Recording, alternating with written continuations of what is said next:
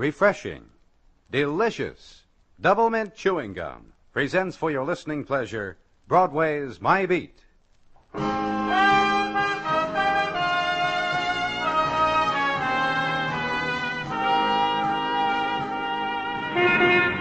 Broadway's My Beat, from Times Square to Columbus Circle, the gaudiest, the most violent, the lonesomest mile in the world.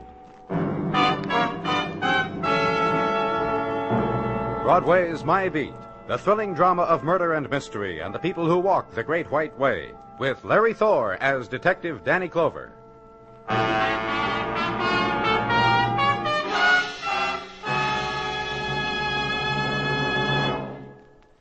Chew delicious double mint gum often every day and see how much more you enjoy things.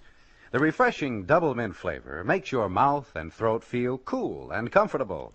The smooth, easy chewing gives you a bright little lift. So at work or pleasure, indoors or out, enjoy chewing delicious double mint gum.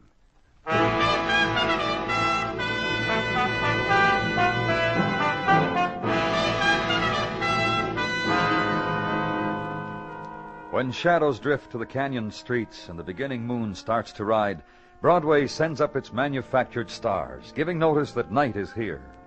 Then around every corner the fingers beckon and gather up the crowds, so fury is funneled down the avenue. Each in his own way, make time stand still, that's the trick, or make it dance, or softly sigh, or hug you close. Pick your dream. It's anything you want on Broadway. And east on 47th, Gray Granite area, sometimes devoted to Gray Granite Enterprise, as for example Los Amigos Athletic Club, where I was, second floor. Locker room off the swimming pool, and the towel-swathed and very concerned man. Is he hurt bad? I don't know, Mr. Anderson. They got him across the hall on one of the tables, and there's a doctor there with him. What made him do it? That's not the question right now. The question is, why did you slug him and then run all around the building like you were... I got hysterical. I thought when I pushed him and he slipped and fell down and he didn't move, I'd killed him. So I ran around and told everybody, called for help, and got first aid. I guess I'm not very good in a pinch. Now, why did you slug him? Pushed him?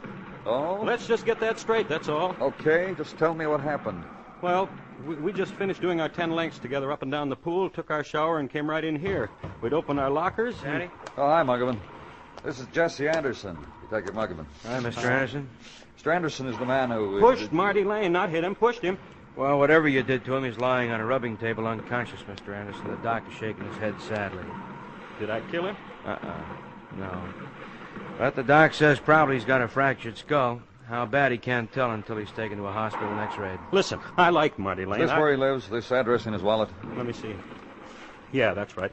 Listen, I'm trying to tell you, whatever happens to him, it's not my fault. I want to make a positive statement to that effect, and I want you boys... You opened your lockers, and then what happened? Huh? Oh, I remembered I left my towel in the shower room, so I went back there to look for it. And what? I came back here, and Marty was going through my pockets. Doing what? Stealing? Well, what do you go through someone's pockets for, to leave surprises? Right now, with your friend in there maybe dying, we can do without the lip. Was he stealing? I don't know. What does that mean? He looked like he was searching for something, like he knew what he was looking for. Did you find it? I don't think so. He saw me and asked what the heck I was doing spying on him. I said, now look here. And he came over and swung on me. I'm a fairly agile man. Maybe I don't look it, but You ducked. Yeah, I did. Then you pushed him. Defending myself. Look, it's a slippery floor. And all you did was push him. Look, I like the guy. Twice a week after work, we play handball and go our 10 lengths. You think I'd try to kill him? Now, do I look like that kind of a boy? See that he gets dressed, Muggavan. Take him downtown.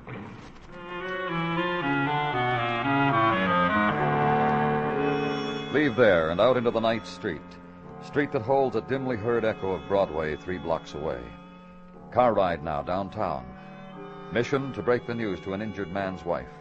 West 28th, the injured man's address found in his wallet. 1212.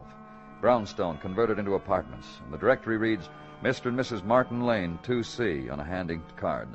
Up the self-service elevator and down a corridor of red and luminescent carpet and green wallpaper. Jungle foliage type decor. Apartment 2C is halfway down.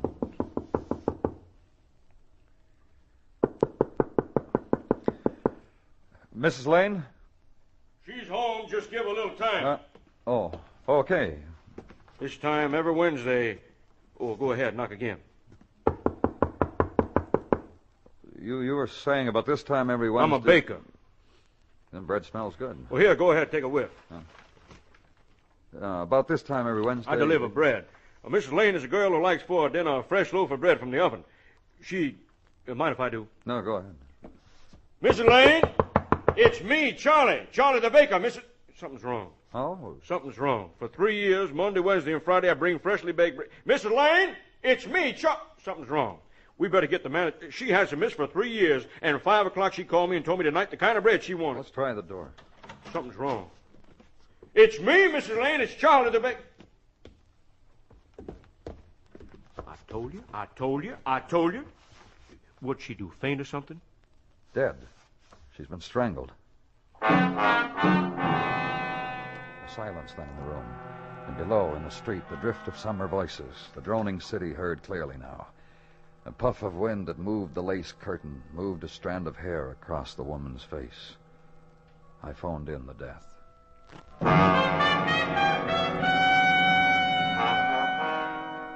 The next morning, positive identification was made from fingerprints checked out against a driver's license found in the woman's belongings.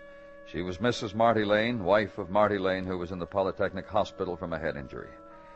I called the hospital and was told Mr. Lane was improved, but still incoherent, still dazed with shock, and told that the staff had read or heard of his wife's murder and would keep the knowledge from him pending further instructions from me.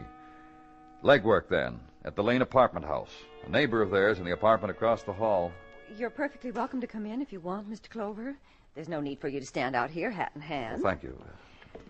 Well, I missed all the excitement last night. Oh? My husband and I were at the park, and why don't you sit over there, Mr. Clover? It's cooler there. Yes, thank you. Yes, like I said, I missed all the excitement. There, Harry and I were in the park. Harry's my husband. Just lying there on the grass, watching the other people, and all the while, Katie was right here, right in this apartment building, getting herself killed. I go on and on like a talking machine, don't I? That's all right, Mrs. Brewster. People... No. Other people react differently. Like to Katie's death, I mean. I've seen how they reacted right in this building. They're very quiet or scared or very cynical. Harry's a little like that. Me, I just babble on and on and on because, well... Why, Mrs. Brewster? I liked Katie. I liked her very much. And you were good friends? Well, I suppose you could call us that. We liked each other. You had mutual interests? Mutual interests, yes. As all women have. We talked about our husbands, their faults, and what was especially nice about them, and the times they were especially nice, and we'd set each other's hair if one or the other of us was going out on a party. Did Mrs. Lane get along all right with her husband?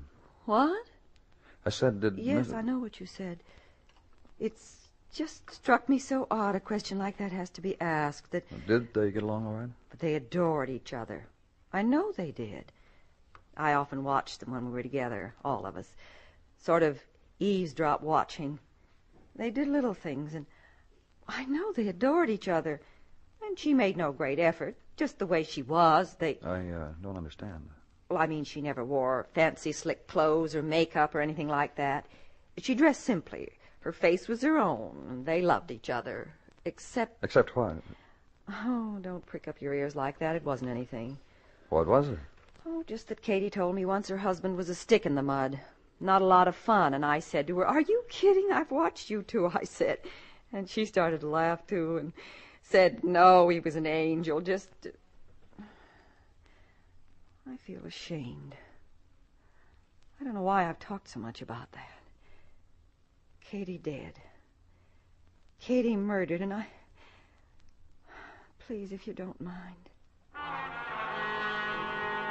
She moved to a chair, sat down in sudden weariness. When I thanked her, her hands hid her face from me. I left. Check out now the other neighbors in the apartment house. Reaction to the death of Mrs. Lane about the way Mrs. Brewster had said. Quiet, frightened, cynical. Which meant who cares, I was told by a cynical young woman. But a consensus to be drawn. Mr. and Mrs. Lane were fine people. Quiet, very nice, very friendly, didn't offend, didn't bother anyone. Fine and good persons, admirable human beings. Consensus with which Sergeant Gino Tattaglia differed. That Marty Lane, Danny, he's got a record goes back 6 years. A record as long as my arm. What are you talking about? Record, Danny. Record is dug out by Detective Muggerman. Lane's name on the blotter and so forth. What kind of record? Well, no felonies, Danny, nothing like that. Just minor misdemeanors. Brushes with the law. No respect to an officer. Drunk driving. Disturbing the peace. Bar brawls. Like that. But as long as my arm.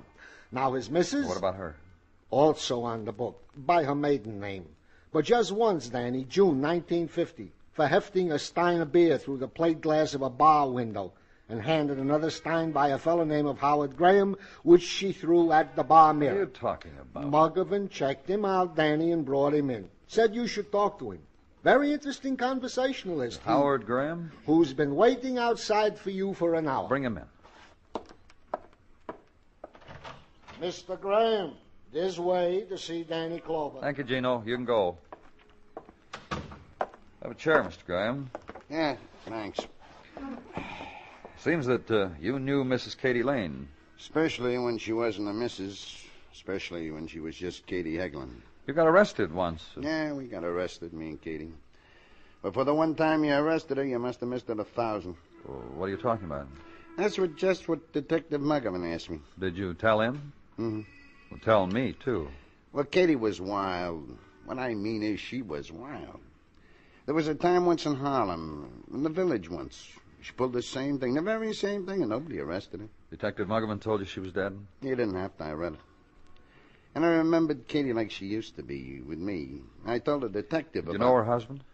Yeah, I knew him. Marty was more Katie's style than me. I couldn't keep up. So we took her away from me, married her. You ever see him afterwards? They invited me up a few times after. I got so I didn't go anymore, though. Why not? Oh, I don't know. They was changed. Not the same people. Couldn't have fun like the old times. What do you mean? Just that, no fun. They done something to each other. Katie was like another woman. Marty like another man. Why, I still They don't... were very good people. Angels. They had very good thoughts, Katie especially. One thing I know. What? Like I said, she changed. She thought good thoughts, though, so she's practically a cinch to make heaven, huh? Yeah, sure. Sure she is. Katie's a cinch.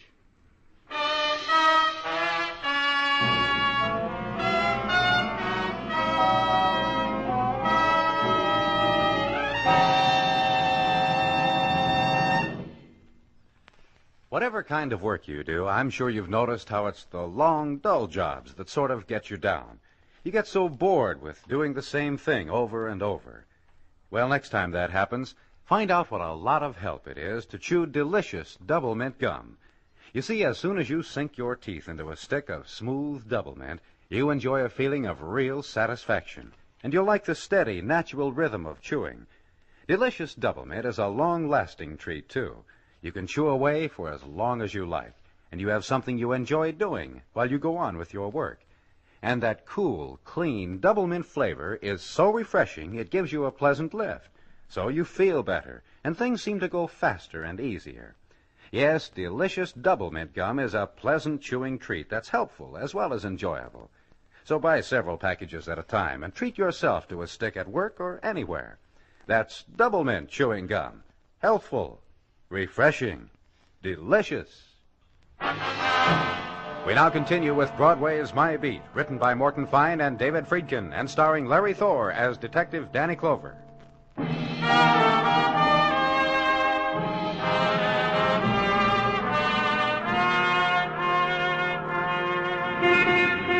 Late July, and the sun bursts over Broadway. The light is golden and blinding, and the heat white, searing.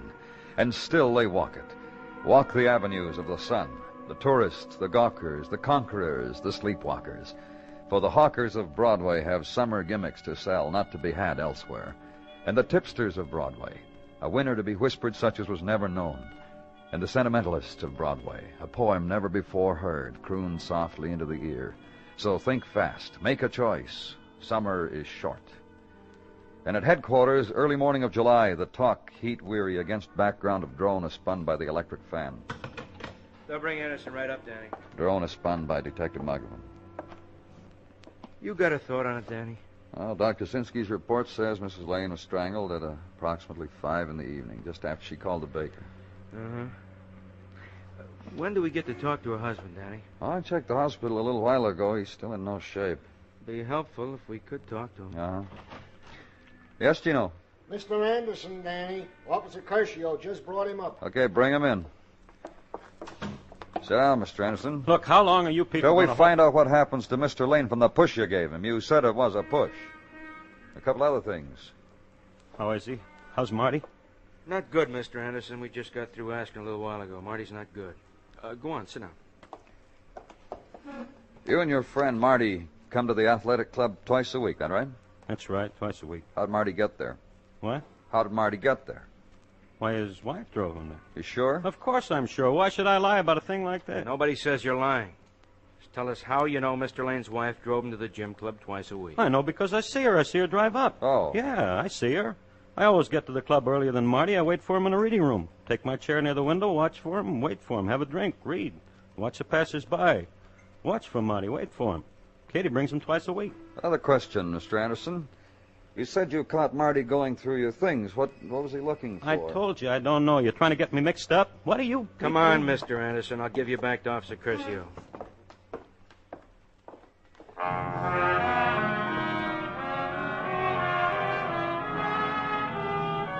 Which Muggavan did. Then a little before noon, there was a phone call. The thing, Danny, the Lane automobile. It's not in their apartment garage. Nobody knows where it is. The car license number was obtained from the traffic bureau, relayed to the squad cars and the men on the beats. The Lane automobile was located in a parking lot near the Los Amigos Athletic Club, towed into the police garage. Short while later... Just came in from the lab, Danny. Yeah, take a look. Oh, thanks. No prints found on the steering wheel of the Lane automobile. Other prints on door and glass, too smudged. Well, maybe Mrs. Lane wore gloves, Danny. In this weather? Well, some women do. Some women wear gloves in summer because it's a fashion. A lady drives a car. I she's talked gotta... to neighbors of hers. I didn't get the impression Mrs. Lane was a fashionable woman. The other possibility is the wheel was wiped clean so as to get rid... Let's talk to Anderson again. Yeah, let's. I'll get him.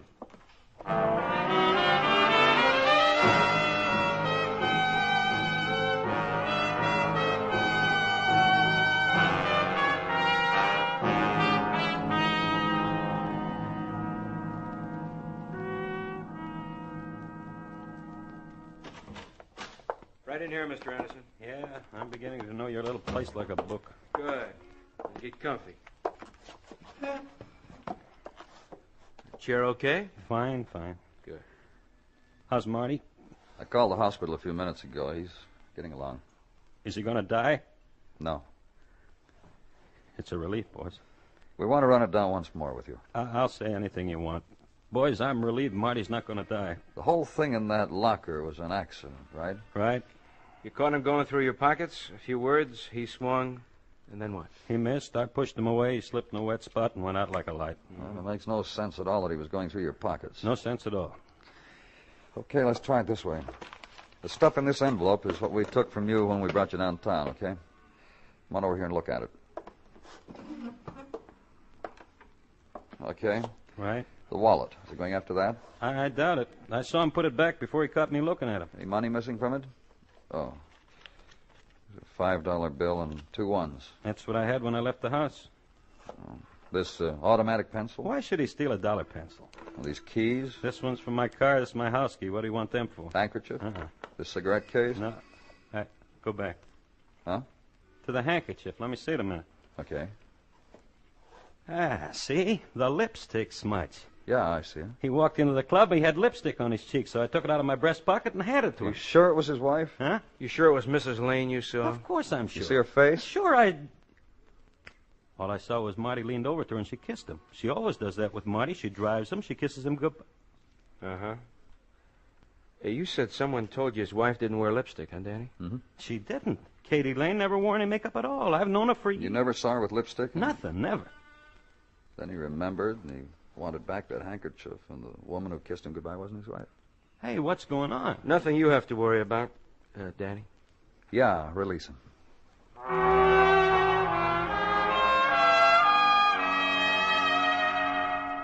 Which is about the time the hand moving on the wall says 3:30. Call the hospital again and be told that Martin Lane has rallied strongly and is taking nourishment. In fact, has smiled feebly at a doctor's joke. He's not strong enough, however, to be told of his wife's death. And outside, the newspapers have it. Mystery girl sought in slaying. Headline calculated to produce small chill during hot doldrum hours. And time and effort takes care of details, and it becomes 5 o'clock. Time to go talk to Martin Lane. Danny, He stopped at your office door. wherever you're going, Danny, whoa and back up. This lady just came in, wants to talk to you. Hello. Hello. I'm Libby Norman. I want to see about the thing that's been in the newspaper about the death of Mrs. Lane. Oh, please come in. Sit down, please. Thank you. About the death of Mrs. Lane. That's right. I believe I'm the mystery girl in the case. You drove Martin Lane to the gym yesterday and kissed him goodbye? Yes, sir, I did. Why? Martin asked me to. Tell me about it. Well, Martin asked me to. I've been in the habit of doing what he says. For how long? 6 months or so. How did you meet him? Same table in a crowded cafeteria for lunch. We went for it at the same time. Instead of snarling at each other, we found ourselves smiling. I suppose a reaction like that was kind of new for both of us. And then you started seeing each other. Yes, we did, you see. Both of us, well, try to understand what I'm going to tell you. Of course I will. We neither of us had laughed for so long. I don't seem to get along with people, and before I met Martin, I only laughed maliciously. With Martin... Different. Different. We're secret sharers of each other, Mr. Clover. You knew he was married. There's so many things I know that have stood in the way of my happiness. When he told me he was married, and he told me the very first day, it was suddenly a knowledge that didn't make any difference. Yesterday, he asked you to drive him to the club. Yes, sir, he did. And to park the car in the lot. Where he parks it when he comes to visit me. What about the fingerprints? Oh, We know the steering wheel was wiped clean. Yeah, he told me to do that. Did you know why? It was enough that he wanted it. Why did you come to me? Why are you giving yourself up? Is that what I'm doing?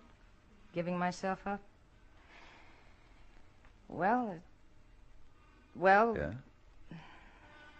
Martin and I were... I don't know, some plan. Like what? He said he had something figured out.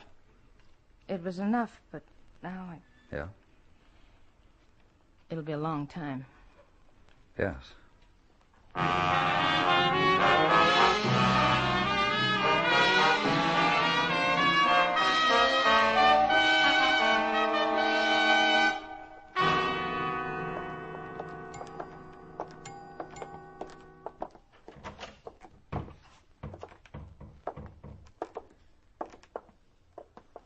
Hello, Mr. Lane. This is Detective Muggavan. Hi. How do you feel? How do you feel? I guess the doc was a liar, huh, Danny? I guess so. Mr. Lane, the doctor just told us you swapped him a joke for the one he told you before. He says you can put on a great accent. He said he didn't particularly like the joke, but the accent was great. Tell us the joke. I'm sleepy. Groggy, huh? A terrible fall you had. Hurts. Libby Norman dropped into headquarters. Libby Norman dropped in headquarters. Why? She said you'd had some plans. Why did she drop in? To give herself up. To give herself up, Mr. Lane. Shall I yell for an intern? Okay. What's this all about? I'm going to run it down for you. Your wife was found strangled to death yesterday. Was this the place you were supposed to shout and holler and say that she just drove me to the athletic club? She just kissed me goodbye. Who could have killed her? Why? What's the matter? Feeling awful?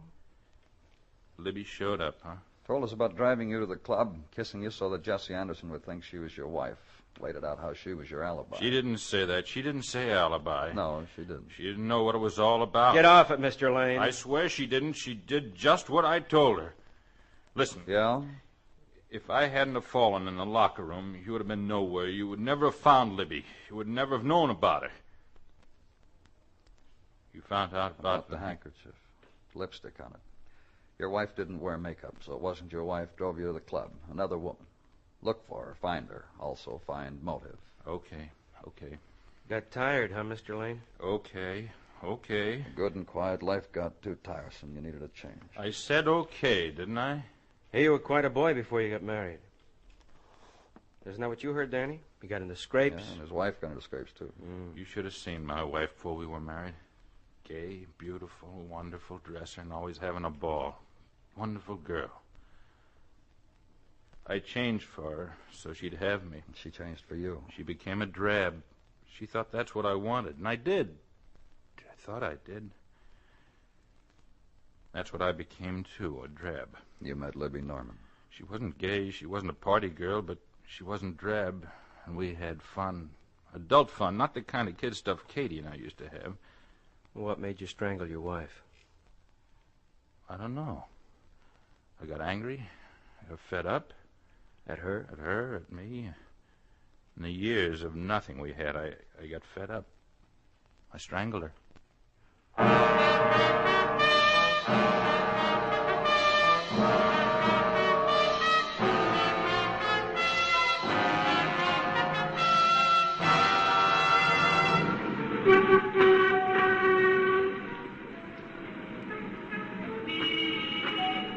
Evening lowers down over Broadway. The time is ending. The daylight crowds find the subway and go back uptown. Small interval now of twilight hush, which ends quickly, which gives entrance to the nighttime people. And the street explodes. It's Broadway, the gaudiest, the most violent, the lonesomest mile in the world. Broadway. My beat.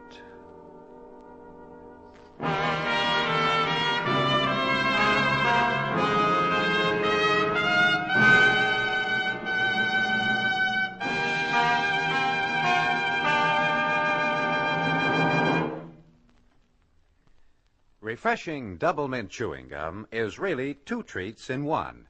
A satisfying, long-lasting chewing treat and a delicious flavor treat. That's a pleasant combination for real enjoyment and for a good many welcome helps that mean a lot when you need them. For example, when you get hungry in between meals, chew a stick of double mint and you'll find it's easier to wait until mealtime. You see, the smooth chewing is satisfying and gives you something pleasant to do. And double mint is light and agreeable, never rich or heavy. The cool, clean double mint flavor freshens your taste and sweetens your breath, too. Yes, delicious double mint gum gives you a good deal of enjoyment and many pleasant helps, all at a mighty low cost. So try it soon. At work or pleasure, indoors or out, enjoy delicious double mint chewing gum. Costs so little, tastes so good, lasts so long.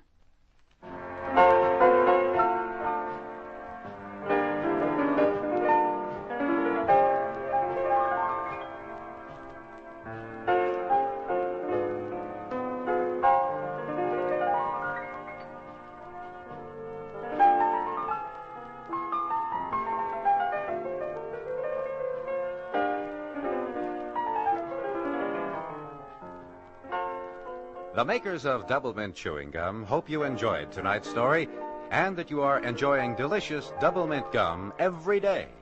We invite you to join us again next week at this same time when Detective Danny Clover returns again with Broadway's My Beat. Broadway's My Beat, brought to you by Double Mint Chewing Gum, is produced and directed by Elliott Lewis, with music composed and conducted by Alexander Courage. The program is written by Morton Fine and David Friedkin, and stars Larry Thor as Detective Danny Clover, with Charles Calvert as Tartaglia and Jack Crucian as Muggavan. In tonight's story, Barney Phillips was heard as Marty and Lou Merrill as Jesse. Featured in the cast were Irene Tedrow, Kathy Lewis, and Ted DeCorsia. Bill Anders speaking.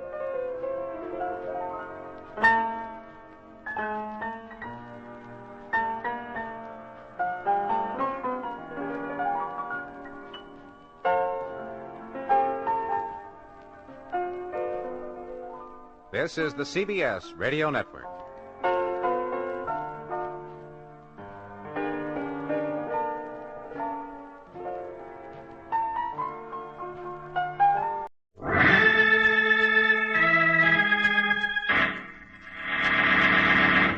From New York City, the makers of Clipper Craft Clothes for Men and more than 1,200 leading retail stores from coast to coast present Sir Arthur Conan Doyle's immortal character, the world's most famous detective, Sherlock Holmes, starring John Stanley.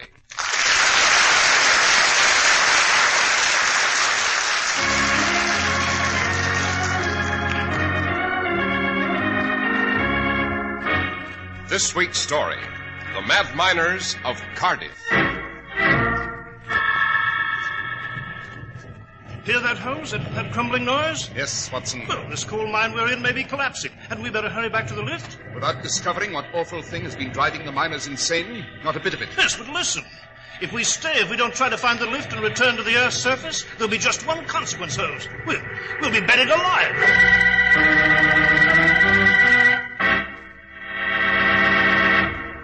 When you step out proudly in the Easter parade, dressed in your smart new Clippercraft suit, no one will believe that you paid only $45 for it. But that's right, because now $45 is all you have to pay for a nationally famous Clippercraft suit of carefully selected, tested worsted, of exceptionally fine tailoring, with a distinctive styling that sets Clippercraft suits apart from any suits ordinarily sold at anywhere near this price. Now, here's how this is accomplished. More than 1,200 independent merchants get together and pool their tremendous buying power. That makes these low prices possible for Clippercraft. So compare Clippercraft clothes with clothes selling for many dollars more, and you'll agree that never before has there been such value in fabrics, such value in styling, such value in workmanship.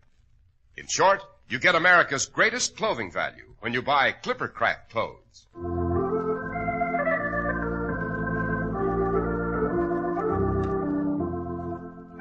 Dr. Watson, your memoir for this evening is entitled The Mad Miners of Cardiff. Cardiff is a city in Wales, isn't it? Yes, it is, Mr. Harris. At the very heart of one of the world's greatest coal mining centers. Our story begins one awful night at the mine owned by Mrs. Ann Powis. There were 2 lifts at the mine, huge iron cages operated by a chain winch that lowered the men down the shaft and into the winding, treacherous black tunnels below.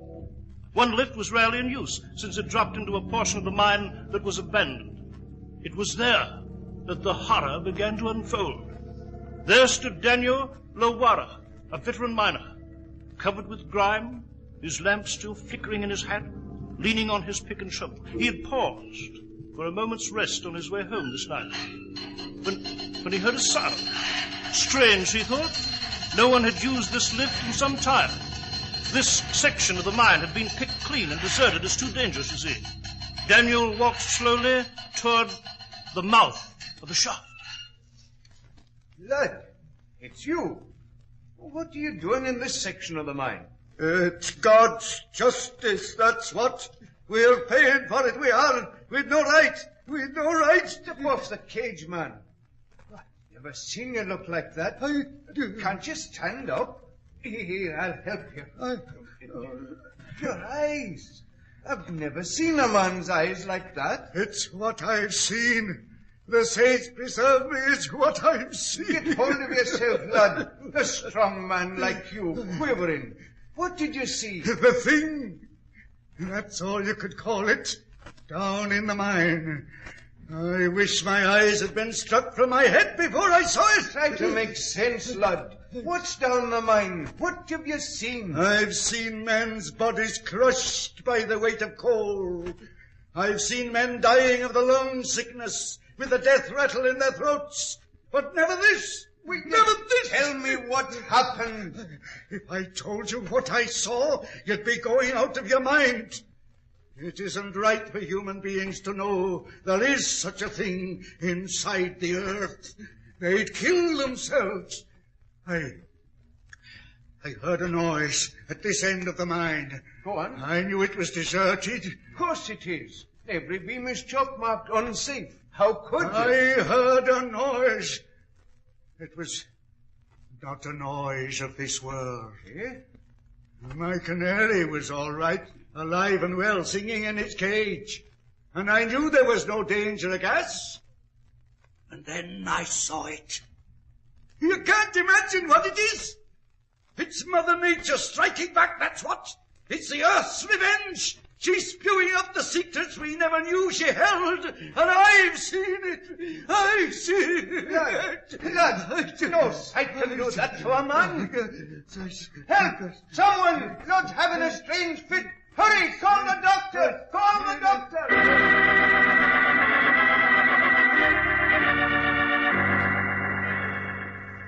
the miner, in a half-crazed state, was removed to the hospital. Then Daniel volunteered to descend the lift at the far end of the mine to learn what the unspeakable horror was below. When Daniel came up the lift... Lad was right. Better I'd have been blind. A man's mind can't stand such a sight. In the name of mercy, make me unconscious. I mustn't think of it. But I couldn't think of anything else again. Ever. Not of life, nor of what we do in life. Just this. What is all I've ever known or know.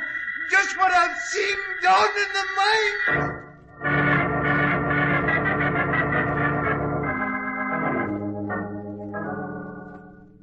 Begging your pardon, Mrs. Powis. Yes, Geoffrey. I'm just one of your miners, Mrs. Powis. I've no right here in your house. Oh, you're welcome, Geoffrey.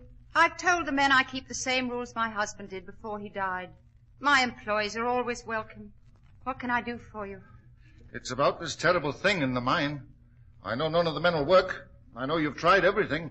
I know even the police won't go down to see what this devil of a thing is. I won't accept any more volunteers, Geoffrey. Oh, it isn't that, ma'am. It's... Well, I know you've troubles. The mine isn't worth a shilling now. I've some savings, ma'am. Thank you. But I won't hear of it. I refuse to borrow, least of all from my own men. You've suffered, too, with the mine closed. Oh, I knew a fine lady wouldn't borrow. I thought I'd buy the mine, ma'am. But it isn't worth anything now. I haven't much to offer. Precious little. But I might salvage the equipment, sell the land. I know you're desperate, ma'am. I wouldn't embarrass you. But you need a rest. You could at least go away. I was fond of your late husband. I want to help his widow. We men are fond of her, too. I appreciate it, Geoffrey. But I shall try to keep the mine a bit longer. I must face it. This indescribable thing in the mine must be unmasked. But how? You won't Since allow... no one will descend the shaft and look at the site. I've one last hope, Geoffrey. He's an expert on the curious, the outlandish, on mysteries of this sort. He's in London. A Mr. Sherlock Holmes.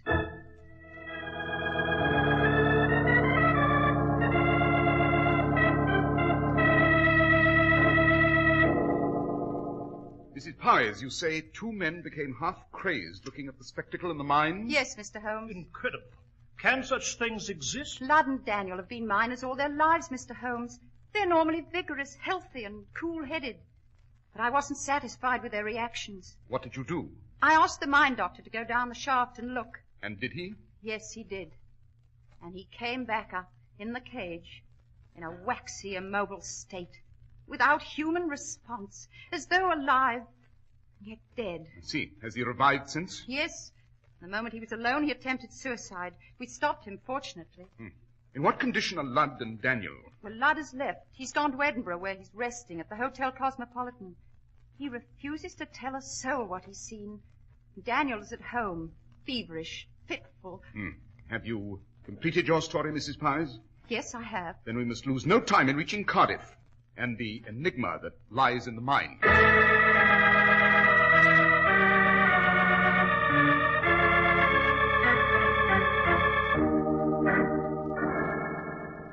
This is the lift that descends to the abandoned portion of the mine, Mrs. Powis? Yes, Mr. Holmes. At the bottom of this shaft lies the thing that has driven 3 men mad. Mrs. Powis! Mrs. Powis! Yes, Geoffrey? Daniel, he rose from his bed. They couldn't stop him. He's vanished. Suppose you tell me the details. I've assumed command on this problem. I'm Sherlock Holmes. This is my colleague, Dr. Watson. Daniel's gone, Mr. Holmes. The town's in a state of alarm. Some folks say the evil at the bottom of the mine spirited him away. Some of the women are all for taking the children and fleeing to the hills. What should we do, Mr. Holmes? The answer is simple, Mrs. Powis. Oh, Joe Holmes, have you the solution? The path to the solution, Watson. Well, what is it? Why, the path before us. To that lift. You're going down to see the thing? Exactly. There must be some other way, Mr. Holmes. You know what's happened to everyone who's seen it. You'll come up out of that shaft like the others, and you're my last hope. You'll be carried off that lift as though you'd seen Judgment Day. That remains to be seen. Oh, you can't, sir. You mustn't risk your life, your sanity this way. If you'll step aside, Geoffrey. You'll not do this alone, Holmes.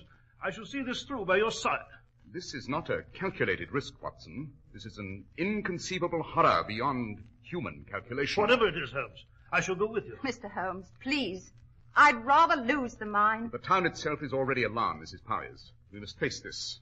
I shall wait here, Mr. Holmes, and pray for you and Dr. Watson. Give them headlamps, Geoffrey, and a canary. Certainly, ma'am.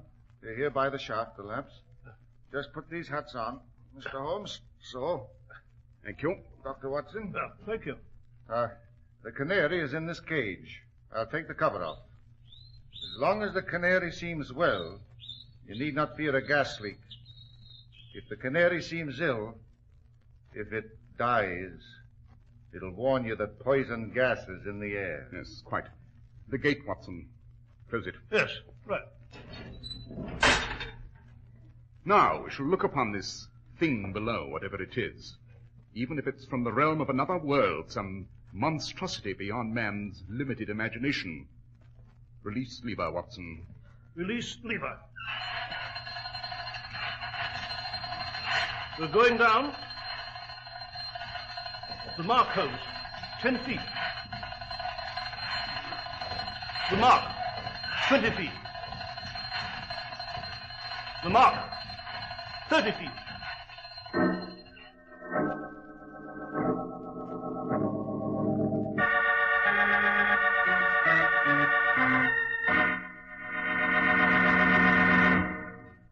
Here's the way to get the most for your money when you buy a new spring outfit. Look for the Clippercraft label. Be sure of the Clippercraft label. You'll find it on new spring Clippercraft worsted suits for only $45, on all-wool covert cloth topcoats for $40, and on the Clippercraft all-wool gabardine topcoats for only $42.50. Clippercraft clothes take their name from the famous Clipper ships that established honest New England quality everywhere in the world. Yet they're as modern as the Clipper planes that fly around the world today. Yes, you can trust Clippercraft clothes and the men who sell them. That's why men who know insist on Clippercraft clothes bearing the Clippercraft label. So be sure to visit the Clippercraft store in your city. These leading stores in the metropolitan area are proud to add their names to Clippercraft in your suits and topcoats. In Manhattan, Saks 34th, Broadway at 34th, John Wanamaker's men's stores, Broadway at 8th, and 67 Liberty Street. In Brooklyn, Abraham and Strauss. In Newark, New Jersey, Boulevard Men's Shop, Kresge Newark. And in Jamaica, the B&B Clothes Shop, 16408 Jamaica Avenue.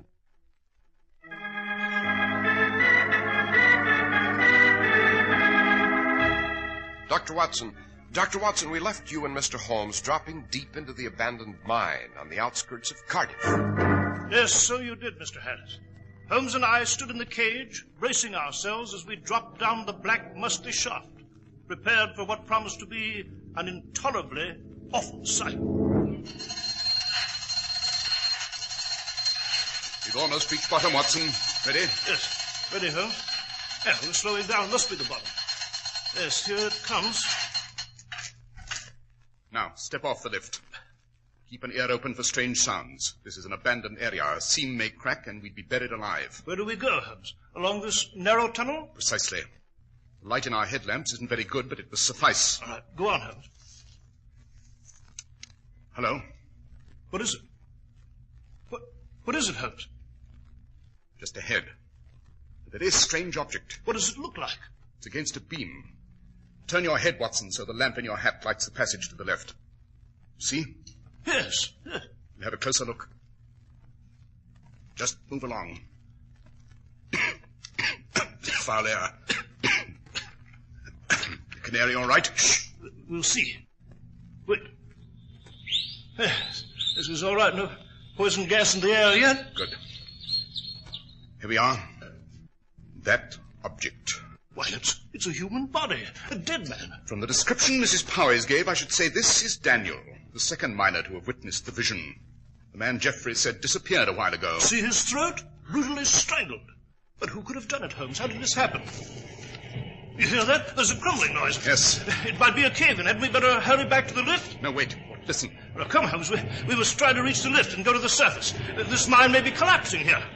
No, Watson, it isn't the mine. Then what is it? The thing? It was the other lift. Someone's approaching. Someone's approaching? Exactly, from the far end of this tunnel. I've been waiting for those footsteps. Is this thing on human feet? Why have you been waiting for footsteps? I've been waiting for the person you'll see standing before us in the passageway. It will be Geoffrey. The miner? Quite. You found Daniel's body. I thought you would. How did you get down here? Via the other lift, Watson, at the working end of the mine, the one he's been using all along. Well, Geoffrey, I imagine you'll present the same offer to us that you made to Ludd and the doctor and Daniel. Offer, Holmes? Well, you see, my dear Watson, there isn't anything in this abandoned mine. The ghastly sight, so-called, is a device, rather adroitly employed by Geoffrey.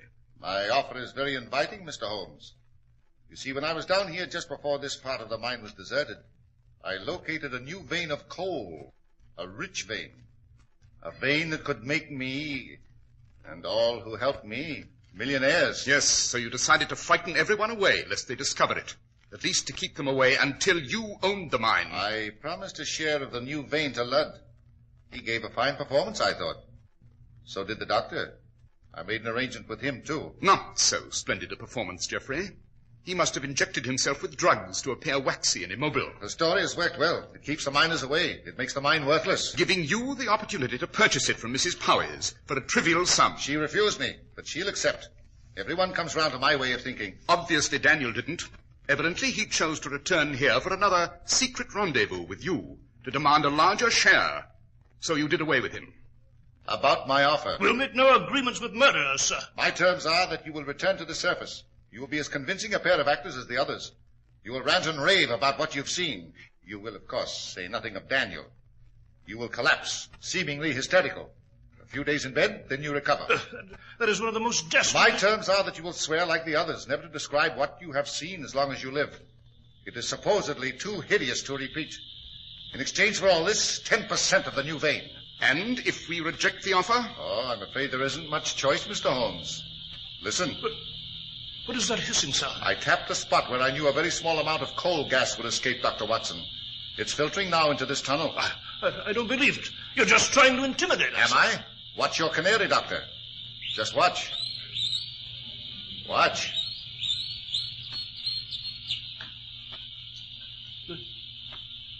The canary is dead. Then extinguish your headlamp, Watson, instantly. Yes, right. I shall, too. And you, Geoffrey? Or will you risk creating an explosion? I'll turn out my lamp.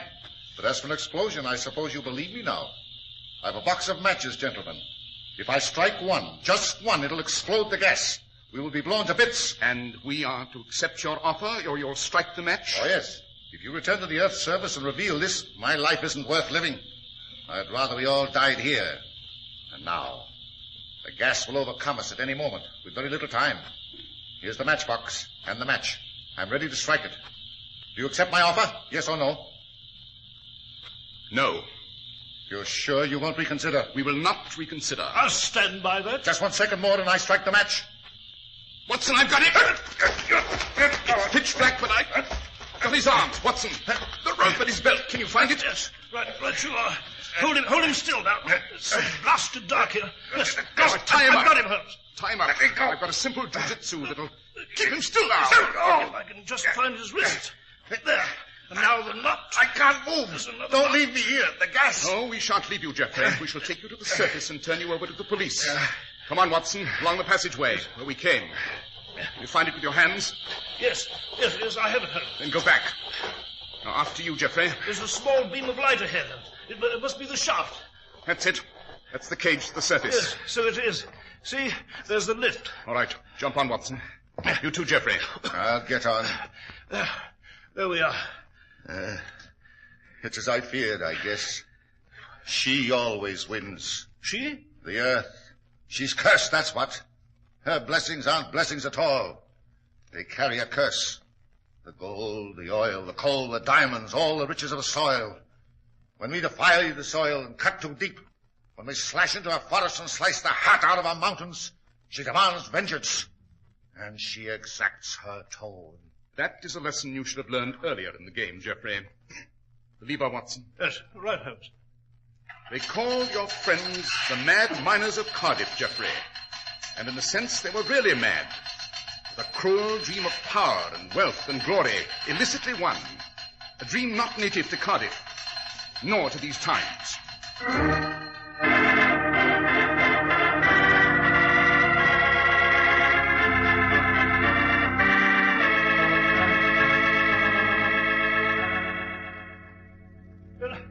By George, Holmes, I never thought we'd see the flat here at Baker Street again, eh? Lack of confidence in my ability, Watson. Therefore, totally unjustified. How did you know, Holmes, about there being no terrible sight at all in the mine? Well, you see, the miner, Ludd, departed suddenly for Edinburgh and the Cosmopolitan Hotel, a very expensive hotel. Curious that a miner should do that, unless he'd suddenly received money. Mrs. Powers said Ludd was a miner all his life. Would he spend his little savings on a lavish excursion? No, of course not. How did you know it would be Geoffrey in the mine? Well, if you recall when Geoffrey ran up to us with Mrs. Powers at the lift. Yes, I do. Well, I observed a chalk mark on the back of his jacket. It was a portion of the symbols employed upon the beams in a mine. The chalk had come off a beam and soiled the jacket, though Geoffrey didn't notice. Although no one was supposed to be in the mine recently, Geoffrey had clearly returned from a visit paid just a few minutes before. Oh, I see. Tell me, Holmes, about a sight that...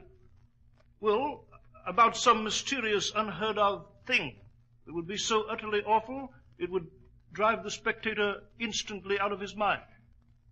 Are such things possible? Is there any reason to believe they're not, Watson? Couldn't there be such a thing lurking around the next turn of the street?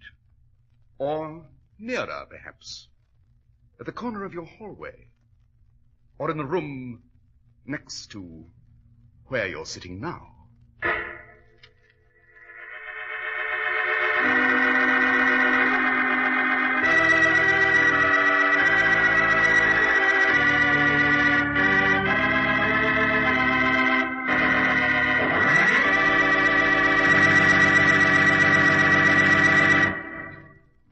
Dr. Watson, the Mad Miners of Cardiff was one of the most spine-tingling adventures you've ever related to us. You must tell us what sort of criminals we're to pursue with you and Mr. Holmes next week, Doctor. Next week, Mr. Harris, I shall relate to you the case of the Burmese goddess. It concerns a strange legend, a man who lost his fingernail, and a peculiar auction sale.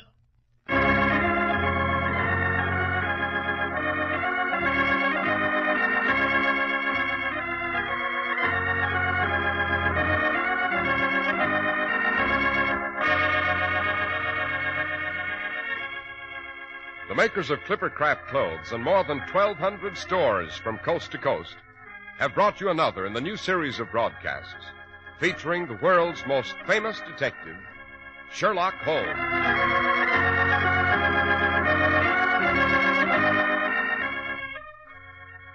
Our stories are based upon the character Sherlock Holmes, created by Sir Arthur Conan Doyle.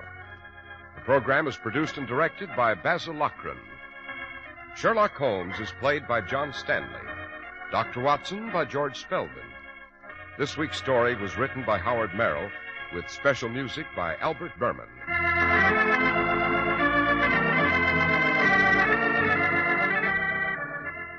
If you don't know your Clippercraft dealer, write Clippercraft, 200 Fifth Avenue, New York City. Here's an important fact you probably don't know. It's possible to save up to 50% of all cancer cases if everyone takes proper and prompt action. Support the American Cancer Society. Send a generous contribution to cancer, care of your local post office tonight. Be sure to listen next week to Sherlock Holmes in The Case of the Burmese Goddess. This is I, Harris, speaking for Clippercraft Clothes. This is the Mutual Broadcasting System.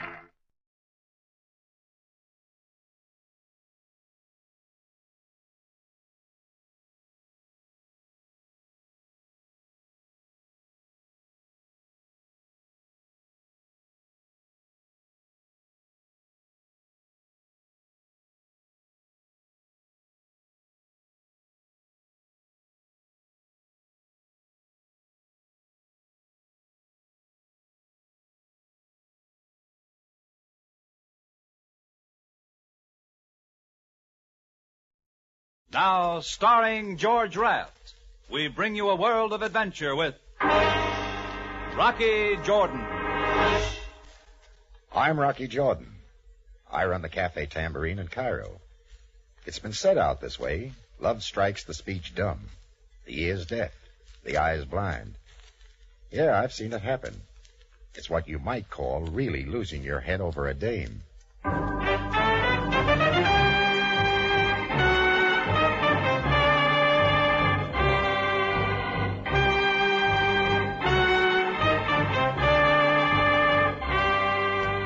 The Cafe Tambourine, crowded with tourists, camel drivers, women, cheats, forgotten men down on their luck, the lonely and the lost. For this is Cairo, gateway to the ancient East, where modern adventure and intrigue unfold against a backdrop of antiquity. Tonight's transcribed Rocky Jordan story, Valley of the Dead.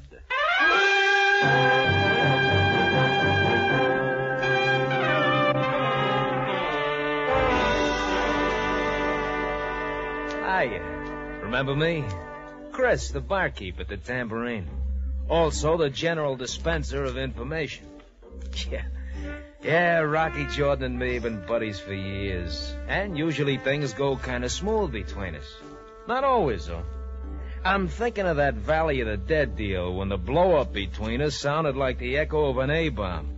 And, well, listen. It was one of those quiet evenings around the cafe when it began. The crowd had thinned out, and a sad-faced legionnaire sat at the bar, staring into his half-empty glass of wine. A few locals were scattered around, lapping up some arak, and in the back booth, one of the more handsome young guides around Cairo was whispering into the ear of a sweet-faced tourist, and she was giggling. Then Rocky came in. Pour me one, Chris. Anything wrong? Pour me one. Yeah, sure thing, right? You, been for a walk? Yeah, I've been for a walk. Well, was wondering. Yeah. Rock, you drink? Oh, yeah. Thanks. Yeah. Things been kind of slow tonight. I was thinking maybe we could close up early. Julie's coming by. You two getting sort of serious? Yeah, A couple of cops just come in, heading this way. Good evening, Jordan Bay. Oh, hello, boys. We are looking for someone. A man wearing a dark suit. We thought perhaps he might have come in here a few moments ago. Haven't seen him. Sorry. No, nobody come in the last few minutes except... What's happened, boys? There was a shooting at a small hotel several blocks from here. Oh, shooting, huh? Anybody get hurt? We are certain the man in the dark suit was wounded. We picked up his trail.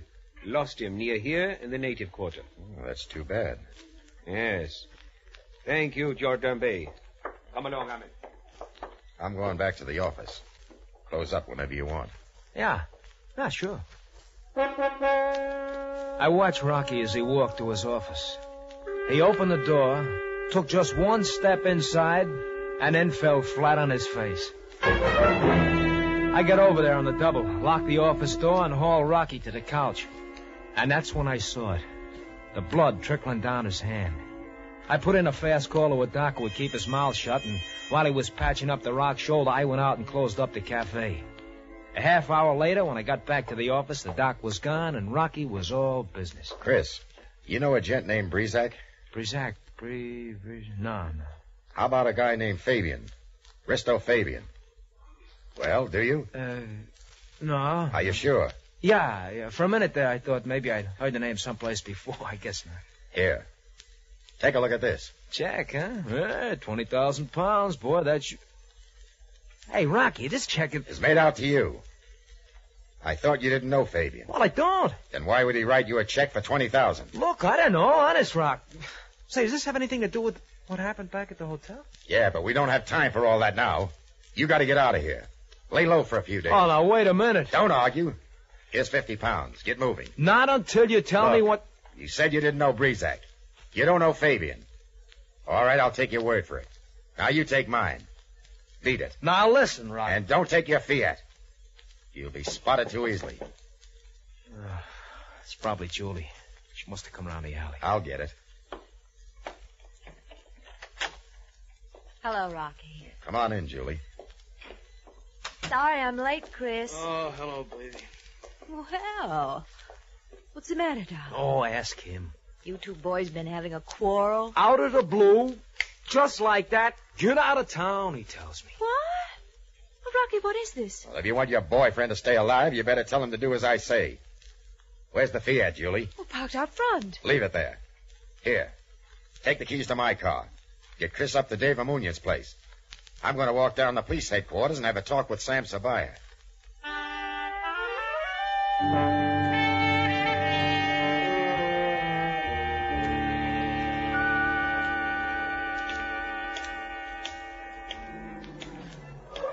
Oh, Mr. Jordan.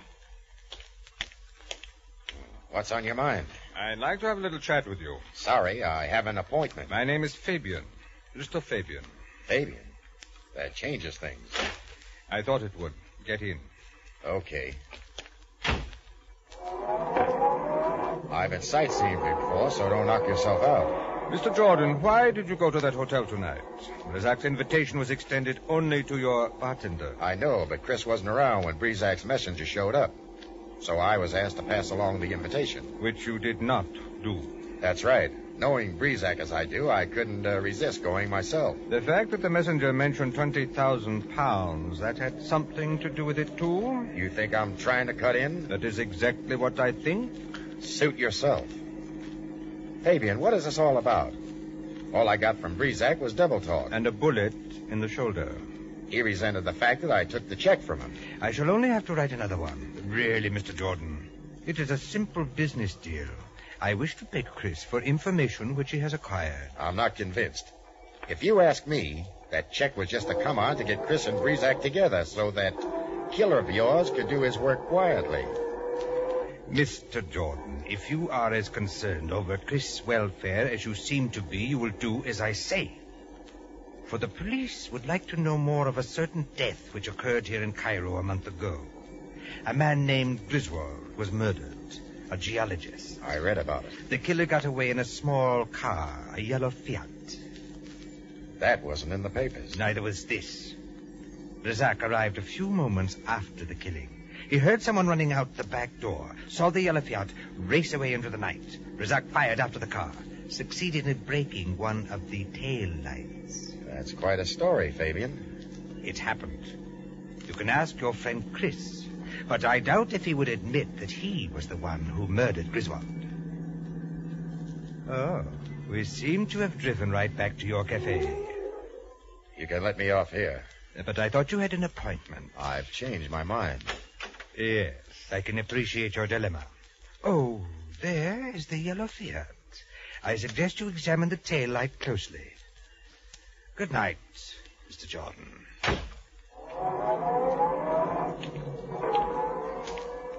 Jordan. What? Oh, it's you, Sam. Admiring the little yellow car? What are you doing here? Waiting for you. What happened at the hotel tonight? What hotel? Jordan, when my men spoke to you in the cafe earlier this evening, they were not fooled. However, they thought it wise to confer with me before taking any steps. I don't know what you're talking about, Sam. Brizak, the shooting in the hotel room. What were you doing there, Jordan? And what is your connection with this man, Fabian? Fabian? Yes, Fabian. You never heard of him, eh? You stepped out of his car a few moments ago. Well, what have you to tell me, Jordan?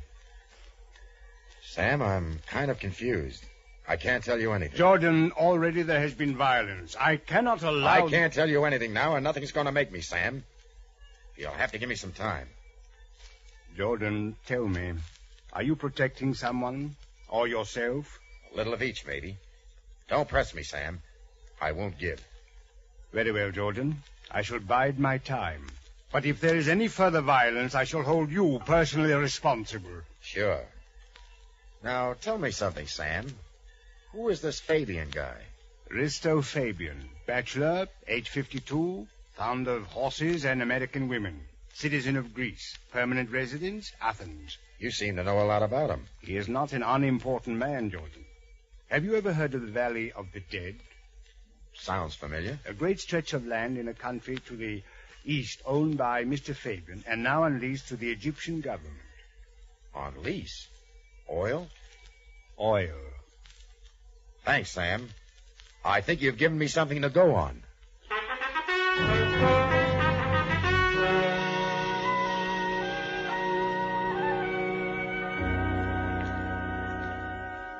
Jordan, after all, I am only a government clerk, and this is all I know about the matter. Griswold was hired by the government to do a survey on the Valley of the Dead to determine if the land had further oil potential. According to his report, it did not. So the government has decided not to renew the lease, which expires in a few months. And Griswold expired, too, after he made the survey. Why? Do not ask me. I have lived long enough to know the value of minding my own business. The wills are played out and the lease is dropped. Fabian is left with a lot of worthless land and no income. Yes. What's missing, Allie? You don't go gunning for a guy who's supposed to have some information if what he's got isn't worth anything. What? Gunning? Allie, how can I get my hands on a copy of Griswold's report? Griswold's house, perhaps, if there is anything left of his belongings. Or perhaps the girl who worked for him, Miss Ware, Julie Ware. Julie? You know her? Yeah. Thanks, Allie. Night. Good night. Rocky, look out! Look out! Rocky!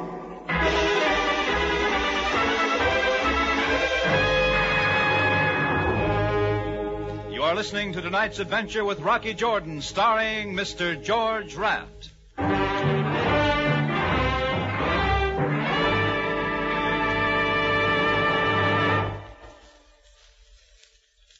Dr. Christian's unique success with his patients is due as much to his keen understanding of people as to medicine. Every Wednesday evening on CBS, Gene Herschel stars as kindly Dr. Christian of River's End, bringing you stories full of warm understanding. Listen for Dr. Christian for another drama of real life, your next program over most of these same CBS stations.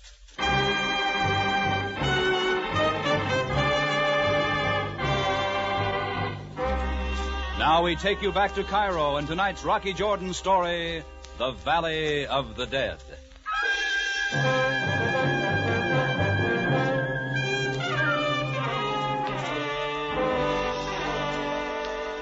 The shots from the moving car tore some big holes in the front of Ali's house, but none of them caught the rock. He'd spotted the car, dove for cover.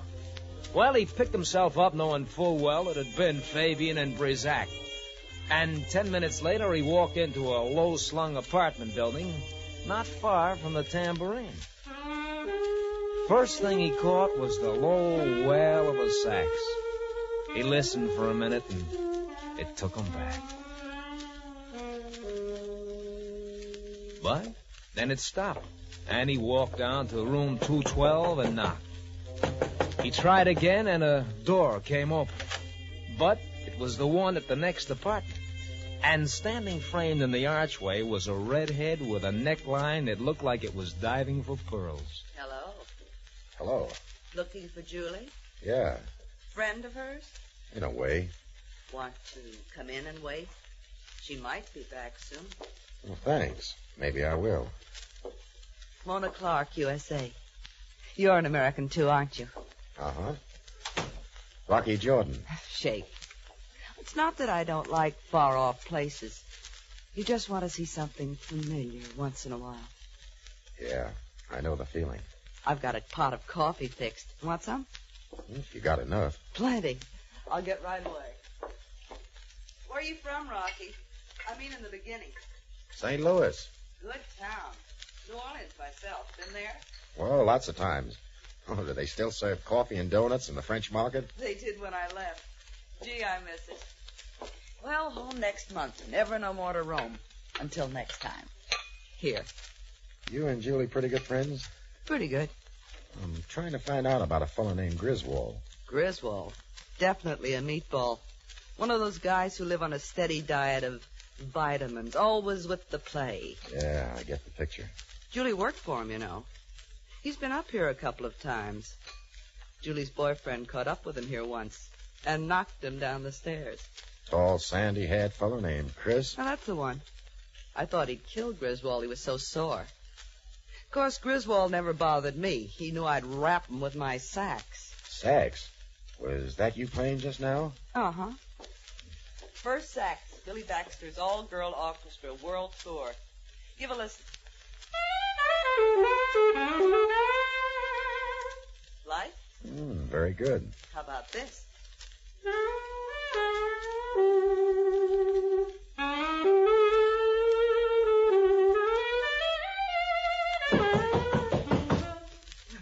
Neighbors. Mona, tell me something. What kind of work was Julie doing for Griswold? He did an oil survey on a place called the Valley of the Dead or something. She typed up all the reports for him. I see. Julie uses Chris' yellow Fiat quite a bit, doesn't she? Uh-huh. Why? Just wondering. Thanks, Mona. Leaving? I'd like to finish that song for you sometime. Don't worry, baby. You'll get a chance to.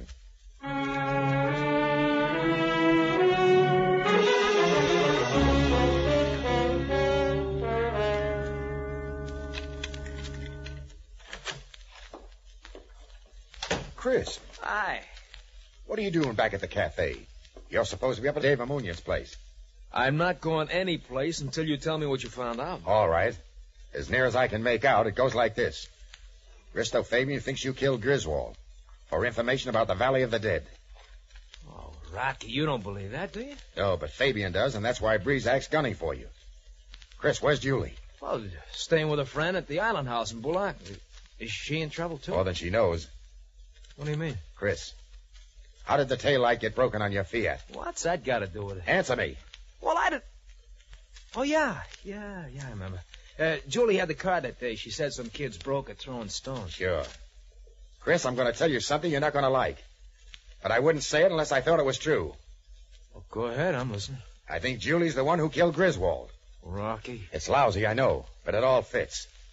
She typed Griswold's report on the Valley of the Dead. She's in the know. She drove your car that night. Not you. Don't you see you're playing a fall guy for a double-crossing, two-timing... Rocky, I'm sorry. I didn't mean to hit you. Forget it. But that doesn't change what I think. I'm going over to Bullock to see Julie. No, you're not. You go wandering around, you'll pick up a bullet. I'm going, Rock. You're not going to stop me. I guess I'll have to.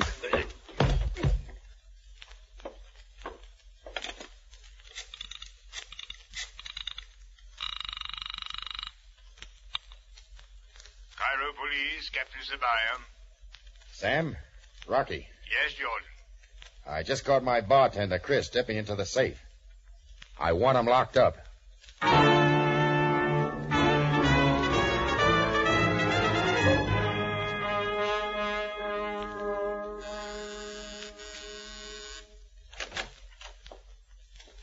Hello, Julie. Oh, Rocky. Can I come in? Well, Packing? Yes, vacation. I thought I'd go up to Karnak for a few days. Kind of sudden, isn't it? What's that big envelope in your suitcase? Well, nothing. Just something I'm going to mail. Oh, let me see. Rocky! Oh, addressed to Julie Ware. American Express. Athens, Greece. Oh, I thought you said you were going to Karnak. Well, Fabian lives in Athens, doesn't he? What's inside of this, Julie? Leave it alone. You have no right to open it. Yeah, I know I haven't. Well, Griswold's report on the Valley of the Dead. This report any different from the one the government got? No. Give that to me. Take it easy. The other report said there was no oil in the Valley of the Dead. This one says there is. Give it to me. This is the correct one, isn't it? This is why you killed Griswold. Rocky. Yeah. Don't be angry with me. You don't understand how big this is. I don't. All right. Let's work it out. Griswold did the survey on the land, found oil, and prepared this report. He was about to send it in, and I got smart, Rocky. I stopped him. What good would it do him to have the government pick up the options on Fabian's land? But if Griswold made a deal with Fabian to turn in a false report... The government would drop the option. Fabian would get his land back. Yes.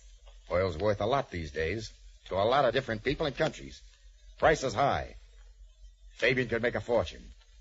So Griswold went for your idea. Yes.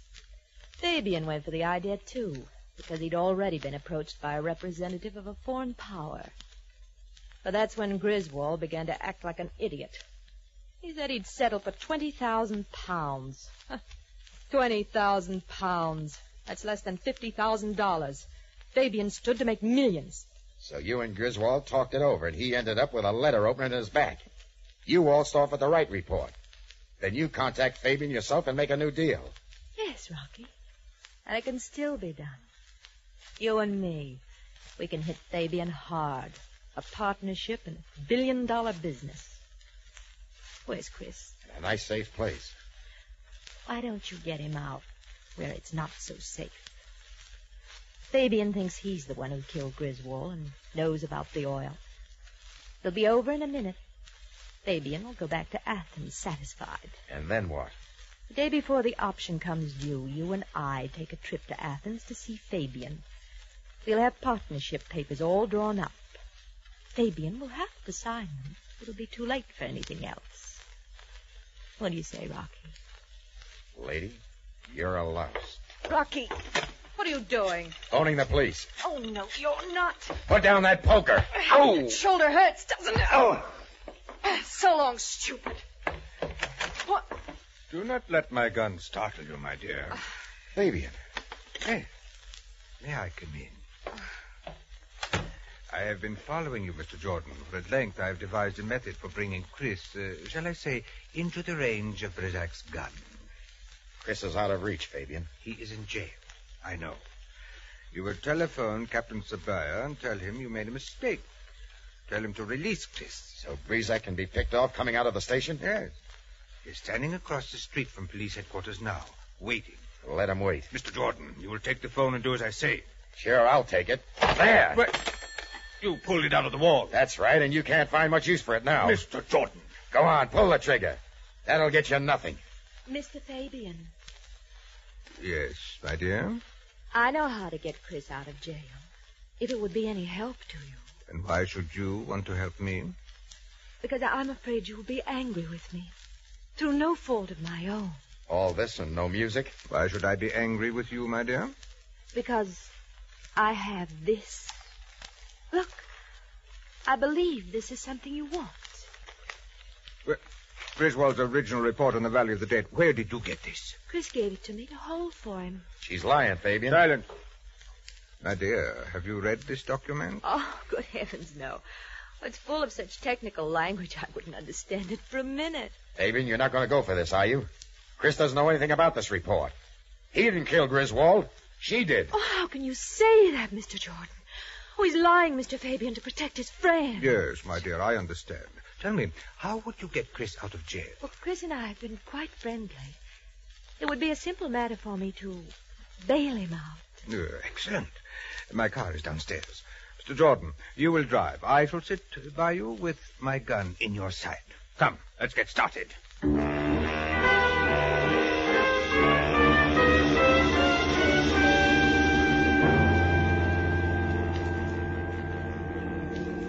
Slow down, Jordan. This is as close to the police headquarters as I want to be.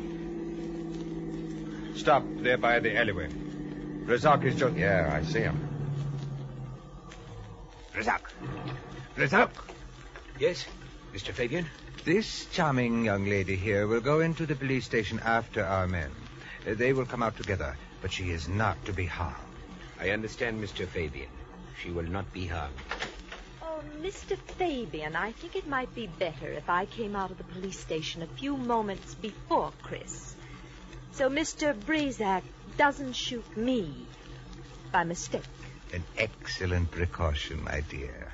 Everything is clear then. Yes, quite clear. Brizak. I know. She is to die also.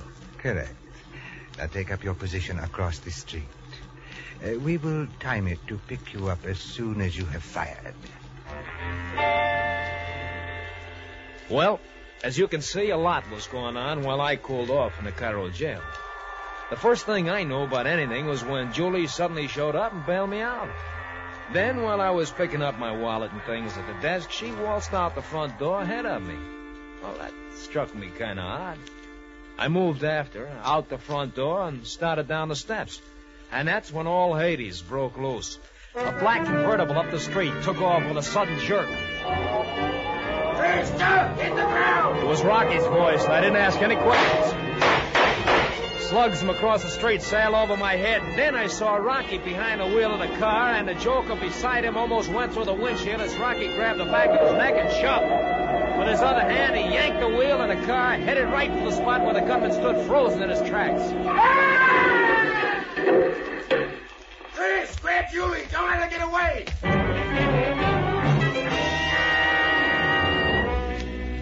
Well, by then, I didn't need anybody to draw me a picture.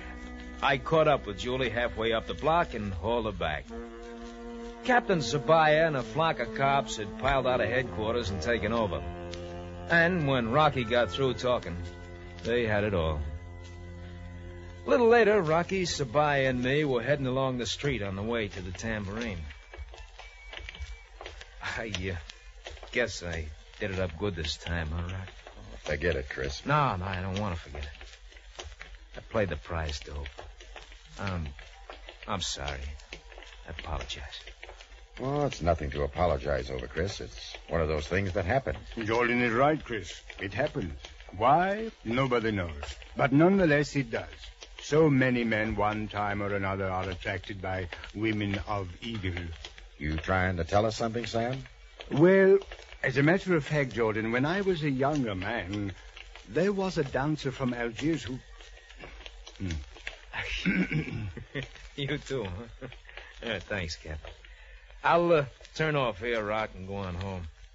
See you at opening time as usual? Sure. See you then. He will be all right, Jordan. Do not concern yourself over him. Sure, Sam. He'll be all right. Observe, Jordan. A new day. The city of Cairo awakes. Yeah, and the tourists will be pouring out on the streets before long. And already the vendor is striving to attract them to his shop. Jordan, listen. The call of the East. What is that? That, Sam, is the call of the West.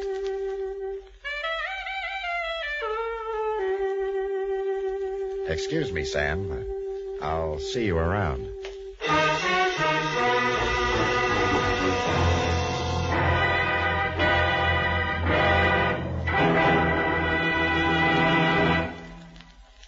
Our star, Mr. George Raft, returns in just a moment. The flood victims of Kansas, Missouri, Oklahoma, and Illinois are depending on you. Those whose lives have been jeopardized, whose homes have been destroyed, urgently need your assistance. The President of the United States has asked the American public to contribute at least $5 million through the local chapters of your American Red Cross for the relief of these citizens. So it's up to you. Give generously through your local Red Cross chapter. Help the flood victims. They need you. Now, here again is the star of our show, Mr. George Raft. Thank you. Well, Julie was quite a doll. Tall, big brown eyes, honey-colored hair. As far as Chris was concerned, she was out of this world. The law being what it is, she soon will be. Well, see you next week at the Tambourine. Until then, Saida.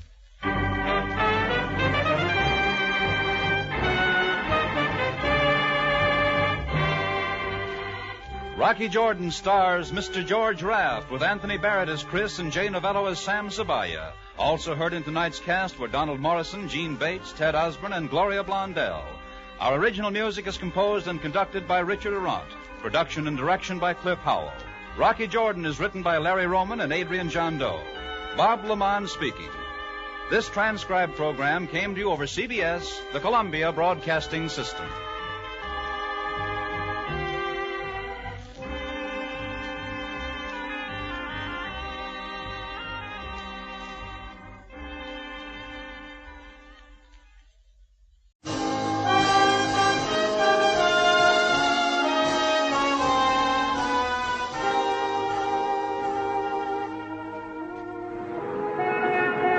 Broadway's My Beat, from Times Square to Columbus Circle, the gaudiest, the most violent, the lonesomest mile in the world. Broadway's My Beat, transcribed with Larry Thor as Detective Danny Clover.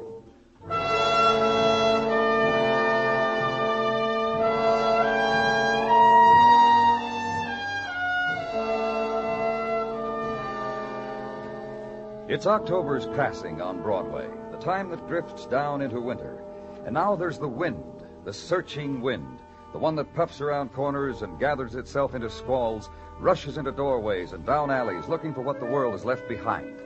And it fingers its way against the buildings, drifts again, wraps newspapers around hurrying feet, and collars are turned up against it, and the season for stray hats spinning across Times Square is at hand. Autumn song, wind and beauty on a Manhattan corner. It's yours.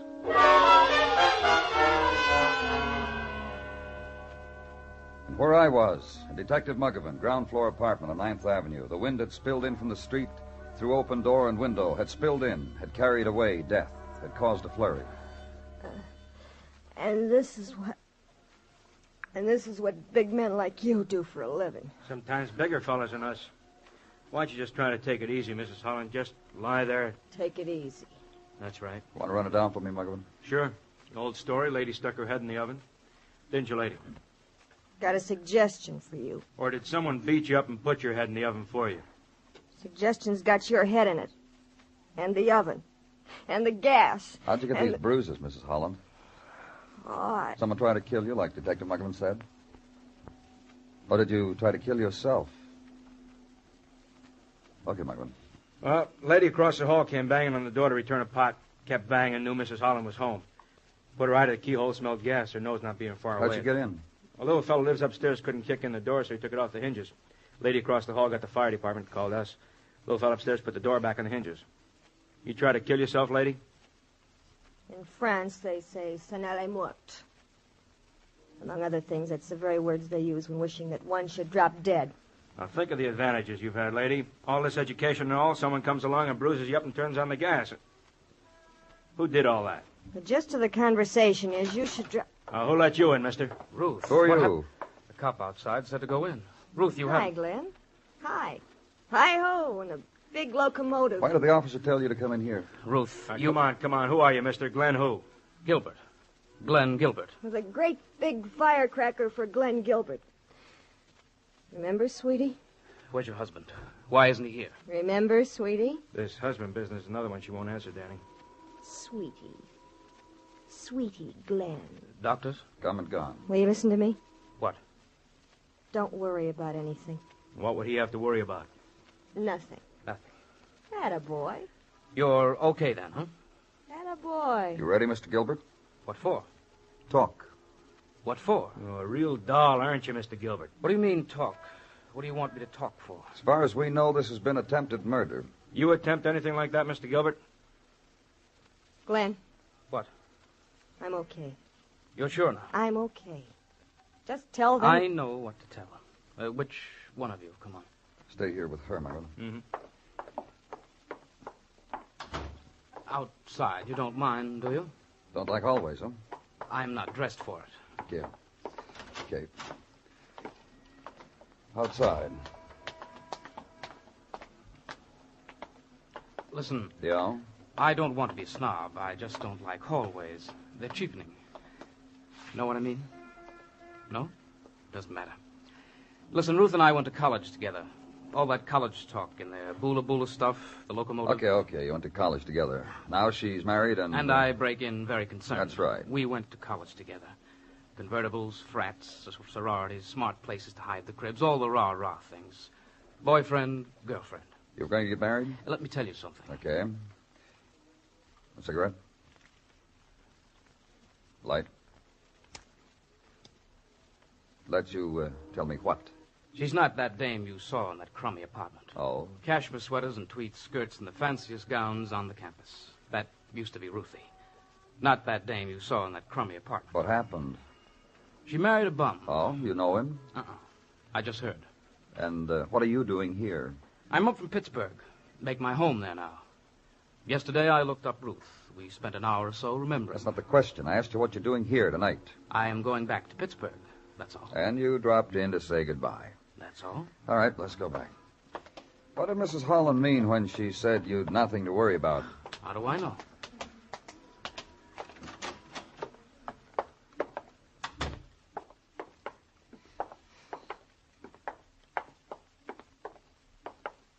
Kill yourself. I didn't say that. Close the door, will you?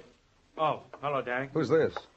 Look, Buster. You drifted in while you were outside. Look, Buster. Yeah? You sober, Paul? Sure I'm sober. Gentlemen, this is my sober husband, Paul. Muggerman. Yeah? Get Mr. Gilbert's address, huh? Ruxton Plaza. Mm-hmm. Out of towner? I told your friend. Don't go back to Pittsburgh, Mr. Gilbert. Stick around your hotel. Good night, Mr. Gilbert. Okay. Look, now, what is this? My sober husband. Husband, I'll handle it, honey. how'd your deal make out, honey? Honey, how'd your deal make out? I'm interested in knowing. Tres, muy, mucho. I've been getting that foreign talk, Danny. Hey, tell Lieutenant what you told me in Spanish, Mrs. Holland. Husband, honey, the deal Oh, fell through, huh? look, you see... Oh, that Officer Adler. He's a good man to leave on the door, isn't he, Danny? Let's everybody... Open it. Just tell me one thing. That's all I want to know. Ma'am? Ruth, are you all right? That's all I want to know. There have been days, boys, but this is the day. Hi, Mom. Are you all right? Mom, I want you to meet my husband. Paul, this is your new mother, Mrs. Stella Wallace. As a ma, you've had her for 6 years, Paul, but you've never met her before, and... well, there she is. Hi. Say hello to your son-in-law, Ma, and tell us how come you're here. At one time or another, you must have told one of your neighbors who you were, who you used to be. I got a phone call. And you came running? What happened? What difference does it make? 6 years. We don't know and whether your finally... daughter tried to commit suicide or someone tried to murder her. You're not paying attention. Police is just what we don't need. Myron. Listen, Myron, get down here. My daughter's in trouble. Yes, my daughter. Trouble a big lawyer like you can earn his retainer on. Now get down here. 1212 9th Avenue. Right away, Myron. No talk.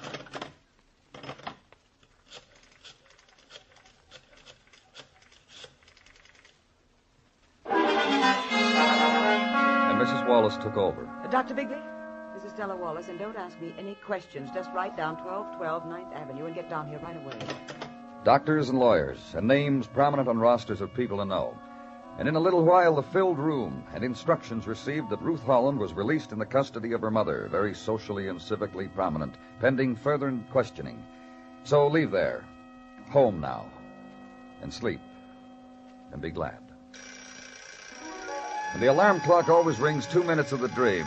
A new day, and headquarters, office, detail, routine. New day becomes half a day old, grows older, is late afternoon, then evening, and detail keeps you past then, is after 10. Danny? Come on in. Sit down. Yeah. Going home soon? Soon. You know what I think? About what? About yesterday, about Ruth Holland. Huh? You know what I think? I think somebody laced her up good in a bar brawl. Her husband, Paul, maybe. She went home, tried to kill herself. Loaded, probably. That's what I think. What do you think? I think I'd like to talk to her. I think as soon as the court order says so... I'll get it. Lieutenant Clover's office, Detective Mugman speaking. Yeah? Who? I'll say that again. Yeah. Okay. Danny? What's the matter? I told you what I think. Now tell me what you think. I said, what's the matter? Homicide in Central Park, Paul Holland. What? Paul Holland. Found shot to death in Central Park. Murdered, Danny. Now you know what's the matter.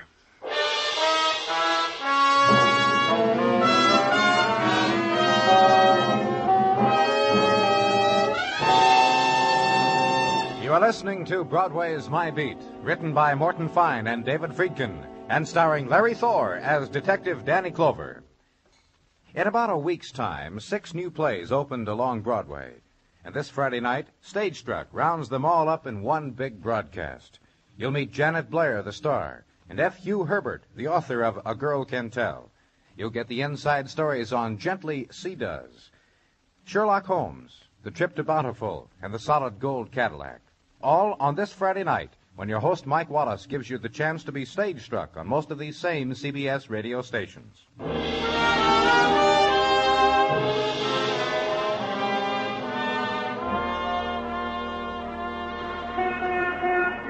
The light of the morning touches Broadway's shoulder softly and with chill, breaks the clinch that held it together in the night. And this is the waking and the wonder, the search and category of night memories. Time to rise, to shine, to pace the chill room, to hold the head in the hands. and morning mist to dissolve the stains of autumn nighttime.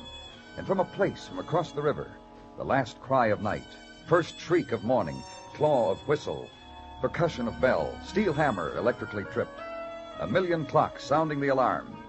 So kick the regret into a corner and turn out the lights. A new day has dawned. And at headquarters from Sergeant Gino Tartaglia, the greeting. Good morning, Danny. And the offering. A pot java, Danny, from the commissary. A paper cup. A wooden spoon. One lump or two. Well, I'll do it myself, Gino, thanks. No trouble, gladly. Gino, Very well. In one of these mornings, I'm going to say a thing or two to that Officer Kobransky. The remarks he passes. Oh? Officer Kobransky passes remarks? Just because I insist the pot java for Danny Clover be fresh and to a boil, and if he don't mind, I'll wait, thank you. Kobransky comes up with witticisms. Oh. On second thought, I think my strategy with Officer Kobransky should be to ignore. I would if I were you, Gino.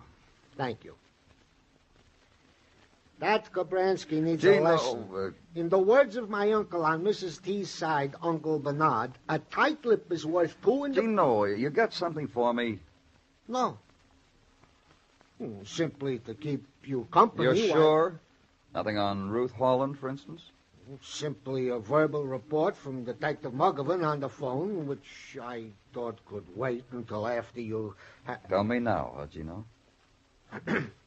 Simply that Detective Muggovan early this morning went to where Ruth Holland is now with her mother to question her about her husband's murder. And there was met at Mother's door by a battery of high-type lawyer fellas who turned the cold shoulder on him. You didn't get to talk to her? He was told Ruth Holland was in a state of shock from the news of her husband's death, that she was under a doctor's care, and they would inform us when she could be talked to, in their opinion. Anything else? Anything else is, one of the lawyers imported overnight for the occasion from Philadelphia said to Detective Muggovan, "You want to bring charges against Ruth Holland? Bring charges. Otherwise, don't come to the front doors. There is a sign which says, 'No peddlers allowed.'" I thought since Detective Muggovan got nowhere, Danny, his report could wait until... I'm sorry, Danny. Forget it, Gino.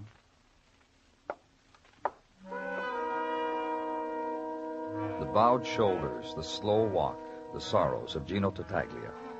And in a little while, get up, go to his desk, pat his back, reassure him that he had not been remiss in the matter of the report of Detective Muggovan, that you understood that what he could do for you now was order a squad car, which put the marvelous world of Sergeant Gino Tartaglia back together again.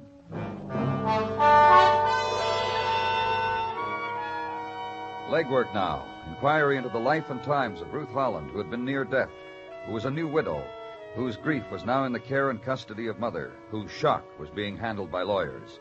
Inquiry to be made of neighbors. Woman, for instance, who had been a girl when Ruth's mother was a girl, and shared governesses and French tutors and girlish confidences with her, and later, notes on the care and feeding and behavior of husbands, and later, notes on the care and feeding and behavior of daughters.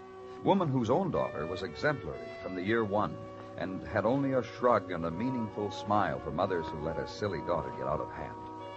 Inquiry of neighbor, a young chap in tattersall vest and tasseled shoes who had gone to school with Ruth Holland, and to football games, and to squash tournaments, and to Harlem places, and it was a real shame about Ruth. A girl who could have married in grade and station, and all this sordid stuff would never have happened. However, he knew well a girlfriend of Ruth's, and he had her phone number, and only too pleased to pass it on. An inquiry, then, of girlfriend of Ruth Holland. Discreet will be our code word. Mr. Clover? Well, tell me about her any way you want, Miss Rundle. Just discreetly, then. It's the code word I've lived by all my life, and it's paid off. Oh, look, You'd be surprised. A girl shows a little restraint, the correct choice of phrase. My, the prize showered down upon her. About Ruth Holland. Girl who tried to kill herself. Girl with dead husband. Girl with forgiving mom. Unhappy girl. I must remember to call the unhappy girl, or send a happiness basket, or... What does one send a girl who has everything? Do you know, Mr. Clover? You don't like her, is that it? Let's put it another way. Let's put it... Well, you're talking to a girl who doesn't mess around with the customs of the tribe. What are you talking about? The tribe, Mr. Clover. Ruth's. Mine. It's got ritual in it, and voodoos, and blood ceremonies, and money, and... Well, Ruth flipped, that's all. She broke with tribal custom. Got herself into the category untouchable. How? Strayed from the herd one night, prayed at the moon, ended up marrying what is known in our corner of the jungle as a rotter, which, according to our rule book, unleashes a chain of events as follows. Go on, Miss Rundle. Well, as follows. Mom disowns of her own flesh and blood. A few Tiffany-type cauldrons are boiled. Curses are hurled into the night, and a new untouchable goes the way of all untouchables. Which is what, Miss Rundle? The rule book reads, marry a rotter, live the rotter's life, pay his way, do the rotter's bidding. Which was what, Miss Rundle? I told you. Me and discreet. Close. Like that. Then, Ruth and her husband... Me and discreet. Like that. Look. This much I'll give you. I visited them once, Ruth and her husband. The place they were living in then, the way they were living. Oh, it made me glad I'm a life member. Not like Ruth. I like it in the tribe. Warm. Fuzzy. Easy. Where was the place? I'll break it to you on your way out. That much I'll give you. No more. I've been practically no help at all, have I, Mr. Clover? Aren't I good? So start now the track of the marriage of Ruth and Paul Holland. Their first home, Side Street Hotel, place of transients and of the weekly rate flashed in green neon above the sign that read, Car parties arranged, share expenses, Miami, New Orleans, L.A. Inquire at desk, place of jukebox centered in lobby bar and casting the autumn songs and the many-colored lights on this day's transients, sipping one more for the road. Place of desk clerk who grins a lot and remembers a lot. Anyone you can mention, he remembers. Mr. and Mrs. Holland, for instance, had to be thrown out because one night they beat up on each other and were lax about the door, left it open, and this infringement of house rules made them to be thrown out. And a couple of days later, a card was received with a forwarding address for Ruth and Mr. Holland in case mail came, which never did. And, care for the card, mister? In another place, then, where Ruth Holland had lived with her husband. Tenement, near river, and be told the only reason they stayed on so long was their rent was paid a couple of months in advance once by a fella, Mooney. Everett Moon, called Mooney. Runs a place corner 12th and 3rd, Mooney's place. Then go there.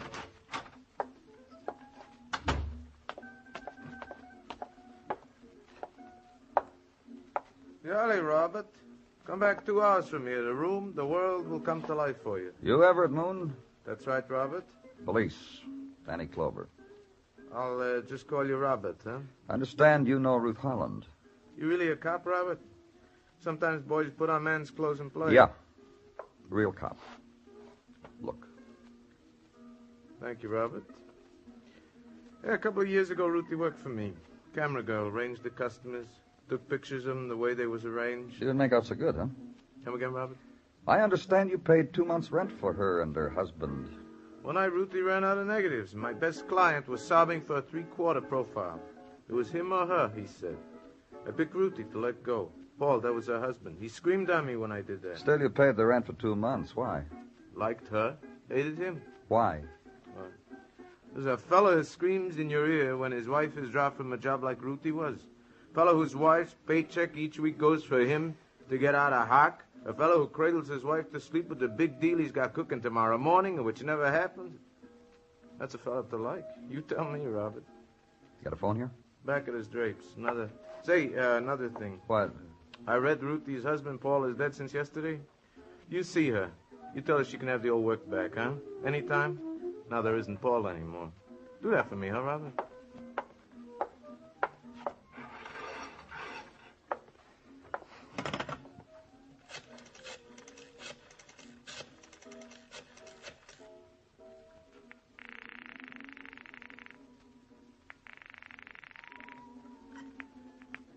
Sergeant Tartaglia speaking. Danny, Gino. Tell Muggerman to bring in Glenn Gilbert. That's the fellow. The fellow I want to question again. Glenn Gilbert, Ruxton Arms Hotel. Tell Muggerman, Gino.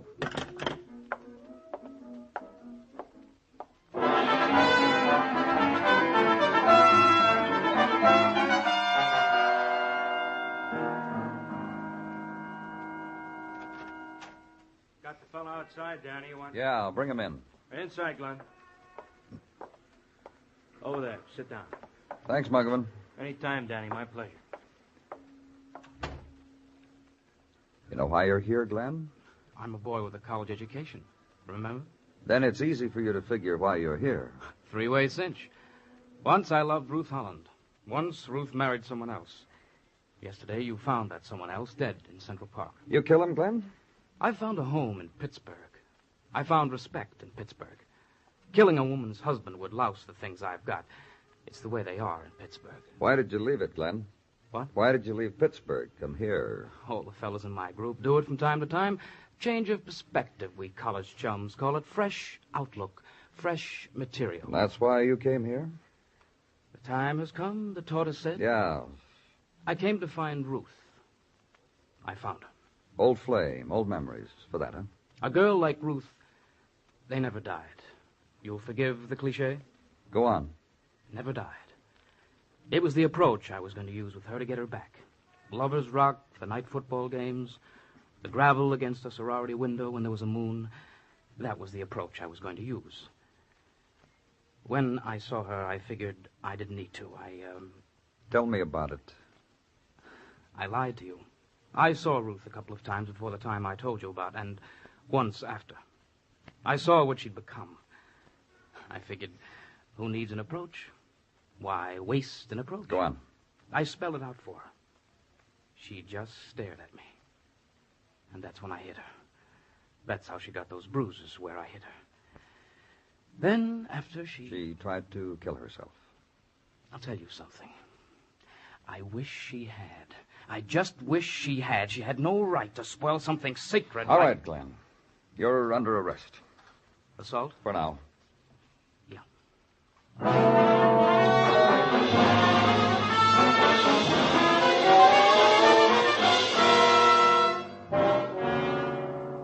By what right? By what right? That stinking little piece of paper? That's right. That's his warrant that your lawyer shrugged his shoulders about. Now I want to see your daughter. She's in a coma. She's in shock. Look, Mrs. Wallace, when I first came into this house, I spoke to a lawyer. I showed him this warrant. That's when he shrugged. Then I spoke to your Dr. Macklin. He said his patient was doing fine. His patient happens to be your daughter, Ruth. This way. Ruth. What do you want? This man brought... Which man? Oh. Hello, Mr. Clover. Come into my parlor. Oh, my sitting room. What did we used to call this room, Ma? Thanks. Thanks for saving my life, Danny. How about those people out there? You too, Ma. That's all past, Ruth. It's over. It's done. You've made your mistakes. I've made mine. Now you're a widow. I'm a widow, How and... cozy you make it. Let me hug myself to me. Oh, it's good to be home. Sneer at it, but you'll get used to it. What about it, Mr. Clover? Think I ought to get used to it? No. Neither do I. I don't approve of the joint. Ruth, that's all past. I told you. Now you tell me, Danny. We've been spending a lot of time finding out about you.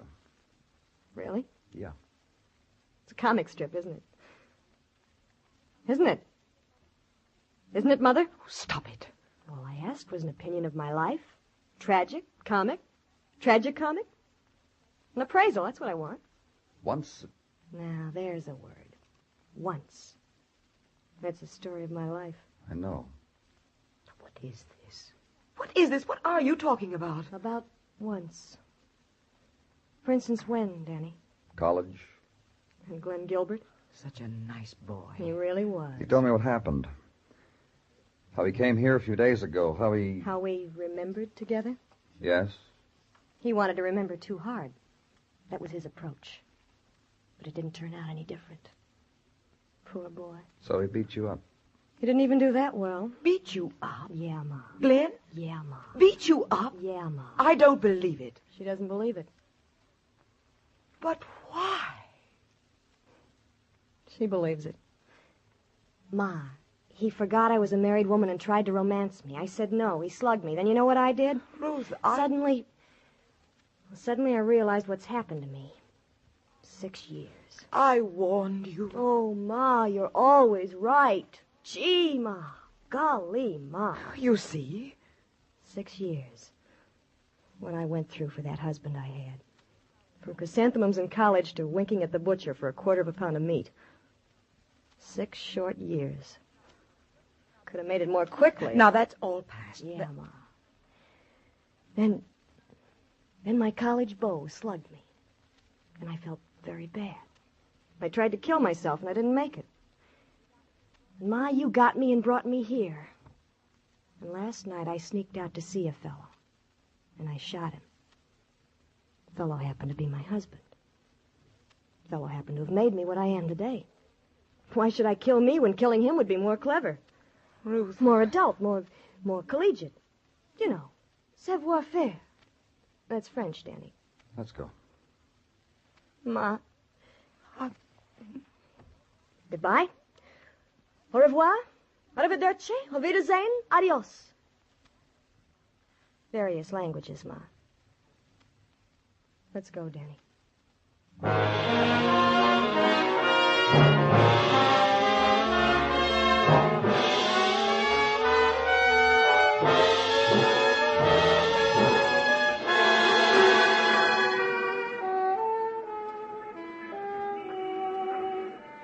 Twilight touches Broadway now.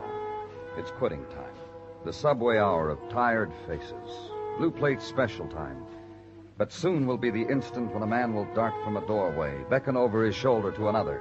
Then the mob will gather and scream its heart out at the night. It's Broadway. The gaudiest.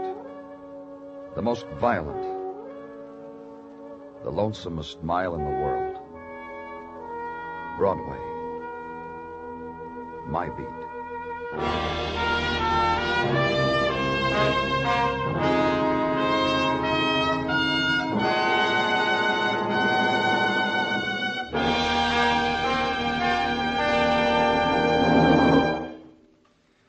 Broadway's My Beat stars Larry Thor as Detective Danny Clover, with Charles Calvert as Tartaglia and Jack Crucian as Muggavan. The program is produced and directed by Elliott Lewis, with musical score composed and conducted by Alexander Courage. In tonight's transcribed story, Jane Webb was heard as Ruth Holland, and James McCallion as Glenn Gilbert. Featured in the cast were Paul Frees, Betty Lou Gerson, and Jean Howell. Broadway's My Beat moves to a new time starting next week. Join Danny Clover Friday nights on most of these same CBS radio stations. Consult your local newspaper for the time. Bill Anders speaking.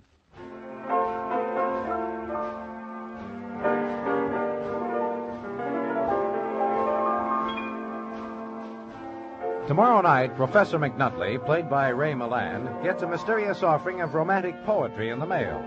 When the well-intentioned prof takes steps to cure the secret admirer of her crush, he gets into a comedy of errors up to his surprised eyebrows. Meet Mr. McNutley tomorrow night on most of these same CBS radio stations. It's a Thursday night riot.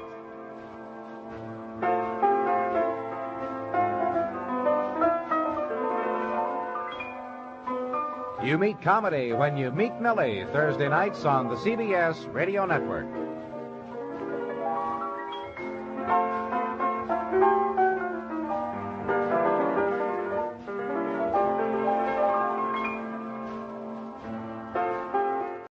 From Hollywood, it's time now for Johnny Dollar. This is Joe McNabb, Johnny. Try Eastern Indemnity. Oh, hi, Joe. What's up? The Star of Cape Town. Star of Cape Town. Constellation, celebrity, or ship? Wrong 3 times. The Star of Cape Town is a diamond about the size of a jumbo olive. Oh, sounds like it'd make a nice ornament for a martini. Except I'm strictly a lemon peel man. Now, this is serious, Johnny. I'd like you to take a look at it. Now, what's so interesting about it except it's probably worth $100,000? Make it $150. That's what we've insured it for. Oh? Got quite a history to it. 3 men we know of have been killed over it in the last 50 years. This stone I'd like to see. Where is it? Name of the stone, Johnny. Star of Cape... Hey, wait a minute. In Cape Town, South Africa? That's right. Interested? I'll be right over.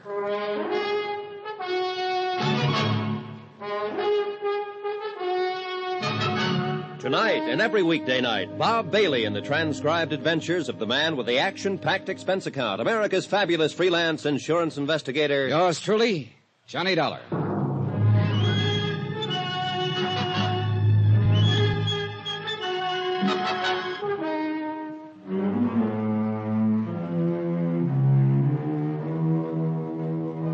Expense account submitted by Special Investigator Johnny Dollar to Tri-Eastern Indemnity Associates, Home Office.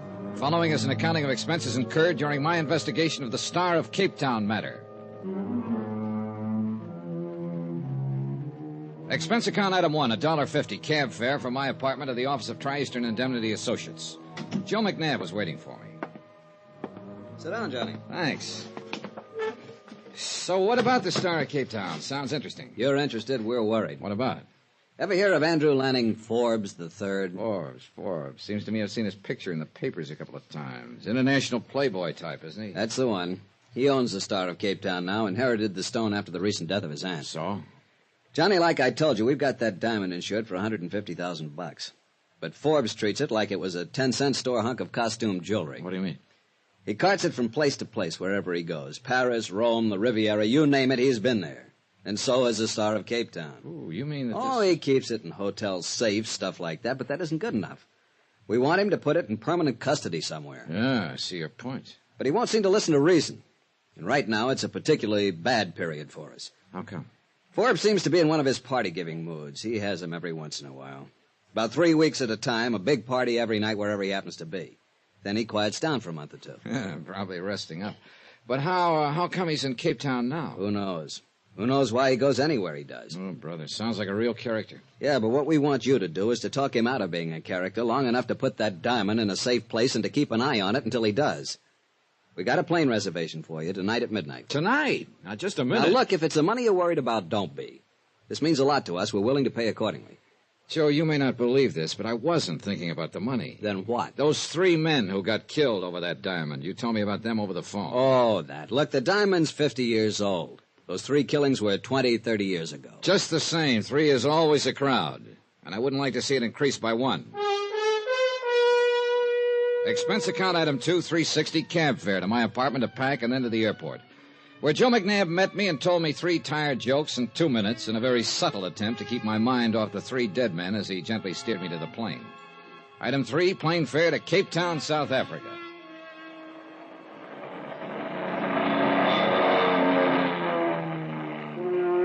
The plane came in over Cape Town in the early afternoon. Off to one side toward the famous Devil's Peak and down below, the bay glittered like... Yeah, it looked like everything was trying to remind me of that diamond. As if I could forget a stone worthy of $150,000 in the lives of 3 people. Item 5, cab fare to the residence of Andrew Lanning Forbes III. He'd rented a mansion on the side of a hill. I was ushered onto a terrace overlooking the city and the bay. Forbes was waiting for me with a drink in his hand. He was a thin-faced, elegant, tired-looking character whose deep tan didn't hide the lines on his face. He could have been anywhere from 35 to 50. May I have you a drink, Dollar? Well, a little early in the afternoon, isn't it? Oh, is it? It might cool you off. Okay, thanks. Say, it's quite a place you have up here. It's adequate. You seem amused. Well, there must be 15, 16 rooms at least. Roughly. Adequate seems kind of like an understatement. Quite possibly. Here you are. Ah, thanks. Look, Dollar, it was very thoughtful of the insurance company to send you all the way down here, but also it was, wouldn't unnecessary be the word? Well, that depends, Mr. Forbes. What do you mean? The company I represent is pretty jittery over that diamond of yours, the Star of Cape Town. Mm-hmm. Would you like to see it? Well, yes, but I think we ought to... Well, here it is. You carry it around in your pocket? Why not? I have no holes in my pockets. Oh, now look, Forbes. But no. I'm really not as bad as that, Dollar. I was expecting you, so I thought I'd play a little joke on you. Hey, Mr. Forbes, that kind of humor shortens my life. Yeah, well, I suppose it was a bit cruel. Well, there it is. What do you think of it? McNabb said it was the size of a jumbo olive. Looks more like a golf ball to me. Quite vulgar, isn't it? Oh, what a cutting job they did on it. Whew, beautiful. Well, there must be 1,000 facets. Yeah, all of them glittering, all of them cold, all of them surfers. Rather like life, don't you think? Look, Mr. Forbes, if you don't mind, let's skip the philosophy for a minute and talk about the diamond. Oh, of course. You're still concerned about his safety. Well, perhaps this will reassure you. Will you come with me? Sure. This way. I have a very efficient wall safe in my bedroom. In here. So, you see, I do take precautions. Here we are.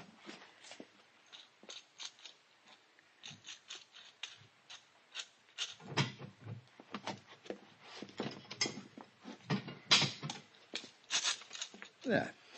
Are you reassured now? No.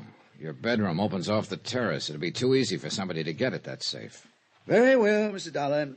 After tonight, I shall place the diamond in a bank vault. That's the best news I've had all day. Yes. Tonight's party will be my last for a while. Party? For Agatha. Who's Agatha? Oh, she's my elder sister. She's on a world tour, arriving here in Cape Town later this afternoon. I'm going to surprise her. Hey, wait a minute. You came all the way here to Cape Town to throw a surprise party for your sister? Well, I wasn't doing anything else at the moment. Why not? Well, I could think of a couple of reasons, but they probably wouldn't sound convincing to you. Probably not. Although they probably would sound convincing to Agatha. Oh? Yeah, she and I are quite different. Half the time she worries about me, and the other half the time she disapproves of me. She considers it quite beneath the dignity of the Forbes name for me to go popping around from place to place like this. I see. She's quite devoted to the cause of the Forbes name. To make sure it keeps standing for, well, whatever it's supposed to stand for. I was never quite sure myself. So you're giving her a surprise party tonight. Will she like the idea? Probably not.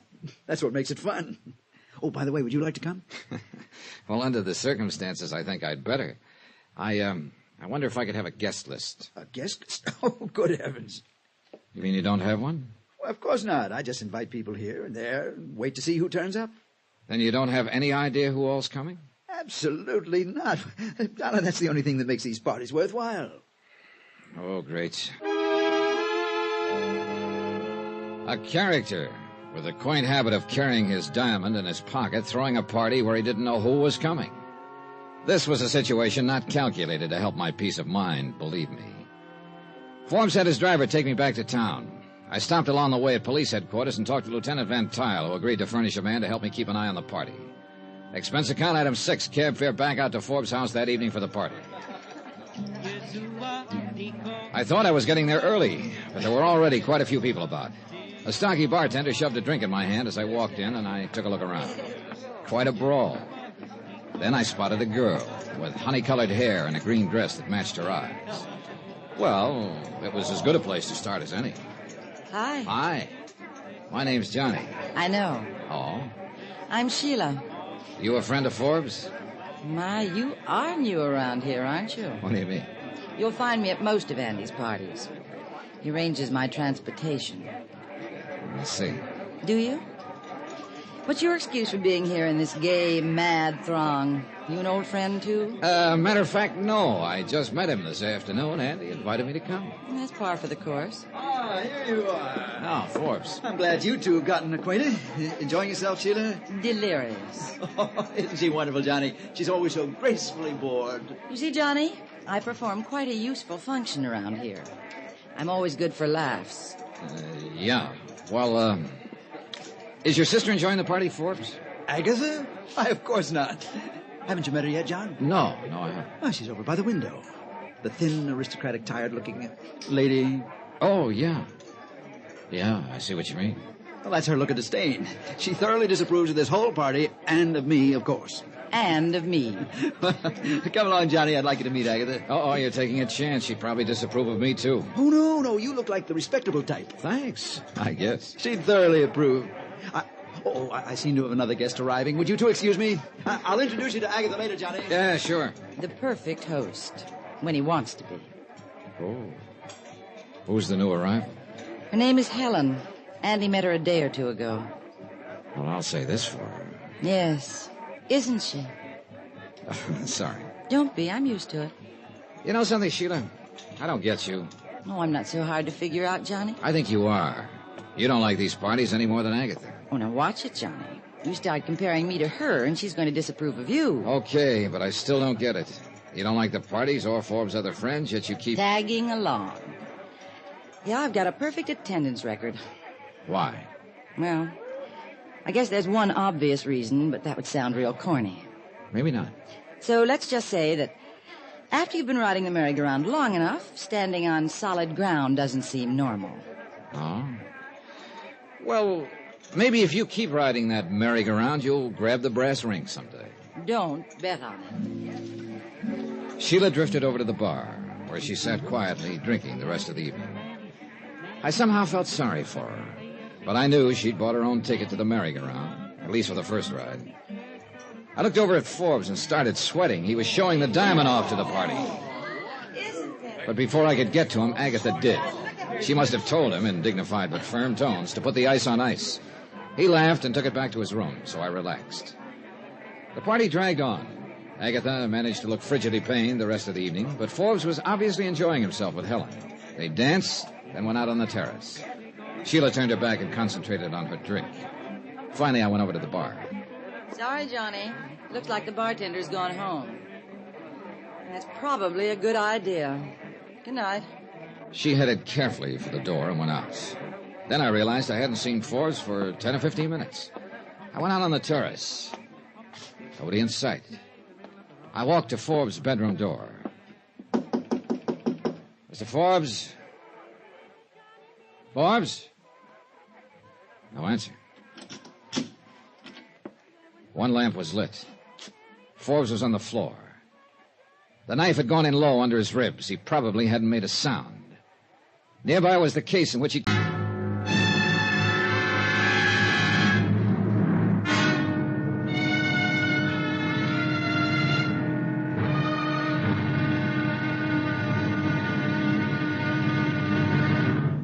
Now, here's our star to tell you about tomorrow's intriguing episode of this week's story. Tomorrow, a girl who is exciting, beautiful, and deadly.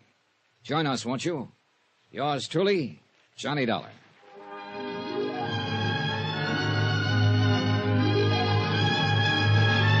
Yours truly, Johnny Dollar, starring Bob Bailey, is transcribed in Hollywood. Written by Robert Reif. It is produced and directed by Jack Johnstone. Be sure to join us tomorrow night, same time and station, for the next exciting episode of Yours truly, Johnny Dollar.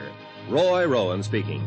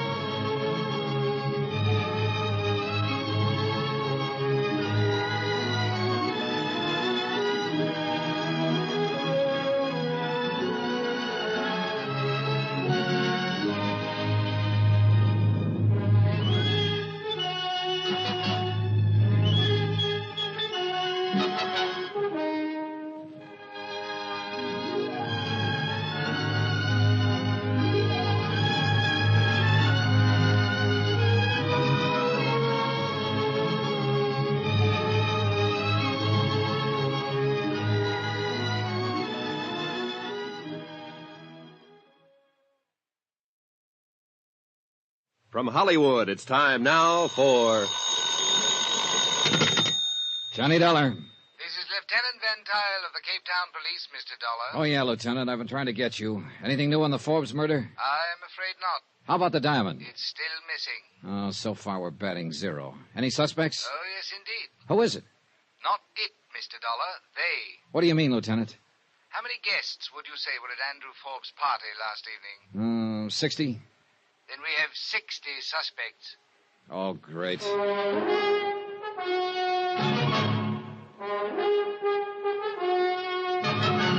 Tonight, and every weekday night, Bob Bailey in the transcribed adventures of the man with the action-packed expense account, America's fabulous freelance insurance investigator. Yours truly, Johnny Dollar.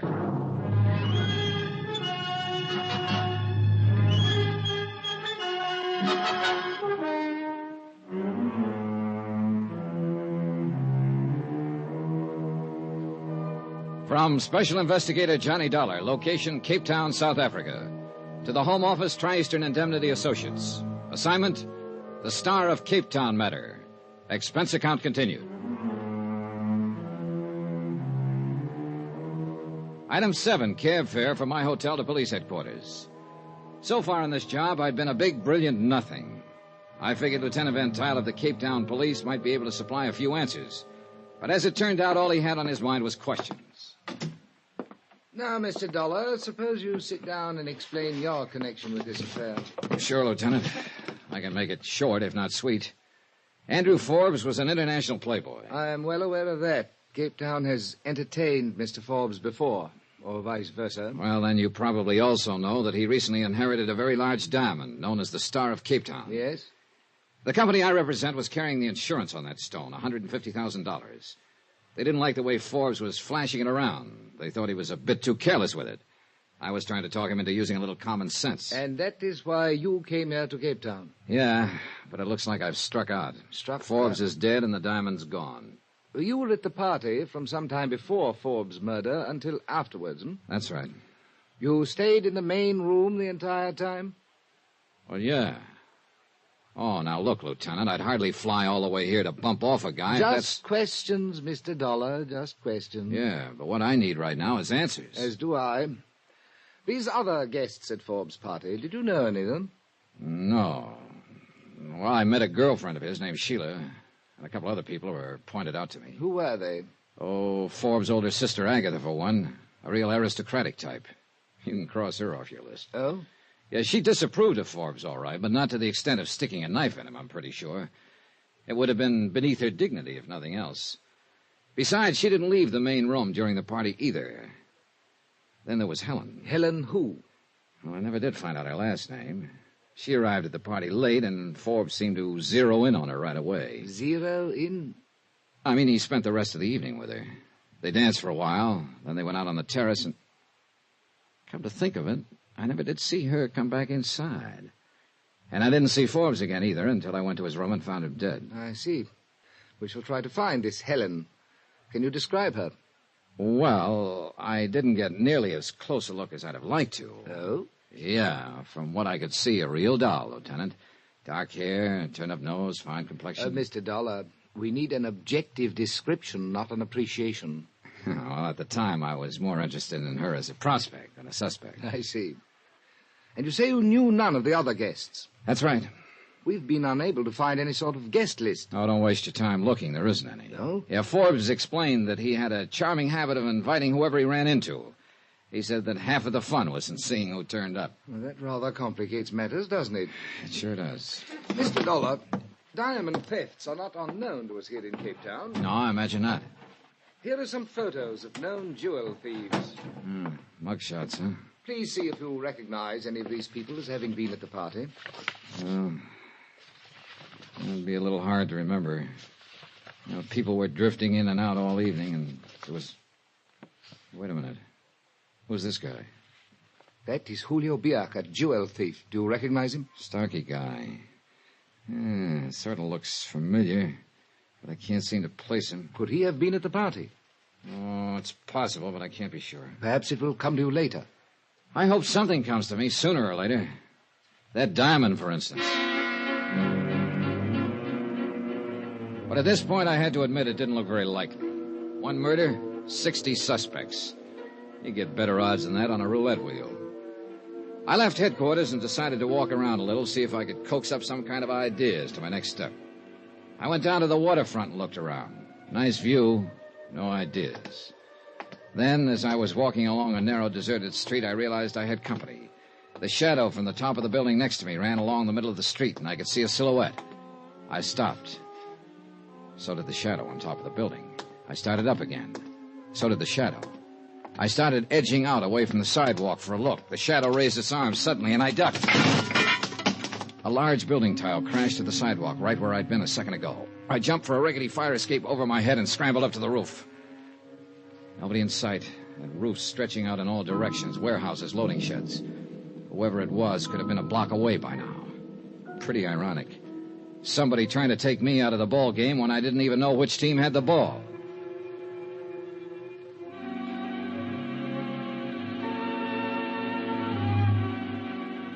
I went back to my hotel room. 2 steps inside, I stopped cold. I'd caught a whiff of what smelled like a pretty expensive perfume. It certainly wasn't my shaving lotion. Hello, Johnny. Wow. Sheila. Yeah. Yeah, I remember now. You were wearing that perfume at the party last night. I've been waiting for you. Let's talk. Uh-huh. Any particular subject? Last night? What happened, Johnny? Give me that. You were there, too. You remember. I left before it happened, I think. What do you mean you think? I guess I had a few too many last night. I don't remember some of it. No? You were making pretty good sense when I was talking to you. Well, after that, I mean. And you were with it enough to react when Forbes and Helen went out on the terrace together. Don't, Johnny. Did you do it? Oh, well, now that's a switch. I'm not kidding, Johnny. You went to his room. There's only one way you'd know that, Sheila. You were outside somewhere watching. Yes. After I left, I went around and back. And? Pretty soon, Helen came out of his room. She was carrying something. Oh, what? Don't worry, it wasn't the diamond. I was close enough to see it. Even if I hadn't been, I guess I'd have known. What do you mean? It was a small bottle of perfume. That was always the first step. Perfume. And always the same kind. Oh, that kind you're wearing. Yes. It's got a great name. Forever. What happened then? I walked around the garden a few minutes, trying to decide whether to have it out with Andy once and for all. I started back toward the terrace, then I saw you heading for his room, so I left. I said, don't, Johnny. If I'd done it, would I have told you I was out in the garden? You would if you were afraid somebody'd seen you there and would tell me about it. Oh? And I suppose you figured out a motive for me, too. Couple of possibilities. You told me you'd been on a merry-go-round with Forbes for a long time. Maybe you couldn't stand the thought of anyone else getting aboard. Helen? That sort of thing's happened before, Johnny. Or maybe you figured the only way to get off that merry-go-round was to get rid of the guy who ran it. And the diamond. That could buy you a lot of rides somewhere else. And I thought I was the cynic. You really have a nice opinion of people, haven't you? I'm afraid most of the people I get myself involved with on these jobs aren't very nice, Sheila. I didn't do it. All right, if you didn't, I'm sure Lieutenant Van Tuyl will find out. I know. I'm on my way there now. Oh? He phoned me an hour ago. I thought I'd stop by and talk to you before I went. Johnny, you don't really think I could do a thing like that, do you? I guess not, Sheila. One thing I am interested in, though. What's that? You're finally off the merry-go-round. How does it feel? It isn't real. That merry-go-round was all I ever knew. She walked out of the room looking, well, empty is the best word I can think of. And I kept wondering what she'd been like before the merry-go-round. The rest of the day I spent composing soothing cablegrams in reply to angry ones from McNabb of Tri-Eastern Indemnity. The inquest was the following morning, but the verdict was no help. Death at the hands of person or persons unknown. Lieutenant Van Tuyl told me that Forbes' sister Agatha had decided to shove off that afternoon on the Southern Empress. So I went down to the dock and aboard ship an hour before sailing, hoping I could get in a word with her. Farewell parties were clogging the lounges and the passageways. I waited outside Agatha Forbes' stateroom until she arrived. Miss Forbes? What? Oh, Mr. Dollar, isn't it? Yes, I didn't have a chance to meet you at your brother's party last night. He told me about you. It's too bad you weren't able to persuade him to put that diamond into safety sooner. Miss Forbes, I wonder if you'd answer a few questions about... I'm very sorry, Mr. Dollar. I am completely exhausted. I don't wish to talk about it. But there are certain... I made my statement to the police. There's nothing further to add. About the diamond, however... There's been too much publicity about the entire tragedy as it is. I have no wish to add to it. I'm very sorry, Mr. Dollar. I shall be in New York in a month or so. Perhaps I shall have recovered from the experience sufficiently by then to talk about it intelligently. Only trouble is, by then the diamond could be in Timbuktu or... See you later, Miss Forbes. What snapped me into action was a glimpse of a girl at the end of the passageway just entering the lounge. I couldn't be sure, but it looked like Helen. By the time I reached the lounge, she was nowhere in sight. Then I saw another familiar face over in one corner. The mugshot I'd seen at police headquarters, Julio Biak, jewel thief. And now I had him pegged. He'd been the stocky bartender at Forbes' party, the guy who disappeared just before the murder. He spotted me and ducked into a passageway. I went after him. He turned a corner, and that was his mistake, blind alley. So I closed in on him. We circled. Now, I was at the blind end, and that was my mistake because suddenly there was a knife in his hand. He held it low like an expert. Now, Mr. Dollar. Oh, you must have a trunk full of knives, Julio. All I need is one. Just like the one you slipped into Forbes, huh? And you... He lunged at me. I ducked to one side and kicked at the knife. He whirled and dove, but now I had it.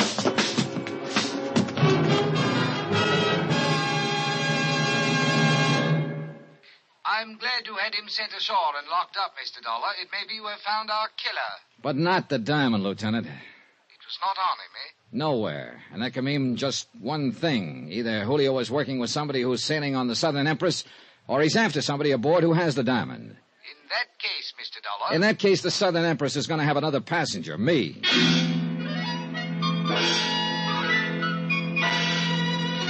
I checked with the purser, who agreed to squeeze me aboard. Then I headed back to my hotel room to pick up my luggage. I could still smell Sheila's perfume in the room. Then as I bent over to lock my suitcase, I spotted a movement out of the corner of my eye. I tried to whirl, but too late. Something hard connected to the back of my left ear, and I went down. And out.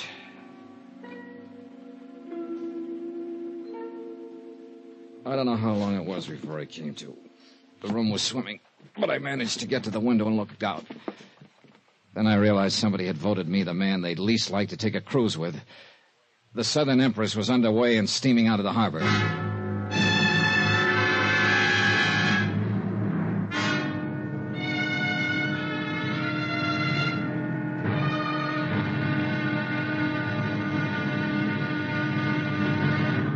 Now, here's our star to tell you about tomorrow's intriguing episode of this week's story. Tomorrow, I take a trip, all right. A one-way trip. Join us, won't you? Yours truly, Johnny Dollar.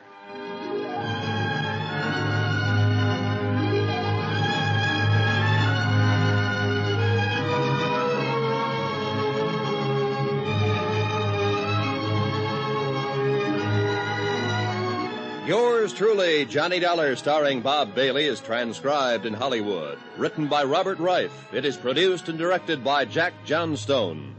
Be sure to join us tomorrow night, same time and station, for the next exciting episode of Yours truly, Johnny Dollar. Roy Rowan speaking.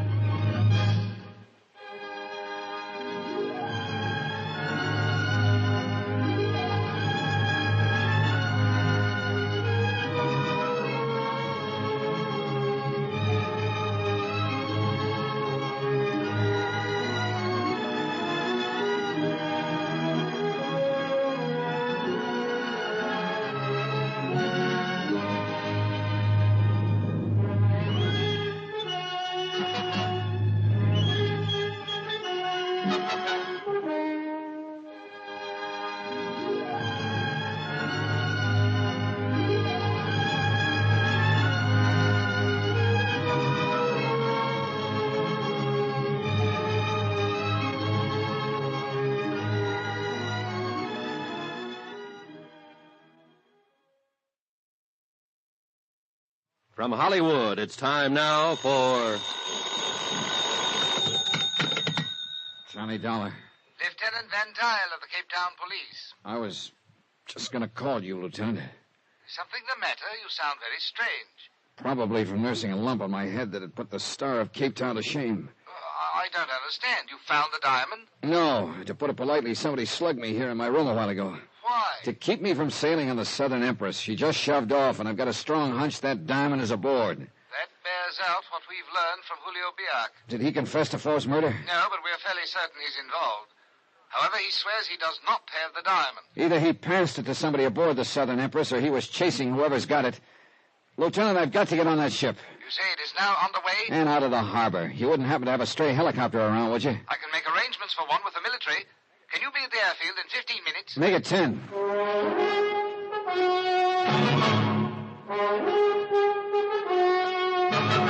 Tonight and every weekday night, Bob Bailey in the transcribed adventures of the man with the action-packed expense account, America's fabulous freelance insurance investigator. Yours truly, Johnny Dollar.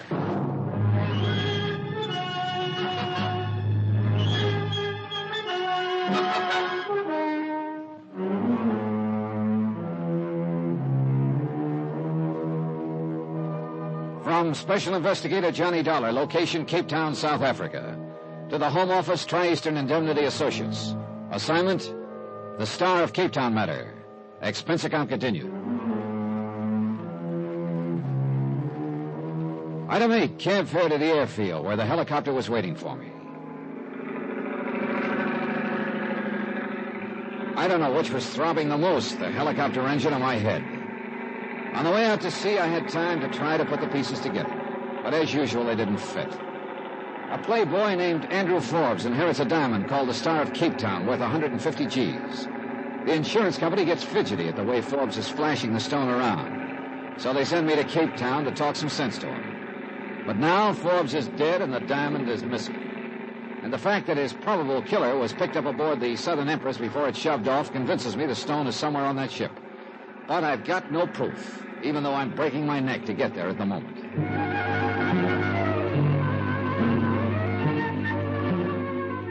We picked up the Southern Empress about 20 miles out at sea, and the helicopter pilot set me down on deck at the stern. A crowd of passengers had gathered, but I didn't see Forbes' sister Agatha, nor Helen, the girl who'd spent so much time with him the night he was killed. I got me a room, then headed for Agatha Forbes' stateroom. As I stood at the door, I caught a whiff of Forbes' favorite perfume, Forever, the kind Sheila had worn. Yes, what? Wow. It's Helen, isn't it? I don't think we've met, Mr. Dollar, Johnny Dollar. No, we haven't met officially, but we were both at Forbes' party the other night. You wish to speak with Miss Forbes? And you too, Helen. Who is it, Helen? Mr. Dollar. I'll be in my stateroom if you want me, Miss Forbes. Well, Very well, my dear. Just a minute, Helen. Well, Mr. Dollar, I must say you are a persistent person. On my job, I have to be, Miss Forbes. Well, as long as you're here, you might as well sit down. Thanks. I still would rather not talk about what's happened. I can certainly understand that. But if I can throw any light on it, which I doubt very much, then I suppose it's my duty to.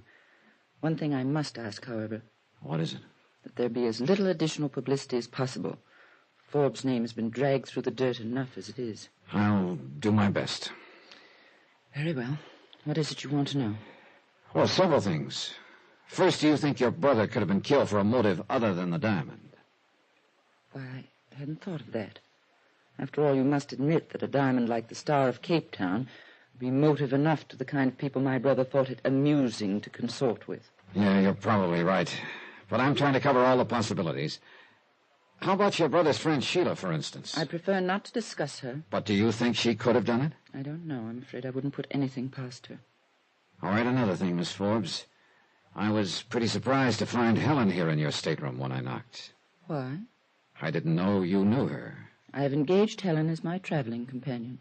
Oh. Kind of sudden, wasn't it? As a matter of fact, it was. My brother had told me about her. For one of the few times in his life, he was right about someone. She's a thoroughly nice person. So you hired her? I think I told you before how exhausted I am by all this. I needed someone to make arrangements for me. At the last moment, she decided to make the trip, and I was delighted. Uh-huh. She made up her mind at the last moment, huh?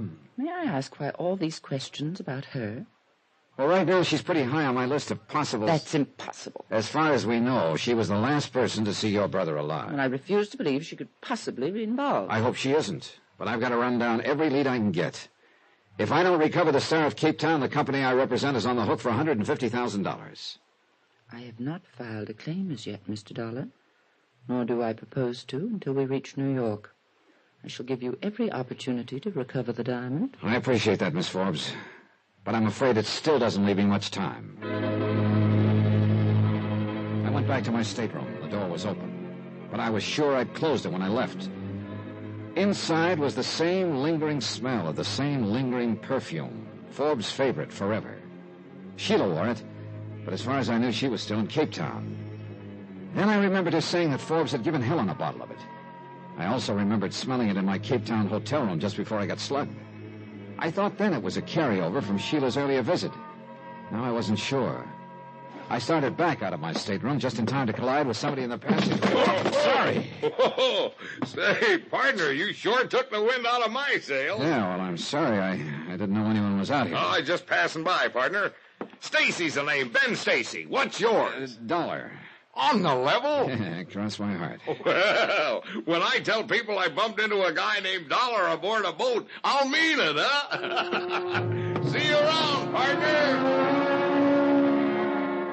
So he could have been just passing by, like he said. But if so, he moved awfully quietly for a guy his size. I locked my door and headed for the bar. Expense account item 9150, a double martini, which occupied me just long enough to get a couple of things nailed down in my mind. Namely, open stateroom doors and the smell of perfume. It had to be Helen. No two ways about it. At this point in my brilliant chain of deductions, I made a big mistake.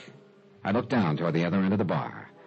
And the person I saw sitting there made me realize in one big hurry that my train of thought had just gotten itself derailed. Hello, Sheila. Hi, Johnny. I thought you were back in Cape Town. Why should I be? What's to stay for now? Good question. But you didn't tell me you were leaving. You didn't ask me. Sit down. You must have decided in a hurry. That's the only way I ever decide anything. Oh? Well, you picked an interesting boat to sail on. I suppose you know Helen's aboard. Small boat, isn't it? Oh, look, Sheila, suppose we drop the flip chatter, huh? Okay, Johnny. What do you want me to tell you? That I hate Helen for taking Andy Forbes away from me? Okay, I do. It's happened before. But Andy always came back. What hurts this time is that he was killed before he had a chance to. Sheila... Don't worry. I'll keep out of her way. I won't make any trouble. And, Johnny, do me a favor. What is it? Let's just forget I'm on board. I'd kind of like a decent chance to forget a few things, if I can. Okay. Just one thing, Sheila. Yeah? Were you in my room a few minutes ago? No. On the level? Sure, why? All right, skip it. See you later. Okay. I hope you find your diamond. Thanks. I hope you find whatever you're looking for. You know what it is? No? I got news for you. Neither do I.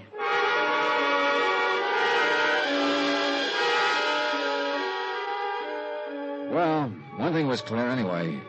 If Sheila hadn't been in my stateroom, then the perfume I'd smelled must have belonged to Helen. She seemed to be getting higher on my list all the time. I had to have a talk with her, but by the looks of things, that wasn't going to be easy.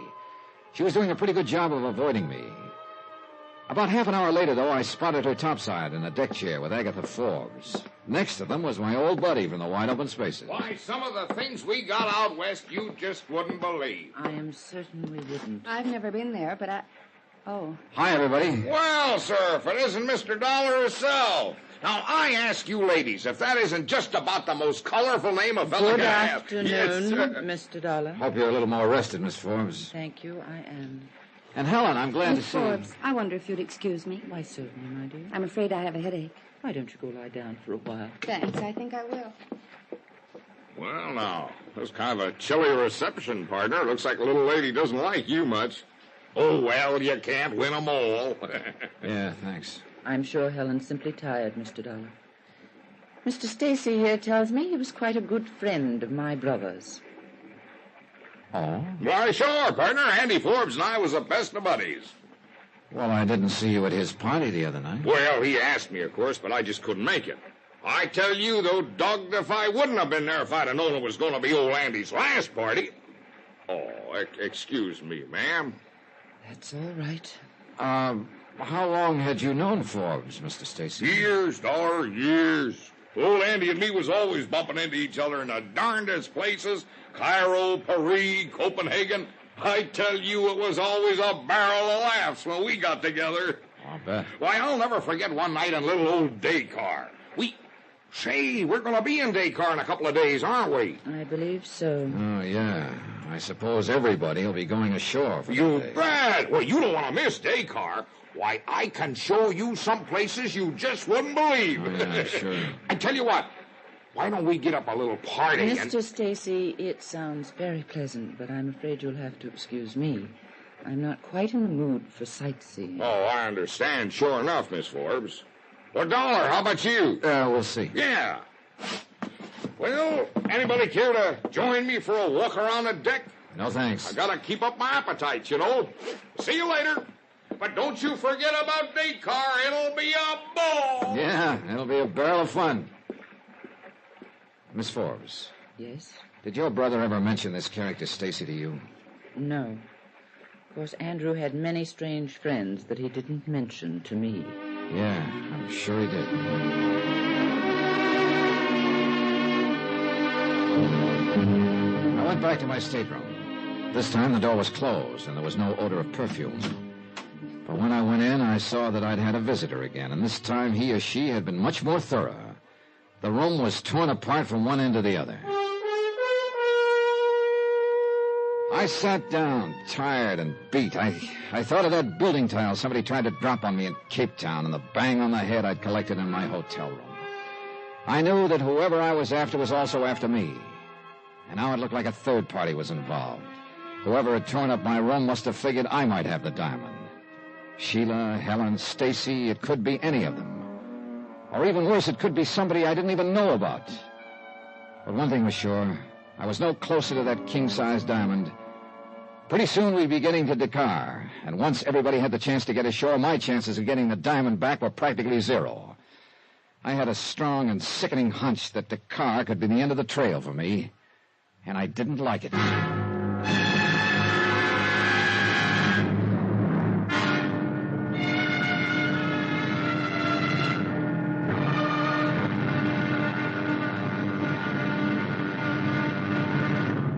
Now, here's our star to tell you about tomorrow's episode of this week's story. Tomorrow, my one good lead jumps ship the hard way. Join us, won't you? Yours truly, Johnny Dollar.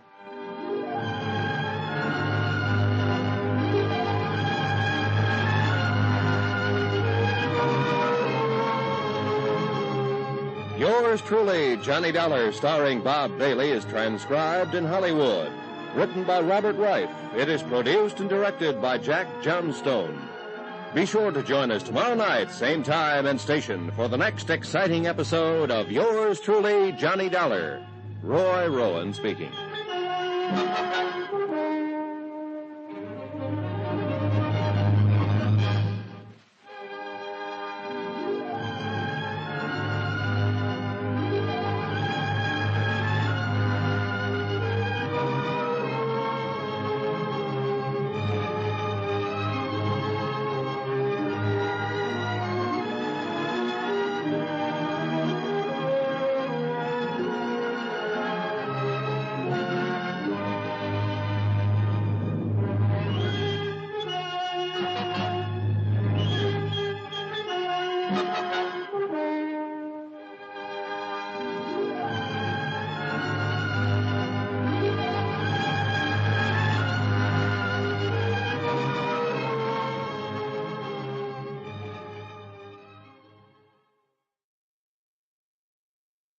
From Hollywood, it's time now for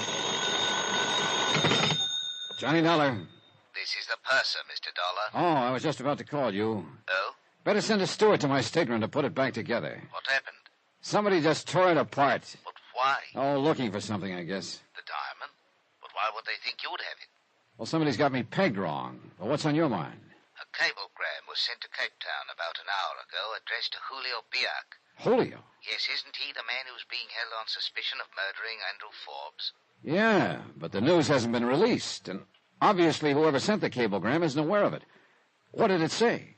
Contact me, usual place, Dakar. Who signed it? Well, the name was Corner. I checked the passenger list, but there's no such name. A steward delivered the message to the radio room. I've sent for him. He should be able to tell us who sent it. Nice work, Purser. Could be you just helped me wind up this case.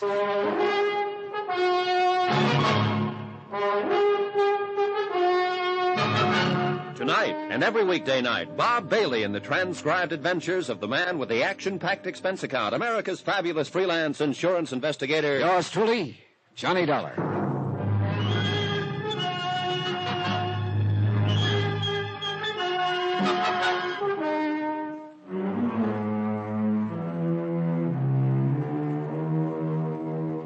From Special Investigator Johnny Dollar, location at sea, en route Cape Town to Dakar. To the Home Office, Tri-Eastern Indemnity Associates. Assignment, the Star of Cape Town matter. Expense account continued. Item 10, $10. A token of appreciation to the purser for furnishing me the one good lead I've had in this deal. A cablegram to Julio Biak, who is being held in Cape Town right now as Andrew Forbes' probable killer. But Forbes' diamond, the Star of Cape Town, $150,000 worth, was still missing. The cablegram indicated that Julio hadn't been working alone on the deal. Whoever sent it was aboard ship and either had the diamond or was looking for it. Before long, I'd know who that someone was. I started for the purser's office. Mr. Dollar. Huh? Oh, Helen. I'd like to talk to you. Well, now, that's a switch. What do you mean? Ever since I got aboard this ship, I've been trying to talk to you, but you weren't having any. I don't know what this is all about, but you've gone too far, Mr. Dollar. Come again? Don't try to pretend. When I found my room all torn up just now, I realized... Oh, hey, wait a minute. Your room's been torn up, too? What do you mean by two? Mine got the same treatment a while ago. I don't understand. I thought it was you who... Look, Helen, I think you and I had better have a little talk right now.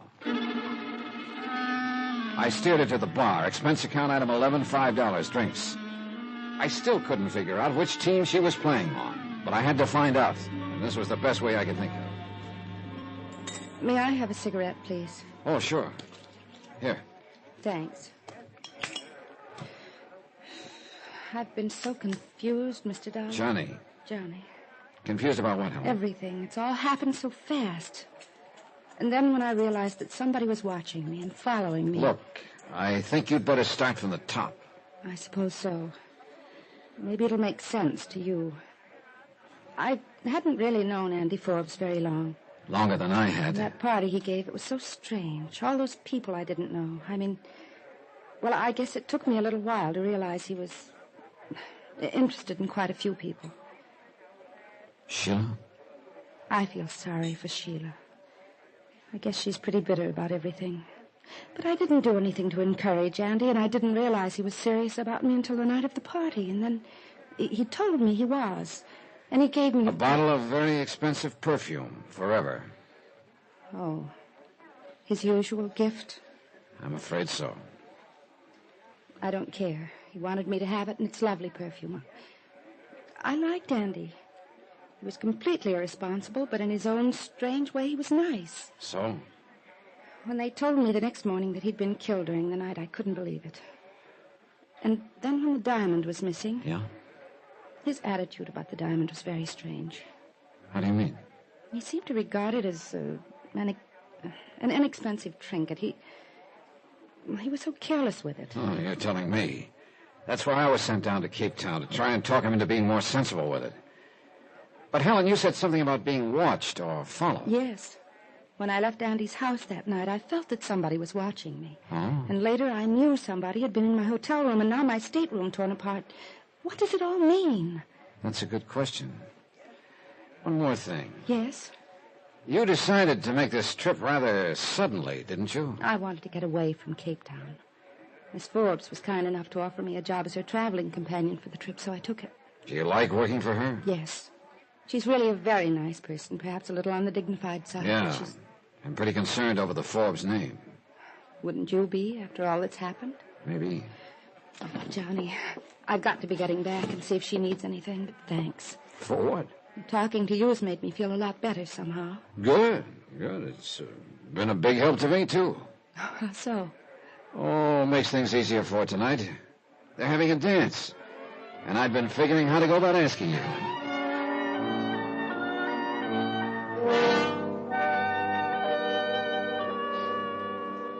No, dear, there isn't a thing I need at the moment. Then if you don't mind, I'll go to my stateroom and change. Of course, Helen.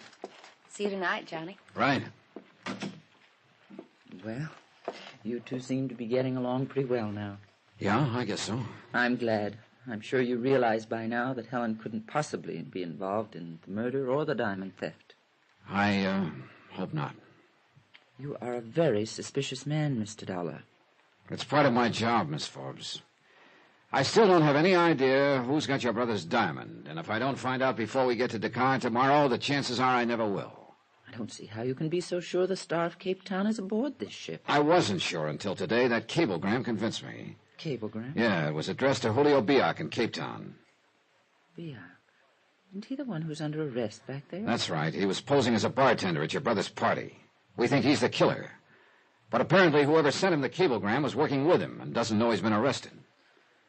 Well, I hope you can clear it up, Mr. Dollar, so that all this publicity will die down.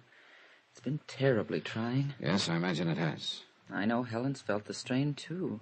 She's been so nervous lately. Oh, If what? No, I was just thinking. If only Andrew had met someone like Helen sooner, perhaps none of this would have happened. Maybe not. Had I known she was coming to the party, I don't suppose I'd have tried to talk Andrew out of giving it.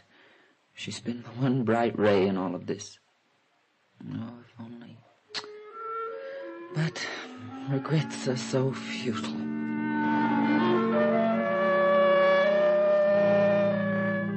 She looked old and tired and lonely. Sure, maybe she was too worried about the dignity of the Forbes name, but I could see now it was about the only thing she'd had all these years. And with a brother who'd kept tossing the name around like a cheap toy, I quit looking at the picture. It wasn't very pretty. Anyway, I had another picture in my mind. Helen. I couldn't quite figure her. Everything she told me could be the truth. Or it could be just one big lie. And there was something else bothering me about the whole deal. Something I couldn't quite put my finger on. A piece that didn't fit. A discord in the tune. But Helen kept pushing everything else out of my mind. And the feeling didn't change any that night. We danced. And then we went out on the deck. But all the while, one of my stock Confucianisms kept gnawing away at me. He who gets too interested in suspects is building up to king-size letdown.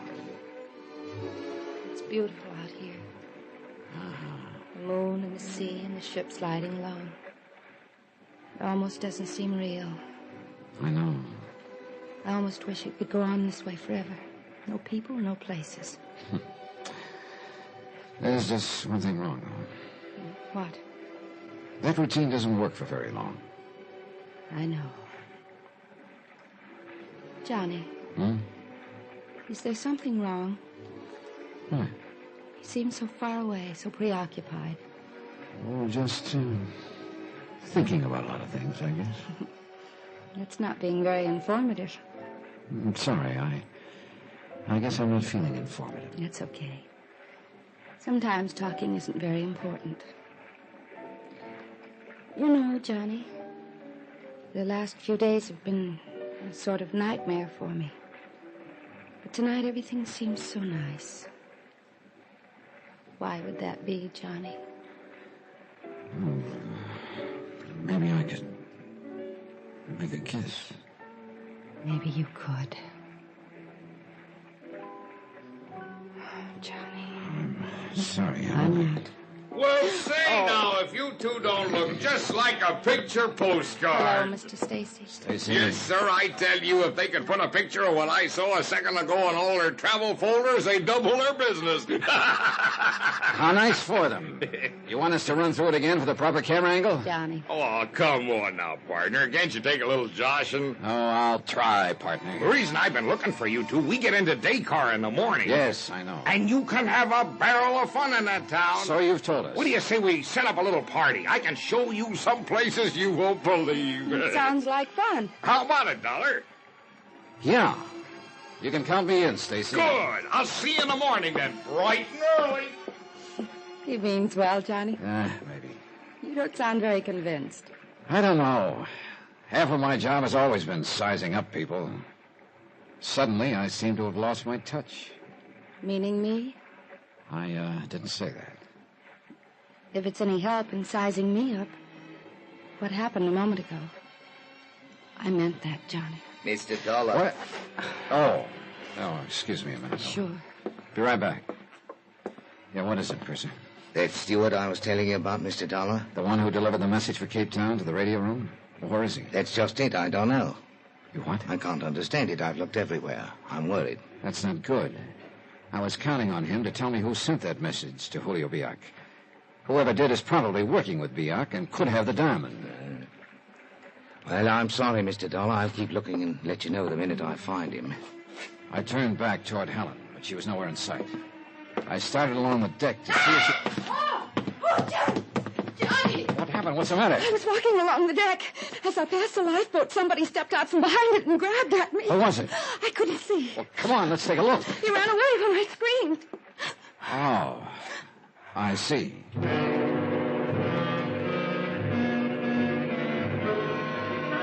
So there I was again. Was she lying or telling the truth? I took her to her stateroom and told her to lock herself in for the night.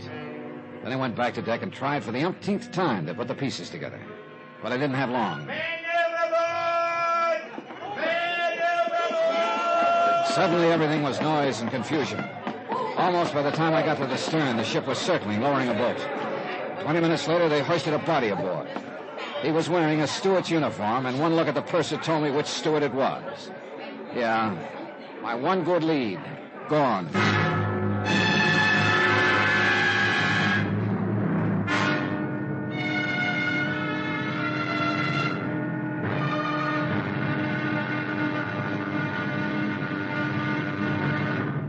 Now, here's our star to tell you about the final episode of this week's story. Tomorrow, I finally figure out the deal, only to find that my opponent is holding all the aces. Join us, won't you? Yours truly, Johnny Dollar.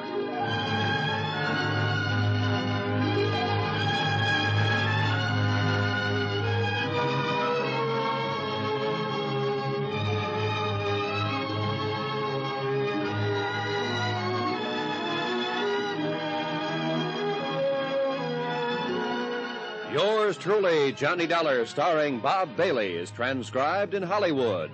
Written by Robert Reif, it is produced and directed by Jack Johnstone.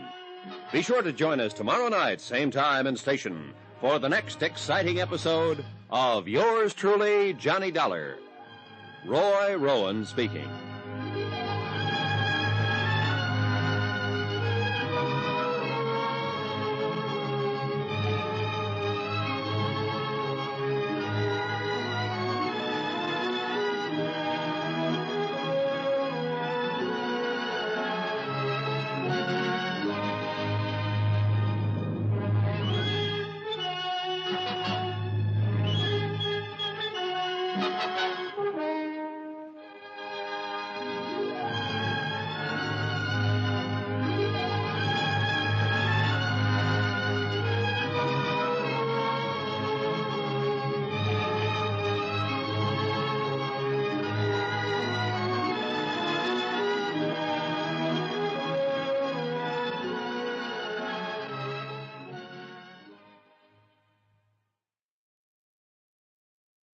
From Hollywood, it's time now for Johnny Dollar. This is Ben Stacy, partner. Oh, hi, Stacy. We'll be docking a day car in an hour or so now. Yeah, I know. Don't forget, I'm going to show you and Helen around the town. Okay, I'll be ready. Say, Dollar, that was a little excitement we had aboard ship last night, huh? That steward who fell overboard? That's putting it politely. Oh, what do you mean? I think he got pushed.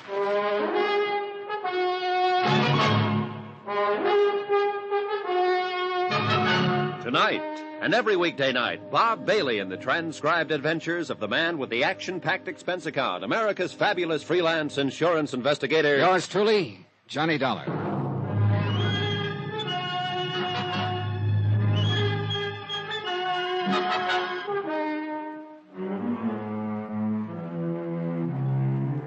From Special Investigator Johnny Dollar, location at sea on the Southern Empress, en route Cape Town to Dakar. To the Home Office, Tri-Eastern Indemnity Associates. Assignment, the Star of Cape Town matter. Expense account concluded.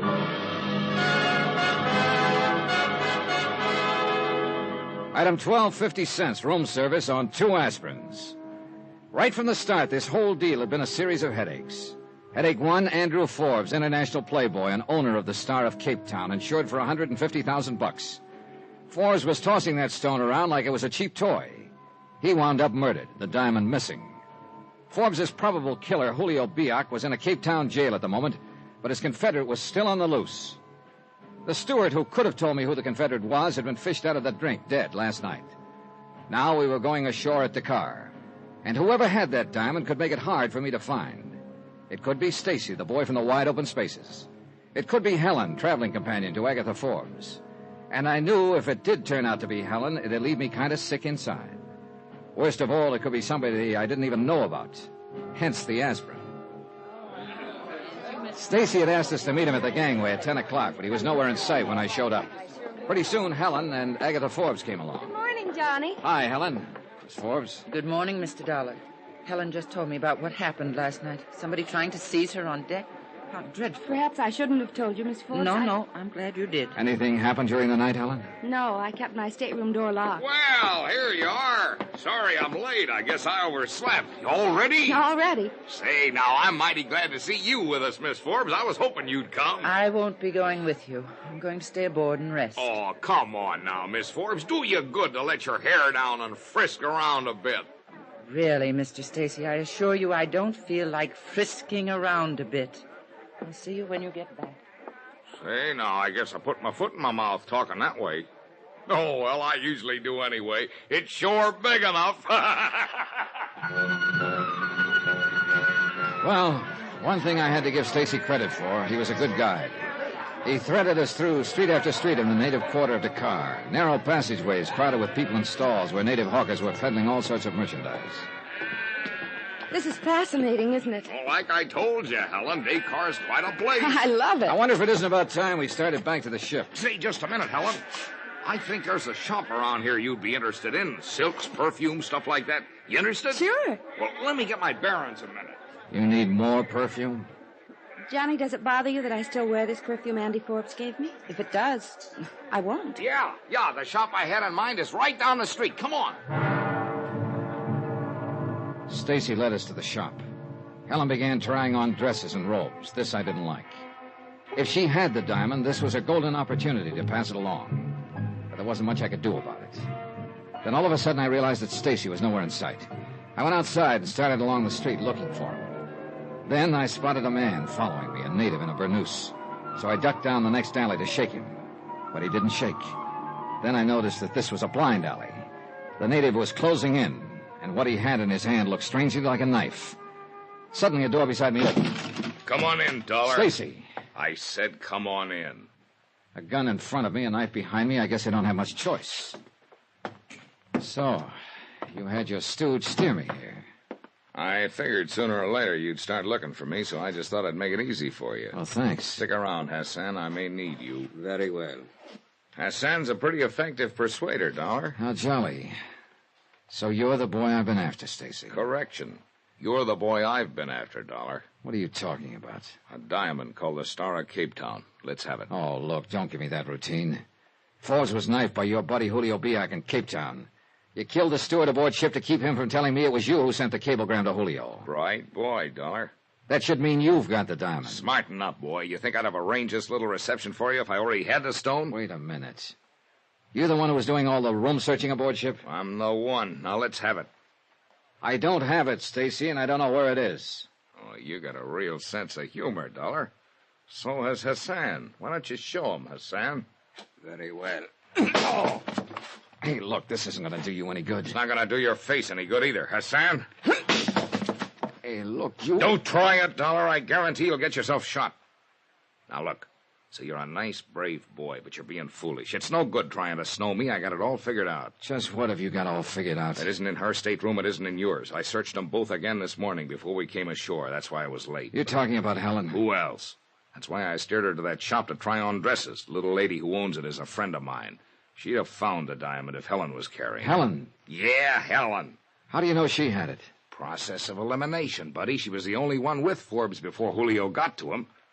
I've been watching you and Helen like a hawk, Dollar. There's only one time she could have given you the stone. That was during that tender little clinch on deck last night, right under my nose. Right under? What's the matter, Dollar? Nothing. Yeah, what Stacy had just said popped the whole deal into place suddenly. Right under my nose. Right where it had been all the time. I tell you what, Dollar, you got just 5 minutes to tell me where that diamond is. Hassan will be here with you, and he's going to start persuading again if you don't talk. I had to get back to the ship somehow. That meant I'd have to do some fast talking. I looked at Hassan. I couldn't tell which was glittering more, his black eyes or the knife he held against my throat. One wrong word, and I knew he'd start carving. Hassan. What do you want? You come from the desert, don't you? Why? You're a long way from home. Ever get homesick? What do you mean? Oh, I was just thinking, with half the money from that diamond, you could buy yourself an oasis with all the trimmings. Do not worry. Stacy will pay me well when we get the jewel. Well, what's he giving you for this job? 3 goats and a new burnous? $1. Hey, easy with that knife. It's just that everybody who works for Stacy seems to wind up getting paid off the wrong way. The wrong... Take Julio Biak for one, the guy Stacy hired to get the diamond in the first place. He's roosting in the Cape Town jail right now. You lie. No, you can check on it. Then there's the steward who sent Stacy's message to Biak. He got shoved overboard. You can check on that, too. But I'm sure a thing like that would never happen to you. Go on, Dollar. Okay. I know where the diamond is. How do I know I can trust you? You can come with me to get it. I don't know. At least he was thinking about it, and that's all I wanted. His eyes got that faraway look. That's what I was waiting for. I whipped my arm out and knocked his knife loose. I buried my fist in his midsection. He jackknifed. A rabbit punch finished him off. I dove for the wall just as Stacy came charging in. What the... I kicked the gun out of his hand. I went to work. Stacy was rugged, but I finally made it. I got the Dakar police to put Stacy and his aunt on ice, patched up my face, and headed back to the ship. But there was something else hurting me a lot more than my face. Helen. Johnny. Yeah, Johnny. Where have you been? Your face. What happened? Skip it. I have to hand it to you, Helen. That was a real Class A snow job you pulled on me. What are you talking about? Yeah. It was right under my nose all the time. The perfume Forbes gave to you. Now, where's the bottle? On my dressing table. Okay. Yeah, pretty fancy bottle. Solid base. Or maybe not so solid. Johnny! Uh-huh. In the base of the bottle. Star of Cape Town. I'll bet you're real surprised, aren't you? Johnny, I didn't know it was there. I didn't have any idea. I swear it. She's telling the truth, Mr. Dollar. Miss Forbes. Wow. Well, Agatha, that gun looks sort of out of character. Perhaps. I won't hesitate to use it if necessary. I don't understand. It was cruel of Andrew and me to use you like this, Helen, but we saw no other alternative. Wait a minute.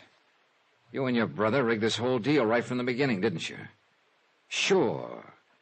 Sure, because you slipped yesterday, Agatha, when you told me you discussed your brother's party with him. But back in Cape Town, he told me it was a surprise party for you. Johnny, I still... Oh, it's simple, Helen. That bottle of perfume would have turned up missing when you got to New York. Agatha would have appropriated it. One big question, Agatha.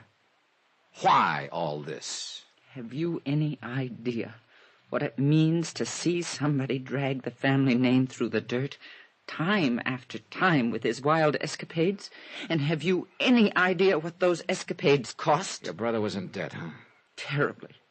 We were pressed to the wall. Oh, why didn't you sell the diamond? We were bound by the will not to.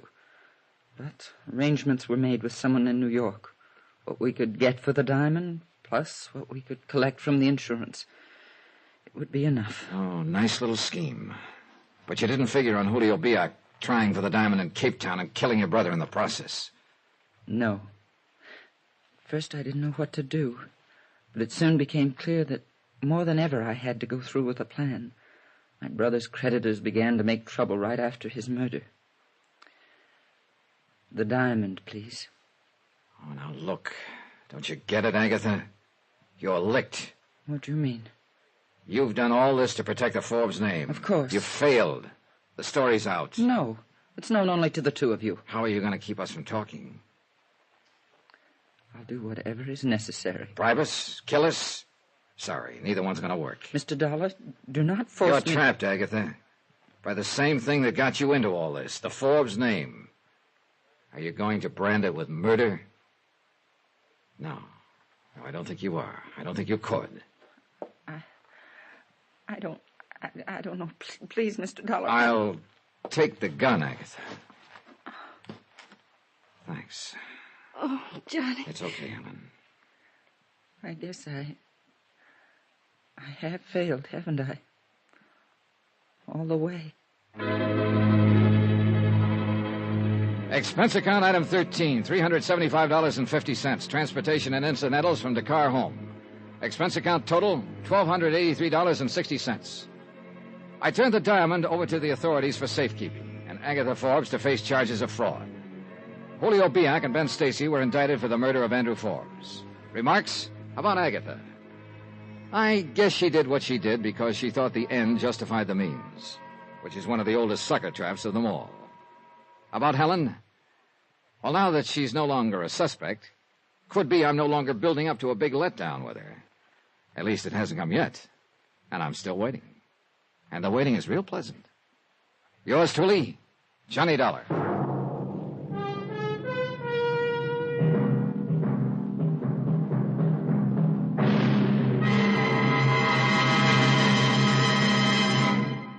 Now, here's our star to tell you about next week's story.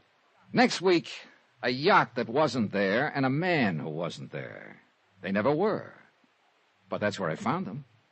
Join us, won't you? Yours truly, Johnny Dollar.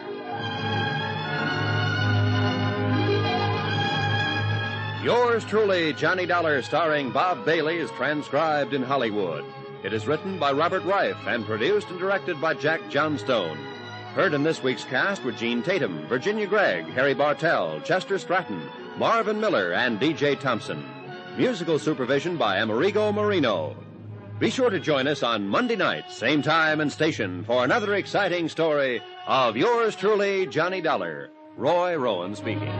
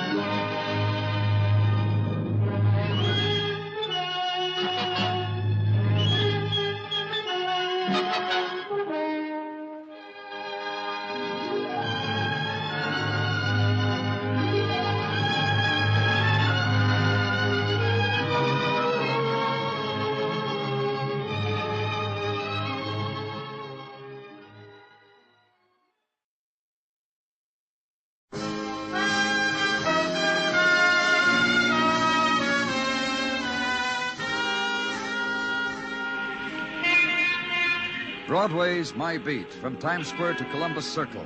The gaudiest, the most violent, the lonesomest mile in the world. Broadway's My Beat, with Larry Thor as Detective Danny Clover.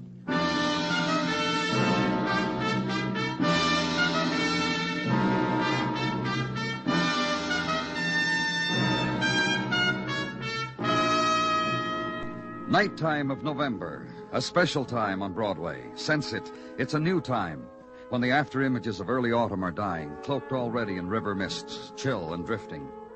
And sense this, that winter is already at a place not far away, drifting too, hung from a pale moon, scudding over the city and making new shadows. Hurry, it gets dark quickly.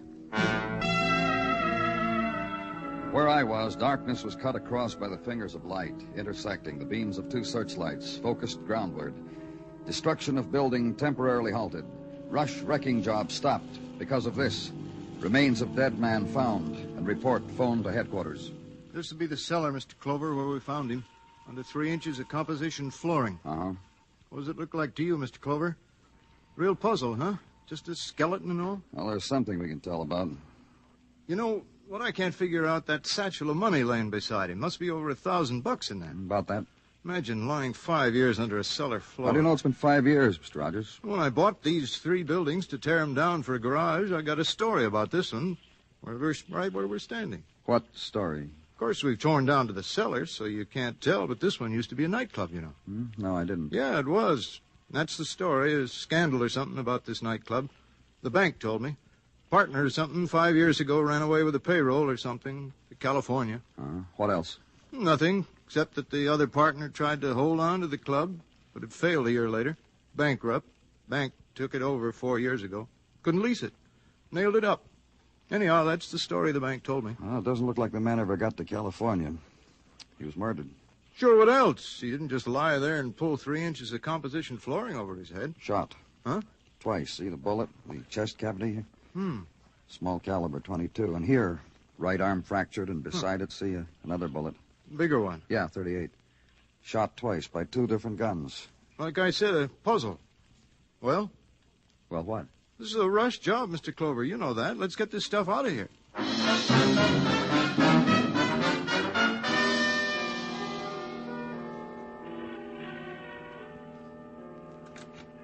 Good morning, Danny.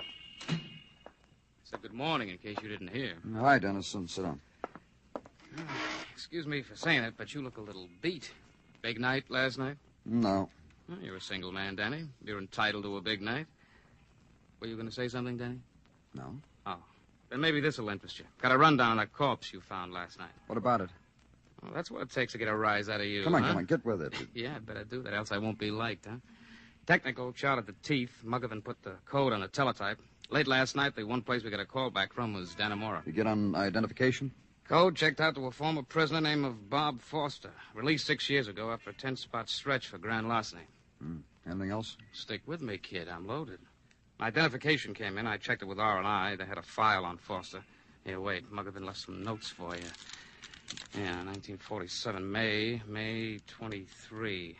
A year after he was out of Dannemora, Foster was wanted on suspicion of grand larceny. Packed a satchel with his partner's dough and ran out on him. That would be the satchel you found. Who was his partner? A fellow by the name of Joe Turner. He and Foster opened a nightclub together, Blue Sheen. A year after Foster allegedly checked out with his partner's dough, the joint went into bankruptcy. And the word is Joe Turner cried his heart out at the time, beat his chest, called his partner naughty names. Any lead on Turner? And one of the boys traced him to a hotel on West 12th. Only the hotel is out of business now. Management converted the place into offices. Nobody knows what became of the hotel records, so... So an all-points bulletin on Joe Turner, huh? Yeah. Is that all? Yeah, it's got a girl type in it, too. Aggie Blaine. Used to do a poker with clever parakeets at the boys' nightclub. The last known address, let's see, 1326 West 34. You did real good, Dennison. Pull up a minute, Danny. There's more. Oh, what? Those bills you found in the satchel. What about them? Their serial numbers were in series. Must have been the nightclub's payroll. A few weeks after Foster went up in a puff of air, 5 20s out of the same series turned up in sunny California. That's all? Now I can go? Yeah, you can go.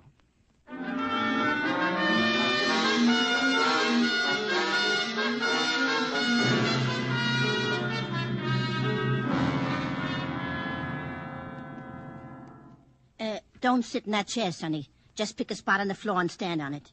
The floor, not the rug. This okay, Miss Devlin? Floors don't belong to me, Sonny. Furniture does. Let's not louse up the furniture, huh? What do you want? Some information about a girl named Aggie Blaine. My niece, brother's daughter. Brother's dead. Went out without muffler and rubbers, winter of 36. Got himself a flu that wouldn't quit. Fell over in his face next day. Never got up. Where's Aggie? My niece? That's what you said. Blew out of here a long time ago. Don't know whether she's alive, dead, or what all. Could be married to the king of Turkey for all I know. How long ago did she leave? Oh, been 5 years. Used to be a dancer, Aggie was. Used to. Hey, don't lean on the furniture, Sonny. Pretty furniture, huh? Huh? Yeah. Yeah. New as the day I got it. You want to sit down? We go in the kitchen. Not in the parlor. Not on this stuff. What do you do, Miss Devlin? Huh? Your niece used to live with you. She's gone now. What do you do? Take in roomers? You mean sublet like that? Huh? What for? Who needs it? Retired, huh? It's nice. And all this furniture, ornate. Huh? Oh, you mean tricky with the curly cues and the things, huh? Yeah, all mine. Bought and paid for. Let's get back to Aggie, Miss Devlin. I don't know if she's alive or dead. I told you she used to dance at a nightclub called the Blue Sheen. With pigeons. A blue one and yellow one.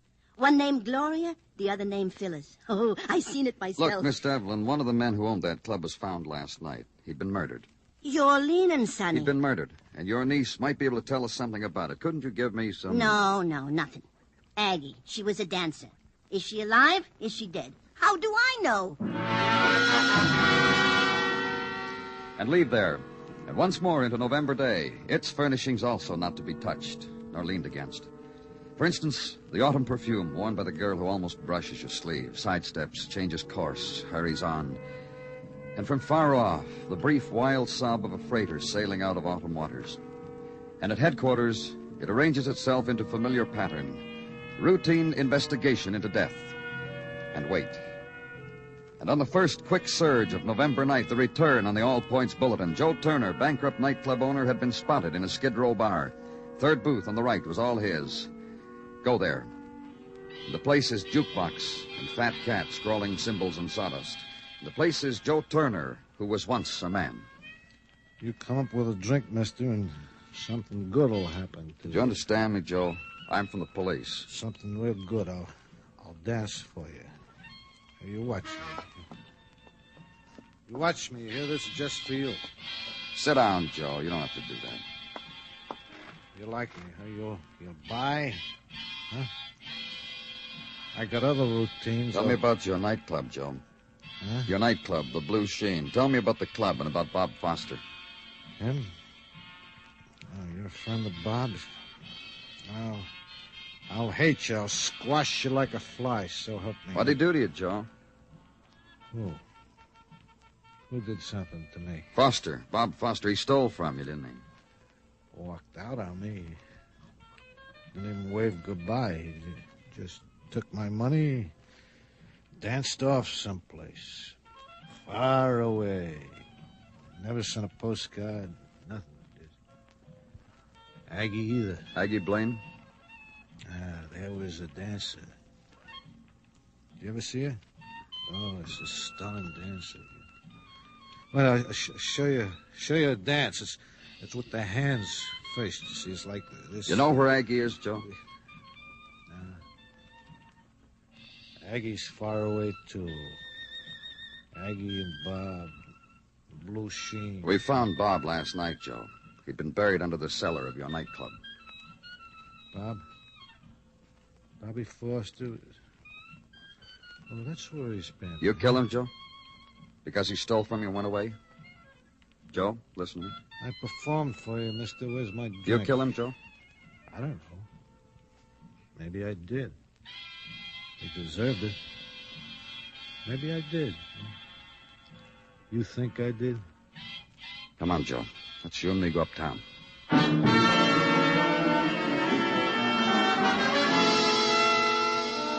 book him. Charge, suspected felony, murder. Turn him over to the policeman schooled as to proper procedure and proper jail tier and proper cell. And back to the office and sit at the desk. Far away, a light is turned off, and another. And a swollen sag of gray suddenly hangs from the black sky. Morning folding over the horizon. Danny, downstairs, come on. Down the corridors and the steps, and outside is damp and still night. Ambulance just pulled in. Phoned it upstairs. I got it.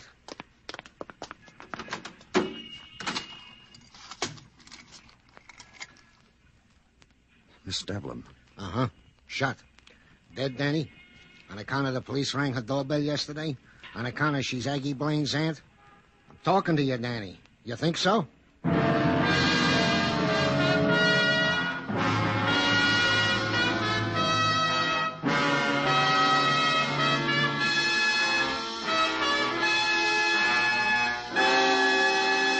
You are listening to Broadway's My Beat, written by Morton Fine and David Friedkin, and starring Larry Thor as Detective Danny Clover. Two outstanding events on CBS Radio tomorrow in the daytime. For one, the Quiz Kids return to the Star's Address to begin another series of their breathtaking mental gymnastics. Professor Joe Kelly will be in charge of the Little Wizards, and they'll all be waiting for you to join them tomorrow on most of these same stations. The other big event tomorrow is the American radio premiere of Christopher Columbus, Darius Milhaud's famous opera conducted in concert form by Dmitri Mitropoulos. It's the featured work on the New York Philharmonic Symphony, heard on most of these same stations tomorrow.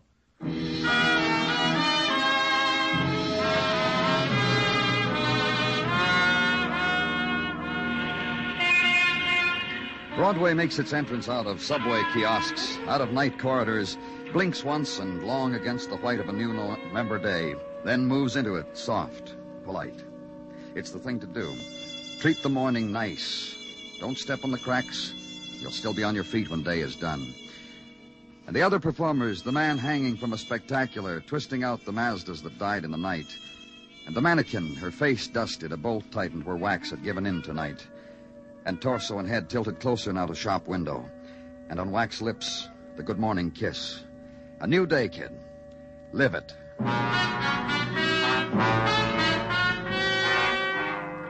And at headquarters, November morn, is Sergeant Gino Tartaglia dipping a finger into a container of coffee. Just testing, Danny. Oh? You leave these things to the whim of that new girl in Ballos Delco.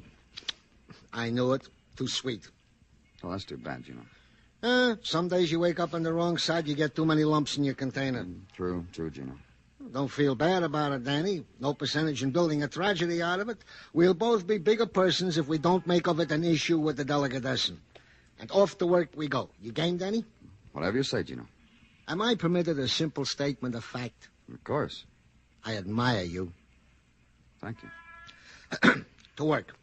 Wino Joe Turner is still in the drying out tank. Also, ballistics has established that in the murder of Miss Devlin, aunt to Aggie Blaine, the murder weapon was the same that 5 years ago did do in Bob Foster, suspected absconder with his partner's loot. The same weapon, huh? Indeed. The bullet that was found in the chest cavity of the remains of Bob Foster bore the same markings, riflings, as the bullet extracted from Miss Devlin. Ergo, same weapon was used. Small caliber gun, Danny, 22. Then whoever killed Foster 5 years ago is still around. Which brings me to Miss Aggie Blaine. Oh, how? That in a routine perusal made by our boys of vital statistic records, a marriage license date of July 30, 1947, was found made out to one Aggie Blaine and one Herbie Morse. They find the... Don't interrupt, Danny. A check was made on said Herbie Morse and was found that he owns a drugstore on 23rd, corner of 9th. That's how. You care for my coffee, Danny? No, but thanks anyway, Gino. Thanks for everything.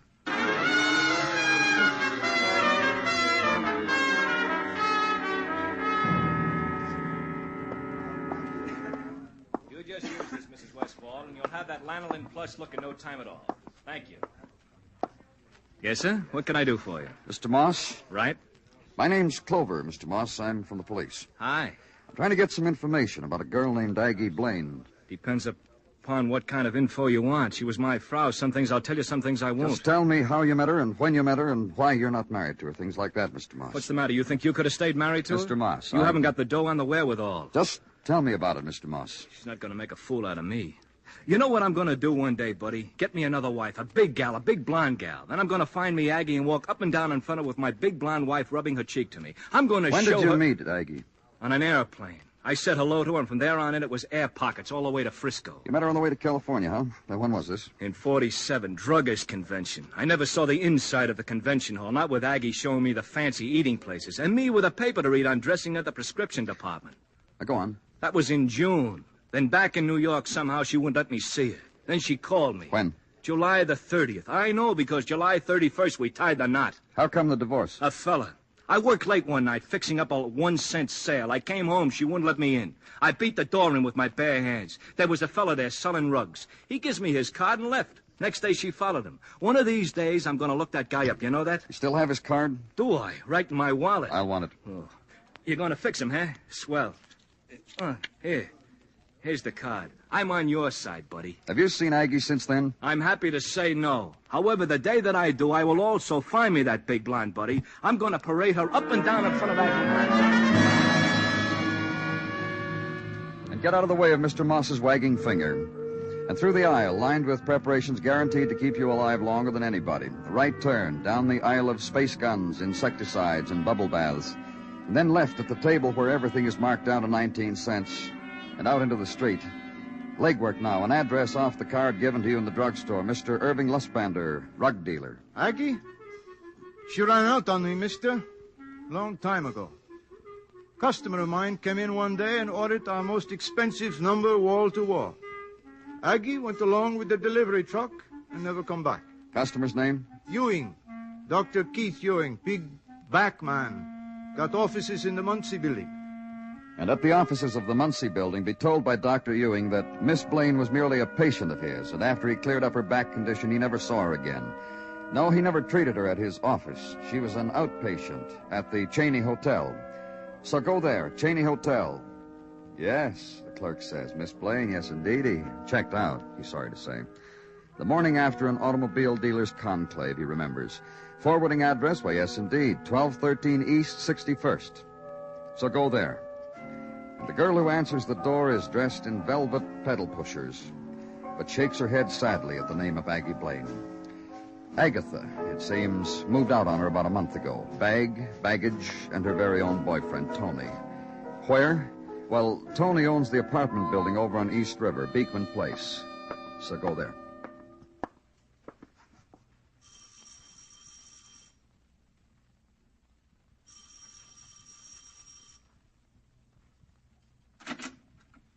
Yes? I'm from the police, Danny Clover. And I'm too desperately sorry because whatever it is, I can't use it. Let's talk about it inside, Miss Blaine. Oh, but then we'd be committing something or other, wouldn't we? Oh? Oh, yes, there must be a city ordinance or something. You see, I'd let you in here and we'd talk or whatever, and all the time you'd be operating under false pretenses. Naughty. Tell me about it. You see, dear boy, I'm not Miss Blaine. Not the girl you need. Not Miss... What, Blaine? Aggie Blaine. Girl who used to work at a club called the Blue Sheen. Danced there with birds. With birds? Oh, how desperately thrilling. That's what we'll talk about, huh? Of course, let's. I haven't indulged in anything so pulpy in years. Nightclub dancer with birds, man of the police knocking at my door.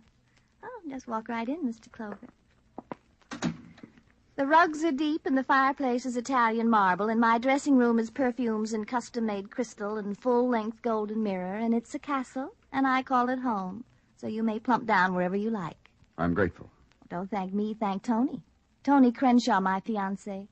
Nothing's too good for you, Agatha, he said, and he's loving it. I get this shack on our wedding day. All mine. Oh, that Tony, he's a charm, all right, all right. And now you're Agatha... Agatha Raines. Always was, always will be. Oh, I almost slipped. Soon, Agatha Crenshaw, Tony's wife. You want to hear about Aggie Blaine? Oh, dying. It's how we met, we two. Yeah, speak to me of Aggie. 5 years ago, she was a dancer at the Blue Sheen. Yeah, there were feathered creatures. You said all There that. was something else. A man named Bob Foster. Just one man? Well, this dancer couldn't have been very good. Bob Foster, ex-con, 5 years ago, 1947. Partner in the Blue Sheen. We found him the other day buried under its cellar flooring. He'd been shot twice, murdered. Oh, tell me you're not making this up. Because if you are, I die of disillusion. It's so desperately sordid and thrilling. You ever know this Bob Foster? Not till this precious instant. But don't let that stop you. Go on. Aggie Blaine had an aunt, Miss Devlin. Yesterday, she was murdered with the same gun that killed Foster. Isn't that always the way? Another thing about Aggie Blaine. In 1947, she met a man on a plane to California. When they came back here, they got married. A man named Herbie Moss. Serves the girl right, killing her aunt and that Foster fellow. Yeah. Get your things. We're going downtown. Oh, such a short time, and we so well know each other. Already you're taking me out. We want you for suspicion of murder. Get your things. Oh, it's a lovely day, and when I got up, I didn't know what I'd do with myself this morning. And you've come up with something. Let's go wherever you want, Mr. Clover.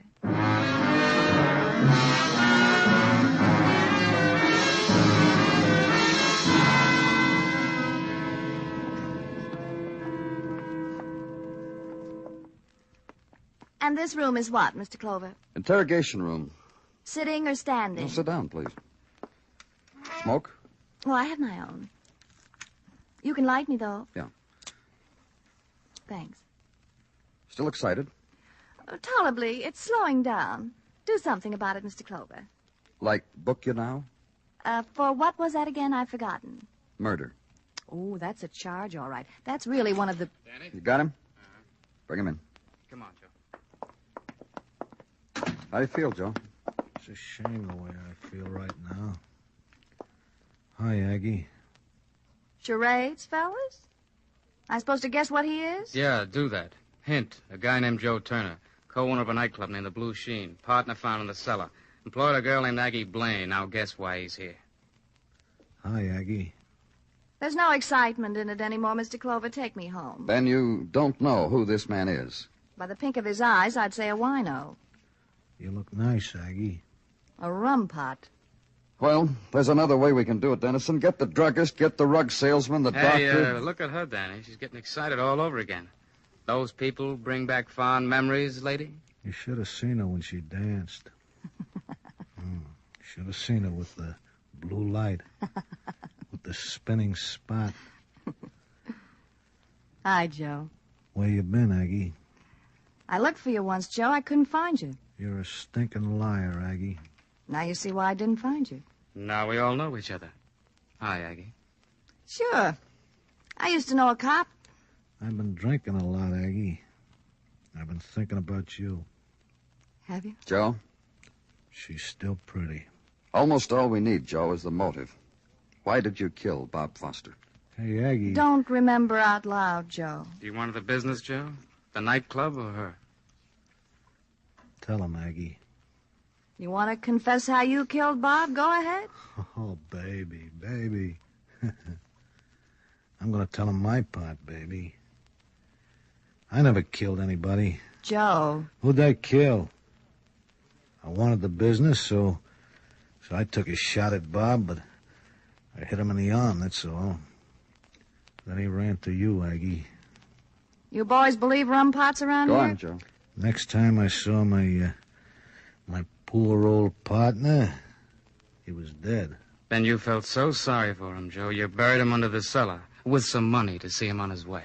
Oh, that Aggie, she's got a mind on her. She figured it. Go ahead, Aggie. Show the fellas how you got a mind on you. Mr. Clover? Uh-huh.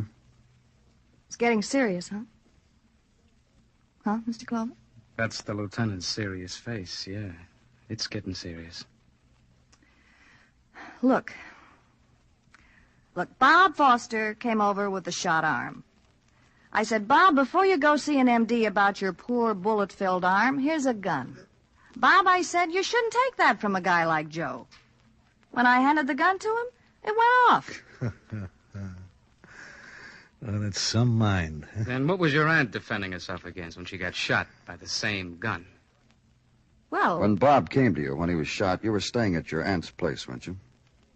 Well, yes, I was. Your aunt knew what happened. Blackmailed you. Hey, how about my aunt's furniture? A scream, huh? Furniture, income, proceeds from blackmail. Was your aunt dead, Aggie? I didn't know. Gee, you're all alone, huh? She lost the whole thing for us, Joe. This policeman came calling. She got panicky, called me up and said she was going to talk. You see? Yeah, sure. From the first she lost it, Joe, you and me. As soon as I got back from California, remember? Now, how about that California trip, Aggie? Great. Just took a flyer to plant some of that money Foster was supposed to have stolen, to make it look like he'd run away to California. Hi, Joe. 5 years, honey. I've had a lousy time. What about you? Great. A time. A real time. You're still lying. Yeah. I've missed you, Joe. We probably see a lot of each other now. For a time.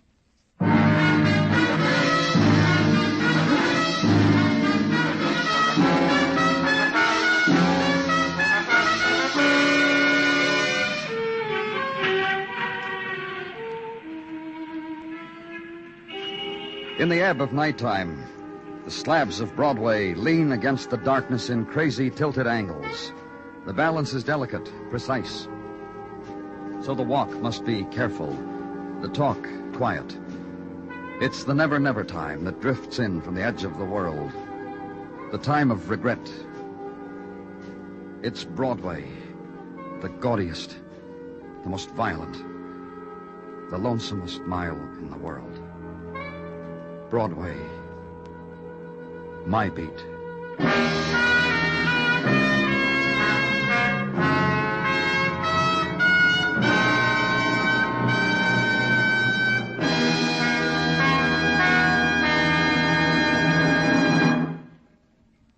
Broadway's My Beat stars Larry Thor as Detective Danny Clover, with Charles Calvert as Tartaglia and Jack Crucian as Muggavan. The program is produced and directed by Elliott Lewis, with musical score composed and conducted by Alexander Courage. In tonight's story, Mary Jane Croft was heard as Aggie Blaine, and Sheldon Leonard as Joe Turner. Featured in the cast were James McCallion, Ted Bliss, Martha Wentworth, and Peter Leeds. Bill Anders speaking.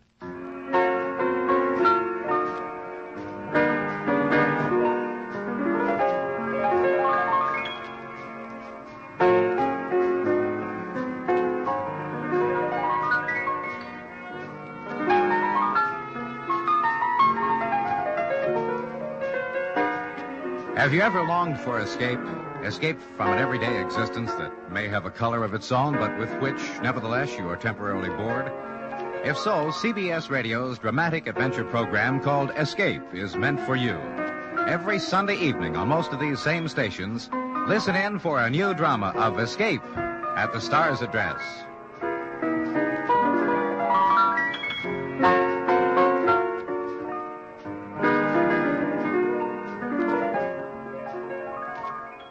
And remember, Amos and Andy are here every Sunday on the CBS Radio Network.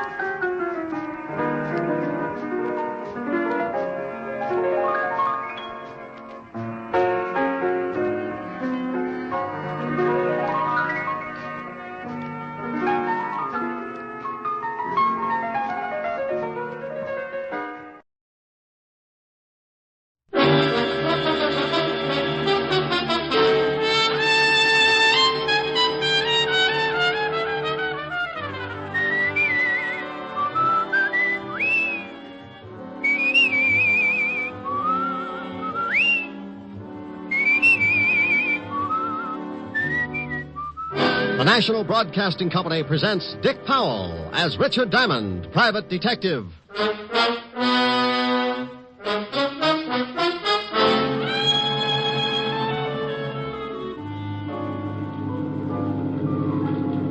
Sorry you're coming along, Diamond. Yeah, I'm beginning to be sorry myself. You should be. We're heading for open sea. Looks like it'll be a long ride. You don't know how long, Diamond. We're getting into open water. You're about to go swimming, deep sea style. How far is it to the shore? About 5 miles now. I can make it. With a hole in you? And here's another exciting half hour with Richard Diamond, private detective, starring Dick Powell.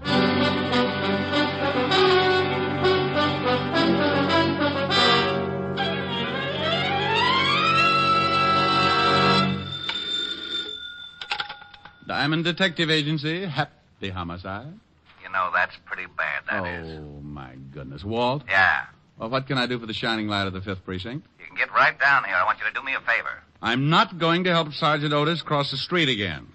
Tell him to get a governess. This has nothing to do with my brainy sergeant. Now, will you come down? Well, all right. Business is slower than a drunk turtle, so I'll be there in 10 minutes. Thanks. Forget it. You know what I always say, Walt. No, what do you always say? Bye.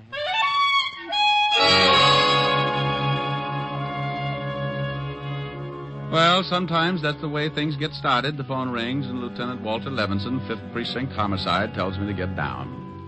One word from him, and I do as he pleases. So I buttoned my collar, pushed my tie back up into strangling position, and 10 minutes later walked into the squad room of the 5th Precinct, where, as always, the king of the jungle was on hand to greet me. Well, good morning, Shamus. Sergeant Otis. Oh, my goodness, you look terrible. Oh, what's wrong? Well, it's pretty obvious. You've been sleeping in the wrong position. What are you talking about? Oh, Otis, stop trying to be a sport. Get rid of the bats in your house. They're used to hanging upside down. Oh, for Pete's sake. The lieutenant in? He's expecting you. Go on in. Thank you, Sergeant. Hello, Walt. How are you, Rick? You been needling Otis again? Oh, a little. Now, you gotta stop that. When you come in, he begins to sulk. I got to work with him all day. Be happy, Walt. Be happy. Think of the 16 hours you're not with him. All those other people, jumping off bridges, turning on the gas, beating each other with hot paper sacks. Okay. Now, what's with you? Oh, well, this is a pretty ridiculous thing, and I'm in a tough spot. Well, I'm pretty tough, and you look ridiculous, so let's have it. Huh? Oh, well, we got a tip that a guy named Wells had a stash of stolen jewelry. You said had a stash. You mean he hasn't got it anymore? That's right, we have. Well, what in the world are you mixed up in it for? It's not your department. It wasn't, but when the robbery boys got over to this guy's house, they found him dead. Oh. Murder. Shot through the head with a small caliber automatic. How about the jewelry? In the water pipes underneath the sink. About $100,000 worth. What do you want me for? Wells' wife says the jewels are hers. We don't believe it. What did you do about it? We put out traces on the jewelry, went through all the regular channels to find the owner. Nobody identifies it. And if we don't get a claim soon, I've got to give them to her. You mean you got to turn them over when you think they're stolen? We know they're stolen. They got to be. These people don't have the fare for a fast meal at the automat, but we can't prove it. What about the guy who gave you the tip on the jewels? Said his name was Mario Cimino. Disappeared. You got any lead on who knocked off Wells? We're holding his wife, but we haven't really got a thing. No weapon, no motive, no nothing. So you want me to see what I can do? Yeah, whole department's in the spot. Can you imagine what the press is going to say when I turn these jewels over to the wife? Yeah, could be rough. But what in the world can I do that your whole department can't? We've got to solve this thing fast. Or turn the jewels back. Right. Got a murder to solve. We got a jewel theft to solve. Oh, that's nothing. It's really nothing. Should be a cinch. No, not for a cop. He wouldn't be able to put on the right kind of pressure. What do you mean by pressure? Well... Mrs. Wells? Yeah.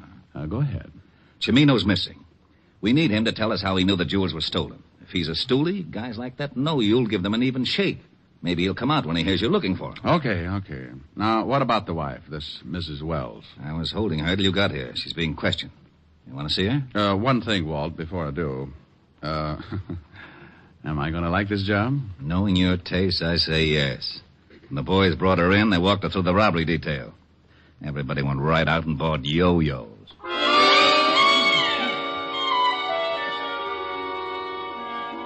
Walt got up then, hid his yo-yo in the closet, led the way downstairs to a small room.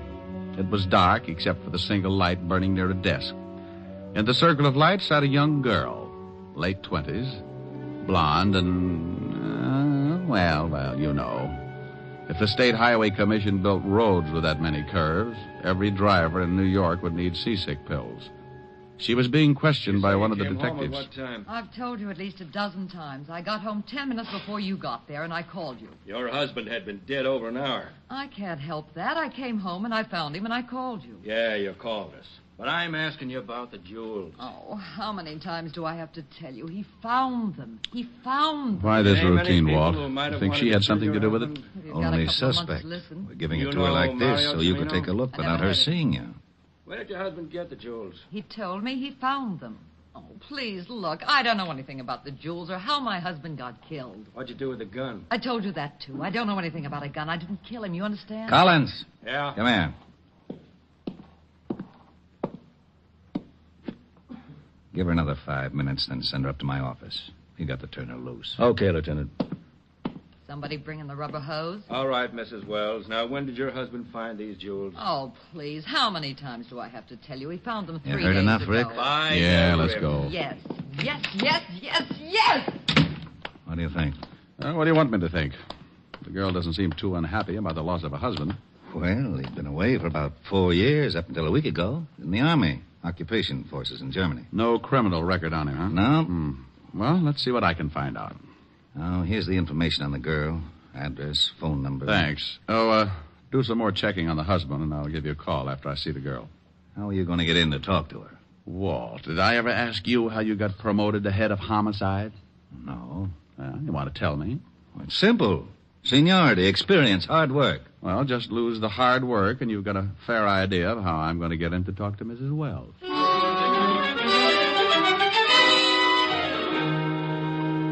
Well, I had to solve a murder, a $100,000 jewel theft, and get the dear old police force out of hot water. All I knew was that a man named Wells had been shot, and another guy named Mario Cimino had called the law and told them about a hatful of jewels that didn't seem to have been stolen from anybody. To clean up a mess like that would take a lot of doing. So I went about it in Diamond's most routine fashion, as unorthodox as possible. I grabbed a cab, slipped the driver a $5 to romp over to Greenwich Village a little faster than usual, and before I could say, look out for that streetcar, I was standing in front of a door with a small tag over the bell that read, Vladimir Sokolovsky, artist. Vladimir was an old friend of mine who hears all, sees all, and tells all for a small price. Who is it? Come on, Vladdy, open up. Go away. It's Diamond, Vladimir. I trust no one. You might be working for my landlord. No, I'm alone. Scout's honor? Cross my heart and hope to swallow my Emmys. Товарищ, здравствуйте. I haven't got much time, Vladimir. Huh? I want you to do me a favor. Oh, for you a portrait costs only $50. No, no pictures, Vladimir. Tell me, ever heard of a guy named Mario Cimino? Oh, but of course... No. Paid your rent? Same answer. I have a small $10 bill here. Tavares, you would attempt a lowly bribe. Well, what do you know? Here's another 10. I would ask you to stay for lunch, but Greenbaum won't even let me look in his delicatessen window anymore. You understand. 25? I only do it because Stalin and I do not agree. Mario Cimino.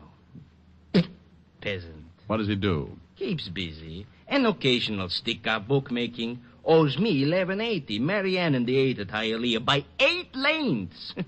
Such a filly. Vladimir. Mario Cimino? Oh, yes, the lowlife. For him to find a friend would be like Rasputin running a Lonely Hearts Club. Where can I find him? I don't know. Vladimir. It's the truth. Scout's honor? But of course, if I knew where that peasant was, would I not collect my $11.80? Of course I would. Scout's honor, see? You hold up 3 fingers, Vladimir. Oh, a Cub Scout. When was the last time you heard from him? When he took my $2 that wins me $11.80. He was in the fish business. Oh, fish business? Yes, I know, because he brought me 2 halibut, which I promptly made into magnificent stew for my landlord. Was miserable. The stew? No, just the fish. Believe me, Tovarish, those 2 halibut were so old, they remember Jonah. Was he selling fish? Catching them. He had a boat. When I went down there to collect my $11.80, the bum wasn't there. Where did he keep the boat, Vladimir? A disgusting place called Schooner Landing. Places like that should be in Siberia. Stinks. Well, thanks, Vladimir. Ничего, товарищ. До свидания. Oh, Chichornia, Greenbaum's delicatessen, will you be surprised? Greenbaum's delicatessen, Greenbaum's delicatessen, Greenbaum's delicatessen. Hello, Abe. Send up the works. Champagne, caviar, salami. I am a capitalist again.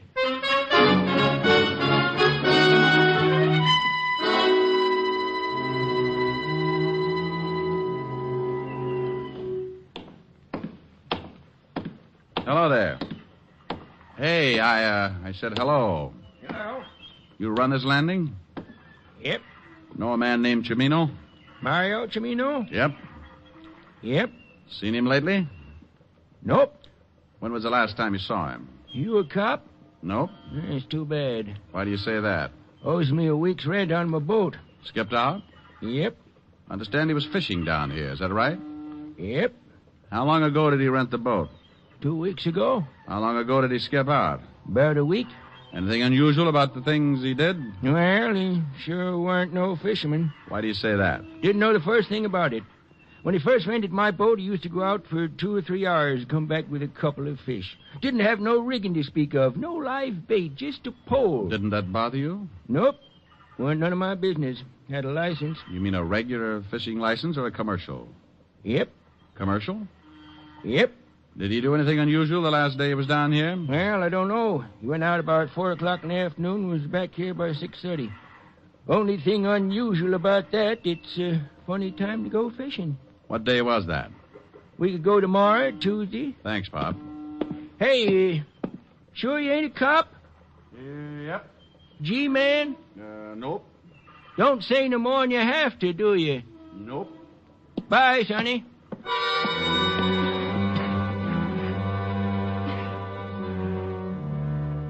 Well, I left the old boy sitting on the dock trying to figure it out and headed for the city hall. Mario Cimino was closer now. I knew a little about him. His whereabouts up until a week ago and the fact that he'd taken out a commercial fishing license. The license I wanted because it would have a picture of Cimino on it. The picture I could turn over to Walt and then we could get out a description on him. I arrived at the city hall, went in, found the department that issues the licenses. They checked with Walt at the station, and 10 minutes later I was heading for Mrs. Wells' apartment with a fishing license and a pretty good photograph of Mario Cimino.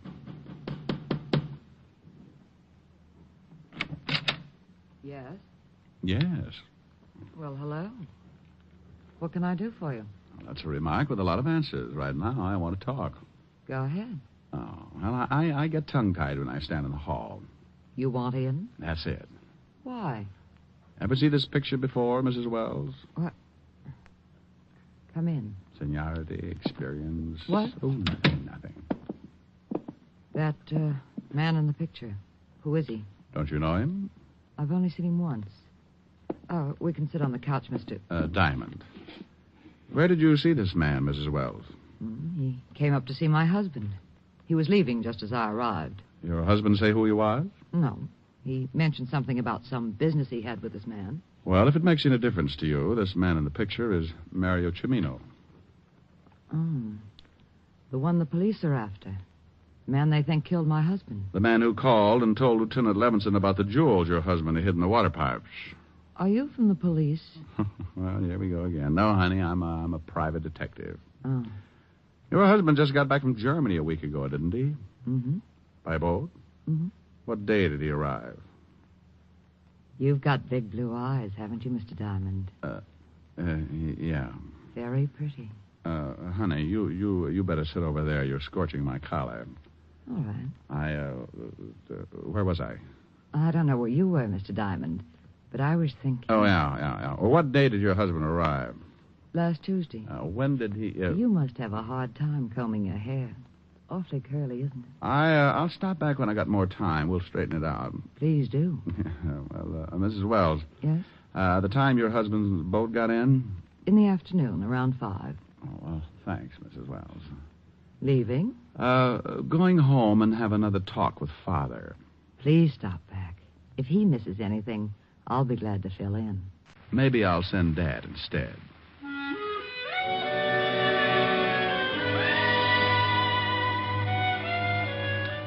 It was a little hard getting out of there because my shoe leather had started to burn and my number 10s were beginning to turn up like skis. I rocked my way down to the cab, did a slalom around 2 lamp posts and a fire hydrant, slid into the back seat, and 20 minutes later I got out across the street from the 5th Precinct Police Station. I was just stepping off the curb when... Hold it right here, Diamond. What? Don't move. Don't turn around. Oh, well, I hope that's a pipe you got in your pocket. If it is, it's the first one you'll ever see with a trigger on it. Keep smiling and walk back over to that alley. Oh, okay. Have to poke a hole in me. Better to have it poked than blown. Hey, your dialogue's pretty bad. It's fine enough. Now, your name is Diamond, isn't it? Well, I'll tell you what I'll do. I'll tell you mine if you'll give me the gun and let me make you tell me yours. Your dialogue's as bad as mine. Yeah, I guess I deserve that. Okay, I haven't got much time. Give me the picture. Oh, I can't do that. You better or I shoot you. What will Mom say? What's your mother got to do with it? She took it. It's the only one of me on a bear rug, facing north. The picture of Mario Cimino. I'll give you 3. 1. Okay. Thanks. Now stay put.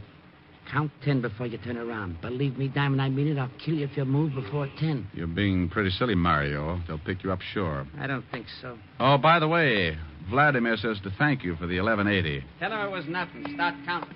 1, 2, butt my shoe. 3, 4, close the door. 5.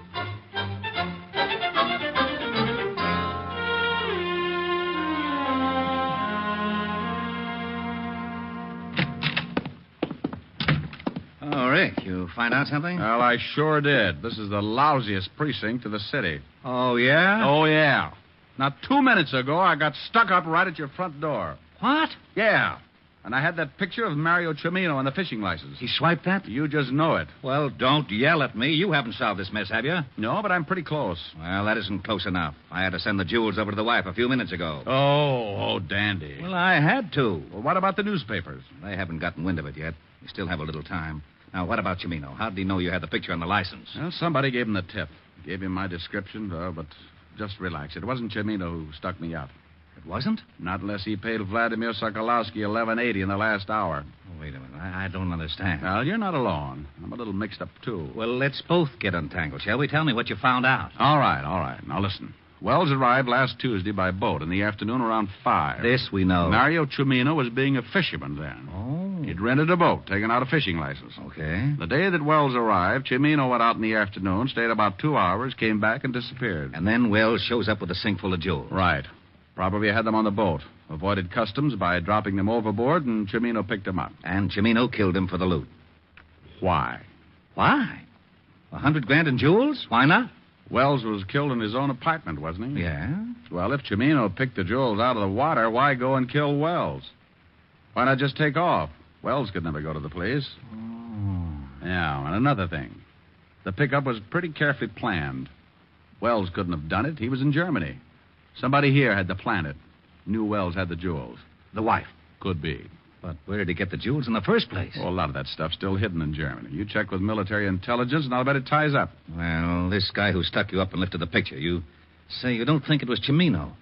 Maybe there's a third party. Could be, but I doubt it. I got a hunch, Walt. Take me down to the morgue. I want to take a look at Wells. Okay, let's go. You owe me $25. 25? For what? Oh, small bribe. Oh, well, here. What's this? It's as good as money. Tickets. Policeman's benefit. Oh, gee, Walt. You know something? What? You're a real sport.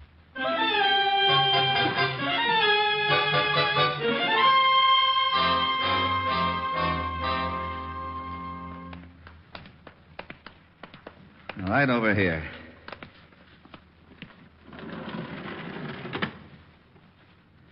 Well? Bullet didn't help his face. No.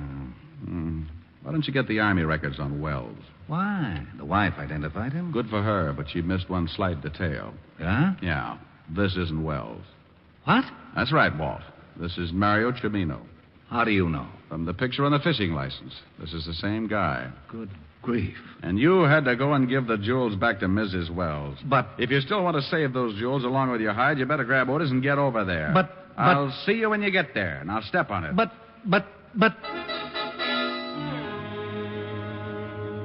I left Walt in the middle of a butt and took off for Mrs. Wells' apartment in a hurry. On the way over, I went through the facts. Chimino was dead. The body in the morgue wasn't Wells. The jewels were undoubtedly the motive, and unless I was wrong, I'd have to move fast to stop them from leaving the state. I went out of the cab and up the steps to Mrs. Wells' apartment. I reached the door and tried it. No luck, so I went in anyway.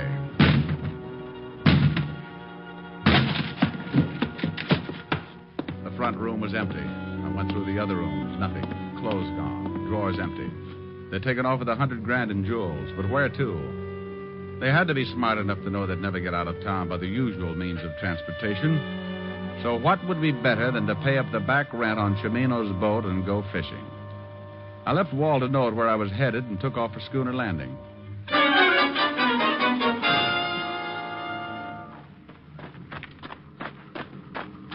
Hello there, Sonny. Papa, which boat was Mario Chimino renting? That one just getting ready to go out right over there. Thanks. Go get him, Sonny. I knew there was something fishy when they paid up on Chimino's back. Oh! Well, good afternoon. I represent the sleep-type mortuary. What is it? We've got a passenger. Good afternoon, Bob. Diamond. Everybody seems so surprised. I'm sorry you're coming along. We're headed for open sea, Diamond. Well, I might as well take off my shirt and get a tan. Take the wheel, Lois. Leave your shirt on, Diamond. You can take it off when you go for a swim. Oh? And don't get any ideas. I don't want to shoot you until we clear the breakwater, but I will if I have to. You're Wells, aren't you? That's right. How did you figure it? Well, partly guesswork. The fishing license tipped you Chimino was dead, not me, huh? That's right. You didn't know whether I was working with the law or not, but you had to get that picture to give yourself enough time to get out of the country.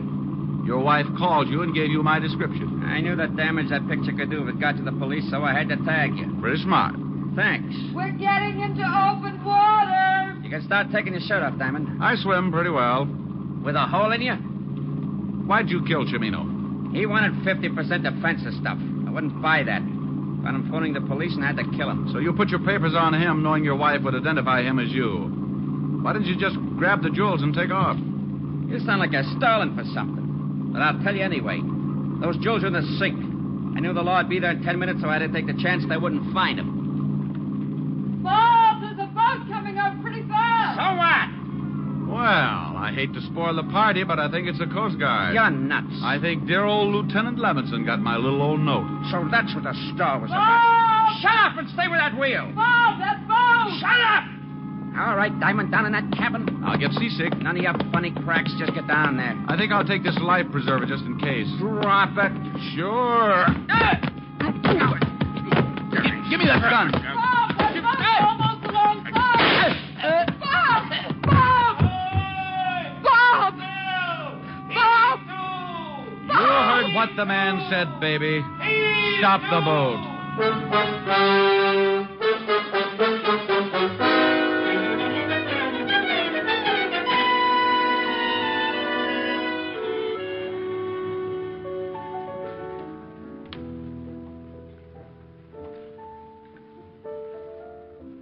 Rick, Yes, Helen?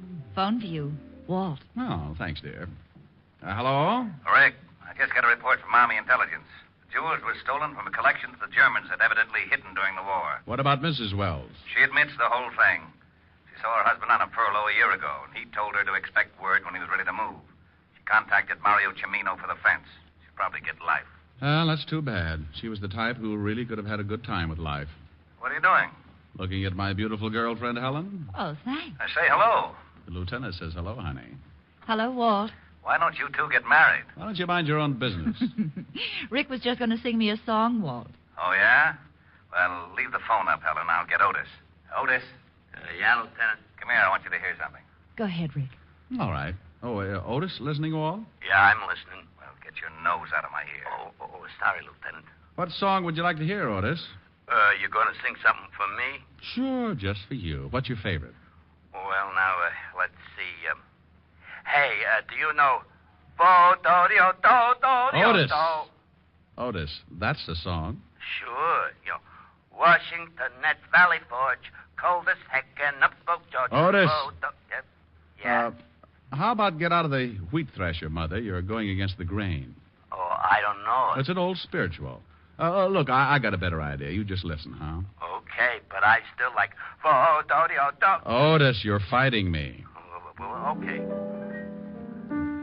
There's a place I'd like to be, and it's back in Tennessee, where your friendly neighbors smile and say hello. It's a pleasure and a treat to meander down the street. That's why I want the whole wide world to know. I love those dear hearts and gentle people who live in my hometown, because those dear hearts and gentle people will never ever let you down. They read the good book from Friday till Monday. That's how the weekend goes. I've got a dream house I'll build there one day, with picket fence and rambling rose. I feel so welcome each time that I return, that my happy heart keeps laughing like a clown. I love the dear hearts and gentle people who live and love in my hometown.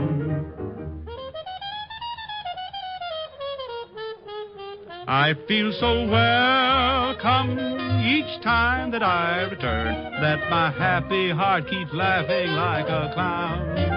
I love the dear hearts and gentle people who live and love in my hometown. Well, did you like that, Otis? Oh, Diamond, you're dreamy. Rick, Otis just swooned. Bye, Walt. Come here, Helen. Aren't they silly? Yes, Rick. Oh, darling, you are dreamy. Oh, Diamond, you devil, you.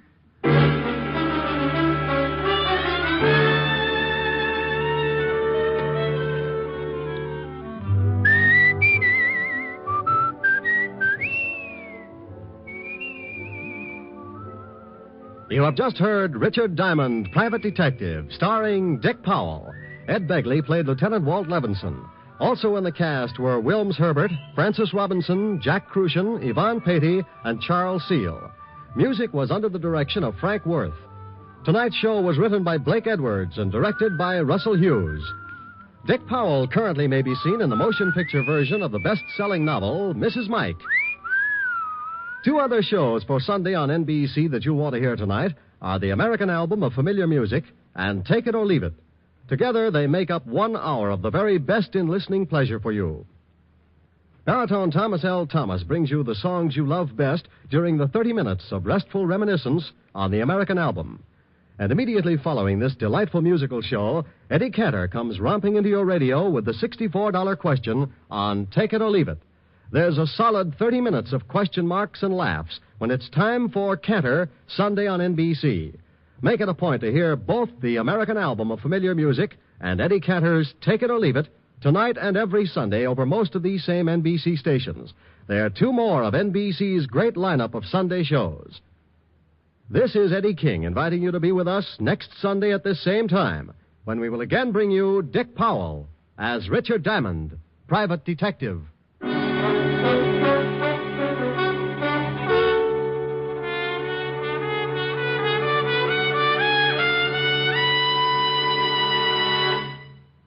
James Melton and Erna Berger star next on Harvest of Stars on NBC.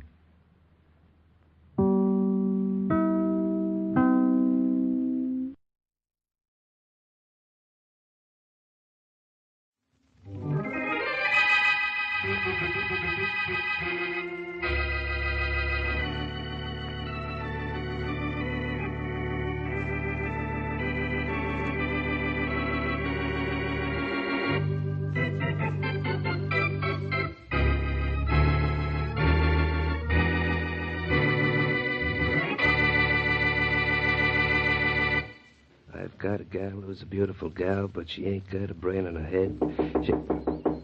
Come in. Hello, Martin. Well, Boston Blackie. Come in, come in. This is sure a big surprise. Surprise, Martin?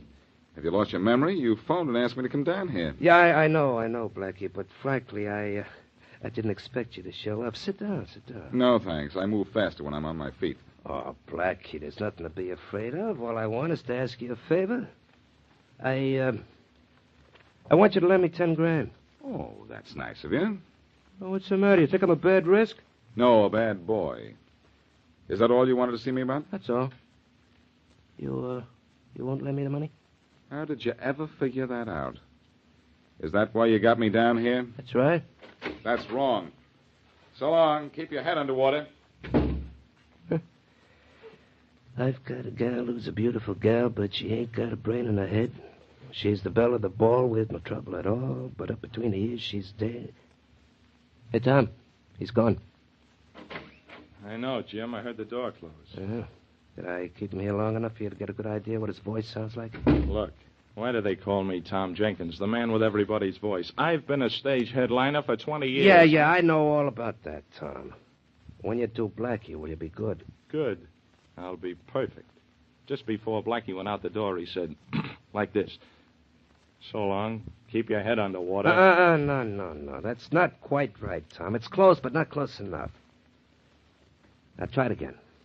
Well, maybe a little lower, huh? More like this. So long.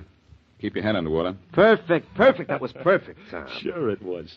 I told you it would be. Now what happens? Now what happens? Now we go to work.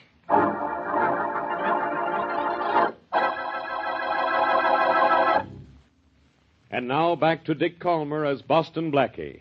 Enemy to those who make him an enemy. Friend to those who have no friend.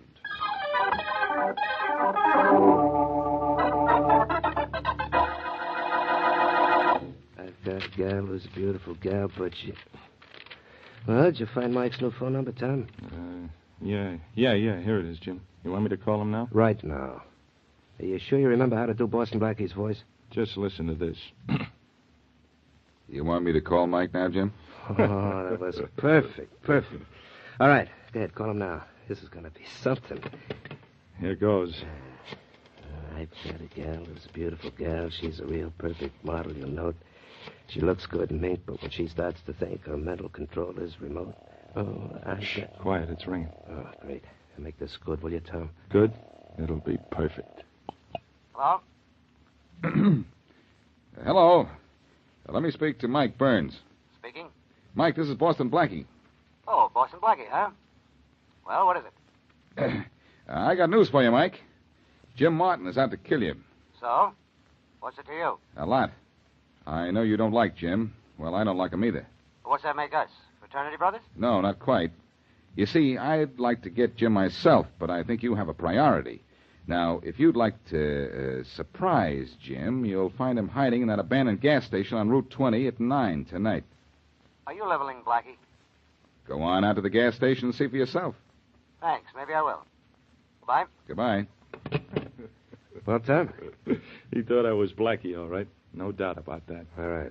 I get on that phone and make the second call just the way I told you. You know his private phone number? Sure. You gave it to me this morning. Oh, yeah, that's right.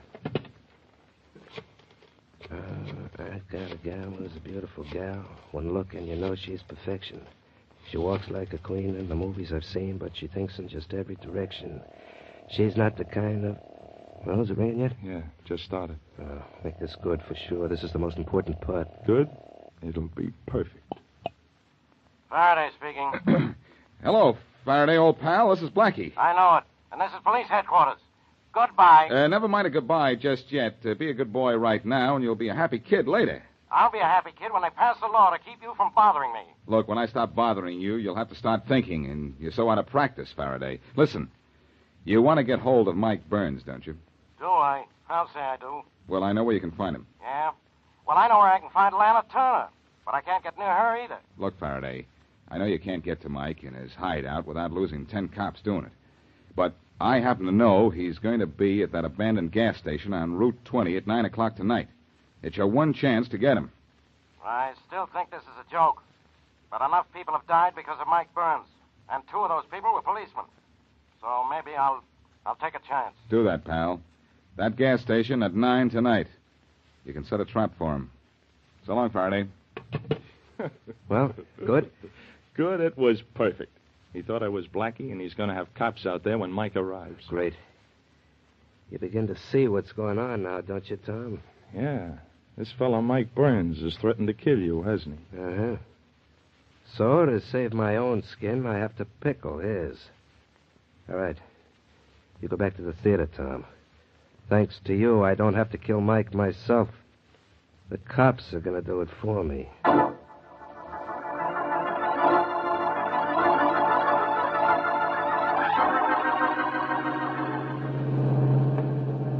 There's the gas station, Mike.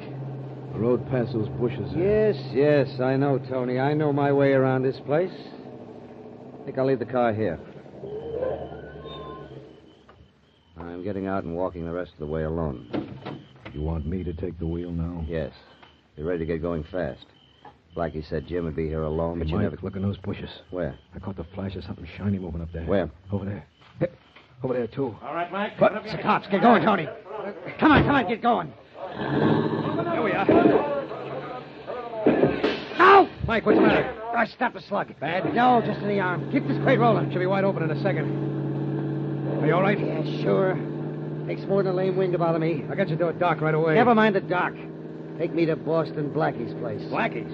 Why? Why? Because he's the lowest, dirtiest rat that ever lived, that's why. He set me up here to get Jim. Yeah, I know, but You see what he really set me up here for, don't you? To walk me into a police trap. I get the whole thing now. And those cops almost got you, Mike. I'll take you to a dock and you'll Oh, be... no, you don't. I'll let the doc fix my arm after I fix Boston Blackie.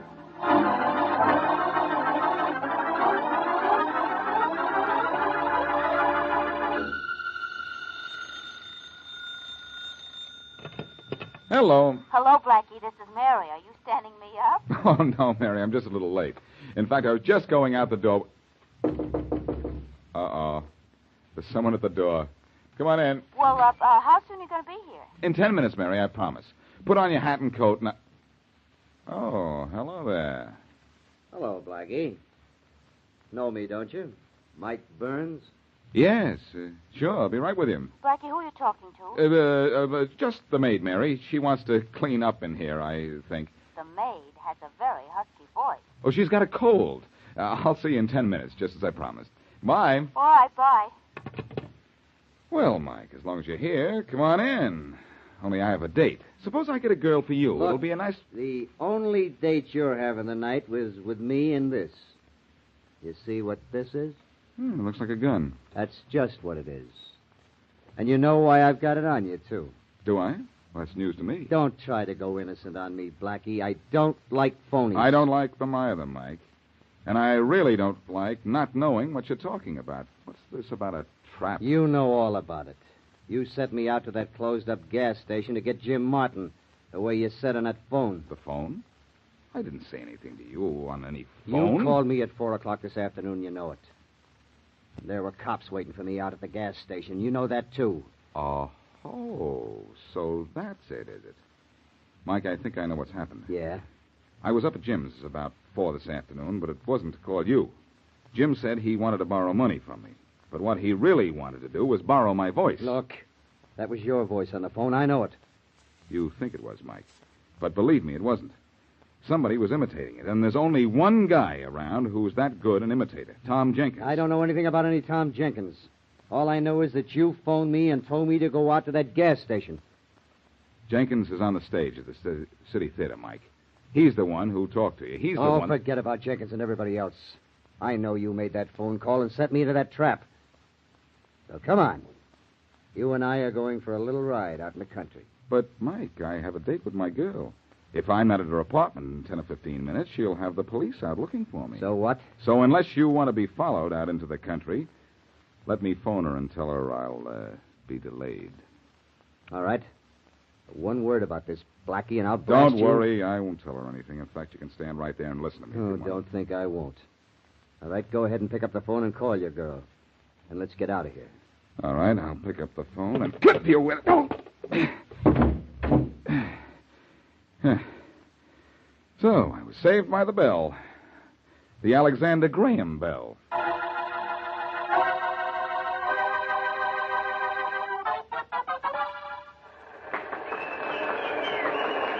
Oh, this Tom Jenkins is a marvelous imitator, isn't he, Blackie? The best, Mary.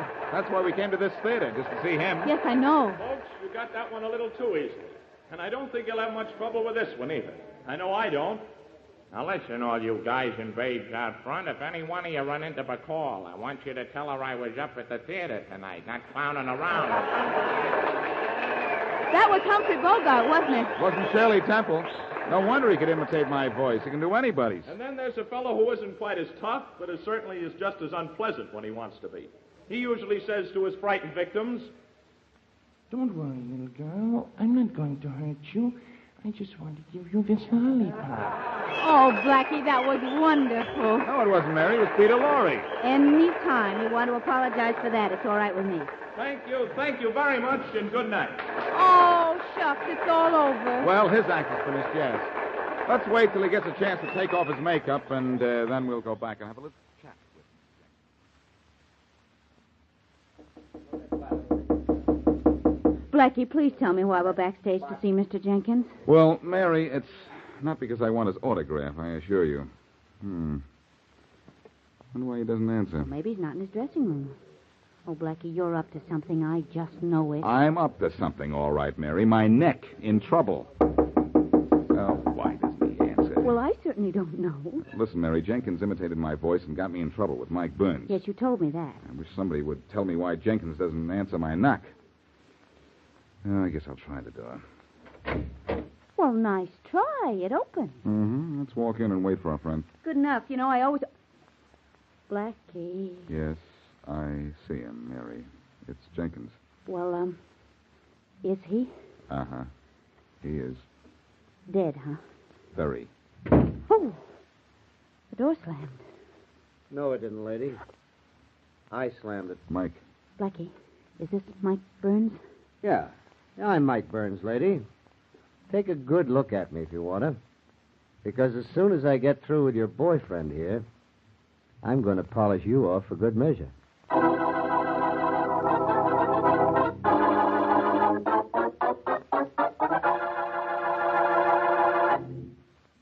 And now, back to Boston Blackie.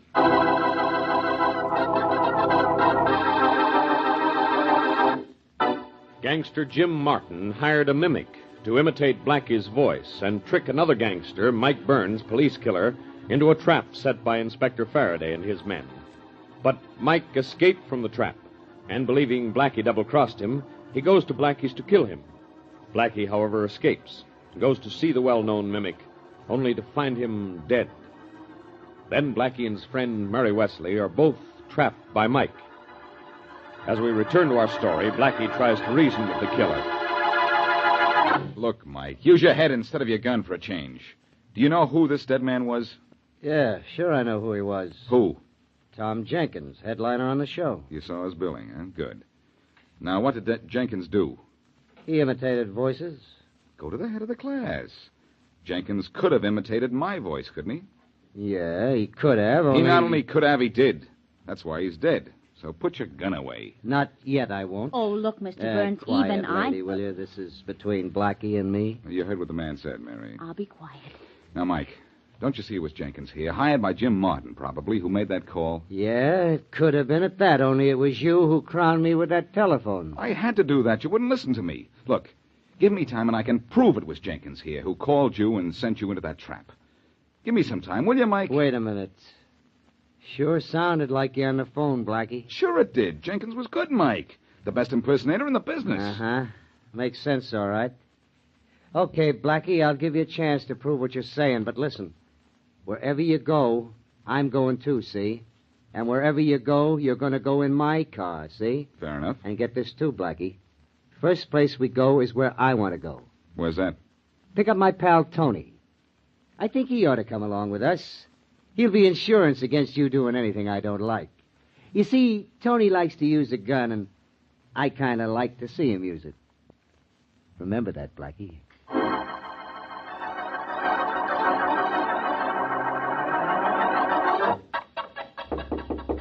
Come in. Here's that report on the murder of Tom Jenkins, Inspector Faraday. Well, it's about time, Stewart. Any dope on the gun? Yeah, it was a .32. Uh-huh. Anything else? Two very interesting things, Inspector. The doorman at the theater described the guy who came to see Jenkins just before his body was found. Yeah? Yeah. There's only one guy that the description fits. Guess who? I don't want to play any games. Who was it? Boston Blackie. Blackie. I might have known he'd be mixed up in this somehow. Okay, send out an alarm for him. I want Boston Blackie picked up. And I don't care in how many pieces.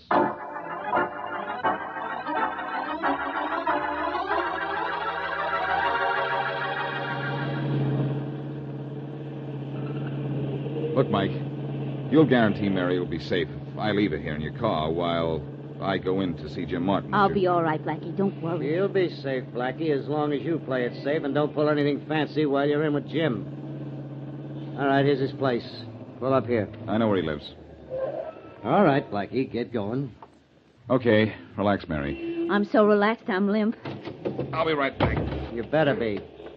Keep a gun on the lady, Tony. There's a gun on her, okay. I'll be back. Don't let those two mugs scare you, Mary. Okay.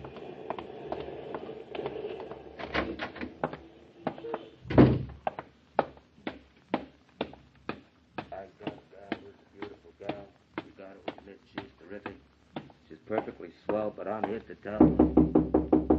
Come in. Hello, Jim. Oh, hello, Blackie. Decided to lend me that 10 grand? Not this time. I'm here because I got a tip that Mike Burns is looking for you. I don't think I have to worry about Mike. No? Well, go to the window there and tell me whose car that is parked just up the street. Ah. What you got, Blackie? That red sedan up there. Do you recognize it? Yeah, that's Mike's. That's right. And in a minute, Mike will be coming in here to see you. What for? You know what for. To get even with you for a lot of things. If I know Mike, he'll come in the back way and through this door back here. You better get your gun out and be ready for him. You're a nice guy for tipping me, Blackie, but I don't own a gun. How about lending me yours? I'm not that nice a guy. Maybe I can find one in a drawer over here. You'd better hope you can. Yeah? I got a gal who's a beautiful gal. She's perfect, I gotta admit. There's gold in her hair, but just under there, there isn't one half of a whip. Ah. This looks like a gun, doesn't it? Yes, it looks like the one I want, too.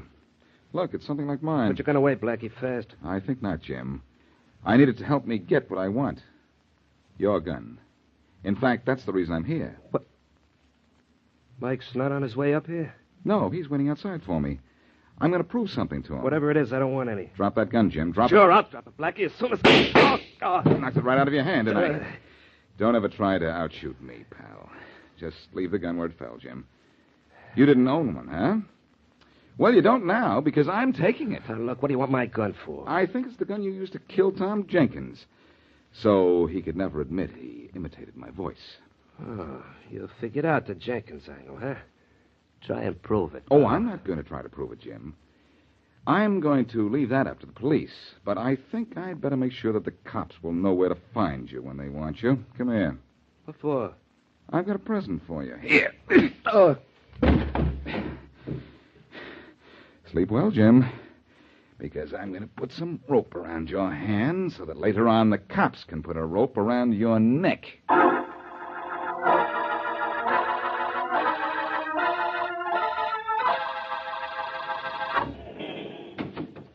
Well, Mary, I see your two boyfriends are still in the back seat. Yes, Blackie? Didn't they think you'd be lonely up here? Oh, they reminded me often enough that I wasn't alone. Start the car, Blackie, and start to drive. Slowly. Backseat driver, huh, Mike? Yeah.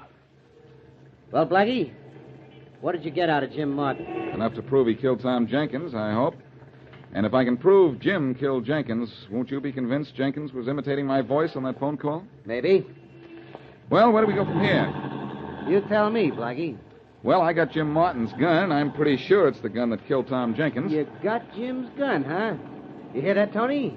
Blackie took Jim's gun away from him. Yeah, I heard him, Mike. Ain't that too bad? You know, Blackie, your time's running out. You ain't convinced me yet. I will. I have an idea. Hey, what's wrong with his car? I don't know. Mike, we're running out of gas. We've been driving around a couple of hours. What? Wasn't the tank full? I ain't sure. Uh-oh. We're stalled. Sorry, Mike, and right in the middle of a boulevard, too. Cop! Don't worry, Mike. I won't say anything to him, except that we're out of gas. Hey, what's the matter with you? Don't you know better than to park in the middle of put the your gun away, boulevard? Tony. I got it hidden, I'll Mike. get out of the car and talk to the cop. He might recognize you, Mike. Yeah, he might at that. Mary, you better get out, too. We may need a little feminine charm. Well, all right, but it didn't help any with those two lads. All right, now, what's the matter here? What's the matter? Come over here to the curb, and I'll tell you all about it, officer. Mary, maybe you can explain to the man. Hey, what's the lady doing with the gun? Tony, can you hear what they're talking about? No, I can't, Mike. And I don't... Hey, Mike, look. Blackie left the ignition turned on. Look what the gas gauge says. What? Hey, we still got half a tank. Blackie stalled his car. Yeah. And I bet there's something wrong with what Blackie's telling that cop. We'd better get out of here. And fast, too. Climb up in the front seat. Let's get going. I'm practically in the front seat now. Come on, hurry. Get this buggy going. Hold on, here we go. Hey, wait a minute, Mike! Tony! Push that pedal down and it goes through the floor. And keep it there till we get out of sight.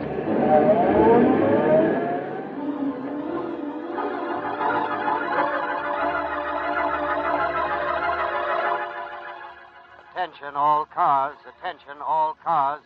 Be on the lookout for a maroon sedan. License plates 7Y602. License number 7Y602. A maroon sedan. Driver is Tony Leeds, and other man in car is Mike Burns, wanted for murder. Approach vehicle with caution. Use extreme care. Burns killer. Attention all cars. Attention all cars.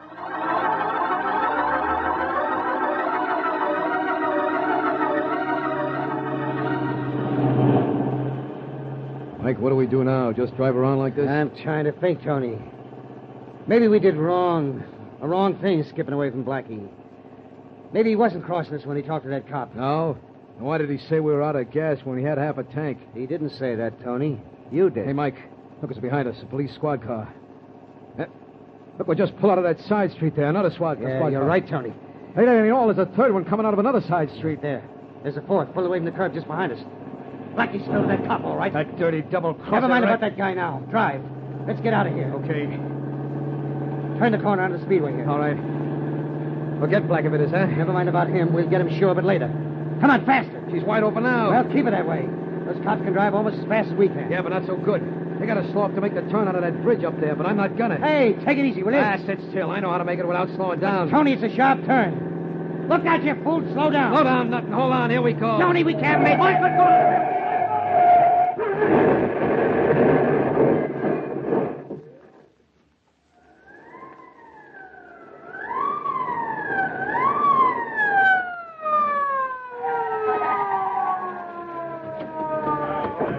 Keep your guns ready, men. They may not be dead. I don't know why they aren't dead, Inspector Faraday. They hit that wall head on. Yeah, I know, Stuart. But we don't want to take any chances. We don't need to worry about chances, Inspector. Tony and Mike took one themselves, and look at them. They're both dead. Too bad. Too bad. Yeah. The end for these guys should have come up the river, not on a bridge crossing it. Yeah, I know it. Hey, look who's here. Hello, Faraday. Beat it, Blackie. I can look at just one bad accident at a time. Oh, now, Faraday, don't tell me that you saw because I solved the Tom Jenkins murder for you, too. You didn't solve anything, Blackie. If Mike Burns killed Jenkins, he also killed himself trying to get away from me. Faraday, you mean you haven't received the gun I sent you? Sure, I got it. I sent it to the lab the minute it was given to me by the cop you gave it to. It's the gun that killed Jenkins, all right. But where did you get it? From the killer, Jim Martin, and I'll tell you where you can find him all tied up and waiting for you. Yeah? Yes. But I've got to leave now because Mary Wesley is at home, all dressed up and waiting for me.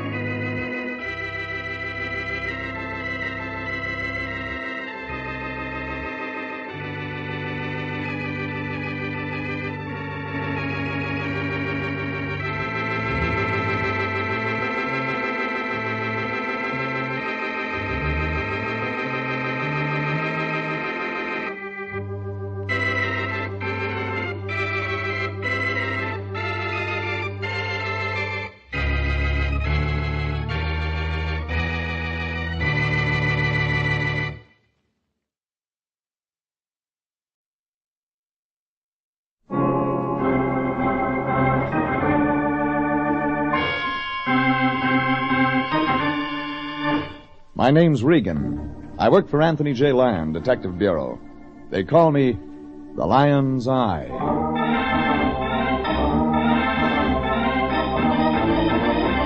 Jeff Regan, Investigator, starring Frank Graham as Regan with Frank Nelson as Anthony J. Lyon. So stand by for mystery and suspense and adventure in tonight's story of A Tree Grows in Encino.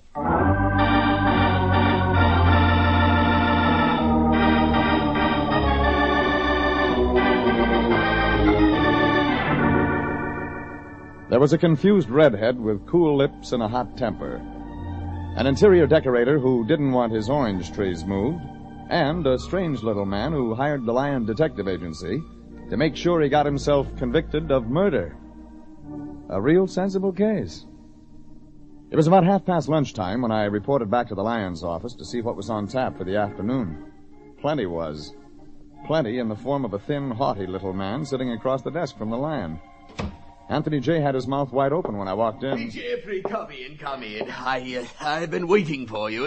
This is Mr. McMurray. Jonathan McMurray. McMurray, yes. Jeffrey, he thinks he needs our help. Not sure yet, Mr. McMurray? Yes, I am quite sure. It is your employer, Mr. Lyon, who is not sure.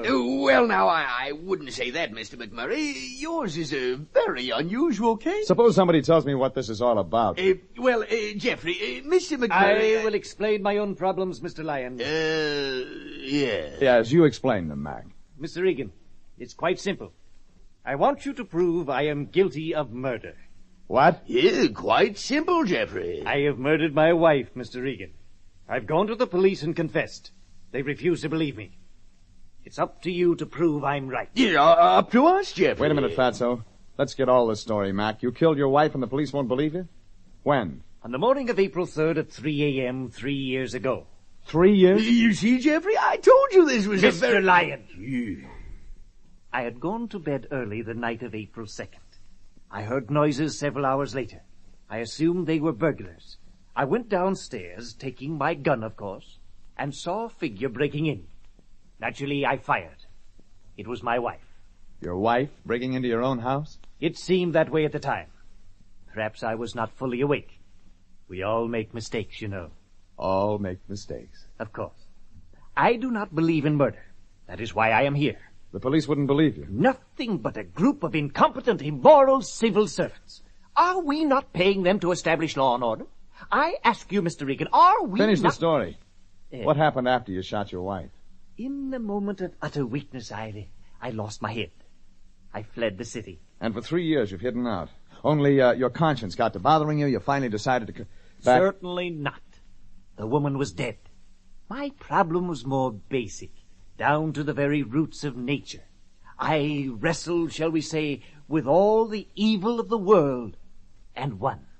Where? In San Francisco, where I had established myself in business. It was last week I decided that I must pay the price or live forever in a morass of sin. I have decided, Mr. Regan, to make an example of myself. Jeffrey, perhaps we'd better explain to Mr. McMurray that we're pretty busy this season. Maybe someone Wait a minute, else... Lyon. Mac, did you and your wife get along? We quarreled constantly. When I married her, I had assumed she was a woman of some inner dignity and spirit. I discovered she was no better What was than... his name?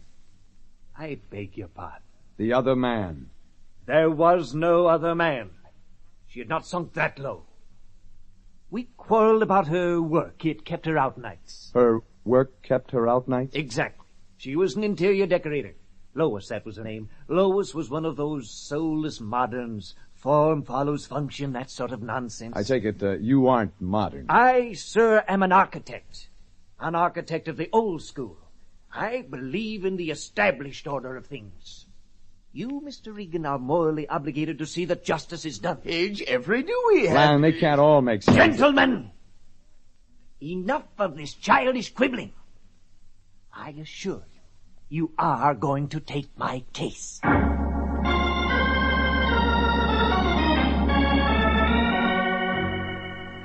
We took the little man's case. We took it with cash in advance and both fingers crossed. The Lyon fumbled for his fountain pen, while McMurray calmly waited with his open checkbook. There was only one place for me to go. The police. They tell Tell me you were looking for me, Regan. Right, Lieutenant Candid, just the man I was looking for. What's her name? This time it's a him. Jonathan McMurray. Never heard of him. Well, it happened 3 years ago. Claims he shot his wife. Never heard of him. Wife's name was Lois. Interior decorator. Oh, yeah. Blonde, about 5'5", blue eyes. Age 28, weight 116. I remember. You met her? Nope, that was the description the husband filed with us yesterday when he came in. When you told me her name, I remembered. Sure. Sure you did, Candid. Regan guys are a dime a dozen around a police station. But dames with nice measurements? Oh, that's something else. Why didn't you book him, Candid? Book him for what? The murder of his wife. Believe that nut story? Are you kidding, Regan? Do I look like I've been on the force that long? Candid, a man comes to you and confesses to a 3-year-old murder. He's got a motive and a complete story, and you turn him away. Oh, take it easy, Regan. Mr. McMurray may like the coziness of the gas chamber, but it takes more than that to spend the taxpayers' money sending him there. Like what? Like a corpus delicti. A body. You should excuse the expression. No body? Regan, Lois McMurray, the little man's wife, disappeared 3 years ago. We can get at least 2 witnesses who say that when she got on the boat for South America, she wasn't dead. She was very much alive. Made sense. Sure, real fine sense. Candid told me his witnesses. One, Howard Nelson Whitmore, interior decorator, extraordinary, the missing woman's ex-boss. The other witness, Mrs. Nelson Whitmore. They'd been with Lois McMurray the day she'd sailed. That was April 4th, the day after McMurray claimed he'd killed her. When a client buys $100 worth, you give him $100 worth. I checked the address of Howard Nelson Whitmore and drove out. Robertson Boulevard, Beverly Hills. It was chocolate brown and chalk white, and twisted plywood and copper wire hanging from the ceilings. Average family could live a year on the cost of 1 month's rent. How do you do? May I help you, sir? Like to see Mr. Whitmore. You mean Mr. Nelson Whitmore. It's hyphenated, you know. How wonderful. Could I see Mr. Nelson Whitmore? Oh, didn't I tell you? He's in conference with his wife. And we won't discuss the matter again, Howard. Is that clear? Well, for the last time, it's absurd. Absolutely absurd. We'll see how absurd it is after it's done, and it will be done, you understand? This is the last time I'll put up with any of your fantastic schemes. Now, get out! You lame brain nincompoop ought to... Well... Hello. Hello. Where did you come from, stranger? You're Mrs. Nelson Whitmore?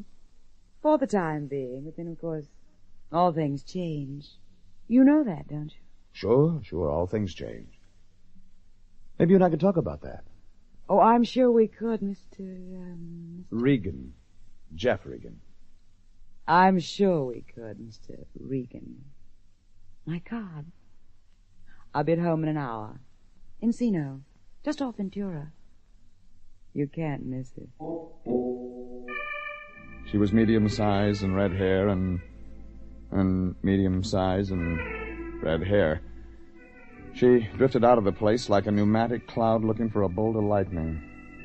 The secretary watched her leave and swallowed a couple of times and looked at me and swallowed a couple of times. You may go in now, Mr. Regan. I went in. Mr. Howard Nelson Whitmore looked florid behind his desk, his face flushed and his eyes liquid anger. He was holding a long steel letter opener, which he tapped steadily against the desk. My secretary said you wished to speak to me, Mr. Regan. Maybe I ought to come back later. You can discuss whatever you wish to discuss right now. Your wife always like that? I said we could discuss your business now. Sorry, old man. Forget it. It's just that sometimes she drives me nearly out of my mind with her schemes, her stupid, idiotic schemes. Like what? And we have a small orange grove out in Encino.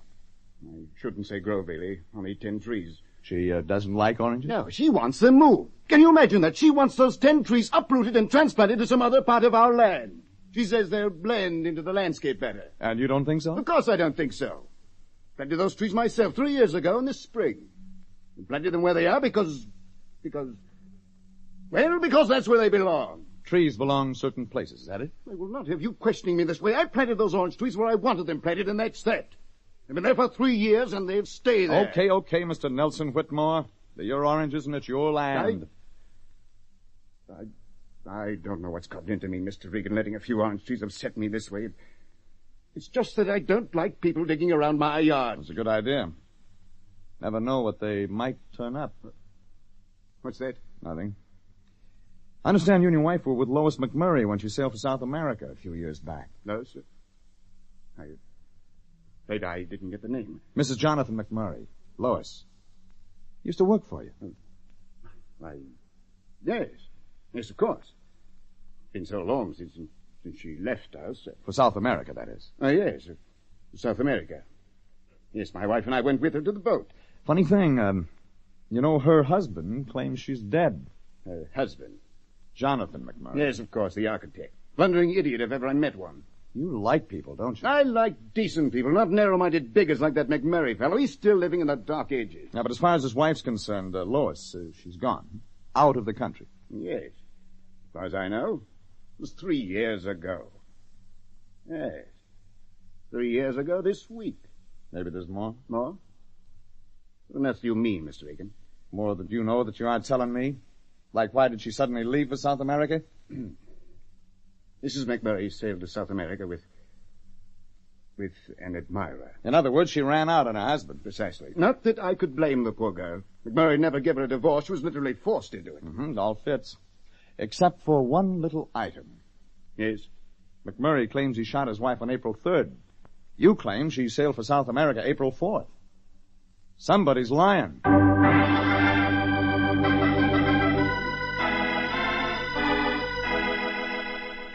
Somebody was lying. A decorator named Nelson Whitmore, or an architect named McMurray. Or maybe it was a bigger switch. Both of them lying. Maybe the answer to that one would be with a fire-breathing redhead named Mrs. Nelson Whitmore. She'd said she'd be home in Encino.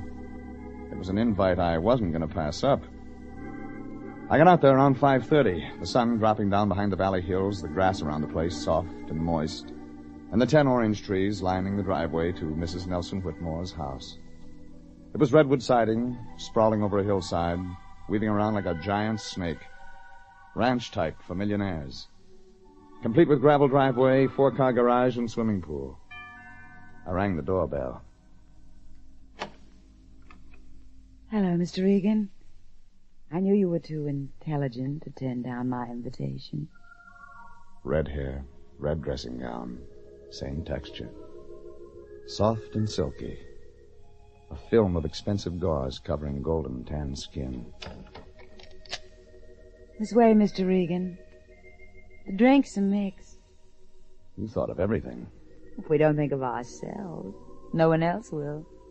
Or does that sound like a bromide? Sit here. Nice furniture. Herman Miller, Mr. Regan. Foam rubber throughout. You didn't come to discuss furniture, did you? I came to discuss a friend of yours, Mrs. Claire. Her name's Lois. Lois McMurray. Hmm? Lois McMurray. You know her. Quit stalling. Am I stalling, Jeff? Can't take you that long to think up an answer. Why do you want those orange trees moved? Your mind does travel, doesn't it? That's still no answer. Oh, very well, Jeff. You're being a cad, you know, a real cad. I get paid to be a cad. You're a private detective? I thought so. Look, Claire, there's a big fancy game in progress. Somebody's playing somebody else for a sap. I get paid to find out who. By the hour. That must make you terribly expensive, Jeff, who paid you. Wrong pitch, lady. Give me answers instead. Have it your way. I want the orange trees moved because I want them moved. I don't have to answer for that to you or to my husband. It couldn't be because you think there's something under the ground you ought to know about. Oh, what a fantastic idea. Keep talking. I won't be questioned this way. Do you hear? Lois McMurray didn't leave on any boat for South America, did she? Get out. You and your husband are lying, aren't you? Get out of my house!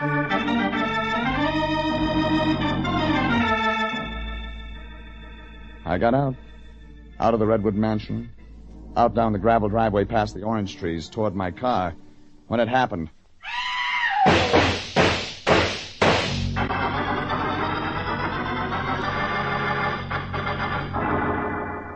Inside the living room, the smell of cordite, and behind the thick blue clouds stood Mrs. Claire Nelson Whitmore. Stood staring at me, a dazed look on her face, a gun hanging limp in her hand. At her feet, The haughty little man named Jonathan McMurray. Dead. Claire Nelson Whitmore looked at me, blinked twice, then collapsed unconscious at my feet.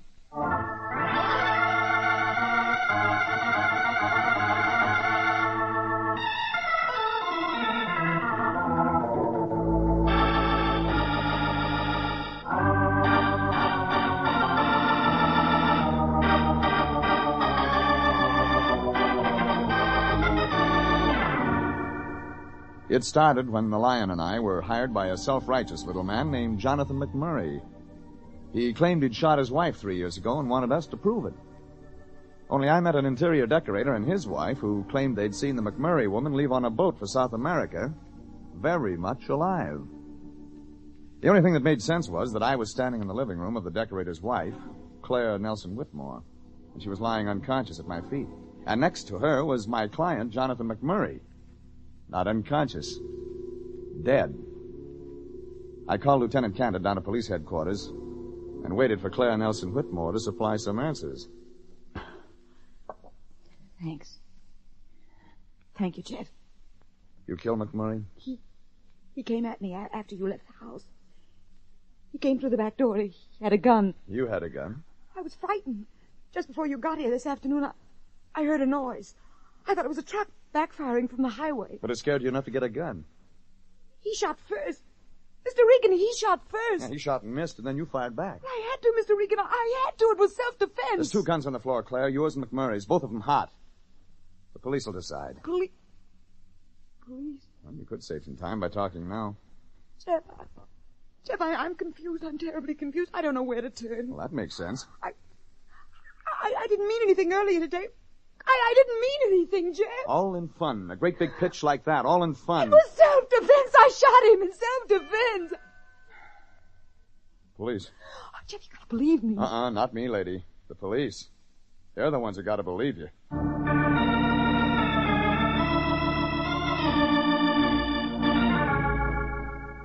Lieutenant Candid came in with a photographer and 3 detectives. An ambulance showed up a couple of minutes after that with a medic and 2 stretcher bearers. I gave Candid the whole story, the business about the orange trees included. He listened, nodded for one of the detectives to take notes, and then told me to stick around. He and another guy went into Claire Nelson Whitmore. 10 minutes later, he came back out. Stayed a near collapse. Couldn't get much, Regan. I thought maybe. The dead man's gun had been fired twice, and hers 3 times. She wasn't hit, Regan. She didn't say anything about McMurray's wife, Lois. Nope. Nothing you hadn't already told me. Just one thing bothers me, Regan. Just one thing? Those orange trees. Why does she want to move? No, she says they look better somewhere else. You think it's as simple as that? I don't think anymore. I gave it up when McMurray hired me. If you're looking for logic in this one, Candid, forget it. She's an awful good-looking dame, Regan. Yeah? I'm partial to redheads. Sure. Redheads and oranges. Regan, I think I'm going to dig for oranges. You figure it that way, huh? Lois McMurray disappeared 3 years ago, and that's when the orange trees were planted. Howard Nelson Whitmore, the redhead's husband, made a special point of telling me that, Candid. Oh, now, Regan. He laid it out like a bad joke in a comedy routine. You mean you think he deliberately wants us to Look, think Candid, you dig. I'll try another idea. Okay, Regan. I'll dig. Candid called the city, and the city sent out the diggers.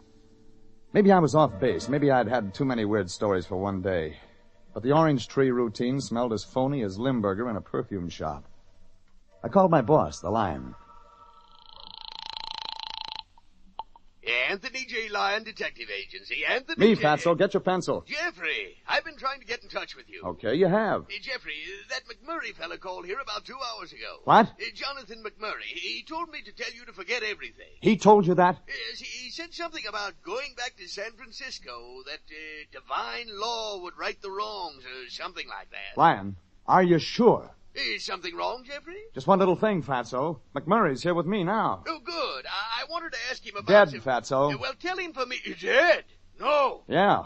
Now listen, Lion, I've got an idea. I'll need your help. I want a complete check on Lois McMurray, Jonathan's wife.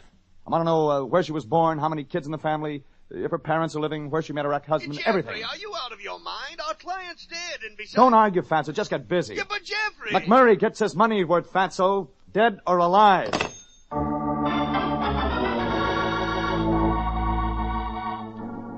I went outside. Candid was watching the diggers. How many trees, Candid? Well, we dug up 4 of them. 6 to go. Find anything? Dirt. Still hopeful, huh? Still hopeful. I called Howard Nelson Whitmore's office. He'd left there a couple of hours ago. Just after you did, his secretary said.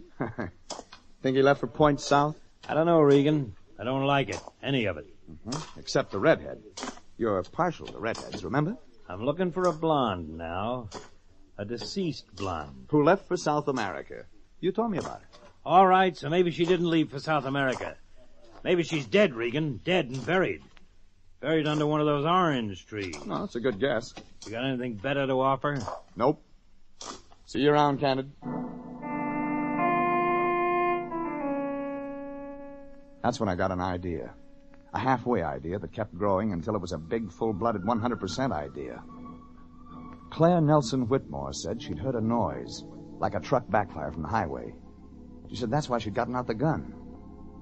Maybe she was telling the truth. Maybe there was one story in the tangle of lies you could believe. I decided to believe it, and that was an answer in itself. Behind the house, the garage was built for 4 cars. It was loaded. Servants' quarters, and then, over a couple of yards, swimming pool. I headed that way, checking the garage, trying the door to the servants' quarters, finding bushes, shrubs with nothing behind them. Up the hill, the swimming pool. Quiet. Still, like a mirage in the desert. Emerald pool, tile and brick, oval shape, expensive. Claire wasn't lying. She'd heard that noise. I found her husband, Howard Nelson Whitmore, in the swimming pool. In the swimming pool with a hole in his back.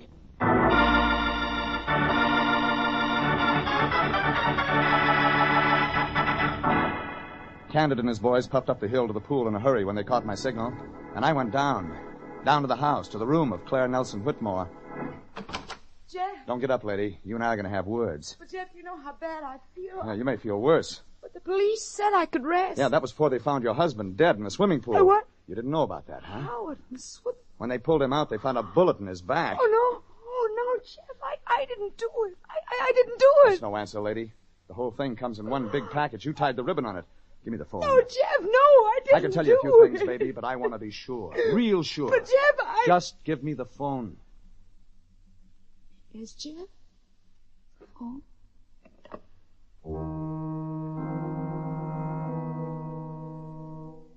I gave the operator the number, and the red-headed woman sat frightened on the bed while I talked.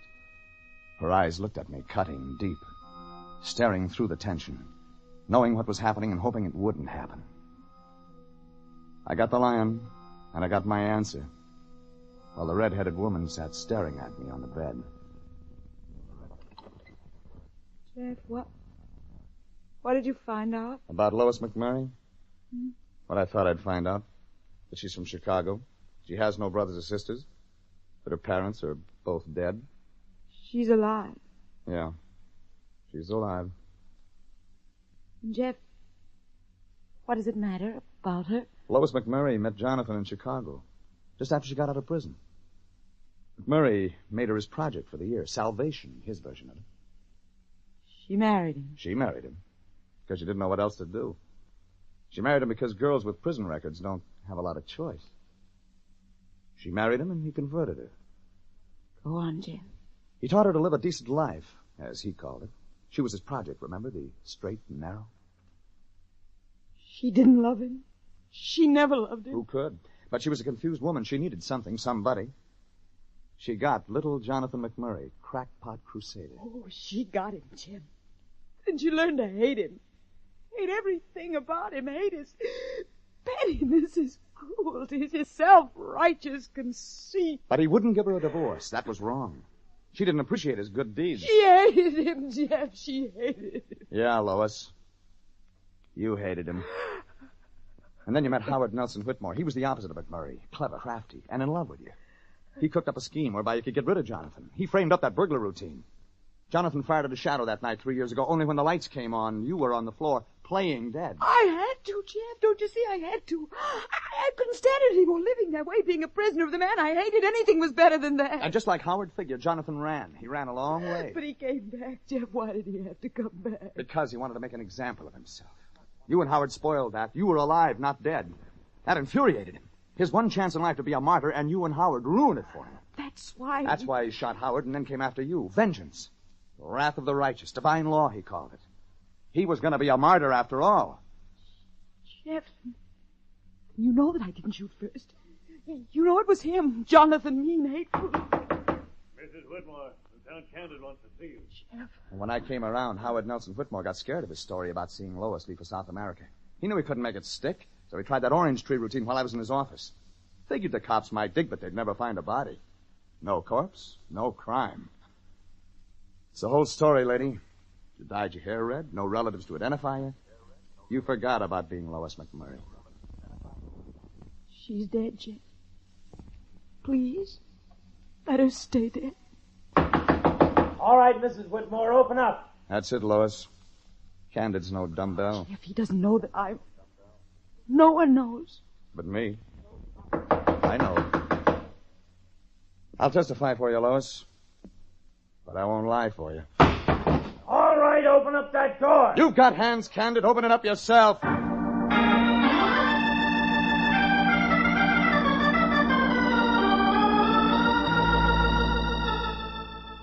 They took Lois McMurray down to headquarters and got the full story from beginning to end. Sure, she was booked on a couple of accounts, but nowhere in it could they stick a murder charge. That made Lieutenant Candid an unhappy man. After all, he figured maybe the chief would begin to think he was partial to redheads. But when I got to the office the next morning, my boss, Anthony J. Lyon, looked as cheerful as a kid with the measles. Hi, Fatso. Oh, hello, Jeffrey. Nice day, huh, Lyon? Real nice day. Is it, Jeffrey? I didn't notice. What's eating you? We just wrapped up a $100 case. Just like that. Yes, Jeffrey, I know. $100 case. Hey, wait a minute, Fatso. We did get paid, didn't we? McMurray may have been a murderer, but not paying would be something else to him. You know, a sin to cheat. Yes, Jeffrey. Mr. McMurray didn't plan to cheat us. In fact, he said he'd send me the money later. Later? Look, when I left the office this morning, he had his checkbook out and you were reaching for your fountain pen. Jeffrey, I tried to tell you on the phone. There was a mistake in the contract. Well, he wanted his lawyer to... there was a legal question. Jeffrey, I ran out of ink.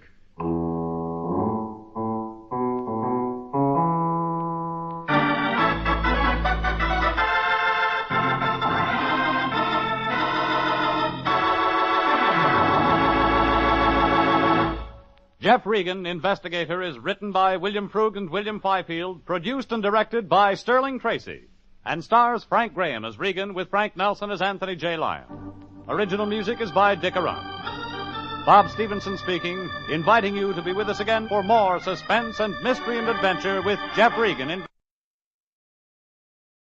The Adventures of Michael Shayne, Private Detective.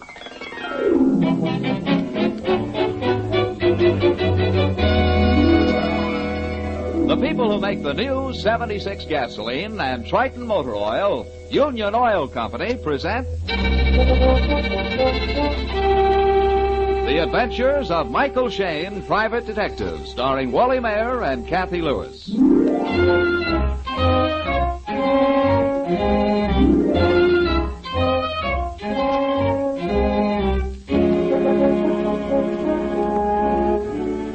If Mike Shayne were a painter, right now he might be gazing raptly from his office window at the sun setting directly into San Francisco's Golden Gate. If Mike Shayne were a poet, he might be gazing dreamily at Phyllis Knight, his office associate. Being simply a very practical private detective, Mike's eyes are focused upon a typewritten letter on his desk, while he and Phyllis share the telephone, talking to the inspector of homicide. And it goes this way, Inspector. Dear Mr. Shayne, my life is in great danger. I dare not come to your office for fear I shall be followed. This note is to acquaint you with the fact, so that when I telephone to you, You may come instantly without question and well armed. And it's signed with the initials REM. When'd you get it, Mike? Oh, a week ago Tuesday, Inspector. No return address given, and it's typed on the very cheapest paper. Sounds a little different from the usual crackpot thing, Mike. But I think that's all it is. Our department gets a dozen of those letters every day. I know, Inspector, but this afternoon I got a phone call from the guy. Still wouldn't give his name. Said he was in really desperate peril now. He was going to risk coming to see Mike anyway at 4 o'clock. And so? Well, it's 6 o'clock, and we're still waiting. And forget it, Mike. Guy's just a screwball. If it had really been serious, he'd have gotten in touch with the police. Yeah, I suppose so. Oh, by the way, Mike, what are you doing this evening? Oh, Mike and I are going to go to dinner and maybe a movie. You want to make it a foursome? Well, my wife is spending the night down on the peninsula with her folks. Okay, Inspector. Look, I'm going back to my apartment and change shirts. Say, what do you say you meet us there in a few minutes, huh? I'm on my way there right now.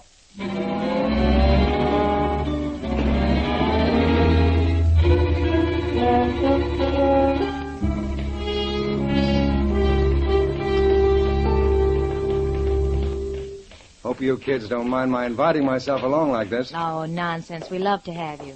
But I make one condition. No shop talk from you kids tonight. Deal. Well, it'll be a painfully quiet evening, then. Let me see. Any mail in my box? No, not today.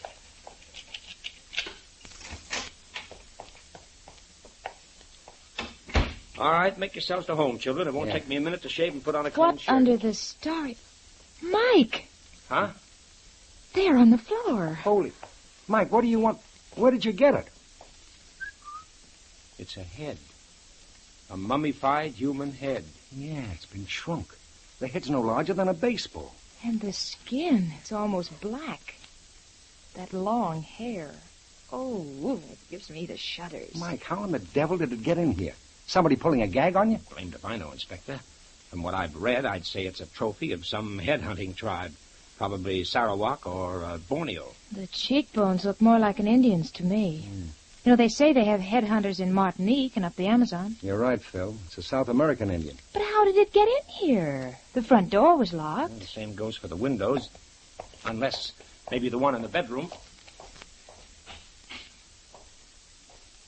Inspector? Yeah? Yes. Look. Look on my bed. A body. These slight markings on the throat are conclusive, Mike. He was strangled. Yeah. And with a good deal of finesse.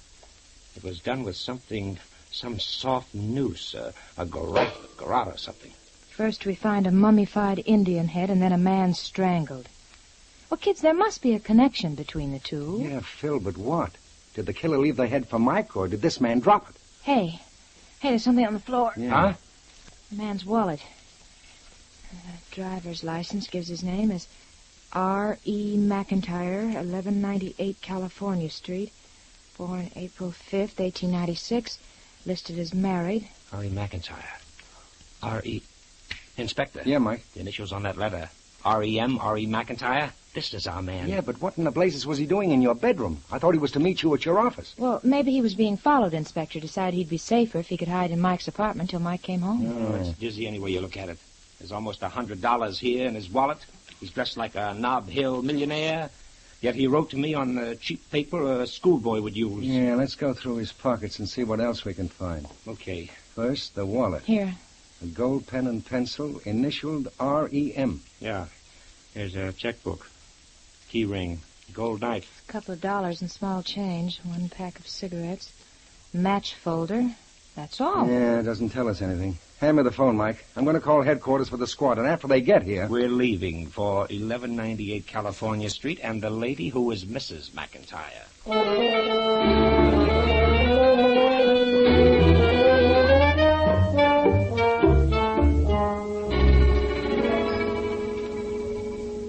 When did I last see my husband?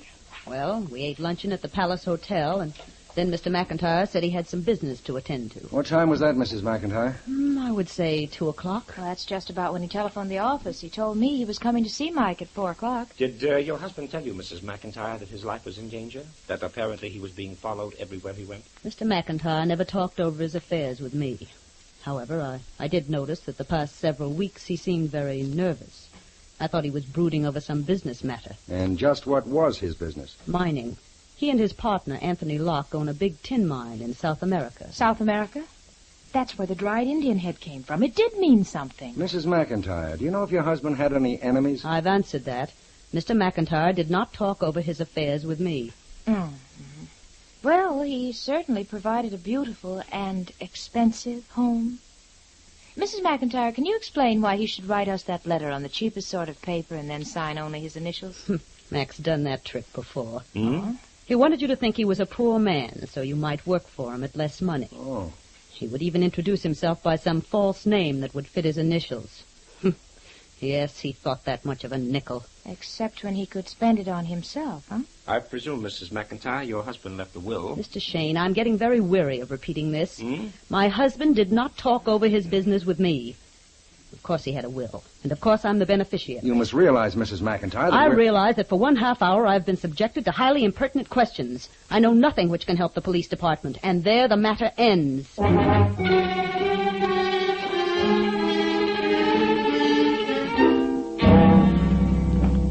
Mike, for 2 cents I'd go back to the house and haul that royal lady down to headquarters. I think she'd decide to answer our question. Look, let's forget her for the time being, Inspector. We've got to talk to McIntyre's business partner, Anthony Locke. Hey, kids, I just saw a man duck behind that front gate. You did? Okay, let's have a look. Hey, he got in that car. Quick, we'll follow him. Here, jump in. Right. Come on. Well, start it, Mike. Start it. He's getting away. He's gotten away, Angel. The wires have been pulled loose from my ignition switch.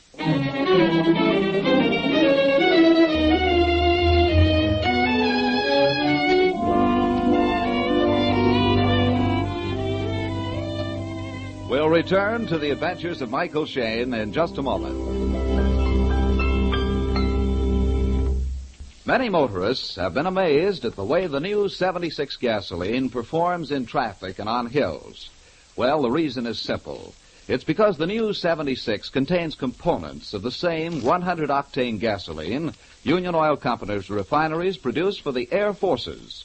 That means the new 76 gasoline for your car is packed with extra power, greater than pre-war. You'll notice its instant response as soon as you come down on the accelerator.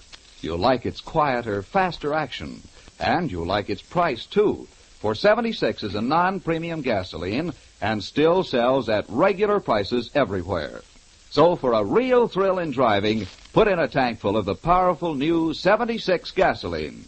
Nearly all Union Oil Minuteman stations have the new 76 on hand now. Just look for the sign of the big orange and blue 76. Thank you.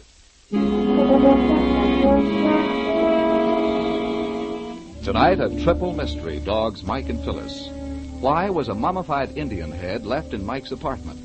Why was a man strangled to death in Mike's bed? Who pulled the ignition wires loose in Mike's automobile? Mike, Phyllis, and the inspector have gone to the home of the murdered man's partner, Anthony Locke. The dining room door opens. Mr. Locke asks if you would please join him in the dining room. Why, certainly. Thank you. Good evening. I was just beginning my dinner. Hope you haven't eaten. I'll have water set extra plates. I'm afraid you don't understand, sir. I'm the inspector of homicide. This is Mr. Shane and Miss Knight, private detectives. Oh, really? Well, I misunderstood, Waters. Bit hard of hearing, you know. Too much quinine, touch of malaria. Sit down, sit down. I despise eating alone. Happy to have your company. Mr. Locke, this is not a social call. No, can't recall inviting you. Don't know what you're doing here. But how about some terrapin soup? It's excellent tonight. Sir, I'm from the police department. Your partner, Mr. McIntyre, has been killed, murdered, strangled to death. When? Tonight, in my apartment. What? And in the next room, we found a dried, mummified human head. Mr. Locke? Mr. Locke, are you all right? The sign of death. You know what it means? Yes. Yes, McIntyre came to me with an anonymous letter. It said he was going to die. When was this? About 10 days ago. I tried to get him to go to the police. He wouldn't. Finally, he said he'd hire a private detective. We both knew who sent the letter, but I didn't think he'd actually kill. That's what that head means. He? Who? Please, Mr. Locke. His name is Ferd Stockel. He lives in Bolivia. McIntyre and I bought our plantation from him about 5 years ago. It was just jungle and bare mountains. Then we dug the tin mine. Starkle said we cheated him out of it. He swore he'd get even. The scar on my cheek. He did that with a machete. Then you think he's in San Francisco? He must be. The letter was postmarked from here. But, gentlemen, this isn't the end.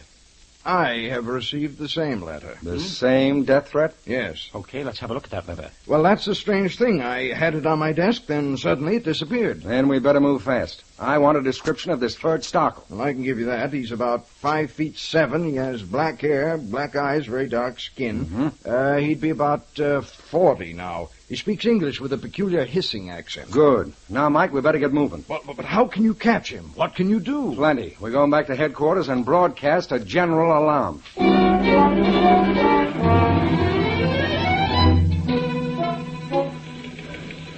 All right, boys. That's the man's description. Get that on the radio right away. See that all squad cars are contacted. Yes, sir. Yes, sir. Smith, your men will cover all airports, train depots, bridge control stations, and highways. He may try to skip town. Yes, sir.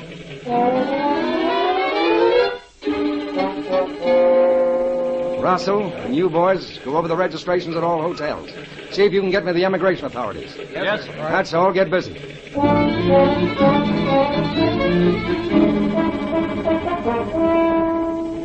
Inspector, we made an inventory of everything in McIntyre's pockets. So did we, Sergeant. Oh, then you know about the folder of matches. Matches? What about it? Address on the cover there. That's the third-rate place down in the Embarcadero. Hardly a place for a rich man like McIntyre. You're right, Sergeant. Not only right, Inspector. I suggest we visit that third-rate hotel on the Embarcadero right now.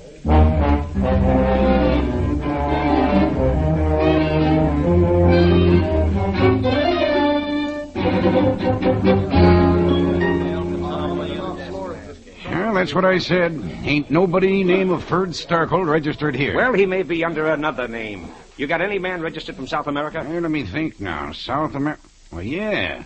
Yeah, room 307. That great big guy with the beard. Signed in from Lima, Peru. When? Oh, maybe 2 weeks ago. Name's Ed Badger, he says. 2 weeks ago.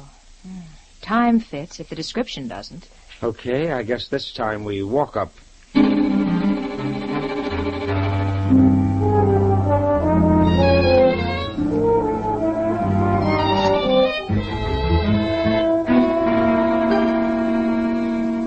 Yes, I come up from Lima. What about it?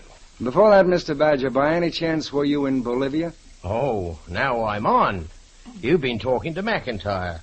What's Mac doing? Running to the police just because I thought he had some sense. You were going to say just because you what? Well, now, gents, it was a good deal. I figured Mr. McIntyre and Mr. Locke wouldn't mind owning the second tin mine down in old Boliv. I could fix it so they'd get hold of a really big one. Few thousands played in the right place, you know.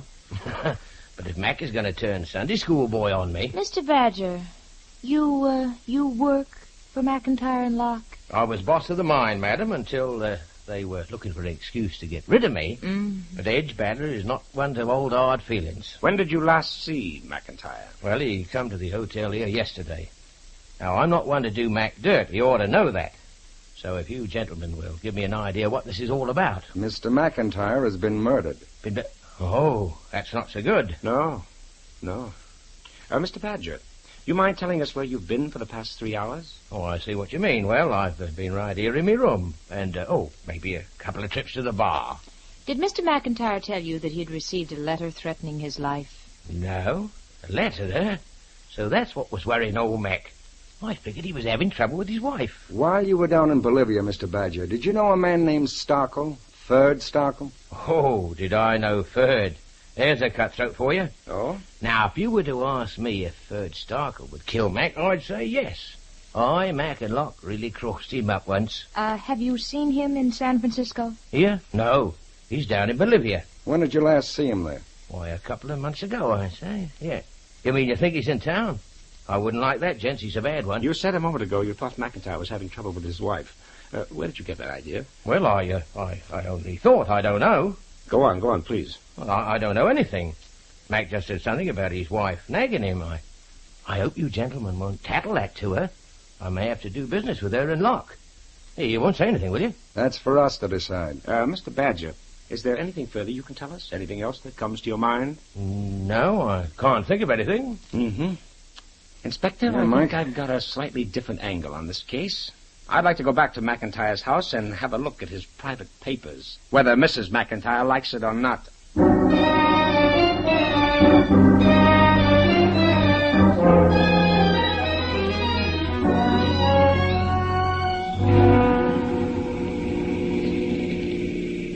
But I know what you're thinking, Mike. You figure Ed Badger is in this deeper than he'll admit.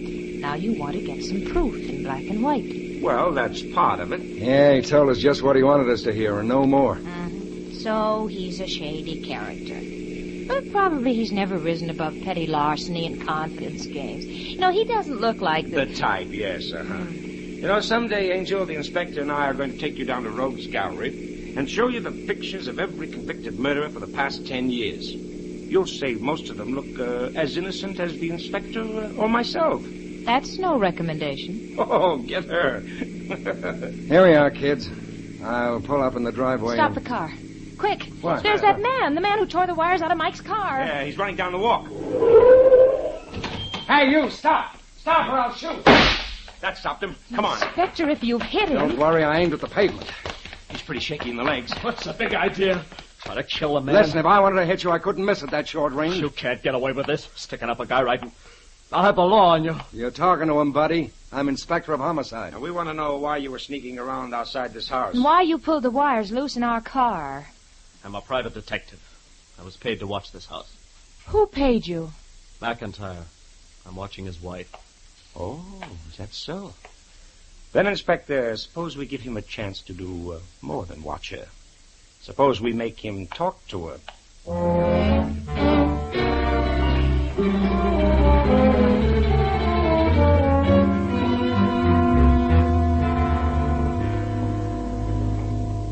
The man's lying. Why would my husband hire a detective to watch me? Well, we don't know that he is a detective. I got a license. Here, see if he is so. Mm-hmm. Your name Andy Blackmore? Yeah. License was issued last month. I never heard of him before. So what? I never heard of you before. I'm new in San Francisco. Mr. Blackmore, when did Mr. McIntyre hire you to shadow his wife? Last week. It's preposterous, I tell you. He's lying. My orders were to watch her and a fellow named Locke. Well, get McIntyre. He'll tell you if I'm lying or not. McIntyre was dead. Murdered. He's what? Mr. Blackmore, just what were you supposed to find out about Mrs. McIntyre and Locke? Well, I don't know. I was supposed to keep track of her and everybody she was in contact with, especially Locke. And what happens? I get myself half strangled to death, and then you shoot at me. Wait a minute, hold on. Who strangled you when? Oh, some big guy with a beard. He was leaving here a couple of nights ago, and when I... Hello? Is the inspector there? Yes, he's here. It's for you, Inspector. Thank you. Hello? Inspector? Yes?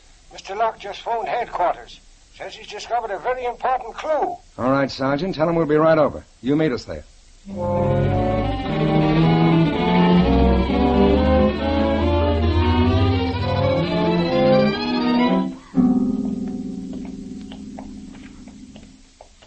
Mike, I don't like this at all. Mr. Locke's front door open, the electric lights off. Not only off, there's no electricity at all. Listen, you guys aren't going to mix me up in this. I'm going out and wait in the car. You're staying right here, mister. Mr. Locke. Mr. Locke. Not a sound. Where are the servants? I want to find the telephone. Mike, throw your flashlight around. Oh, Mike. Huh? Throw it this way. I just kicked something. It rolled. There it is. A head. Another head. Yeah. And right behind it. On the couch. Mr. Locke. Mr. Locke. Mr. Locke.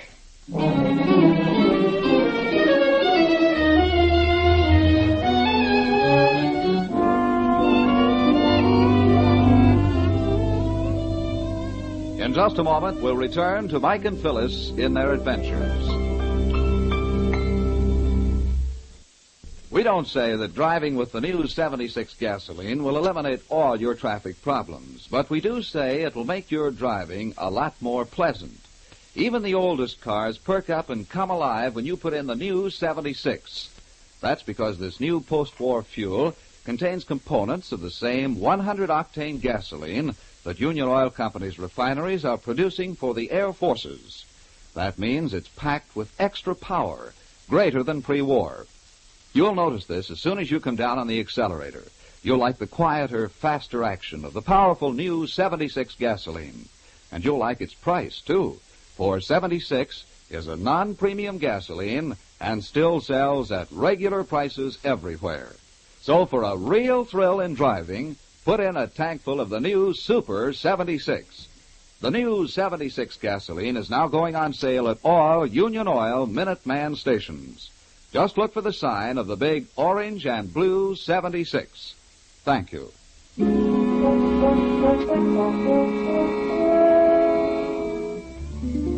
In the darkened house of Anthony Locke, Mike, Phyllis, and the inspector have discovered a second mummified human head. But this time, the murderer has failed. Our trio have arrived just in time. Anthony Locke himself has been revived. In the yellow light of Mike's flashlight, the victim gasps out his story. Thank heavens you got here. He thought he had killed me. Well, we did, too. The garrote was still wrapped around your neck. Did you see who it was? No. It was Starkle. Ferd Starkle. It must have been. But you couldn't see him. No. No, I came home and found the servants gone. I got scared. I phoned the police. Then I heard a window smash. Where? The breakfast room, in there. Suddenly the lights went out. Somebody grabbed me. I felt something tighten around my throat. That's the last I remember. Well, he left you for dead, then ran out the front door and left it open. Well, it must have happened in the past 15 minutes. You were all right when you phoned us. Yes. Oh, please, that flashlight hurts my eyes. You can light the candles on the mantel. I'll light them. Who's that man there beside you? Andy Blackmore. I'm a private detective. He claims McIntyre hired him to shadow Mrs. McIntyre and you. Mac hired him to... No, he's lying. I tell you it's the truth.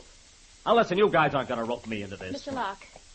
Mr. Locke, you said on the phone that you had discovered some important clue. Yes, I found the letter. Good. Oh. The letter threatening my life. I've got it in my pocket. Good. It may be the key to the whole case. No, I'm sure No, it's gone. I had it right here in my pocket. He took it. Doggone, just when we thought You've got to catch Starkle. You've got to. He's mad. He'll try again. We'll do our best, Mr. Locke. But I'm worried about these missing servants. How many are in your employ? The butler and the French cook. Why would they disappear? Is that the front door? Inspector! It's the sergeant. Oh. And Ed Badger. And why not? Gentlemen, I was suspicious. I couldn't see any lights except a couple of candles. Because somebody pulled the light switch. And tried to murder Mr. Locke. No, Mr. Locke, too. Are you all right now, sir? He is. But what were you doing outside? Why, I was coming to see him. After you gentlemen left me at the hotel, I figured I'd better talk over my business with him personally. He's the man I was trailing the other night. He's the one that tried to strangle me. You again. Now, look here, friend. Remember what I told you about messing with things that don't concern you? Inspector. Yeah, Mike. Before the trail gets hot, we'd better look for clues. The killer may have dropped something. Right. Let's start with a broken window. Mr. Locke said it was in the next room. Mm-hmm. There's the glass scattered all around the window. Double sliding window. Now, let's raise it and check for footprints outside. A little luck. Cement paving. Oh. He smashed the glass, crawled through the window, but he didn't cut himself or snag his clothes. Well, let's look around the room. Mike, let me have that flashlight a minute. Oh, what is it, Angel? Look. Look, this window has an upper and lower half. Yeah, and the bottom half is smashed. Yeah, but there are little pieces of glass scattered along the wooden frame here on the top of the lower half.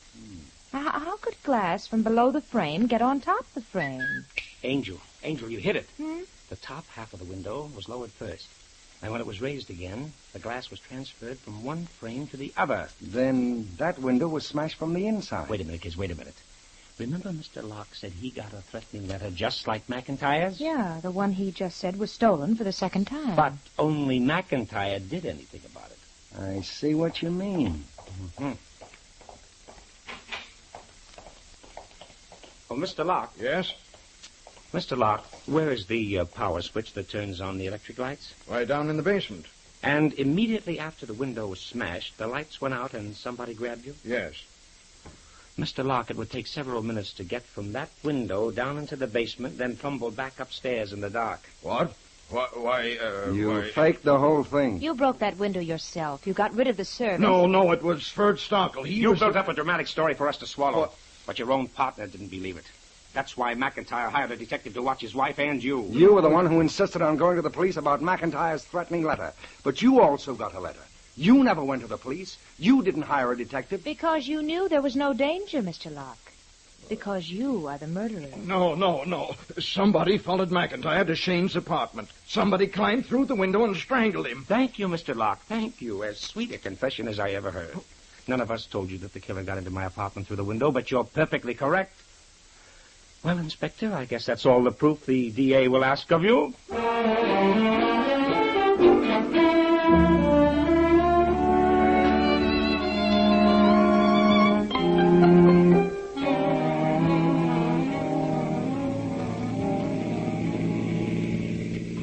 Mike, do you realize we haven't had a single bite of dinner tonight? Oh, my stomach won't let me forget it. Oh.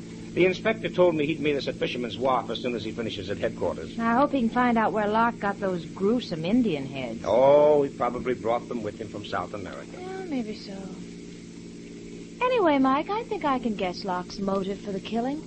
He was in love with Mrs. McIntyre. He wanted the husband out of the way. Uh-huh. Locke's elaborate build-up was just to disguise a very simple, sordid murder. No. I don't believe Mrs. McIntyre had the slightest interest in Locke, or even suspected his intentions. Well, it just goes to show you, Angel. When some men are in love, they'll stop at nothing. That's not my problem. It's when some men are in love and will do nothing. Why, Angel.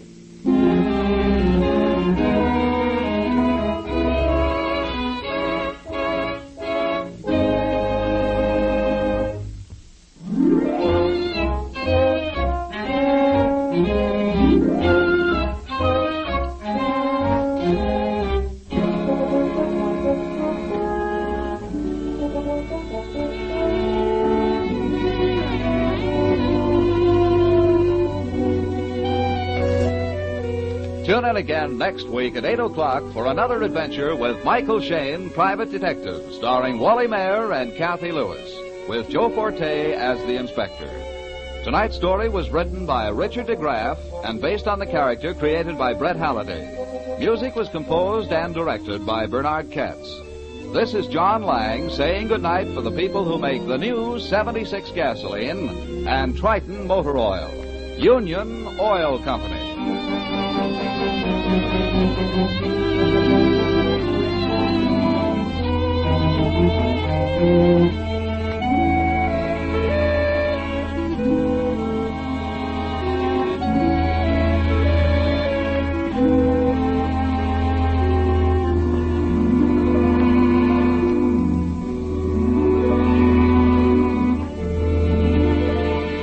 This is the Mutual Don Lee Broadcasting System.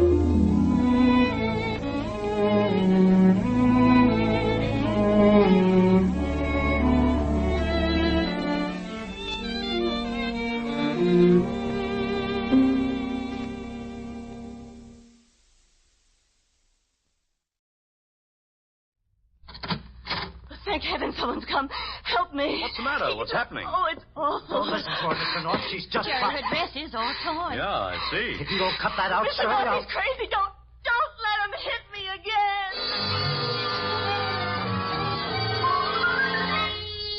Mr. and Mrs. North, starring Joseph Curtin and Alice Frost. Listen as Pam and Jerry solve the mystery, The Premature Corpse. It's a beautiful night in New York, clear, fresh, and in the snug apartment of Ferdy Hathaway, warm. A night for music, for friendship, for love. And Shirley Hollis seems to have this last on her mind as she snuggles up to Ferdy on the sofa. Oh, 30. I was just getting comfortable. I'm afraid I'll have to ask you to run along, Shirley. Some people are coming over in a little while. Will they be here long? I don't know. It's business. He's Jerry North, the publisher. They're going to discuss a book I've written. Well, I'll wait till they leave. I want to talk to you, too. I, Come here. What do you want? Put your arms around her. Now, look, Shirley. Then I will. There. Hello, Ferdy. It's getting awfully warm in here. Yes, isn't it? Yes, Ferdy? Is this what you want? Oh, yes, darling. That's just what I want. Now, that didn't hurt, did it? You little cheat. Ferdy. My brother's wife. What do you want with me? You know I don't love Doug. I knew it when you married him, but you loved his money. I tried to tell him, but he wouldn't listen. I don't know why you've always hated me. Because you're a little cheat. You married Doug for his money, and now... Yes, now what? What do I want with you? You don't have money. You want something. I want you, that's all. Can't you see that, Ferdy? It's always been That's like what you that. want me to think. But I know you. It's just another one of your schemes. I wouldn't put it past you even to try to get me to get rid of Doug for you. Now that you have his money. Is that what you want, is it? Oh, poor suspicious Ferdy. You didn't answer my question. I know why you don't like me, Ferdy. It's not Doug. There's nothing to do with Doug. You still It's didn't... that stuffy superiority of yours, that stuffy righteousness. You're a Hathaway and I was just a chorus girl. That's why you didn't want Doug to marry me. That's why you think you're too good for me. You're a cheat. Always That's why I... that Hathaway superiority. Well, how about Doug? I suppose he's not a cheat. What are you talking about? I'm talking about your brother, a Hathaway, a crook. That's a lie. You know it isn't. Or maybe you don't. Maybe you've blinded yourself with that phony righteousness of yours until you can't see what's going on right in front of you. What do you mean? What's going on? You say I married Doug for his money. Well, how did he make that money, huh? The Hathaway fortune? Business. Sure, business. Some business. Black market in the wartime. You're crazy. It so happens I can prove it. And that's not all I can prove if I have to. I know enough about Doug to send him to jail. How would you like that? A Hathaway in jail, Get huh? out of here. Why don't you stop kidding yourself, Ferdy? So your grandfather was Colonel Hathaway. You're just a hack writer. Your brother's a crook. Stop it. Come on off that high horse. You're no better than I am, and no worse. We could be friends. Good friends. Never. Oh, Ferdy, look at me. You cheap, lying, dirty Well, little... I'm not taking any more of that. Let go. I tried to be nice, but you don't want it that way. All right. Hey, those nails are sharp. And so are my teeth. You're asking for this. Put down that poker. I will on your head. No, you don't. Let me have it. Oh, you're hurting me. I haven't started. Don't try biting again, or I'll make sure you don't have any teeth left to bite with. Now, come on. Drop that poker. All right. There. That's better. And now get out of here. I've got to get cleaned up before the Norths get here. What's so funny? You're always concerned about impressions, aren't you, Ferdy? Well, brother, I promise you, you're gonna make a beaut.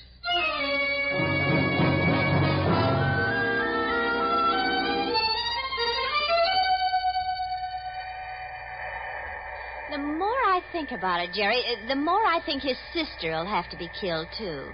What? But not shot. I think strangling would be better. What on earth are you talking about, Pam? About Mr. Hathaway's book, of course. Well, what did you think? I didn't know. The way you start a subject out of a clear blue sky. It wasn't a clear blue sky. It was a murky green elevator. And it's in Mr. Hathaway's building, so I should think you'd know what I meant. I see. Well, let's go tell Mr. Hathaway the sister ought to be strangled. I'm sure he'll love the suggestion. It'll mean rewriting 3 chapters. But it'll make a story much stronger. In one woman's opinion. Well, don't... Gosh, what was that? Sounded like it came from the apartment at the end of the hall. Jerry, it's Mr. Hathaway's apartment. Yeah, I wonder what... Oh, thank heaven someone's come. Help me. What's the matter? What's happening?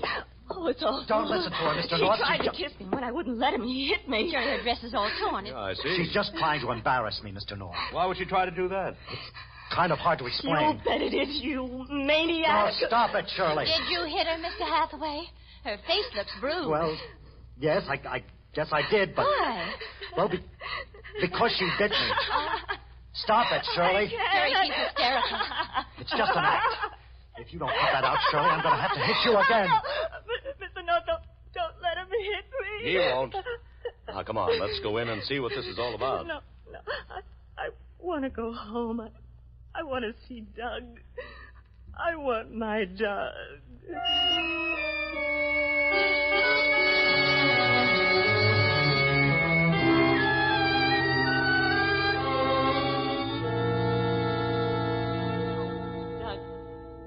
Doug, it was awful.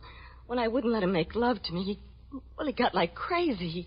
He said all kinds of awful things about you and me. All right, Shirley, forget it. It's over. Oh, I can't, Doug. I'm afraid. He said he'd see you in jail. What? That's right. He said you were a crook and he can prove it. Ferdy said that? Yes, he started talking about your tie-up with gambling. How does he know about that? I don't know, but he said he's going to make sure you get what's coming to you unless I... Oh, Doug, I can't. Not even to save you, I can't. All right, sweetheart, you won't have to. I can handle Ferdy. Oh, he'll deny it. He'll make up some story. Don't worry. If you don't believe me, you can ask the Norths. They saw... I believe you, Shirley. I hate to have to tell you this about your own brother, Doug. Yeah, my brother, my dear sanctimonious brother. It'd be just like him to keep his threat and run to the police now that he knows about me. I've got to figure some way to shut him up. But how? I'll think of something. And one thing's for sure. He's going to keep away from you, or I promise you, Shirley, I'll kill him. What's the matter, Ferdy? Don't you like this restaurant? Sure, Laura. You're not eating. I'm not hungry. Laura, I've got to tell you something. I don't know how to begin. Laura. Yes, Ferdy? I love you, Laura. You know that. For someone who says he doesn't know how to begin, I'd say you're doing fine. I only hope you believe what I'm going to tell you. My sister-in-law, Doug's wife, Shirley, came over to my place last night. Yes? She made a play for me. What? She tried to get me to make love to her. When I wasn't interested, she blew her top. Oh, the woman scorned. Well, it's more than that. She doesn't want me. She wants to use me. Use you? What for? I'm not sure, but... Well, you know she only married Doug for his money. Yes. I think she wants to get rid of Doug. I think she wants me to help her. Get rid of him? Well, how? How? Kill him. Oh, no, Ferdy. You don't know Shirley like I do. Yeah, Laura, I'm pretty sure that's exactly what she wants. Well, why are you telling me this? Because I think Shirley's going to try to go through with it, with or without my help. So I've got to warn Doug. Well, I still don't see... He's not going to want to believe me, especially because she's probably filled him full of lies. But I may be able to convince him. I've got to. Maybe if I tell him some of the things she said about him. What things? Oh, it's beside the point. The point is, she's going to be afraid I may convince him. So she's going to try to shut me up. How? I told you about last night. Yes? Well, she's already turned that around to make it look like I attacked her. Oh. Yeah. And that she's poured it on heavy to Doug. Yeah, that's why I wanted to get to you first. I wanted you to hear the story from me the way it really happened. I see. Because you've got to believe me, Laura. I can't let her break us up. And she's going to try. I know she is. If she can't shut me up one way, she'll try another. There's nothing she won't stop at to get what she wants. But it's not going to work. At least, I hope it's not.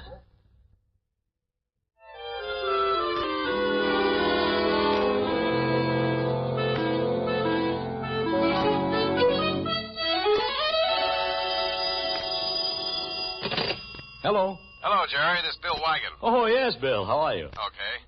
Say, Jerry, what can you tell me about Ferdy Hathaway? Hathaway? I'm considering publishing a book he wrote. Why? Does he want to go to your office and do research on how the homicide squad works? No, it's the other way around. What do you mean? Well, we got to see him, and it's not research. This is the real thing. You mean he killed somebody? No, that's the other way around, too. Somebody killed him.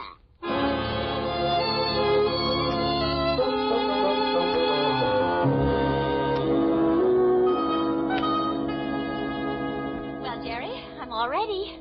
Let's go. Pam, it hasn't been 2 minutes since I hung up the phone.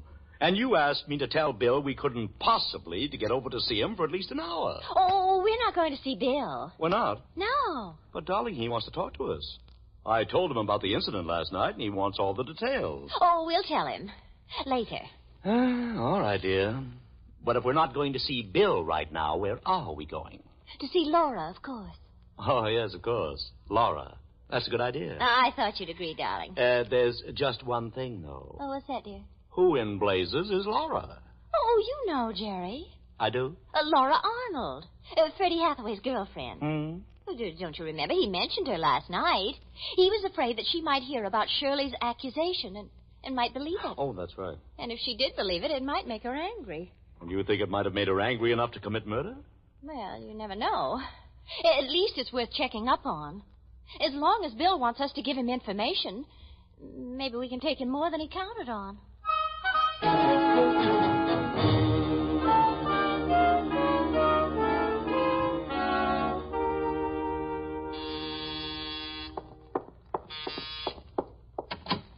Yes? Are you Laura Arnold? Yes. Well, I'm Pamela North, and this is my husband, Jerry North. Oh, the publisher. I've heard Freddie mention you. What do you want with me? We'd like to talk to you, if we may. Well, I'm pretty busy right now. We'll only take a few minutes. Well, all right, come in. What's it about? Ferdy, What about him? I'm afraid you're in for a bad shock, Miss Arnold. He's been murdered. Is that what you're trying to tell me? Why do you ask that? He said Shirley wouldn't stop at anything, so... Well, naturally, I've been afraid... When did he tell you that? Today at lunch. And that's the last you saw of him? Yes. I came home right afterward, about 1. I've been here ever since. Well, that's funny. When we asked if you were in just before we came up, the desk clerk said you got in only about 20 minutes ago. Well, Oh, Mr. North, I'm frightened. I don't know what to do. Maybe we can help you, if you tell us the truth. Yes, the truth. I did have lunch with Ferdy. He told me about Shirley. Then we went back to his place and talked a while. And I left. But about an hour later, I realized I'd left my gloves up there, so I went back. Mm-hmm. And there he was, on the floor, dead. I'll never forget how he looked. I don't want to think about it. You'd better sit down, Miss Arnold. There are a couple of things I'd still like to ask you. Because if we're going to help you, we'll have to know what we're doing.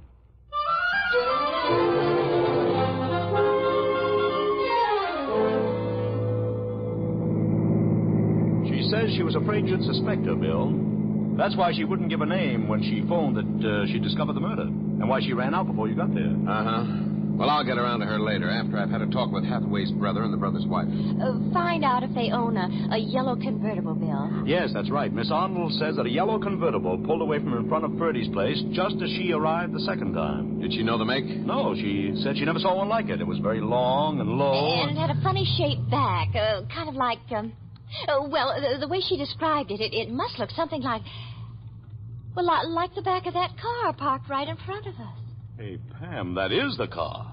Fits a description to a T. And it's parked right in front of Douglas Hathaway's apartment. Let's go in and see what he has to say about it.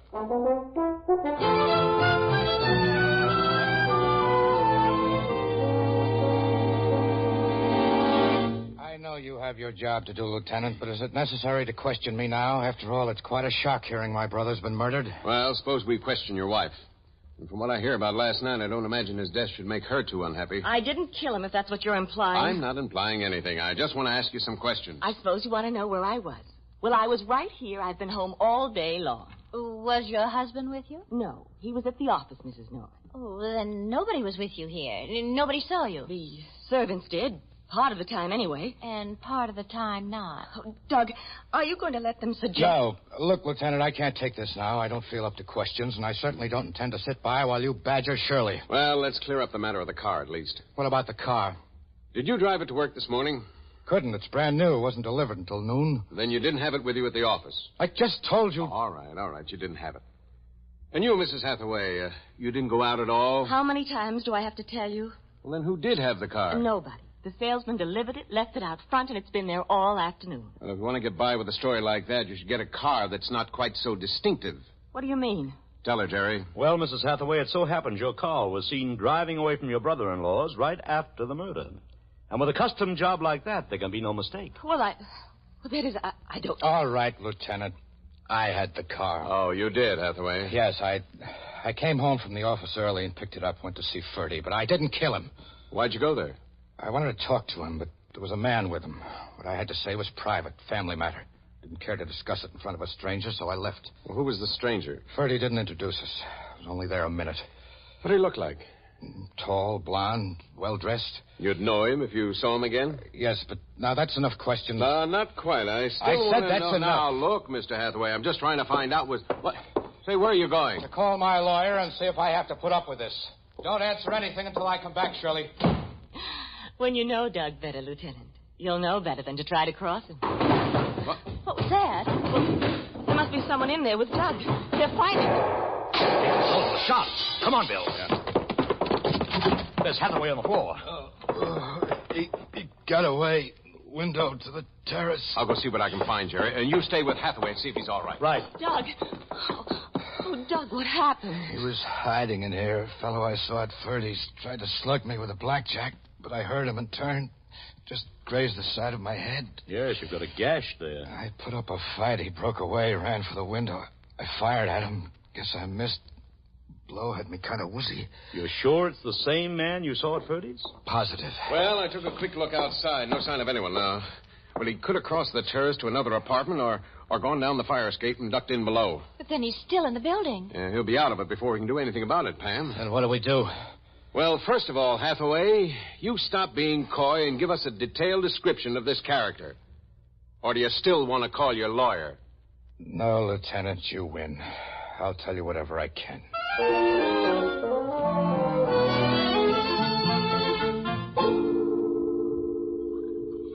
There's your coffee, Jerry. Jerry. Jerry North. What, Pam?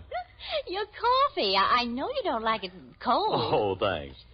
Where were you? What? Just now, in your thoughts. You were miles away. I was thinking about the Hathaway case. It's been 3 days now, and no sign of the mysterious stranger. Well, maybe they'll never find him. He had time to get far away. But I don't think he did. That's what I've been thinking about. You think you know where he is? Maybe. Anyway, I'll bet there's one place they haven't tried yet. Where's that? The morgue. The morgue? Mm-hmm. And somehow I have an idea it might yield results.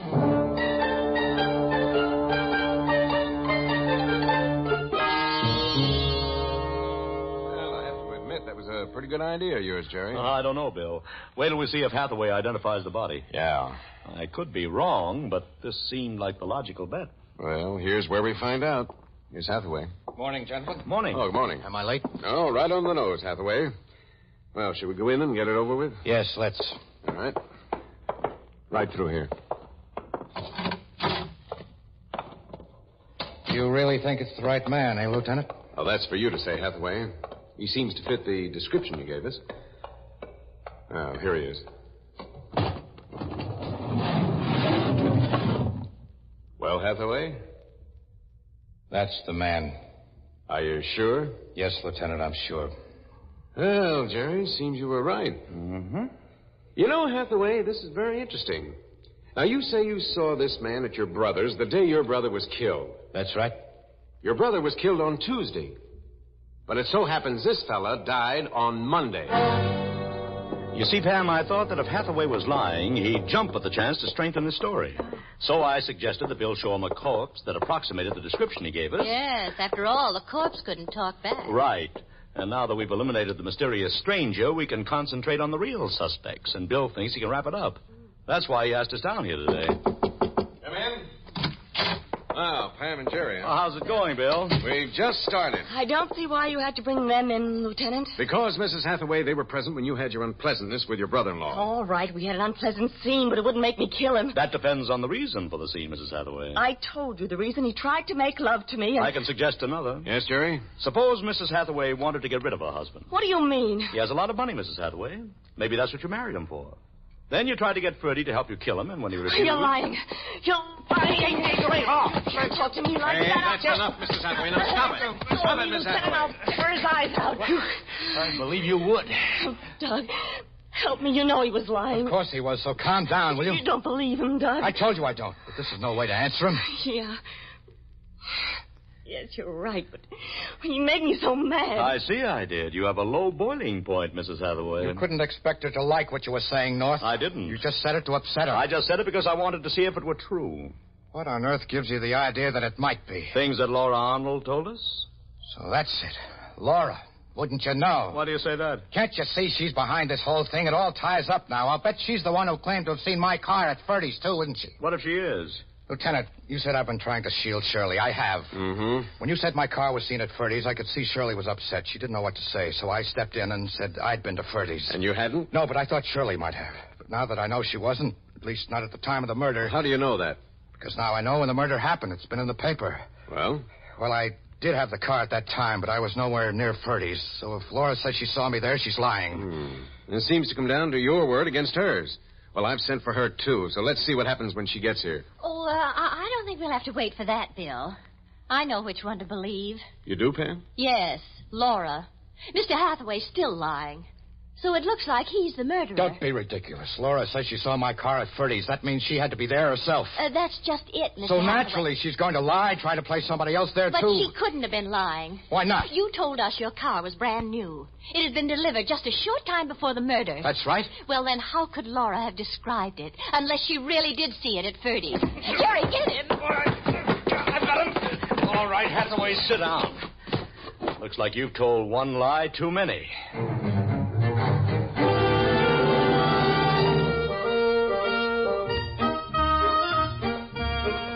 Oh, it's a beautiful day, isn't it, dear? Yes. Poor Shirley. Well, how do we come to Shirley? Out of a clear blue sky. The sky's clear, and you just mentioned the weather, so you see, there is a logical connection. You win, dear. But why do you say poor Shirley? Well, it's quite obvious that she just married Doug Hathaway for his money. Mm-hmm. And now that he's caught for murder, they've broken him down about how he made his money. His whole crooked house will come tumbling down. That's right, Jerry. And all his money is tied up in And that. so poor Shirley gets none. Now, you see what I mean, dear? Poor Shirley. Uh-huh. But somehow it doesn't break my heart. She knew Doug was a crook. Ferdy knew it, too. That's why Doug killed him, to shut him up. He claims Ferdy was always a tattletale as a kid. Hey, Pam, why are you stopping? Oh, I just want to look in this window. Look at that car, Jerry. Isn't it beautiful? Mm-hmm. It's sort of like the Hathaway's car. Oh, it must be wonderful to be able to afford a car like that. Yeah, even if you could, where would you ever find a parking space for it in Manhattan? Well, if you didn't live in Manhattan. But we do live in Manhattan. And we can't afford the car anyway. I know, Jerry. I'm just thinking. Don't you ever like to think of what it would be like to have a car like that? I don't let myself. How do you prevent yourself? Oh, easy. I just walk over to the curb, like so. Yes. And then? Then I just shout, like so. Hey, taxi!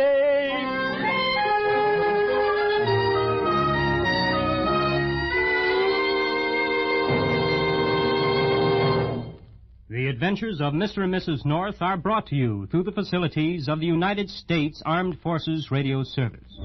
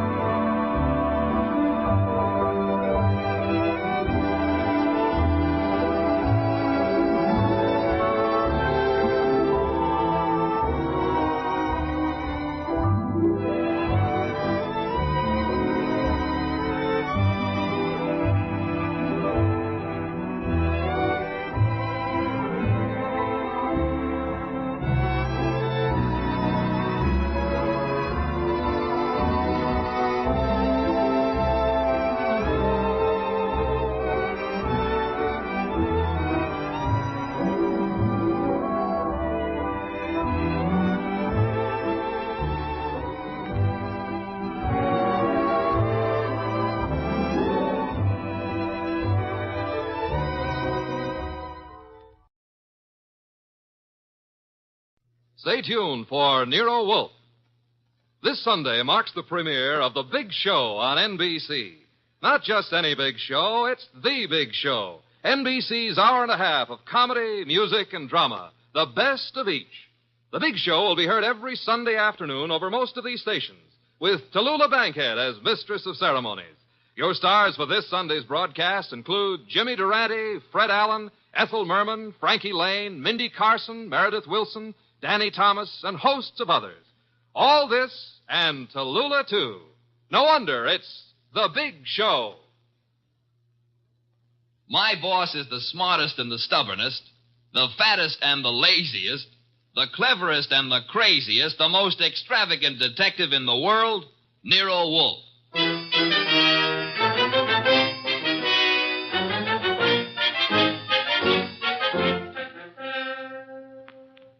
It's the adventure of the case of the Dear Dead Lady, with that brilliant, eccentric private detective, orchid fancier, and gargantuan gourmet, Nero Wolfe. Starring Sidney Greenstreet.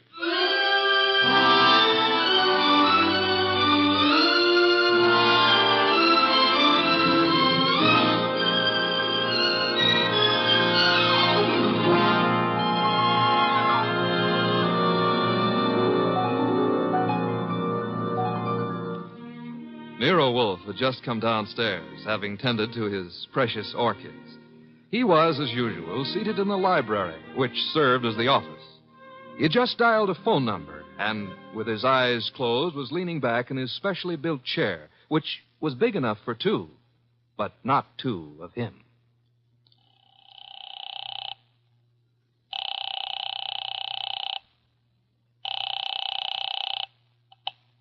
Halsbrecher's Market, domestic and imported delicacies. Mr. Halsbrecher, this is Nero Wolfe. Oh, yeah, Mr. Wolfe. I was just about to ring you. Well, I have need of 2 pounds of duck liver. I do not, of course, refer to the commercialized Strasbourg pate. Well, I appreciate the order, Mr. Wolfe, but... Next, my cook Fritz informs me that we require 3 fine fat geese. Look, Mr. Wolfe, there's a little matter of an unpaid You bill. might add 12 cases of beer, a bushel of Vermont apples, green for stuffing, and a gallon of Marquesa Patricia Roman oil. Mr. Wolfe. In addition, Fritz has listed 6 dozen eggs, 4 braces of Sussex woodcock, and a few pounds of Westphalian ham. You have all that? Well, I can get it, Mr. Wolfe, but my bookkeeper... Thanks very much, Mr. Halsbrecher. That will be all. Now, now then, Archie. Yes, boss? You seem to be worried. Oh, I am. This means naturally that I'm supposed to handle Halsbrecher's delivery boy when and if he shows. I had thought of leaving that simple matter to you. And what about the simple matter of the money? Money? I hate to bring up a vulgar subject, but where is it coming from? Oh, of course. You're right, Archie. I should have said... Said what? Charge it. Boss, look, you don't realize I know, but we're into that truffle broker for $500 bucks and change. All right. Then give him a check. Okay, I will give him a check. And I hope they'll let you keep the orchids in your cell. You're a wit, Archie. Mm-hmm. You know, I'm on the bank's mailing list. We got a notice this morning. You don't mean... Oh, but I do. Again? Yeah, you just can't take money out of an account, boss. Sometimes you got to put some in.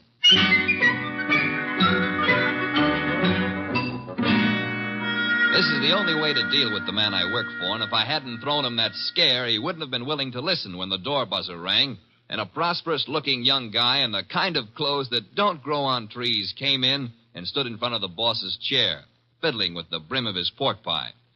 My name is Oliphant, Mr. Wolfe. Oliphant? Yes, sir, Oliphant. I am the spiritual leader and guiding head of a small religious group known as the Seekers of the Inner Power. I see. Also a man addicted to marrying neither wisely nor well, but often. You read the papers? I do.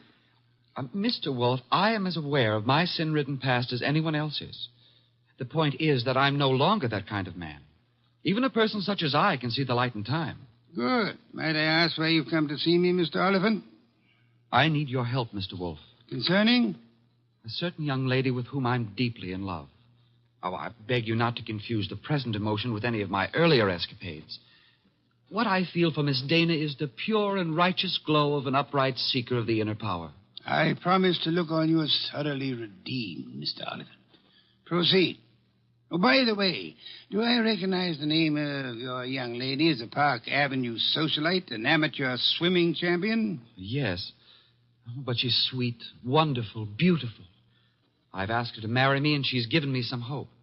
In time, I fully expect to make her my wife. Well, then where's the problem? The problem is the presence of another man in her life.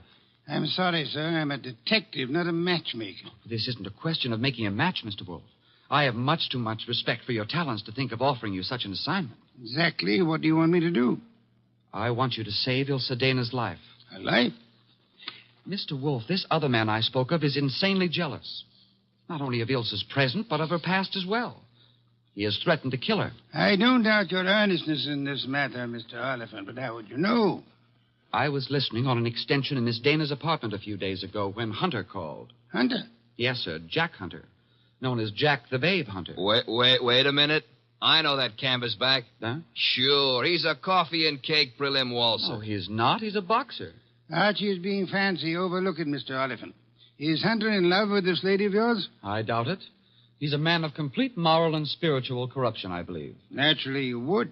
But what are the facts? In my opinion, he's after her for her money. She has money? To burn. And you, Mr. Oliphant? Me? Can you also afford to burn? How much do you want? The answer to that would be astronomical. However, if you leave a check for, say, $7,000, I shall look into your matter the very moment I have completed a little research into the nutrition of the Polynesian orchid.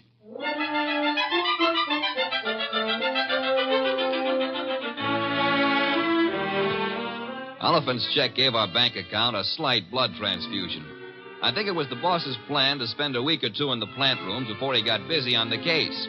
And he'd have done it, too, if that phone call hadn't come in about a little after 9, just after Wolf had polished off one of Fritz's dinners and was settling back with a stein of beer in his hand.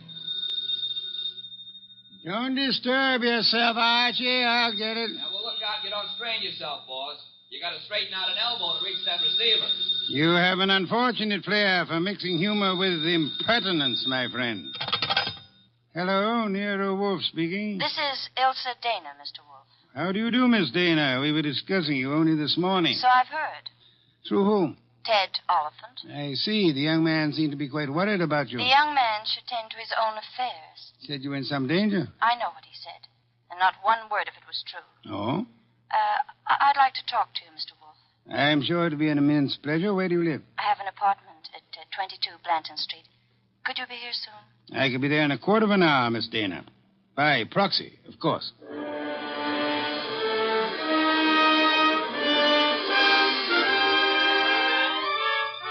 The proxy, naturally, was yours truly. 10 minutes later, at 20 past 9, I walked up to Ilse Dana's door with a nosy elevator boy giving me the 00. The reason for his interest was that her door was open and the room inside was empty except for a little twisted pile of pale pink satin, which at close range turned out to be a woman. Which woman turned out to be Ilse Dana. And Ilse Dana was dead. She used to be pretty. She isn't now. Yeah, strangulation doesn't help any girl's looks, son. Make anything of it? Well, the position of her body and the bloodstains on her pointed fingernails tells me that she put up a tough struggle before somebody succeeded in smothering with a pillow from the sofa over there. Yeah, that figures. When did it happen, I wonder? Yeah, the last 15 minutes, I'd guess. Say, who's been up in the elevator this evening? Nobody for her. Well, somebody came up. Well, who says not? They could have used the stairs, you know. Yeah. How well do you know Miss Dana? I know exactly zero about Miss Dana. How could you write her up and down every day and know nothing about her? It's a rule of the house to keep your mouth shut. The rule also goes when being questioned by a cop. A cop? Who's a cop? Oh, I guess you're a cello player from the Philharmonic. Look, I happen to work for a guy named Nero Wolf. Oh. Heard of him? Maybe. Well, if your memory comes alive, son, I might see my way clear to spend a few dollars with you. Understand? I'll keep you in mind. Going down, mister?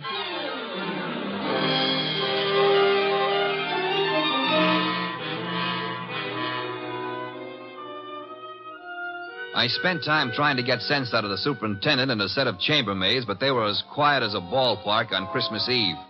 Then I called the cops and told them about Oliphant and Hunter. By the time I got home, the house was dark and Nero Wolf was sleeping. Next morning, I gave him the details while he drank 3 bottles of beer. When I finished, he sat for a long time and then started another bottle. The prize fighter. What about the prize fighter, Archie? Hunter? Well, I phoned the hotel he lives in before you got up.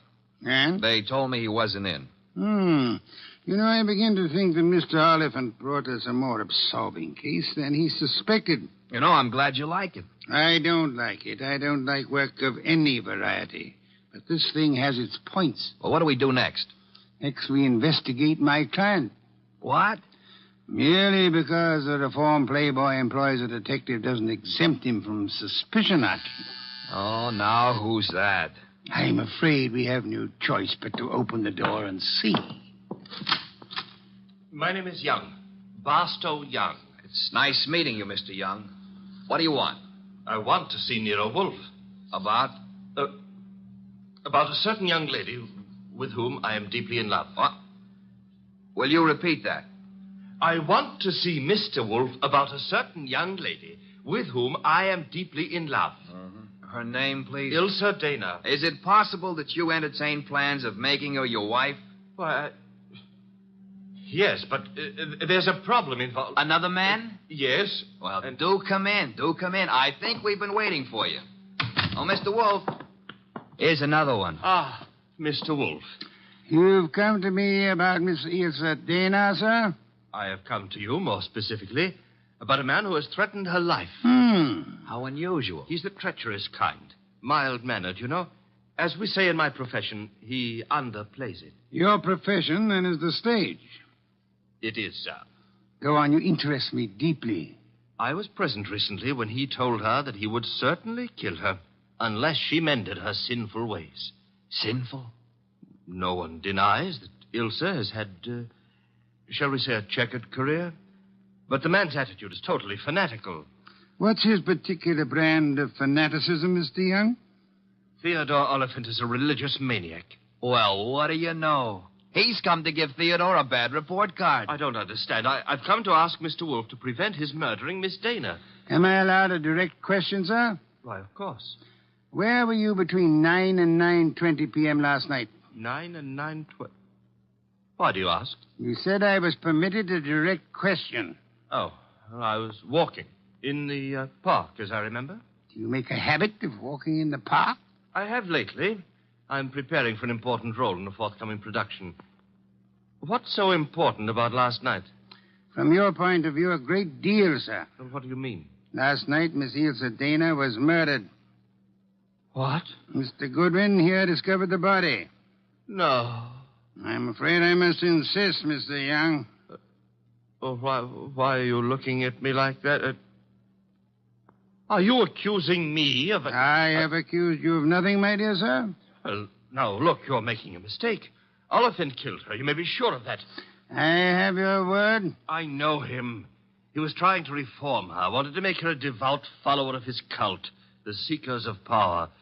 I heard him tell her to her face that if she refused redemption, he would see to it that she didn't live on in her wickedness. You could produce other witnesses?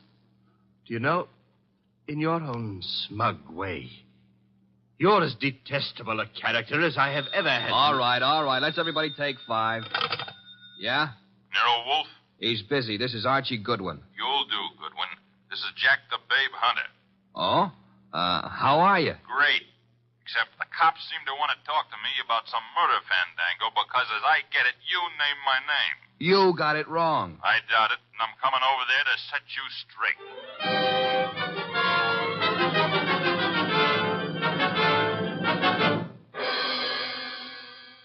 Why'd you ring me in on this mess, Wolf?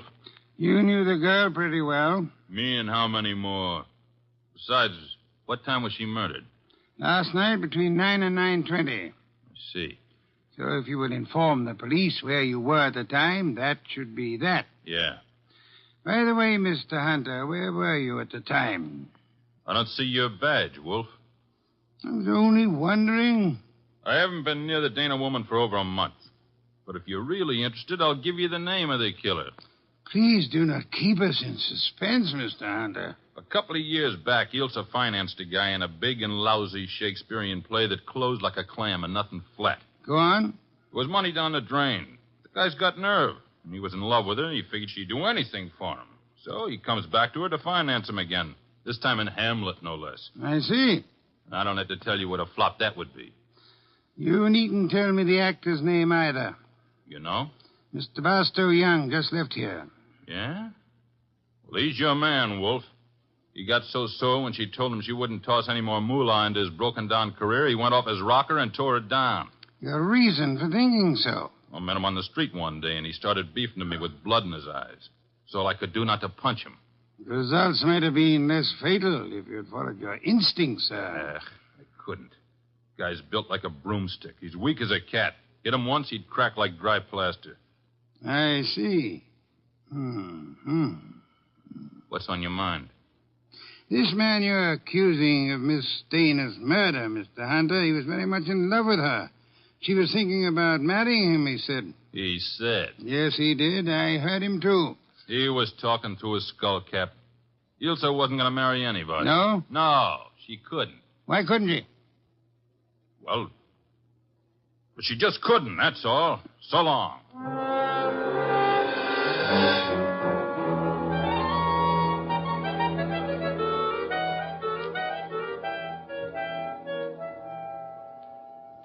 Well, now we got a perfect circle with everybody pointing at everybody else and nobody able to prove a thing. What Hunter says isn't impossible, Archie. You think Young did it? I don't think at all yet. But if there's anything more dangerous than a woman scorned, it's an actor scorned. We have another visitor. Yeah, who are you expecting? At this point, anybody. Hi. Oh, you. Yeah, I told you might hear from me. Come on in. Who's this? Fellow runs the elevator at 22 Blanton Street. What do you got for me, kid? Postcard? Postcard? Yeah, the cops missed it, but I spotted the edge stuck under a rug. Nice of you to have delivered it. Or maybe he was just being curious. Curious? It's not every elevator boy who has a chance to see Nero Wolfe in the flesh. Oh, him? Come off it, High Pockets. I'm here because you mentioned something about spending a few bucks. Oh. I wouldn't cross the street to see the best gumshoe that ever breathed. Look, gumshoes don't breathe, and how would you like a sock? Archie, pay him and let him go. Yeah, pay me and let me go. Sure, Mr. Wolfe.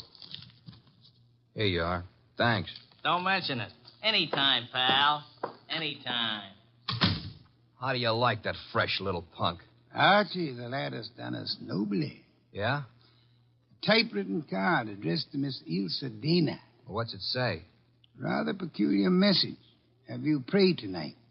It's signed with a single letter O. Have you prayed tonight? Yes. Signed O? Exactly. Weird, isn't it? Well, what's weird about it? What could be plainer? Have you prayed tonight? Now, I ask you, who is the man in this deal who's interested in praying? All of us, I hope, are God-fearing. All right. But I ask you again, what does O stand for? It could stand for O'Brien, Obituary, Omaha. What about Oliphant? Oliphant, too. Look, what's with this indifference? The case is cracking and you slough it off. You remember what Young said? Oliphant threatened to kill her because she wouldn't join that cockeyed movement of his. Don't exhaust yourself, Archie. We have a hard night ahead. Yes, but I don't understand. But I don't mean to stifle your imagination, my friend. But if you'd reserve your deductions for a little while, you could lend me some much-needed assistance. What do you want? I want you to become a burglar. A burglar? I want you to hurry over to the dead woman's apartment on Blanton Street and ransack it. For what? How do I know? We need help. Anything may help us. Go through the place with a fine-tooth comb.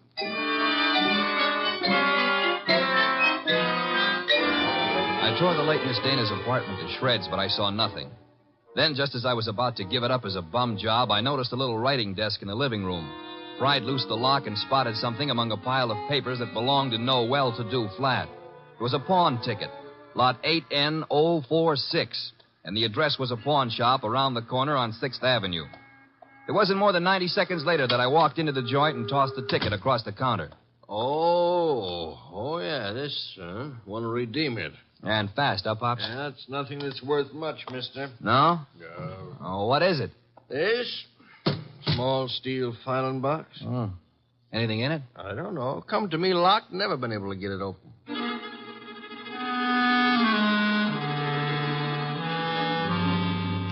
We got it open, Wolf and I. Smashed the front end with a poker. There were some odds and ends inside, old earrings, some thumbtacks, a cigarette lighter, just trash. Then the boss stuck his fingers in and pulled out a plum. This is it? What do you mean, this is it?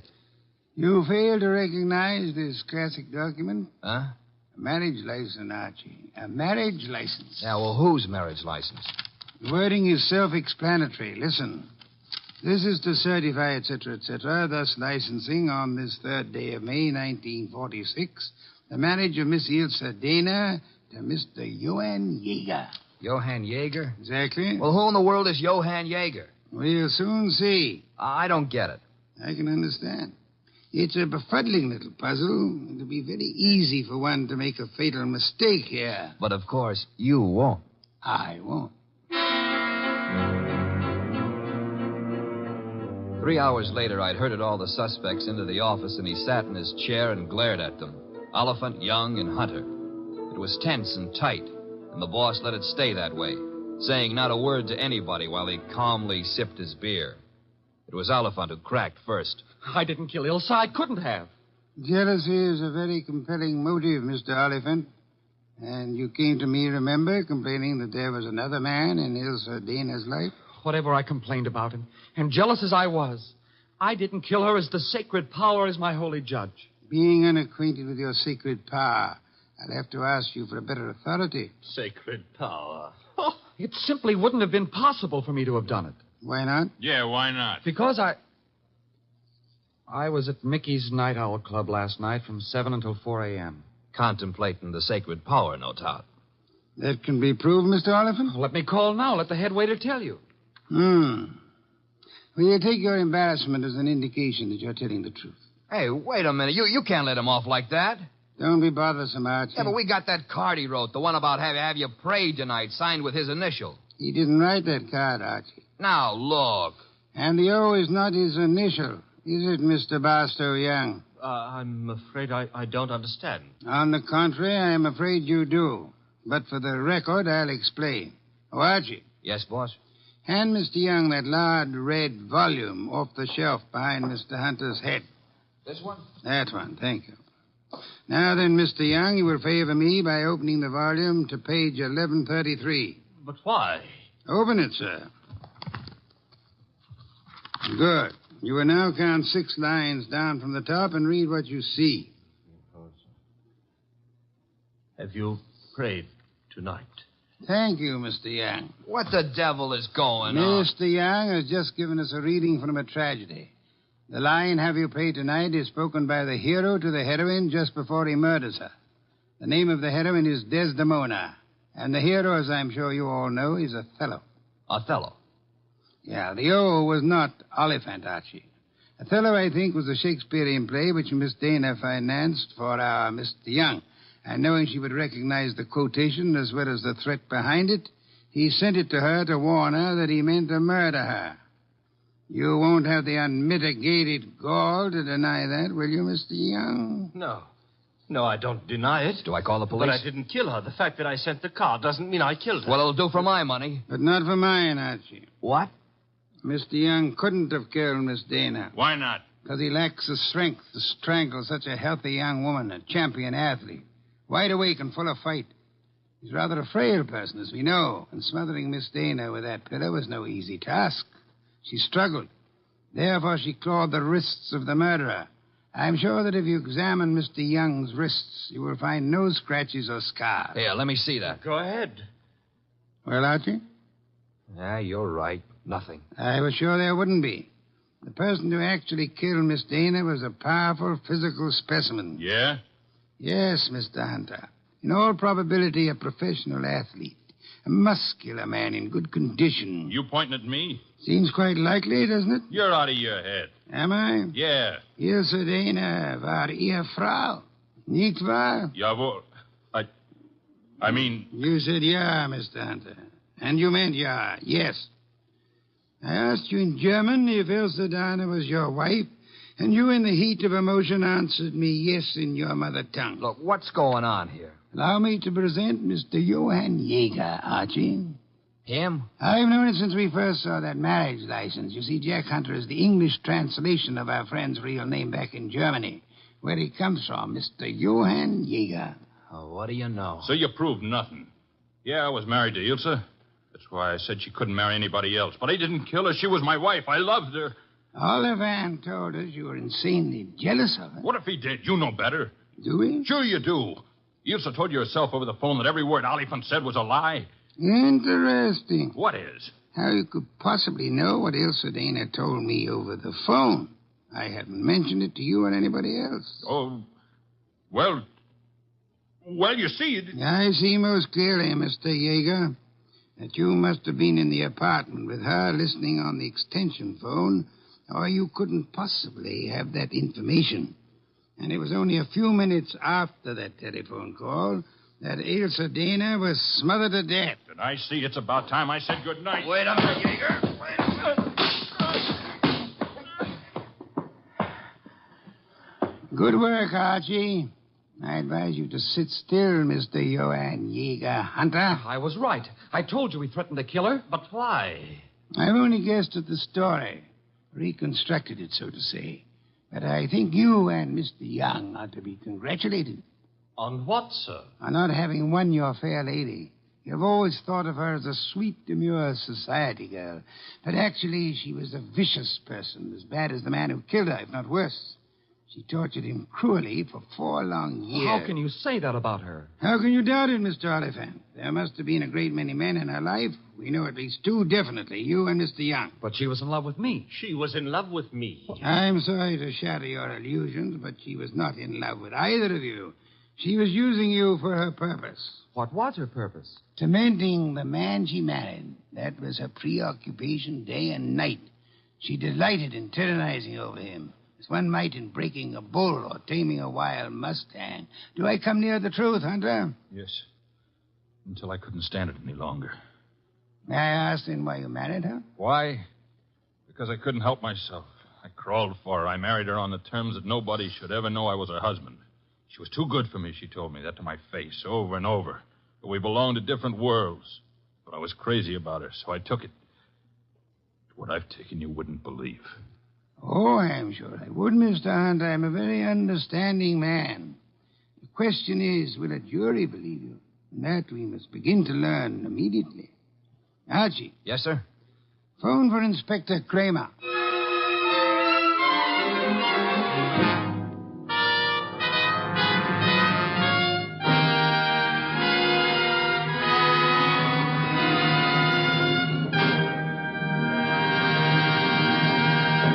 You have been listening to The New Adventures of Nero Wolfe, starring Sidney Greenstreet.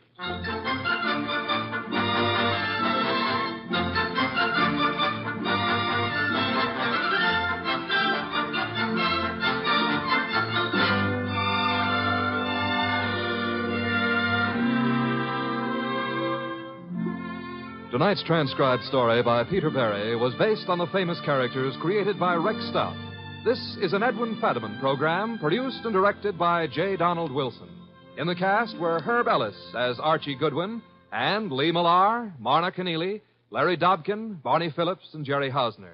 Next week at this same time, Nero Wolfe and Archie will bring you The Case of the Headless Hunter. Don Stanley speaking.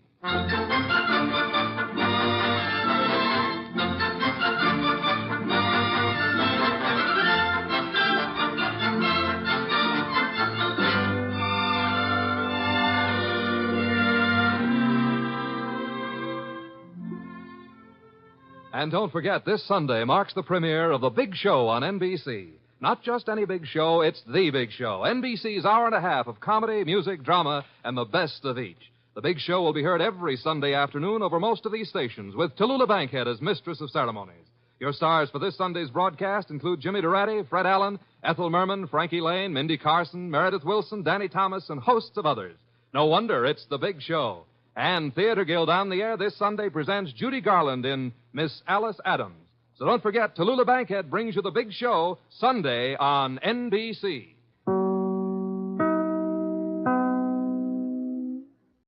Would you hand me that, please? Thank you. Now, let's see. Survey, survive, Susanna, suspect.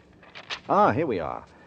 Suspense, meaning held in doubt, expressing doubt, the state of being uncertain, undecided, or insecure, state of anxious expectation or waiting for information, such as to keep one in suspense, therefore delay acquainting him with what he is eager to know.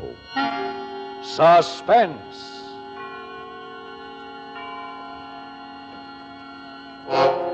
An hour of suspense now.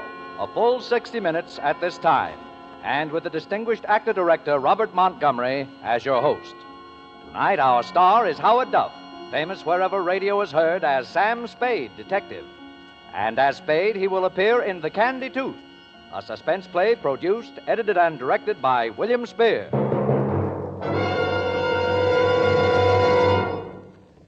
This is Robert Montgomery. My pleasure and privilege it is to be here during this hour each week as a sort of guide, philosopher, and fiend, an accessory before and after the facts of crime and punishment, which calculatedly fill our minutes with suspense. This evening, before we chat a little about the private life of America's favorite private eye, let me, on behalf of Mr. Spear and all of us, thank you sincerely for your wonderful letters and telegrams expressing appreciation and interest in this new full-hour presentation. It's wonderful fun to have 60 minutes to play with in radio drama. In our new double-strength, king-size format, we plan to bring you radio plays based on complete novels and on theatrical productions and pictures. Many of the best writers of this literature, James M. Cain, Dashiell Hammett, Raymond Chandler, Graham Greene, Eric Ambler, and Agatha Christie, have been happiest with a more spacious canvas upon which to display their characters of passion and purpose. With a full hour for our theater of thrills, we can give these authors a full stage on which to have their people play out their lusts and desires, their temptations and frustrations, their frantic fears and villainous triumphs, their descent into black and terror-laden bewilderment. Sometimes we find ourselves locked in the tortured brain of the scheming criminal. At other times, we know the dread of the hunted and hapless victim. But always the basic ingredient of suspense is not mechanical gadgetry, not the detectival piecing out of fingerprints and convenient clues, but always the basic ingredient is people. For people give us emotion, and emotion marks the high drama that cold logic can never achieve. Nowhere will you find stranger people, motives, and situations than those that pass through the door of a little office in San Francisco's Post Street. The lettering on the door reads, Samuel Spade, Private Investigations. Once it read Spade and Archer, but that was before Miles Archer stopped a bullet and plunged Sam Spade into the greatest detective adventure of modern times, the search for the Maltese Falcon. It was literally a shot heard round the world, for it brought into prominence the name of Dashiell Hammett and the so-called hard-boiled school of crime detection. Since then, the fictional private eye has become a national institution, but Sam Spade still rules the roost. In book sales, in motion pictures, the Maltese Falcon has been filmed 4 times now. And now on the air, every Sunday night, in The Adventures of Sam Spade, starring Howard Duff and produced by our very own Bill Spear. It's a great pleasure for me to introduce to our suspense audience now a young star from my home lot, Universal International, in the role with which he has become so closely identified that most of his fan mail is addressed to Sam Spade. Howard Duff. Thanks, Bob. I'd like to go on record right now as saying that any checks I may sign with the name Sam Spade will be accepted at your own risk. The detective business has been pretty good lately, I hear. How much did Sam make during 1947? Effie would know. But no matter how much it was, it won't change Sam. He'll still do business at the same old stand in a rickety office building on Post Street where the elevator seldom ever works and the janitor never ever works. As a matter of fact, I got into my Philip Marlowe pants this morning and did little Spade work on Spade myself. Don't stop me if I'm wrong, but here are some of the facts. F-A-X, facts. The way I dug them up. Age? Nobody talked. History? Mysterious, but was probably a Pinkerton man to start with. Height? 6 feet and a small chunk. Weight? Enough muscle to go with his height. Hair? Dim-out blonde. Eyes? Yellow-gray. Unmarried. Lives alone in a small furnished apartment within walking distance of his office. Is economical to the point of, never takes a cab where streetcars can get, and has been known to walk where they can't get. Secretary, Effie Perrine. The only person who really knows what makes Sam tick when he wants her to. Otherwise, he's a lonely man who trusts no one, lives alone and loves alone, and expects others to like it. Have I left anything out? Nothing you left out, Bob. Something you put in. It's not true that I don't trust anybody. I trust everybody. All my clients are honest until I prove them otherwise. Maybe that's what's kept you in the private eye business all these years. That and the strong hatred that I have. Hatred? Yeah, for time clocks and the hours between 9 and 5. That's why I went into business for myself, and that's what keeps me there. Then you regard it as a business, Sam, and not as an adventure. Huh? Well, when you break an arm in an adventure, the cost of setting it is not tax deductible. In a business, it is. Yes, I see. How many cases have you had? And do you think all private dicks are clever? Well, I've had so many cases I can't remember them all. About being clever, I once knew an operative who, while looking for pickpockets at Santa Anita Racetrack, had his wallet stolen. He later became a lieutenant of detectives in Glendale. Sam, tell me, what was the most surprising thing that ever happened to you? The most surprising thing that ever happened to me was in 1936 in Washington, D.C. I met a young lady on a bus who did not remark that my work must be very interesting. Well, that's very interesting. Thanks a lot. But I guess my most exciting caper since the Maltese Falcon was the hugger-mugger over the Candy Tooth. Usually when I wind a caper, I call Effie just to let her know I'm okay before I hustle down to the office to dictate my report to the client. But this time it was 4:30 in the morning before I could get to a phone. The reason was that I was in jail.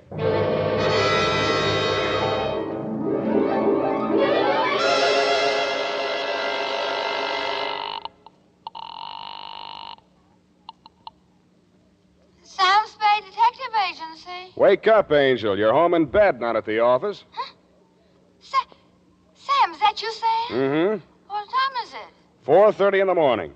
Are you up already? Effie, pull yourself together. Get dressed. Hustle down to the city jail. Oh, Sam, what happened? Well, that's what I got to get on the record now while I'm still alive to do it. Grab a taxi and hustle on down. Bring a book, pencils, the encyclopedia that has the letter K in it, and any old $20,000 you got laying around. Sam, where am I going to get pencils at this hour?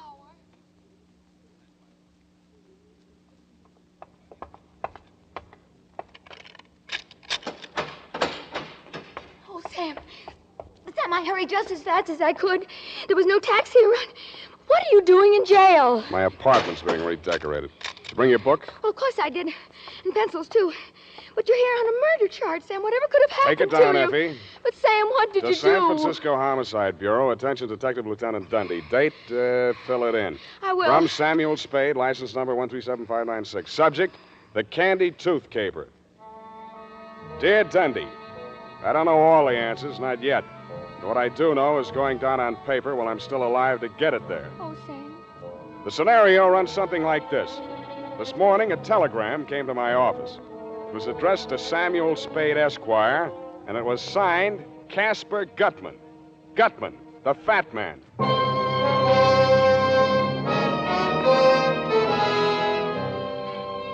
So far as I knew, Dundee, when you closed your books on the Maltese Falcon capers 7 years ago, Gutman was entered as dead. First, I thought the telegram was somebody's idea of a joke. But when I read it through the second time, I knew it was no joke. There's nobody else who thinks or talks or writes like Casper Gutman. My dear Mr. Spade, you will no doubt receive with mixed emotions the news of my imminent reappearance in the city of the Golden Gate. Hence the companion dispatch of a telegraphic draft in the amount of $1,000, which you are free to convert into coin of the realm. This trifling sum, sir, is merely a token of my esteem for a man of many resources and nice judgments, and for it I do not require any specific service. However, if you feel so disposed, sir, you are free to accept my considered advice in the matter of an invidious pair of rogues, to wit, one Lawrence Laverne, DDS, and or Hope Laverne, whose charms and aliases are far too myriad to enumerate in this necessarily abbreviated communication. Should either or both of these persons approach you, beware the hidden tooth. Believe me, sir, they are untruthful, unreliable, and totally devoid of all moral sensibilities. I count upon you to make no commitments to them or anyone else until you have heard my proposition. This I hope to lay before you when I arrive in San Francisco this very evening. Dear Joel sends regards. I remain your obedient servant, Casper Gutman.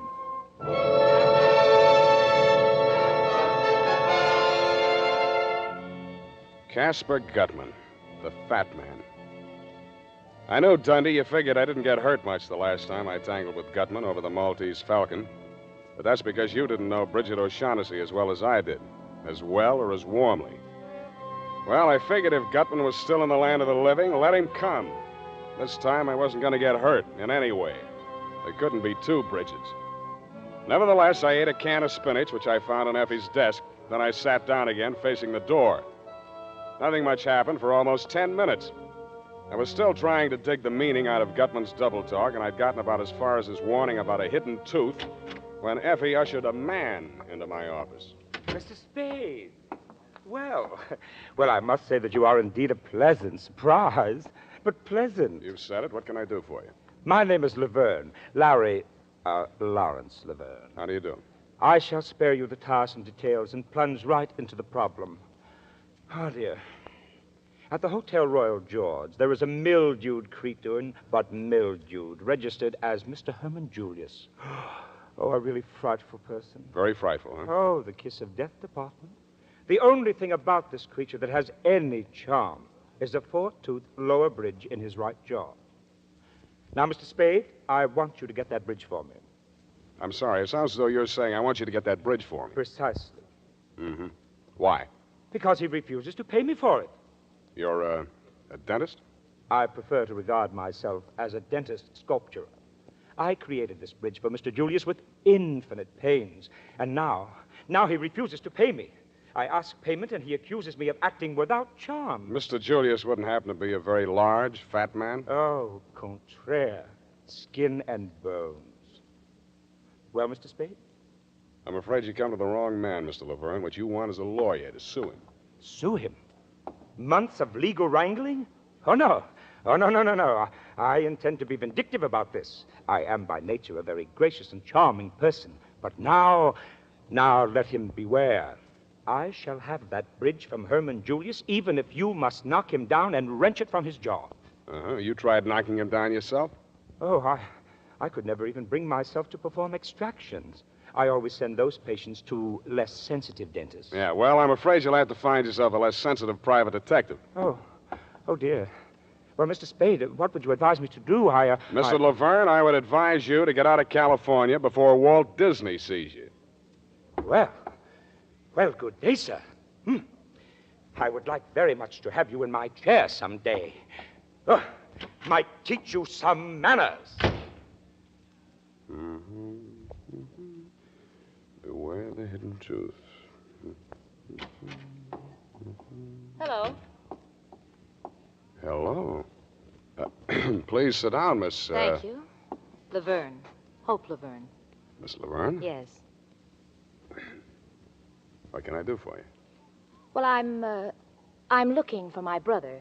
Missing? Well, yes and no. I mean, he's been gone since yesterday, and I'm terribly afraid he'll get into trouble. Oh? What kind of trouble? Well, you see, it just isn't easy for me to talk about this, Mr. Spade. Well, now, Miss Laverne, suppose you just lean back in that chair, close your eyes, and... Yes, thank you. Yes, it's easier like this. Mm-hmm. I thought you'd like. My brother's name is Lawrence. He's a man of 52. He's not well. I mean, he gets spells, and he acts peculiarly. He suffered a nervous breakdown some years ago, and he spent most of his life in sanitariums. Where are you from, Miss Laverne? Kansas City. During the past year, Larry was in a rest home in Palo Alto, and I arrived 2 days ago to take him home. Yesterday morning, Well, I don't know how it happened, but he's gone. These spells you mentioned, what are they like? Oh, well, he assumes different personalities. His favorite seems to be that of a dentist. He becomes obsessed by the thought that he's done some work, a bridge or something, for someone who refuses to pay him. He'll walk up to a perfect stranger and create a scene. He's been arrested a few times, nothing serious, public nuisance. Mr. Spade, I'm afraid that he'll be put away if he's arrested once more. I see, and you want me to look for him. Then he hasn't been here? Why'd you think he'd come here? Oh, that's another one of his tactics. He goes to a private detective, hires him to either follow a man or get back the work he thinks he's done. Dental work, you know. But what made you think he'd come to me? Oh, well, not you, particularly. But since yesterday, I've tried almost every private detective in San Francisco. No one has seen him. Who'd you talk to? I beg your pardon? These private detectives, who'd you see? Oh. Well, there was a man named Graham and one named Marlowe, Philip Marlowe. Excuse me. Would you like a drink? No. Thank you. Marlowe speaking. Spade, Phil. Hiya, Sam. Phil, you got a rumble on a missing brother named Larry Laverne? Yeah. Gal was in early this morning. Hmm? Brother's some kind of a screwball. You meet him? No, hasn't been around yet. Thanks, Phil. See you. Why did you do that, Mr. Spade? It's doing things like that that have kept me alive and in business all these years. That was Marlowe. Your brother hasn't been to him. I told you that. But your brother has been here. When? A few minutes before you came in. Can't see how you missed him. What did he tell you, Mr. Spade? Pretty much as you outlined it. About the dental work.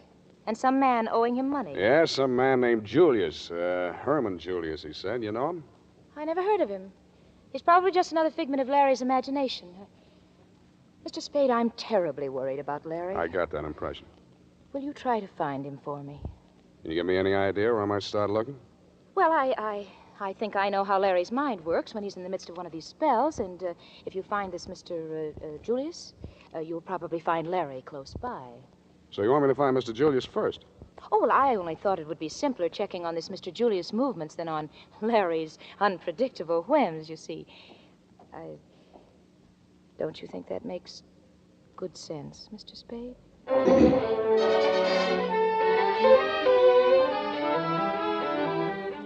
Miss Laverne told me she was staying at the Pickwick Arms, and I said I would call her if I found her brother, and she said, thank you very much, and I said, it's nothing, just part of the day's routine, and then she kissed me and left.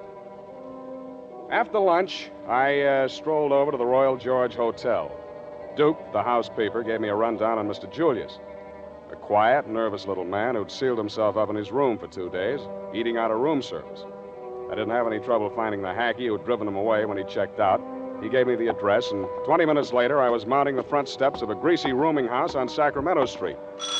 I twisted the rusty bell on the door, and a long, sharp nose that could only belong to a landlady stabbed out at me. What you want? I'm looking for a man named Herman Julius. Don't have no Julius here. Well, maybe he gave some other name. A little skinny guy with a foreign accent. You the Lord? Take me to his room. Oh, now, wait a minute. Now. Well, step inside. Up the stairs. He home? Never seen him go out. Ain't but one door. Watch that step second from the top. It's busted. Don't want no lawsuits. It's the third. Said he was a refuge. The Nazis was after him. Another flight.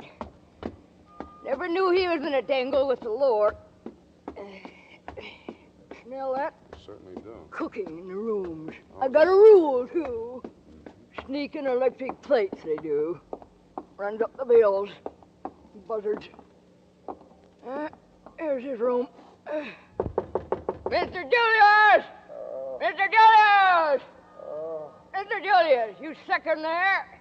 They drink, some of them. Then they don't cook in their rooms. They drink. Get DT, some of them.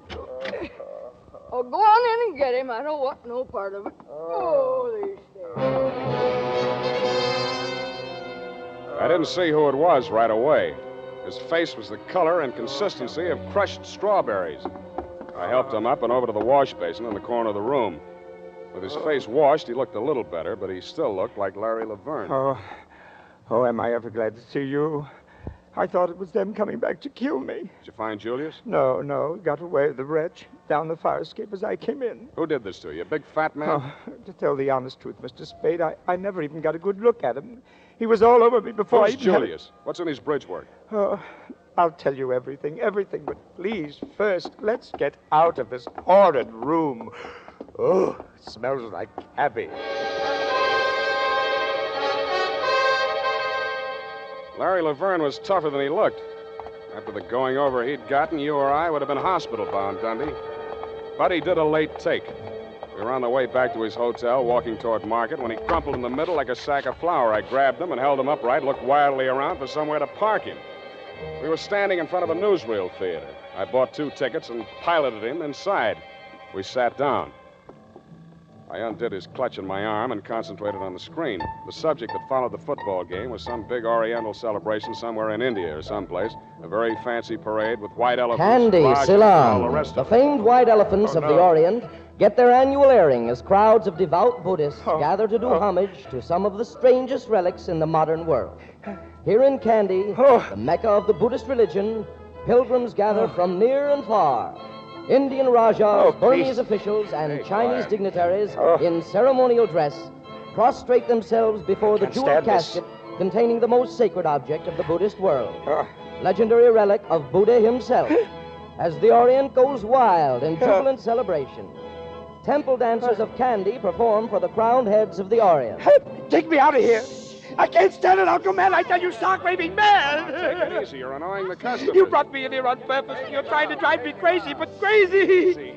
Listen to me. Two men If holding one up more the sacred elephant walks relics across are that high street, priests. If that man says that one word, Candy, just once more, I won't be responsible. I tell you, I won't be responsible. All right, Larry. Take me this out is of the here. end, but the end. Now you got me doing it. An Come on, let's get out of impressive here. ceremony indeed. I promise you, Mr. Spade, all I need is just one night's sleep and I'll be a new man. Yeah. Well, I haven't even dared to take 40 winks since I arrived in this town for fear those monsters might murder me in my bed. Yeah, I know. It's tough. Sit down. So this is your apartment? That's what I laughingly call it. Living room, bedroom, icebox. Here, have a drink. Me too. Oh, thanks. Oh, did I ever need that? Help yourself to the bottle. I don't touch alcohol as a rule, but after what I've been through... Well, now, drink all you like. You deserve it. Oh, thank you. Well, I hardly know where to begin. It's all so strange. And there I was in Lisbon, Mr. Spade, the only English-speaking dentist worthy of the name in the entire diplomatic colony. Well, you must have read in the papers about Dom Constantino's tomb being violated. It was the scandal of the season. Oh, it's so horrible, Mr. Spade. I just can't talk about it. Here. Try a little more of this. Settles the nerves. Oh, I just don't know how I can ever thank you. Ever since I hit this burg, I've been feeling like the forgotten... Pardon, man. Yeah, you were saying something about a tomb being broken into. In Portugal, this was? Yes. Well, you know, the draft board just took one look at me. I know what you mean. So I just stayed on in Lisbon. And, well, you know how people gossip, having patients of all nationalities and all that, you know? Yeah, I get it. Between the Nazis and the Allies, you were quite a social line. Oh, now, wait a minute. Don't get the idea I was a spy. Oh, no. But sometimes people had things that could be hidden in a hollow tooth, and like that, bridge work, you know? I think I told you I'm not so much a dentist as a dental artist. Mm-hmm. Well, that fat Mr. Gutman brought me this tooth, you see. Gutman? Yes, Mr. G and that Joel Cairo person that was with him. Well, they brought me this tooth. Oh, a horrid yellow old thing, practically a fang. They wanted to put in Mr. Julius Bridge. Paid me £1,000, can you imagine? Then when I learned what they had done, well, it made me positively ill. This practically sacred old tomb in the cathedral, they'd broken in and literally torn out a piece of his jawbone. Whose? Why, Dom Constantino's. And who's Dom Constantino? Oh, the Portuguese viceroy. It didn't hurt him any. He's been dead 500 years if he's dead a day. Ooh. Oh, dear. I'm as tight as a tick. This liquor is getting to me.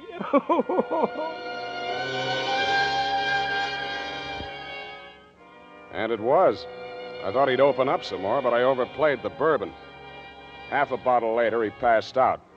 I flopped on the sofa and tried to get some sleep for myself, but my dreams kept getting in the way. I had newsreel dreams in Technicolor.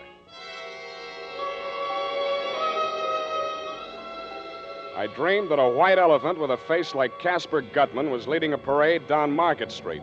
The howdah that was strapped to his back looked like a dentist chair. Herman Julius was sitting in it, but this face seemed to be blanked out. Joel Cairo, wearing a surgeon's gown and a turban, was drilling Julius's tooth. The crowds were throwing diamonds and rubies from the peanut bags they were carrying, and Gutman vacuumed them up with his trunk. That was when the bells started ringing in the Buddhist temple that had been built on top of the Mark Hopkins.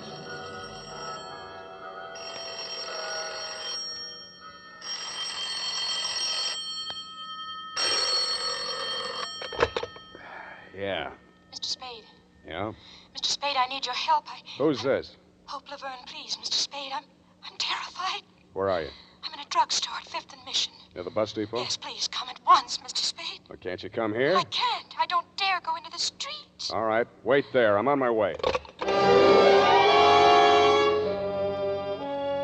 I took a quick gander at Laverne, saw he was still out cold, slipped into my topcoat, and left the apartment. I figured it would take me 11 minutes to hustle over to 5th and Mission. But I never got any further than 50 yards from the front of my building. I sensed him behind me, wheeled suddenly, bumped him into a doorway, held the thumbs of his hands gripped tightly in my fists. Stand still or I'll tear him off. Let go. I'll kill you. Don't move and it won't hurt. You filthy beast. The boy twisted suddenly and violently, and I heard the crack of his left thumb breaking. He swallowed a scream, dashed out into the deserted street. I went after him, turned into the alley, and caught the butt of the gun behind my right ear.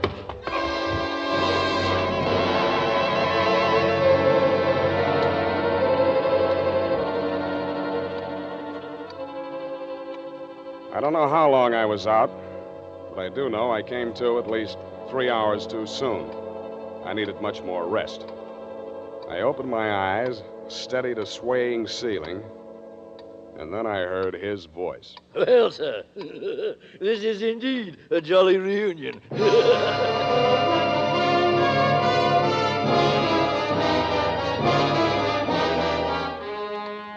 It couldn't be, but it was.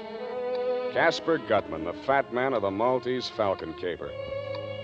Looking at the unholy trio there in the room, Joel Cairo, the little Levantine, still as oily and smiling as ever and still fragrant. Marvin, a sullen, white-faced, hollow-eyed youth as near Wilmer's double as anyone will ever see. And Gutman, spruce as ever in his black cutaway coat, black vest, and gray striped trousers. You'd have thought nothing had happened since then, not even the war. The grayness at Cairo's temples only made his baby face look more babyish. And about Gutman, nothing was different except his watch chain. A curious jewel-encrusted ornament dangled from it, shaped like a claw. You seem surprised to see me, sir. And no wonder. It's always disconcerting to encounter a ghost, especially such a substantial ghost. A lot of water has gone under the bridge since last we met, eh? Under the bridge? Yes, which brings us to the subject at hand, the bridge. My head aches. What about the bridge? First, we'll talk of it. After all, this is quite an occasion, sir. Reunion of old friends, eh, Mr. Spade? Yeah. Tell me, did you ever find the Falcon? If you'll excuse the expression. Oh. Your eyes are resting on all that remains of that fabulous bird, sir. Yes, that trinket on his watch chain. All that remains of the Maltese Falcon. Well, mark you, sir, what part of it survived. The claw. You believe in omens? Right now, I'm ready to believe almost anything. Indeed, sir. Well, no need for dissembling. We're old and wiser, I trust, than in the days of the Falcon. Suffice it to say, the unsavory and bloated object which the police dredged up from San Francisco Bay and identified as myself was some other poor soul. Wilmer, I am happy to say, remembered the debt of gratitude he owed me, and at the last moment agreed to be a party to the very necessary little deception. That is, since they had him cold, as you detectives say, for the other killings, he might as well confess to murdering me. He did so in exchange for my agreement to take care of his family in a financial way. An investment, by the way, which has paid rich dividends. How's that? Oh, indeed? Oh, well, thanks to it, I now have Marvin, Wilmer's younger brother. I thought I noticed a family resemblance. Shut up. Oh, yes, poor Wilmer. He was like a son to me, like a son. Well, it didn't stop you from making him a patsy. I detest killing Mr. Spade. I cautioned Wilmer time and again, but he was so headstrong. A mere boy. You'd better caution this punk or he won't last to take any raps for you. Break his head wide open. Marvin. That dirty shamus lays another hand on me. I'll kill him. No, Marvin. Joel, take Marvin in the other room. Explain to him that Mr. Spade and I are very old friends. Casper knows best, Marvin. Come with And me. now, no nonsense, you two now. Someday I'll kill him. Marvin, Casper will be angry. Oh, dear. Hot-headed. Runs in that family. Yeah. Well, let's have it, Gutman. What are you after this time? My dear boy, you must judge me. It's true I had Marvin check up on you, but only because of your association with Miss Laverne. No matter now. I'm weary of the chase. All the way from Candy, What did the girl tell you? She asked me to find her brother, a dentist named Laverne. You believed her story? No. Most unscrupulous woman. No veracity, no regard for truth whatsoever. Her true motive? Merely to make trouble for me and my friends because of her association with Kemidov. Aye, the Russian's hand again, Mr. Spade. Kemidov? Did I ever meet Kemidov? You'd hardly forget if you had. In short, here is my proposition. Another $1,000, coin of the realm, sir, for which you will refund whatever money Miss Laverne gave you and send her packing. The bidding starts at $10,000. Ooh. You drive a hard bargain, Mr. Spade. Very well. I'll meet your terms. I told you the bidding starts there. And where does it stop? Half of whatever the caper nets you. I deliver Julius, you do the rest. Well, between you and me, Mr. Spade, I'm not as affluent as I once was. The Falcon pretty well wiped me out financially. Considering the time and money I've already invested in trying to track down the weasel Julius. What's in Julius's bridge work? And if I don't choose to tell you?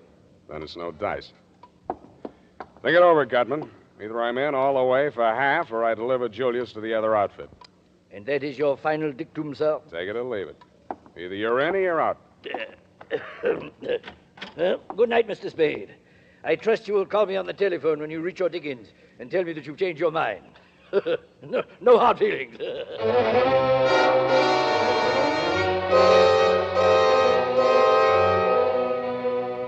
fog was clearing, and only a few white wisps of it were clinging to Twin Peaks when I walked home that morning. It was too late to worry about Hope. Or did she phone for Gutman to decoy me out so that I started walking faster? As I climbed the stairs to my apartment, I heard a door open on the landing, and the slot of light that stabbed out from it showed me it was my door. The light came from behind, whoever had opened it, and I couldn't see who it was at first, only that it was not Larry Laverne. I took the last flight 4 steps at a time. Hello, Sam. Dundee, what's happened? Come in and see for yourself.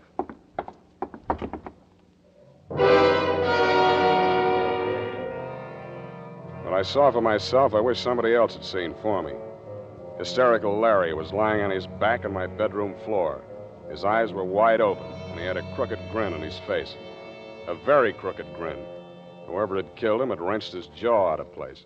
I'm not saying you killed him, Sam. I'm only asking you who did. Don't be a child, Dundee. Why was he killed? No statement. What was he doing here? Who is he? The name he gave was Laverne. I let him flop here because he was afraid to go home. Afraid of who? A man named Casper Gutman. What? Yeah, Gutman. Quit stalling, Sam. Gutman's dead and you know it. You bury him, Dundee? Sam, I believe you mean it. Where Gutman's concerned, it doesn't pay to kid around. What's he after now? The bridge work out of a man's mouth. The man's name is Julius. What's in this Julius bridge work? Maltese Falcon? Something like that. I'm sorry, Sam. It's not good enough. I'll have to take you in.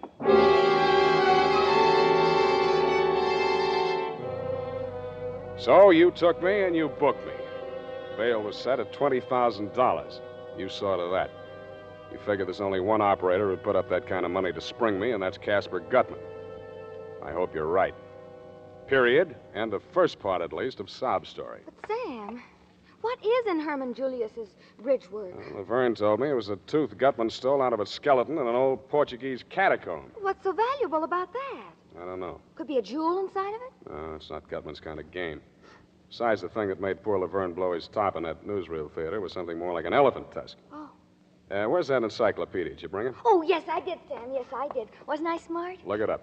Look what up? Candy with a K. Oh. K, car, can. Oh, here it is. Candy. K, isn't that funny? City, capital of Central Province of Ceylon, located near the center of the island north. Spare me the geography. Well, the railroad from Colombo. Noted for its waterfalls and stuff. Yeah. That isn't. The city surrounds an artificial lake and is sacred to Buddhists for its temple of Maligawa, which enshrines the tooth of Buddha brought, according to legend... What? Let me see that. Don't grab. Let me see.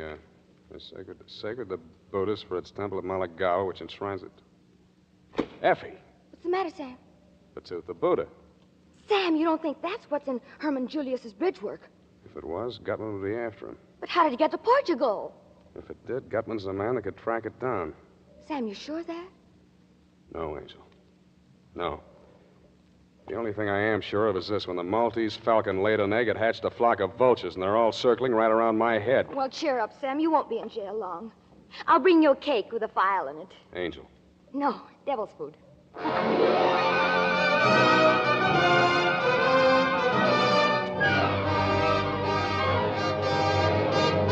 In tonight's full hour of suspense, Howard Duff, our star, appears as Sam Spade, with Joseph Kearns as Casper Gutman, in William Spear's production of The Candy Tooth. Tonight's study in suspense.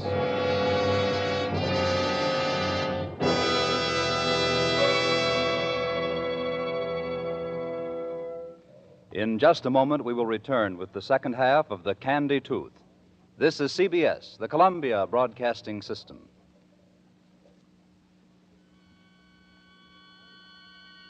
And now, back to our Hollywood soundstage and Robert Montgomery.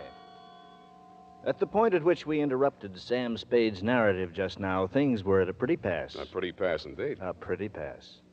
Sam wound up with the body of the dentist, Larry Laverne, in his apartment. The girl, Hope, waiting for him in the bus station. Casper Gutman, the fat man, waiting for an answer to his ultimatum that Spade produce the tooth or else. Me in city prison under $20,000 bail, and the fabulous Candy Tooth still chumphing on two-bit hamburgers in the bridge work of a very elusive man named Herman Julius. Yes. And? Well, after I dictated my report to Effie on what had happened until then, she left, and I laid down to think. Lieutenant Dundee and I had agreed that I should spend the night in the pokey. He figured that the 20-G bail would draw only one man to put up that much moolah to spring me, Casper Gutman. Along about 9 in the a.m., the turnkey unlocked the door of my cell. I followed him out to the desk. The $20,000 were there, but no sign of benefactor, benefactress, or Samaritan of any type. The bond was in my name. I signed my release and walked out.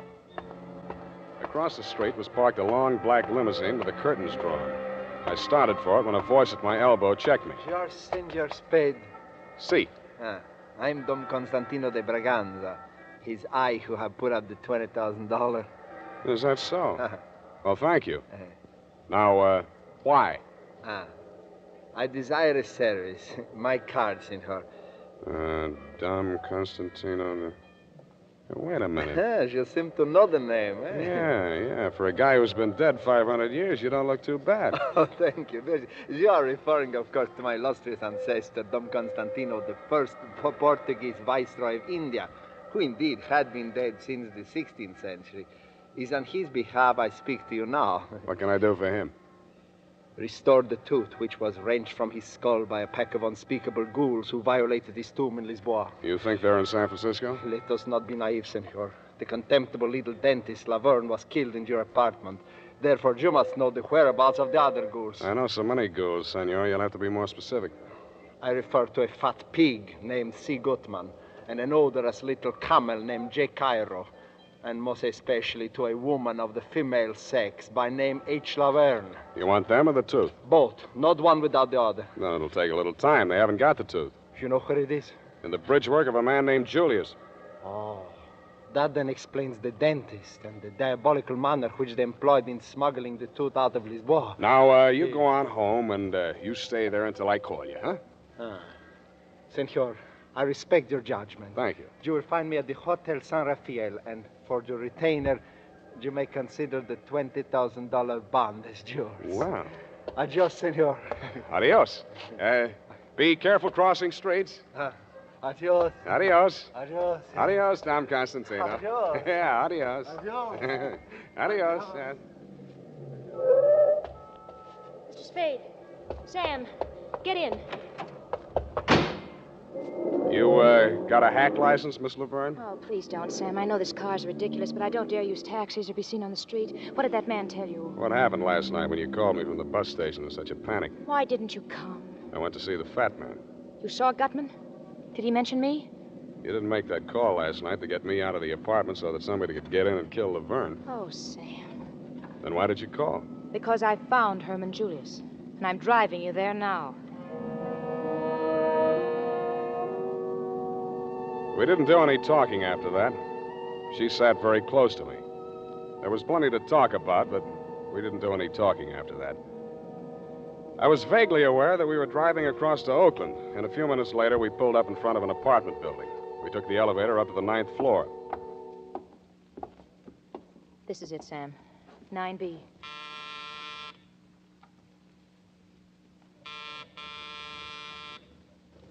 Nobody home. Oh, he's in there, Sam. I know he is. Mr. Julius? Mr. Julius? Go away. There's no Julius here. Oh, that's his voice. Mr. Julius, I've got to talk to you. It's very important. If you don't open the door, I'll have to... I'll kill myself. I'll kill myself. He will, Sam. He will. You've got to stop him. Go away. Julius! Wait a minute! No. Wait! Don't! No.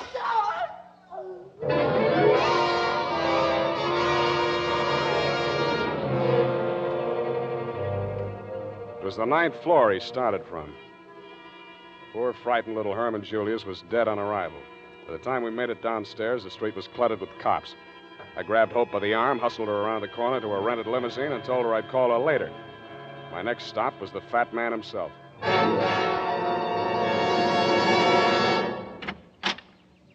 Well, sir. So you reconsidered. You found Julius. I know where he is. And your terms, sir. What are your terms? 100,000, cash on the line. Oh, out of the question, Mr. Spade. No cash, no tooth. You found another buyer? Yeah. A man named Constantino de Braganza says the tooth belongs on the head of his ancestor by a previous marriage. Oh, a quaint conceit, sir. Very droll. And what else did he say to you? That he'd double any bid that you made on the tooth. My dear fellow, have you any inkling, any remote idea of the value of that tooth? No? Well, I'll tell you, sir. But let me warn you. If I tell you, and you do not then produce the tooth... Yeah. Let's get on with it, Gutman. Yes. Well, sit down, sir. How much do you know of the 16th century history of the Orient? About enough to fill that tooth with. Capital joke, sir. I shall give you a little more. Enough, say, to fill an elephant tusk. I'm listening. Well, sir, when the Portuguese invaded India in the 16th century and established the city of Goa, there were three main empires in the Orient, namely China, India, and Burma. And the rulers of all three empires sought to rule the world. Now, legend had it that in order to become lord of the world, a monarch had first to be the possessor of 7 gems. That's gems spelled with a J, sir. Yes, gems. This is no fantasy, I'm telling you, Mr. Spade. This is actual history. 7 gems. And what were those 7 gems? You tell me. The first 6 do not concern us, Mr. Spade. A golden wheel, a white elephant, all easy to come by for an Oriental monarch. But the 7th, Mr. Spade, the 7th. What was that, a tooth? The tooth, Mr. Spade, the tooth. The sacred tooth of the great Lord Buddha himself. That remained in the temple of Maligawa at Kandy, on the island of Ceylon. Now, many kings sent armies to capture it, but all were defeated by the fierce Brahmins who stood guard at the temple gates. And so, we come to the year 1552. It's about time. Now, in that year, the Portuguese viceroy, Dom Constantino de Braganza, landed near Jaffna with a force of 1,220 men and defeated the king's legions in a savage battle. Mm-hmm. He returned to Goa with his victorious army and the tooth, which he retained as his personal pride. It was not long before the Burmese king, Bainaung by name, sent an emissary to Dom Constantino, offering the modern equivalent of £1 million sterling as ransom for the tooth. How'd it get to Portugal? Oh, hear me out, sir. Hear me out. All right. Well, before the transaction could be consummated, the Portuguese archbishop called on Dom Constantino and, in the name of the Inquisition, demanded the tooth. After some delay, Dom Constantino, under threat of torture, delivered a tooth into the archbishop's hand, and that tooth was publicly destroyed. The archbishop grinding it into powder with mortar and pestle and scattering the residue upon a fire, that the tooth might be utterly consumed. Shortly after this, Dom Constantino's personal physician, after drawing a tooth, now mind you, a tooth, from the viceroy's head, died under very mysterious circumstances. We may safely infer that the substitute tooth which he drove into the viceroy's jawbone, after the primitive fashions of dentistry in those days, was the Kandy tooth, put there for safekeeping until Dom Constantino could resume negotiations with Bainaung's emissary. But before that could be accomplished, Dom Constantino was stricken with the plague, carried aboard ship, and home to Portugal, where he died. He was entombed with the Kandy tooth still in his head. Now, the manuscript which fell into the possession of the Russian Kemidov, and later into mine, but I shall not go into unnecessary detail, Of course not. was Dom Constantino's deathbed confession, proving beyond a shadow of a doubt that the real Kandy tooth had reposed for more than 4 centuries, not in the great temple at Kandy in Ceylon, but in a Portuguese tooth. Yeah, well, I think I can take it from there.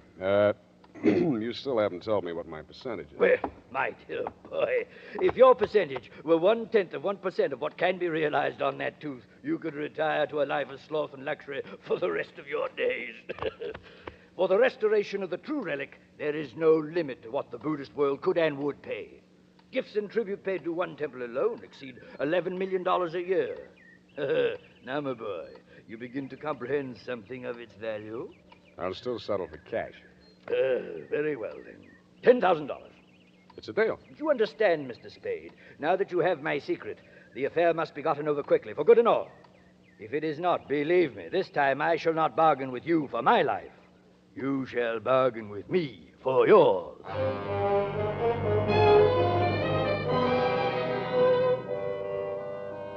After I left Gutman, I called you, Dundee, and found out by a clever ruse where Herman Julius's body had been sent. You told me. Then I hustled on over to the mortuary. As I walked in, a hushed young man wearing a hushed cutaway and a hushed expression greeted me. Good evening, sir. I'm Converse Etheridge. Can I be of service? Thank you. I've come to pay my last respects to an old friend. Can I be alone with him for a few minutes? His name? Julius. Herman Julius. Oh, yes. His widow is here, sir. Mrs. Julius. His widow, huh? Yes, she's inconsolable. Perhaps, as a dear friend of the departed, you might give her words of comfort. Please go in. Thank you. A little woman in black was sobbing quietly to herself. She turned around when she heard me come in. Her eyes lit up with hatred, and suddenly she grabbed something from her pocketbook and held it at me. It was a .45, and her hand was shaking. Yeah, this time I will do it. Always before I didn't have the heart. Always hating bloodshed. But this time, yeah, this time! Nick, Frau Julius, Freund. You are not one of them. No, I'm a detective. I want to punish the people responsible for your husband's death. Yeah, I believe you. This gun, I was going to follow poor Herman. There didn't seem to be any reason for going on. Tell me something about yourself and your husband, Mrs. Julius. It's an old story now. Years of separation in different concentration camps. Bribery. Then my children and I, we were finally released. Came to this country. After 2 years, Herman wrote us from Lisbon. We knew soon he would be with us. But even though the war was finished, they had lost. Still, they went after Herman Julius. He knew the Nazis were behind him all the time. And even here, in this country, he did not dare come to me. Mrs. Julius, you see, those people that followed your husband this time weren't Nazis. They weren't even after him. They were after something he was carrying. In Lisbon, didn't he go to a dentist named Laverne? Oh, yeah. And didn't Laverne put an odd-shaped tooth, kind of yellow, into his bridge work? Yeah. So he smuggled the candy tooth out of Portugal, and he never even knew it. Oh, well, it does not matter now. Oh, Herman is dead. Surely they will leave his poor broken body in peace. I doubt it very much, Mrs. Julius. No, surely they will. That's why I want to make a request of you.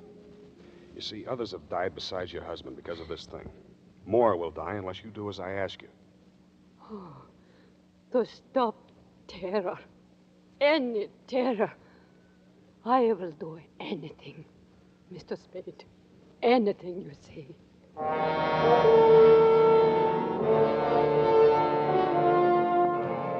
I told her what I wanted done, and she agreed to do it. Then I started on my part of it. I called Gutman at the St. Mark and told him 11 at my apartment. Then I called Dom Constantino at the San Rafael. Hope and I got there around 10:30. Go on in, Angel. Well, this is where you live, Sam? Where I sleep. Must be lonely for you. Sorry, no vacancy. Sam, listen. There's so much I want to tell you about myself. I'm listening. Well, listen. Just before the war started, I was engaged to marry a man named Kemidov in London. The Russian, yeah. Gutman mentioned him. Something about an old manuscript? Yeah, Kemidov had stolen it. In India, it was very old, and Kemidov said that the information in it made it worth more than the Maltese Falcon. It was in Latin. Mm-hmm. How'd the fat man get this manuscript away from Kemidov? So you double-crossed Kemidov and took the manuscript to Gutman. Sam, before they get here, I've got to tell you something. No matter what happens, I want you to know this. Sure, I know. Say it, Angel. Don't torture me, Sam. I like to hear it, Angel. Oh, Sam, I love you so much it feels like hate. It feels like Go on. Hate me, Angel. Darling.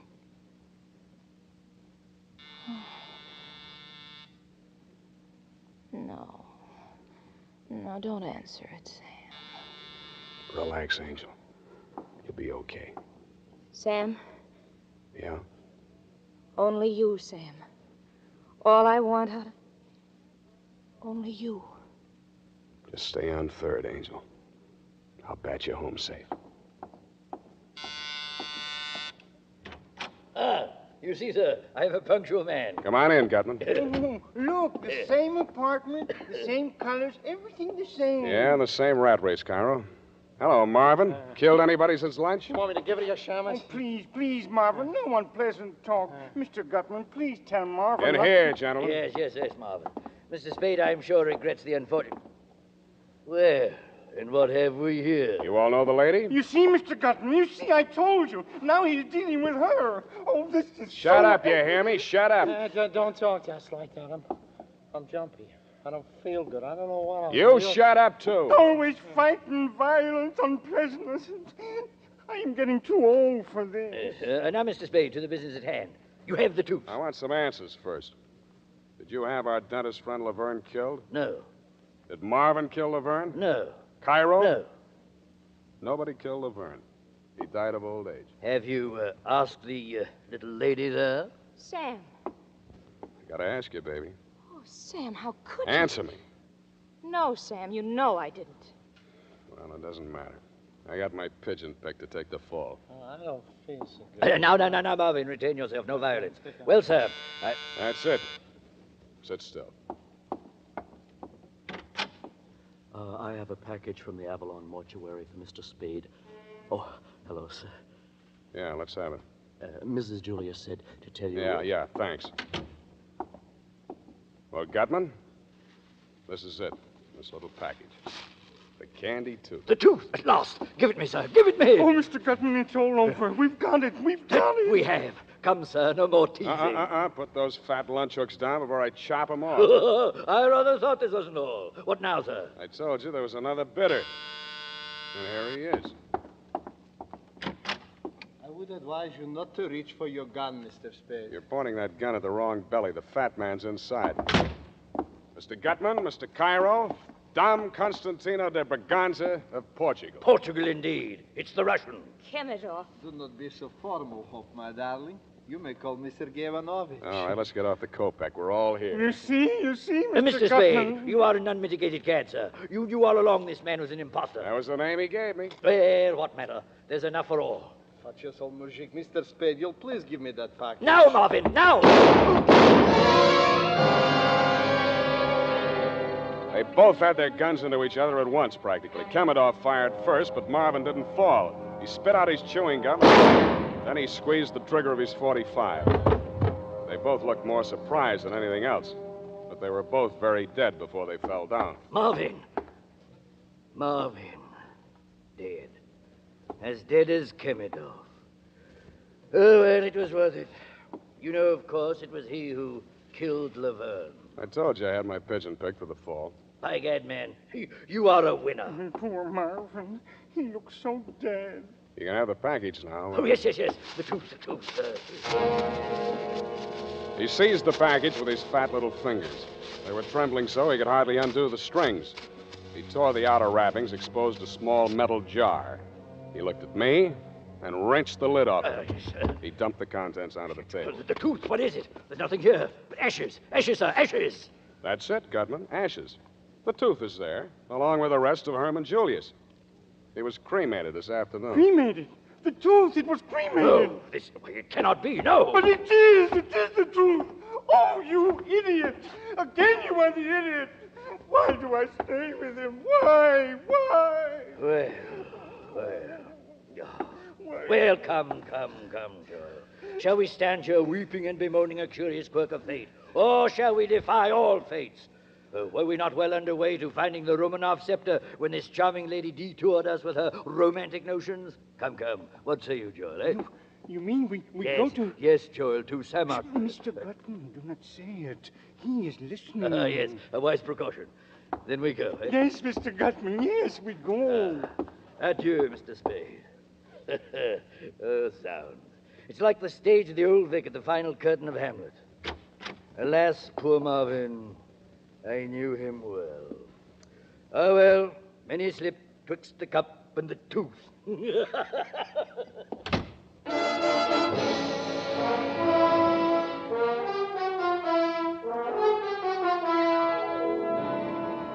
I let him go, Mr. Montgomery. I knew there was nothing on them that Dundee's boys could make stick. I thought twice before I let Dundee take Hope Laverne, but we both agreed it was the smart thing to do. And what do you suppose Effie said when I said, period, and a report? Oh, Sam, for once you came out ahead. $20,000. Oh, just think of the things we can do. You pay all the bills, a year's rent on the office, have that awful old leather chair reupholstered, and new ribbon for my typewriter. Effie, about that typewriter ribbon. Well, maybe I can get along on this one for a while, but, Sam, I do think we should get my mother's earrings out of Moisha's pawn shop. Effie, I know this is going to be a terrible blow to you, but Sam, what did you do with the $20,000? I put it up for bail. Bail? Yeah. But that was the $20,000. And you're released so you get the money. It's very simple, Sam. You just go down and ask them for it. Effie, you see, you don't understand these things. Now, bail is a very complex legal technicality. You see, you put up a bond, and then you... Sam, how much was the bail for Hope Laverne? Yeah, that's what I mean, Angel. Oh, Sam, you're such a child. You'll never see her again. She was just using you. I'll take it, Effie. Hello? Angel. Hello, kitten. Sam, I'm free. Shall I come over? Well, I'll always be waiting for you, kitten. Me too, Sam.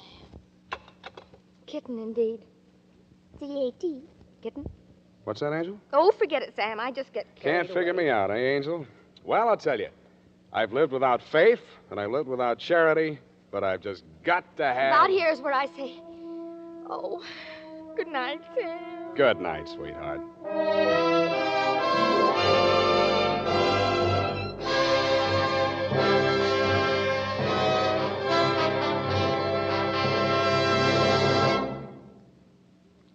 This is Robert Montgomery.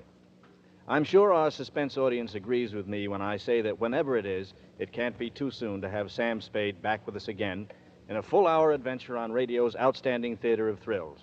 Incidentally, our producer, editor, director on these weekly full hours of suspense, Bill Spear, joins hands with Dashiell Hammett to bring you the adventures of Sam Spade each Sunday night on this network. Thanks for the plug, Bob. I have a basket full of thanks to my friend Howard Sam Duff, the kind of actor a director lights candles for, and to wonderful Lorene Tuttle, who plays Effie each week, and to Joseph Kearns, who is the Caspar Gutman of them all, and to all you other ornaments to your profession, Kathy Lewis, Wally Mayer, Jay Novello, Jeanette Nolan, Jack Edwards Jr., Sidney Miller, Hans Conried, and Bill Johnston. And, of course, as always, to our musical director and conductor, Led Gluskin, and to the composer of our original scores, Lucien Morawek. And our special thanks to Bob Tolman and Jason James, who wrote The Candy Tooth, and who were voted by their fellow mystery writers of America the Edgar Allan Poe Award for Sam Spade, the best detective show on the air. And to the Wildroot Company, our gracious sponsor of SAME, for this courtesy and cooperation in making tonight's Spadery available. Now tell about next week, Bob. Next week, we will bring you another great American master of suspense, the author of The Postman Always Rings Twice and Double Indemnity, James M. Cain. It's a full hour of Mr. Cain's very wonderful novel, Love's Lovely Counterfeit. This is Robert Montgomery, who will welcome you once again next week to radio's outstanding theater of thrills, Suspense. Don't forget, next week at this same time, a full hour of Suspense. This is CBS, the Columbia Broadcasting System.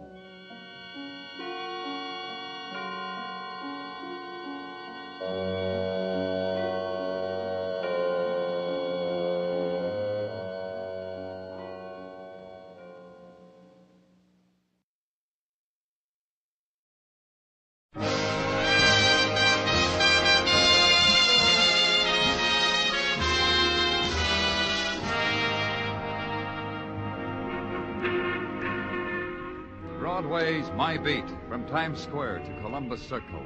The gaudiest, the most violent, the lonesomest mile in the world.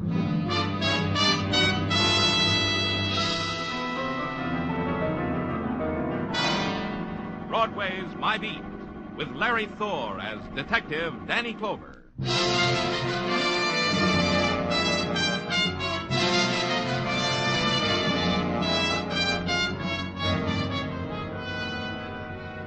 There's a thing about Broadway. It mixes well with the sunlight.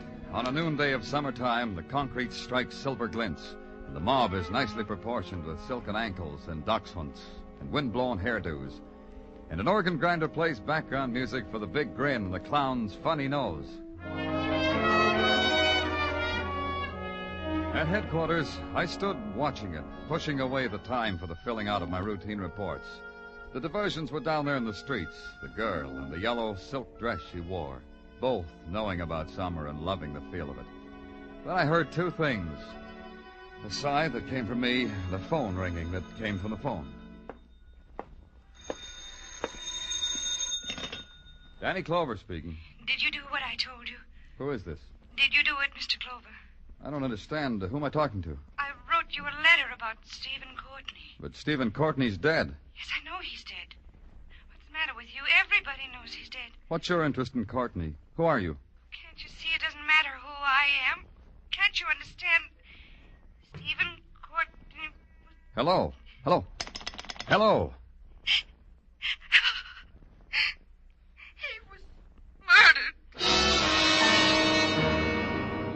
It started that way. The anonymous call, impossible to trace.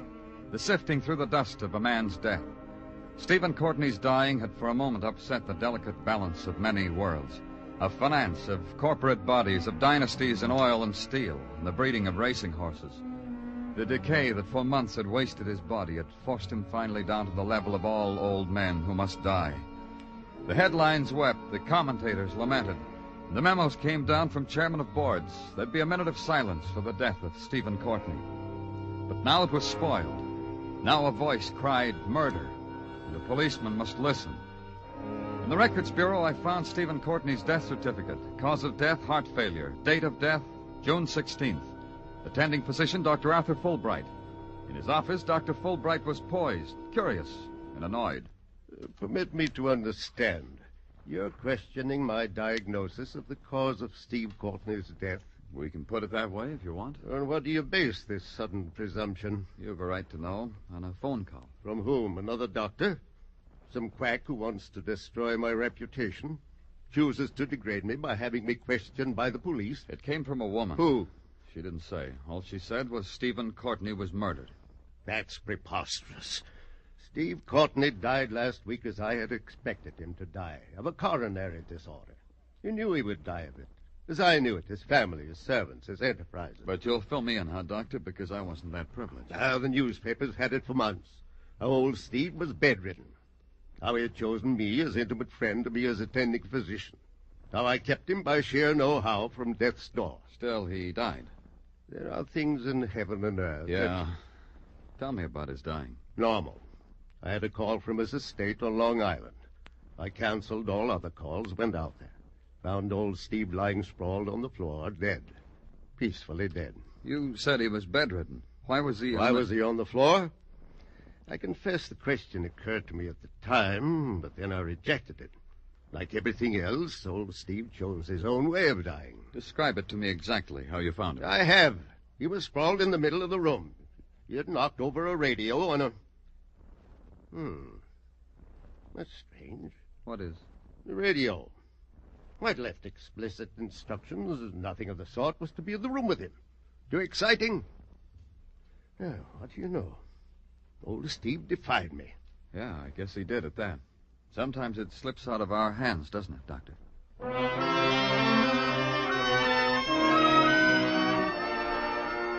It took about an hour to drive to Long Island and the estate of Stephen Courtney, and enough time driving through the estate to make an observation. The grass is always greener in a rich man's backyard, and plants that are only supposed to grow in the tropics will blossom on Long Island as long as they're nurtured by thumbs turned green by association with money. The plenipotentiary of the hibiscus beds told me he didn't know whether there was anyone in the house or not. But try at the track, he said. Yeah, the racetrack, way down there. Miss Lilla would probably be there. She always was.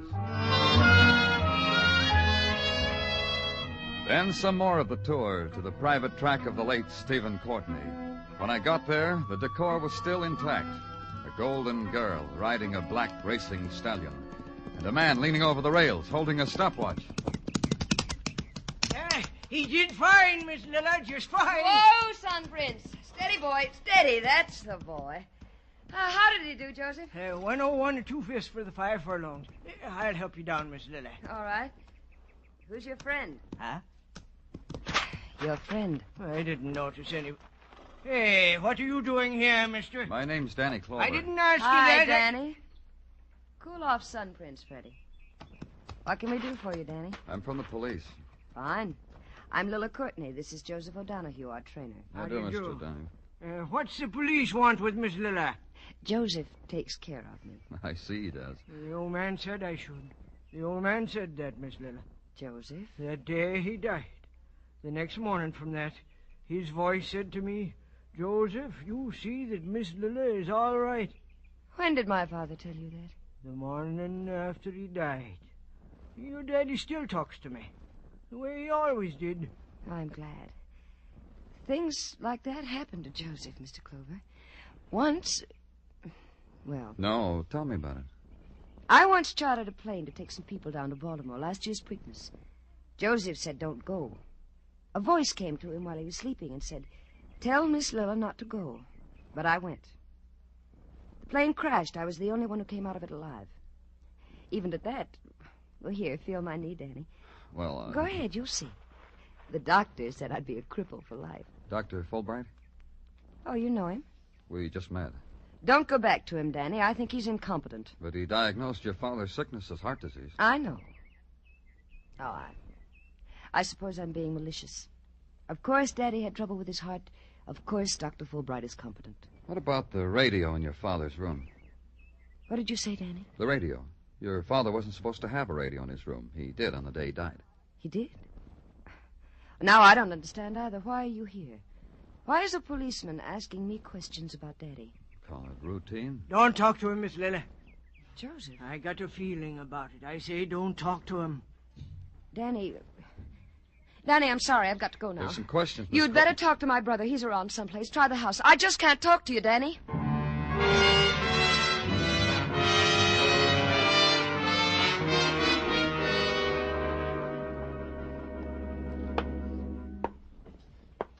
Admire our graveyard of dead animals? Oh, yeah, quite a trophy room. Yes, that stuffed specimen you're looking at, Bengal tiger. Huh? Many brave souls lie asleep in the deep Hindu jungle, all because old Steve wanted to bring home a pussycat. Old Steve, your father? My father. Brandy? No. Then you're Burl. Yep. Mother and I got along fine. But old Steve said the boy is hard to handle, so he called me Burl. He thought that would make Mother angry, but Mother fooled him. She died a long time ago. First of the day, it says here. You know who I am, why I'm here? No, the domestic staff is agog with it. A woman called me. Said your father was murdered. It's a free country. They have the vote. They can say people were murdered, even my father. Maybe it proves something. Like what? That the old man was human enough to die when someone killed him. I didn't know that about him. I thought he always picked his own time and place for everything. Then you think he died because he was ready to die? What does it matter? He's dead and I'm rich. We're all rich. It'll be easier if you try to stay sober. Sober? When was that? All right, I'll stay sober. You said you're all rich. Who? Lilla. I watched you from a window. An exciting thing, Lilla, wouldn't you say? Lilla. Who else? Yeah, you wouldn't say. Well, there's O'Donoghue. He got a big hunk. And the cook and the maids and the nurse. And a man in Iowa who shined my father's shoes once. The nurse. Who was she? Alice Barnett. Nursed the old man for years. It paid off. Where is she? Who knows? Old Steve dies. Nursey goes somewhere to cry. Leaves this nice, big, cozy mausoleum. No Nursey anywhere. She lived here. Mm-hmm. Bed and board and street dresses. Who cares? We do. I'll phone headquarters to find her. Good hunting. O'Donoghue, the trainer, he told me your father talks to him even now. My father. Joseph hears voices all the time. About a month ago, he had a three-way conversation with Orville and Wilbur Wright. There was a radio in your father's room when he died. How did it get there? You know, I wouldn't know. But he was dying. Surely you... I was a most unfilial son. Look, why don't you ask Nursey when you find her? See, she knew about things like that. Yeah, you just ask Nursey. I earned this, no?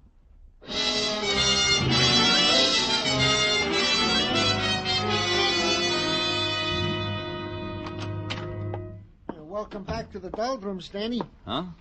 I was just leaving headquarters for the day. I thought it would be nice of me to welcome you back to them, the doldrums. What are you talking about, Detective? Well, Danny, since you have been cavorting with society and munching scones with the Blue Bloods, I wondered if you would be the same old Danny. And am I? Did you bring me a scone, Danny? No scones. Tell me one thing. What about the nurse, Alice Barnett? Did you find her? She is being as scarce as a... You didn't find her, huh? As a... Danny Clover speaking. You'd better get up here, Mr. Clover. Who is this? Burl. What's the trouble? It's your business to find out. Get up here. Somebody just got beaten to death.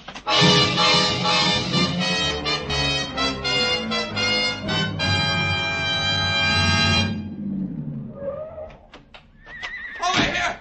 Over here! He's in there with... Get him out! Get him out!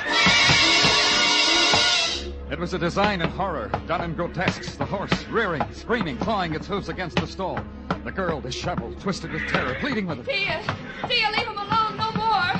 Leave him alone, Tia! Burl, dazed, helpless, sodden with fright, with drunkenness. The blazing moon setting fire to the web of blood that reached out from under the stall gate. Tia, no more! Tia! Burl, help me. Help me get that horse out of there. I can't. I've been trying. I can't. Tia's a good girl. Help me.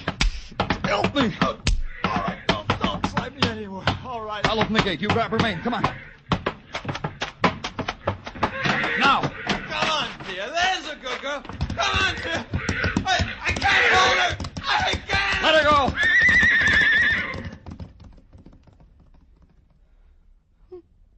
Joseph. Oh, poor Joseph. Poor dead Joseph. Dead Joseph. What happened? Lilla, what happened? I don't know. I was coming back from a moonlight ride. I heard Joseph scream. Tia was standing over him when I found him, trampling him with her hooves.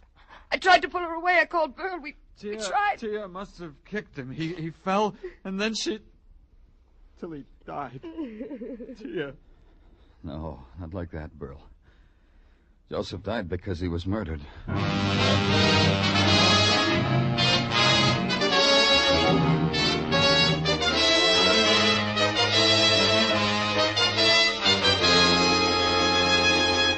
You are listening to Broadway's My Beat, written by Morton Fine and David Friedkin, and starring Larry Thor as Detective Danny Clover. Don't let a rainy day find you unprepared. Start saving for that rainy day right now by buying United States savings bonds. If you hold on to your bonds until they mature, you'll get back $4 for every $3 you invested. Buy United States savings bonds regularly.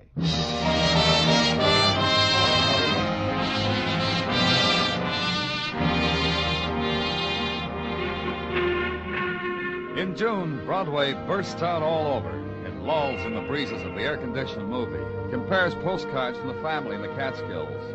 It drinks deep of the neon-scented summer air, sighs, and wishes Mom and the kids would stay there, because Broadway's having a wonderful time. 60 girls, 60 will pass a given point at any given hour. The music drifting out of the Diamond Dance pavilions is like partaking of an open-air band concert. And the drama on the front pages, a movie. A sheer, unadulterated drive-in movie. Consider, a tycoon dies, someone calls up, says it's murder. A horse trainer is kicked to death by a horse gone crazy with the moonlight. The police say it's murder. Where else but on Broadway can you spend a summer in such a way? And in the technical lab, a man in shirt sleeves wipes the sweat off his lips, breathes on a magnifying glass, wipes it on his pants, invites you to hold it to a photograph. Have a look, Mr. Clover. I suppose congratulations are in order. All because you made a lucky guess. Huh? Come. It was only a guess, was it not? You're saying this Joseph O'Donoghue was murdered? Well, anyway, the photographs, my analysis, quite bear you out. They do? Oh, yes. This one in particular. See the back of the skull. It's quite plain on this one that O'Donoghue was beaten to death. But not by a horse, by a weapon to make it look like a horse. Horseshoe, I'll bet. But not of the type affected by thoroughbreds, by racehorses. More like one off a truck horse, or one that pulls a milk wagon. Ergo, considering the circumstances, my view is the man was murdered by a human wielding a heavy horseshoe. He... Technical. Conrad speaking. Yes, he is here.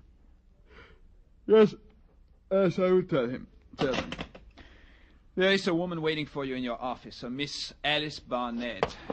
Lucky guess, huh, Mr. Clover? Yeah, I didn't even have a magnifying glass. Miss Barnett, Yes.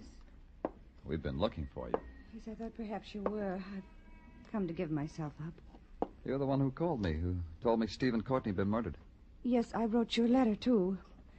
But there must be many things you want to ask me. There are. Why'd you hide? Because I was foolish. Because I was frightened. Because I don't really know. It's all mixed up. You see, Stephen and I were going to be married. Oh? As soon as he got well, it was all planned. It would have been exciting to be married to Stephen. Not for the money, just for Stephen. He was much older. Was he? I loved him. I didn't notice. I see. Why do you think he was murdered? Because it happened on my day off.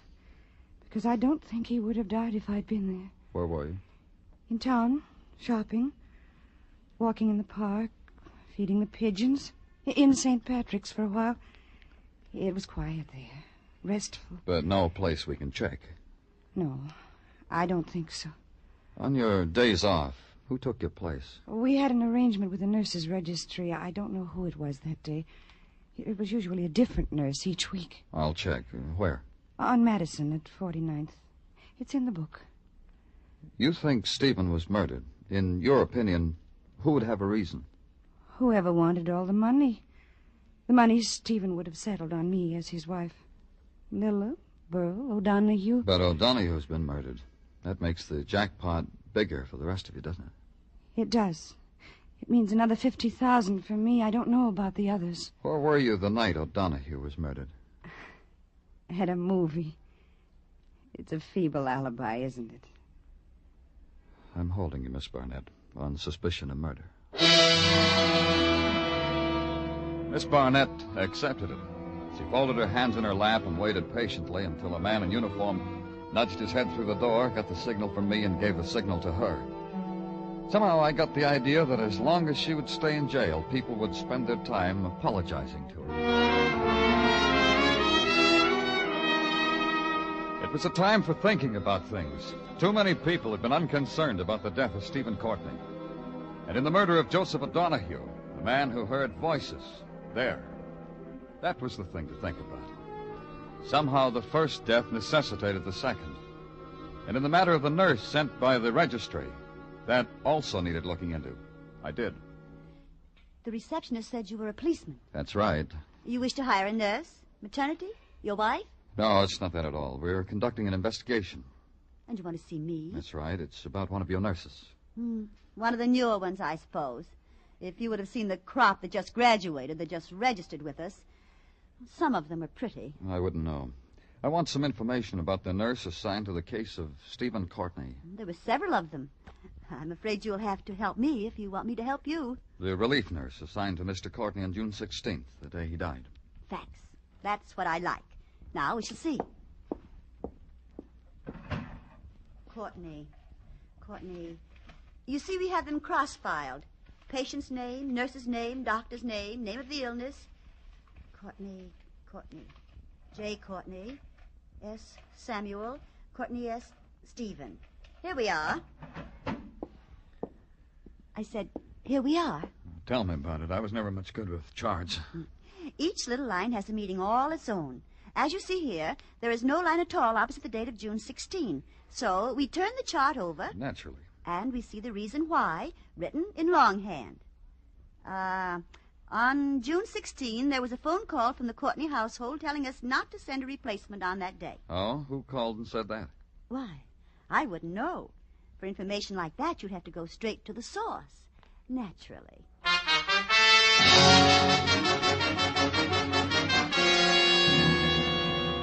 Perhaps if I'm more explicit, Mr. Clover, you'll understand. No one is to go into Miss Lilla's room.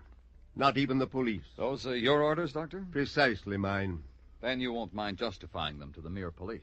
Justify? What presumption you people have. However, Miss Lilla is quite ill. Psychotic shock. 2 people she loved very much are dead. She tried to stave off the inevitable by riding, gaiety, etc., etc., but it's caught up with her. Natural in a woman of Miss Lilla's sensitive fiber. Yeah, I guess it is. Doctor, who gave the order that no replacement nurse was needed the day Stephen died? You? I haven't the slightest idea what you're talking about. No nurse? Well, that's preposterous. Surely not... Get out of here! Why, whatever could Psychotic shock, huh? Sensitive fiber, huh, Doctor? You're a vicious girl. You're ugly and vicious and drunk. Oh, no, little sister, don't throw anything else. It'll only bring on a relapse. Come on now, poor, sick little sister. Out of bed! Leave her alone, Burl. Are you all right, Lila? Are you all right, Lila?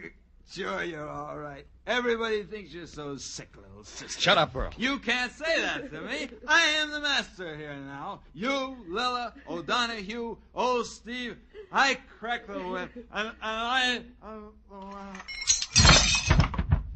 Burl. Burl, are you hurt? He'll be all right. Just let him sleep it off. I'm sorry. Sorry you had to see us like this, Danny.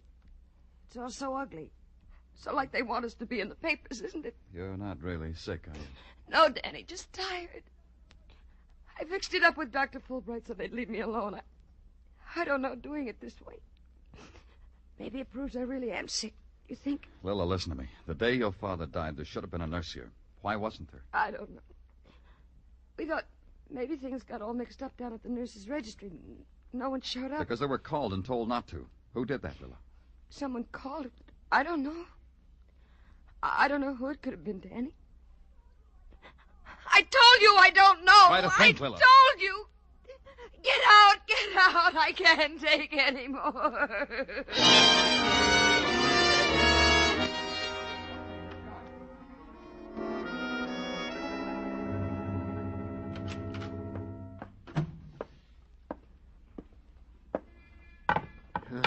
Look at it, Danny. The boys found it, huh?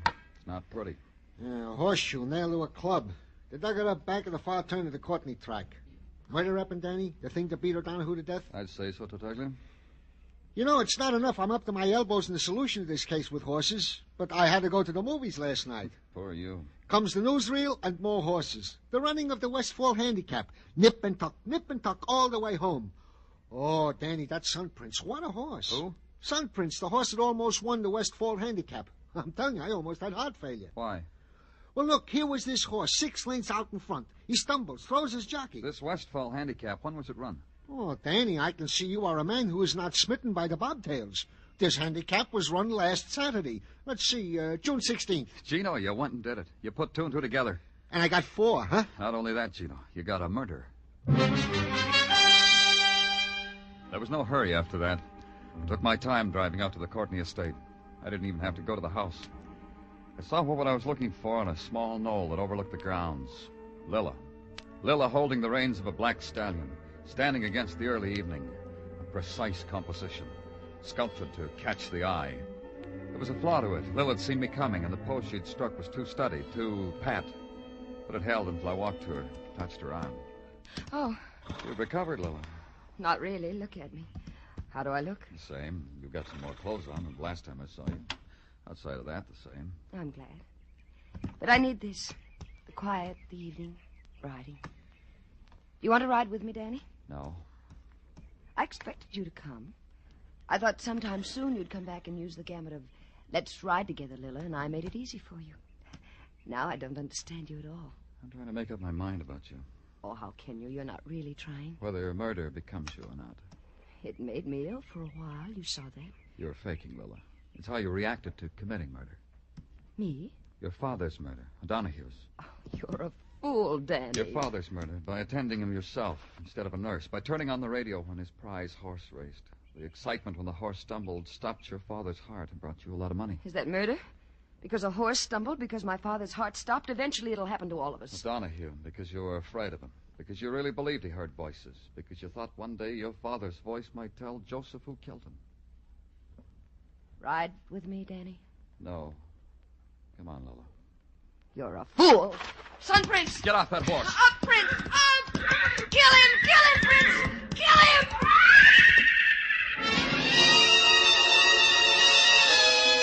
The stallion reared high, pawed at the gathering darkness. His jowls flecked with foam. Then a hoof caught me, spun me. And again, I looked up from the ground.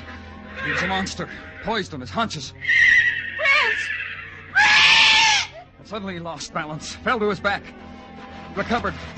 In an instant, he was a fleeting shadow. And I got to the girl, and I got to Lila. She was small, huddled. She didn't move. Only in her eyes was their life. And it held briefly. Then it stopped.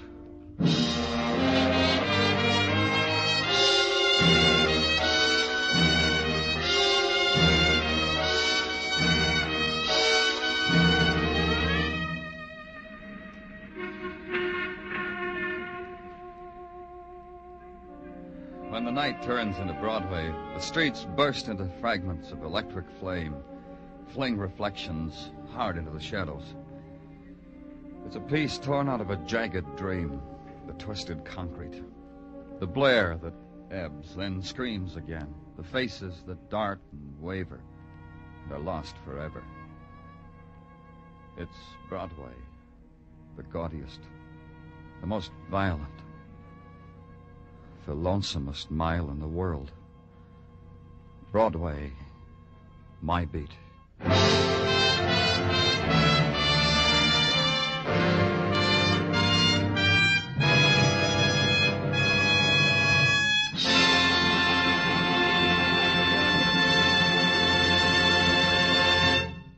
Broadway's My Beat stars Larry Thor as Detective Danny Clover with Charles Calvert as Tartaglia. The program was produced and directed by Elliott Lewis. The musical score was composed and conducted by Alexander Courage. Included in tonight's cast were Joan Banks, Mary Lansing, Florence Lake, Francis X. Bushman, Elliott Reed, and Junius Matthews. For more adventures with Danny Clover and Broadway's My Beat, CBS invites you to make a date with them for Monday evening, July 3rd. Yes, after tonight's broadcast, Broadway's My Beat moves to Mondays for the summer, starting July 3rd. Next week at this time, you'll hear the premiere broadcast of a new CBS show called Songs for Sale, featuring Jan Murray, Tony Bennett, and Ray Bloch's orchestra. Celebrities from the music world will meet songwriters with unpublished music on Songs for Sale, and you'll find it's full of fun and tunes of all kinds. Be sure to join us Monday, July 3rd, for the next broadcast of Broadway's My Beat. Joe Walters speaking. This is CBS, where the Goldbergs are every Saturday night. The Columbia Broadcasting System.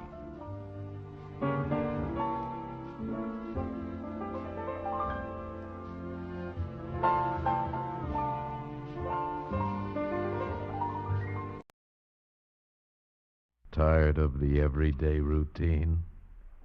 Ever dream of a life of romantic adventure? Want to get away from it all?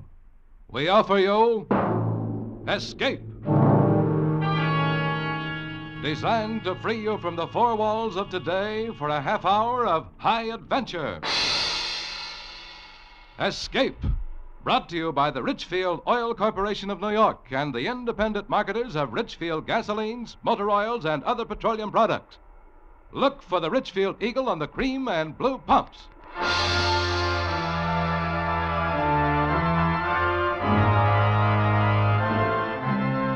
Tonight, we escape to a small town on the California coast, behind whose scenes exists a world of terror, blackmail, and death.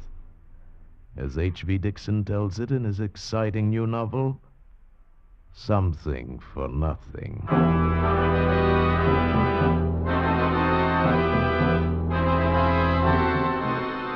The moon wasn't up yet. It was after 9 and as dark as my pocket, and I was still 100 miles below San Francisco. The coast route is tricky driving, too. The road dips and curves like a squirming snake, smack up against the mountains on one side, and on the other, a sheer long drop to the sea. But I was driving north, and I had the inside lane, which wasn't so bad. And I kept bowling right along. And then about 3 miles below Bayside, I was going into a sharp curve to the right when beyond it, coming toward me, the lights of another car flared up, a big cream-colored sedan on the wrong side of the road bearing down on me.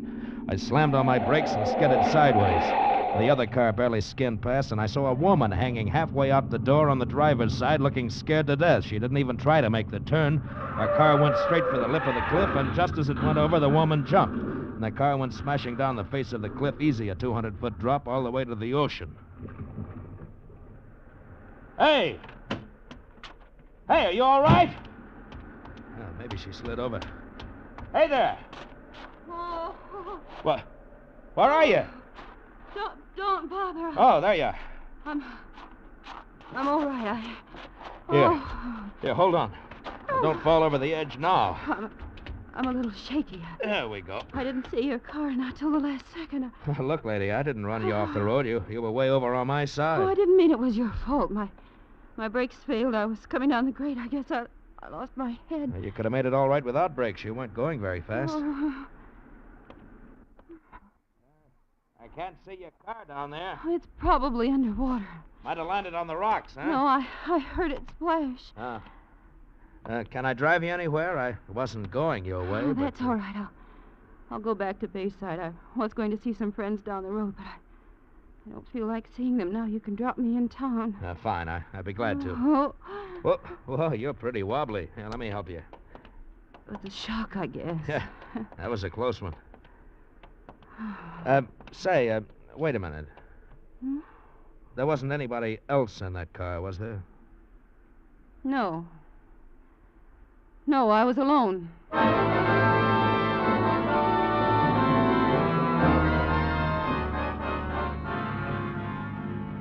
You live in Bayside? Yes. I might stop off there tonight, overnight. Well, you couldn't possibly find a room tonight. The tourist season started. Well, I might find something in a motel. Oh, I'm sure everything's full up, and it's easy driving beyond Bayside. No more mountains if you're going to San Francisco. Yeah, that's where I'm going. Do you live in San Francisco? Oh, I did when I was a kid. Lately, I've been living in L.A. I've been working in pictures. Oh. For a while, I thought I'd be another Clark Gable or a Robert Taylor or something. Every agent in town was after me, but you know how it is. It didn't pan out. Why not? You're handsome. Oh, sure. Too handsome. I photographed too slick. I saw I'd never be anything but third rate, so I got out. Yes, I suppose that's sensible. Well, welcome Bayside city limits. Now, where do I take you? Straight ahead. Huh? This is Surf Avenue. It'll take you through to the main highway. Well, where do you live? Oh, you don't have to take me there. Stop here. Well, why here? I'm going to the police station to report the accident. Well, don't you want me to go along and be a witness? Oh, no, I'm sure that isn't necessary. Have a nice trip to San Francisco. Thanks. You are going right through, aren't you? Well, I guess so. Well, you'll be there in 2 hours. Yes, I know. Yes, well, thanks again, and goodbye. There was something funny about that dame. Something was worrying her besides that accident. The way she acted toward me, for instance. All she cared about was getting me out of town fast. So, naturally, I decided to stay a while to find out why. I found a room without any trouble at all, and then I walked around Bayside. I liked what I saw. The cars, the stores, the way the women were dressed. Yeah, Bayside was loaded with money. And then sometime after midnight, I dropped into a bar. One of the customers was yawking away to the bartender. I ordered scotch over ice and listened in. She phoned the station about an hour ago and said Frank wasn't the type to go somewhere, not let her know. That was the customer, a big moon-faced man with a red neck who had cop written all over him. Didn't sooner or later bust loose. What do you know? Frank's going off on a bin. Well, I told her we'd check around. Hey, she say Frank was driving that cream-colored job of his? My heart jumped like a hooked trout. He sure can't disappear far in that car. It was hard to keep the excitement out of my voice. Pardon me, but what color car did you say? Huh? Well, I just drove in from L.A. and I passed a cream-colored sedan a few miles back. You couldn't miss this one. Darndest color you ever saw. Huh? The ornament on the hood is a big pair of dice. Well, the one I saw, a woman was driving. No, Frank never lets anyone drive his car. Well, Gassner doesn't know how to drive, does she? Oh, sure she does, Chief. She just got a new convertible, only, she doesn't go out much. Doesn't drink, doesn't No. wear makeup, doesn't do anything much, and she sure is a mousy woman. She went to bed tonight at 9 o'clock on a Saturday night. Tell me, who is this Gassner? Well, he owns this bar, a couple of restaurants, and he owns a Domino Cottage. He calls it a dude ranch, but it's really a gambling house. Oh, an important man, huh? Yeah, he is. And he isn't. He's got money, but a gambler doesn't rate with the local snobs. Oh, Bayside's one of those towns. Cream de la cream, mister. Some of the oldest families in California live here. So money doesn't count. Not without a pedigree, mister. It sure don't. But money counts with me, especially easy money. To get something for nothing, that's the sweetest thing in life. Well, I finished my drink and went to the phone booth. First, I looked up Frank Gassner's address, 16 Yucca Drive, and I wrote it down. Then I put through a long-distance call to my pal Danny in San Francisco. He said he'd meet me in Bayside in a couple of days. When I left the phone booth, the redneck cop had left, and the bartender was getting ready to close up. I decided not to wait till morning to drop in at 16 Yucca Drive, so I paid the bartender and was halfway through the door when... Mr. Devon! It jarred me having somebody know my name in that town that particular night. I turned around fast. Gil Devon. What? What's your hurry, Gil? Don't you want to buy me a drink? Well, I don't know you from Adam, baby. Well, I know you. I know your name, rank, and serial number. Oh, I dropped that identification bracelet again, huh? In the phone booth. I went in right after you. Here you are. Thank you. The catch keeps coming open all the time. You ought to have it fixed. Yeah, I guess so. But every time I lose it, it gets back to me somehow. Well, how about my reward? Oh? Like what? We could start with a drink. Well, I'm sorry. I'd love to, but I've got a date. That hardly comes as a surprise with shoulders like yours. Now, what does she have that I don't have? Only one thing, sweetheart, and it's not beauty. But what she has, there's no substitute for.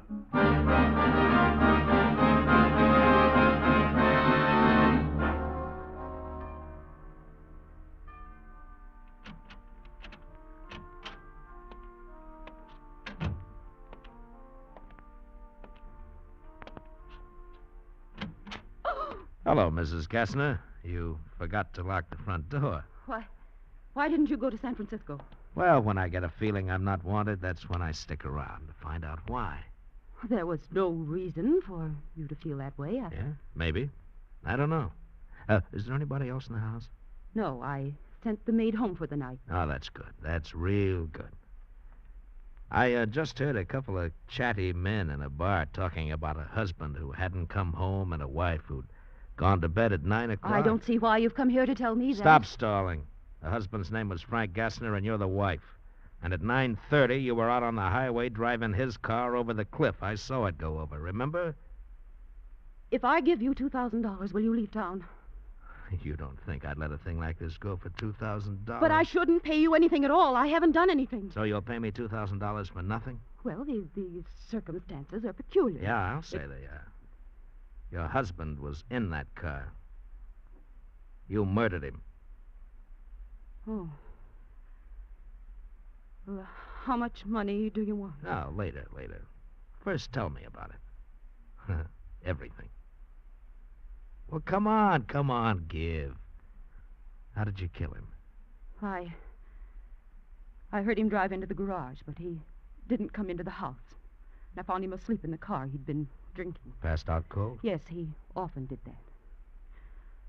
I'd been waiting for a chance to kill him.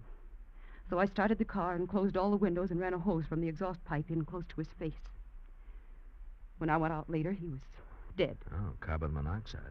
I knew it might not look like an accident because he was too drunk to have closed the garage doors. So I drove down the highway and... Well, you know the rest. Ah, you had it all figured out, didn't you? You'd wait for a truck driver, a woman in distress. He'd pick you up, drop you off near home. Truck drivers always stick to their schedule, so he'd keep right on going, fast, no time for questions. But instead of one of those knights of the road, I came along. Yes, you came along. How much money do you want? Oh, you can't pay me off. Not with cash. I'll give you $10,000 and not a cent more. You'll what? Don't tell me what you'll do or what you won't do. From now on, you'll do what I say. But you can't prove anything. Shall I phone the police? You saw the car go over the cliff, but you can't prove I was there. It's your word against mine. And you think they'll take yours? Well, they might, seeing that I'm a stranger, except for one thing. You didn't have a purse when I picked you up on the road. No. No, it's in the car. I forgot. It has my initials on it. Oh, please, I must get it back. Can you get it, please, please? The car's probably underwater. No, please. Well, I'll rent a plane and fly down there and look. Probably have to use a boat to get to the car. Try. As soon as you can. Tomorrow? No, that's a little too soon. No, please, before someone sees the car. Just a minute, Mrs. Gassner. First, you and I have to come to a little understanding. Oh, anything. I'll give you anything. You mean everything, don't you, Belle?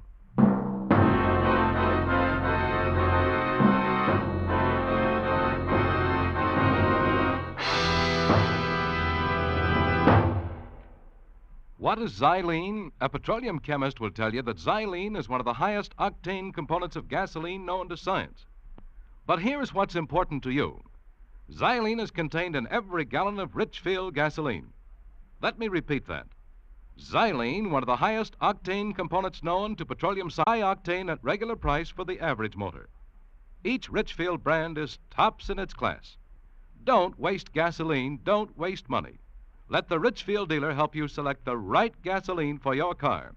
Remember, every gallon of Richfield gasoline contains xylene, one of the highest octane components known to petroleum science. And now we return you to Escape. That was going to be a gold mine. For a start, Belle Gassner went to the bank next day and got me $10,000 cash. Then she made out a power of attorney for me. The next afternoon, I flew down the coast on a rented plane and spotted the car wedged into the rocks, right side up, under 20 feet of water. The next day, Belle and I went down in a cabin cruiser and dropped anchor as close to the rocks as we dared. Let the anchor out all the way there. Well, it hit bottom. All right, now take a hitch in the line. Okay. That's it. There's no drag now. Oh, you can't even see the highway from here. No, but if somebody sees us, they'll think we're fishing. Well, how are you going to do it? Well, I'll tie a rope around myself. You hold on to the rope so the surf doesn't bang me into those rocks. All right. Wait a minute. Maybe we should swim over to that big rock there and try it from there. But I can't swim. No. Well, I'll swim over and pull you across. Oh, How's no, that? I'm terribly afraid of water. All right. I'll try it from here then. But you hang on to that rope, you understand? Yes. If anything happens to me, baby, then you're really in trouble. I fastened the rope around my waist, then I waited for a backwash of surf, took a deep breath, and dove.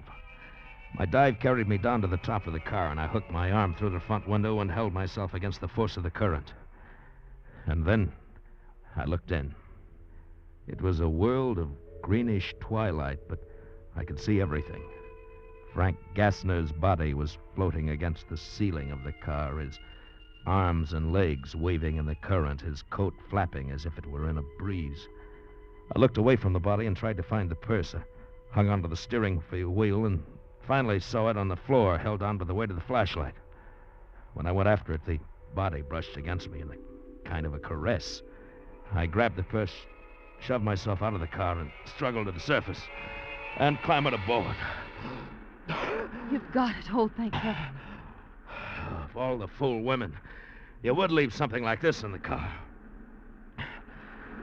Well, I guess we should start back. Yeah. You know, it's funny. Now that you got my purse back, there's no way to prove I was in Frank's car. Doesn't that worry you? Not a bit, baby. I might refuse to go through with our deal. I might revoke that power of attorney. No, you won't. I still hold some aces, Belle.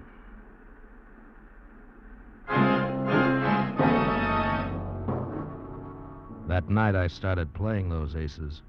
Belle Gassner had never known a man like me, only a husband that she'd hated. All I had to do was make one move, and she fell as hard as any of the rest of them. And having her crazy about me was the best way to keep her in line, better than any threats. I didn't have to worry about Belle Gassner. Not anymore. And now I had the world by the tail on a downhill pull.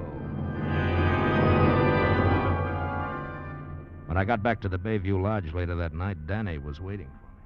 So? What's the pitch, Gil? Ever hear of a character named Frank Gassner? Yeah, sure. Had a place in Reno once. Last I heard, he had a gambling joint here. Why, you working for him? No, his wife.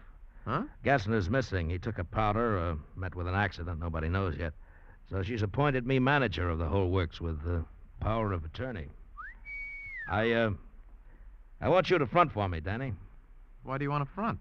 Well, I don't want to be known as a gambler. This is my big chance to live first class. I want everything that goes with it. Maybe I'll even join the racket club. Go social. Yeah, you always did have big ideas, Gil. How long is this going to last? Well, long enough. Well, suppose this Gassner shows up someday. He won't. Now, wait a minute, Danny. My hands are clean. I didn't do him, and I know what happened to him, but I'm the only one who knows. Yeah. Yeah, sure, Gil. Okay, I'll play along.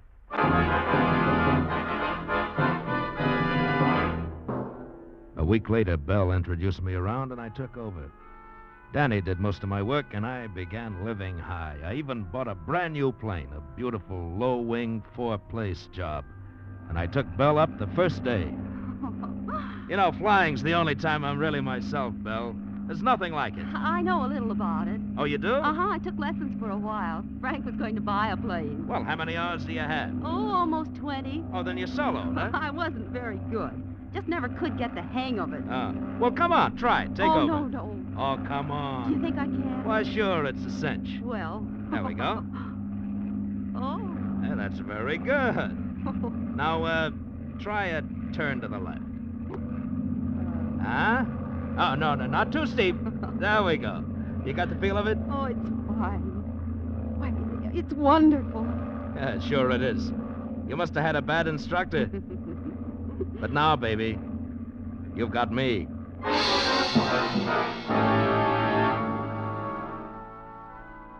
The money began rolling in.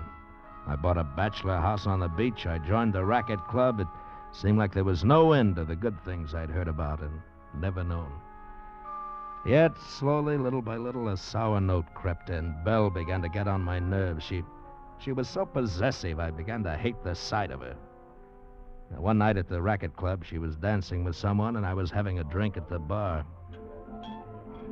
Hello there, Gil Devon. What? Well, hello. I just knew those shoulders went with that handsome face. Are you tied up tonight, or can you buy me that drink? Sure I can. Tell me, why haven't I seen you around since the first time? I've been to Europe since then. I'll be here for a few weeks, though. Then I'm going to New York for the winter. Oh, I thought this was your home. It's one of them. Daddy's got 4 houses scattered around the country. Oh. Look, never mind the drink. Let's go outside. Sure. You've got an edge on me. I don't know your name. Allison Price. You know something? You're something I've always imagined would happen to me. Really? You didn't seem to think so that first night. No, well, I had something else on my mind, something that had to come first so that you could happen. And, what was that? Money. A girl like you can only come along when a man's got money to burn.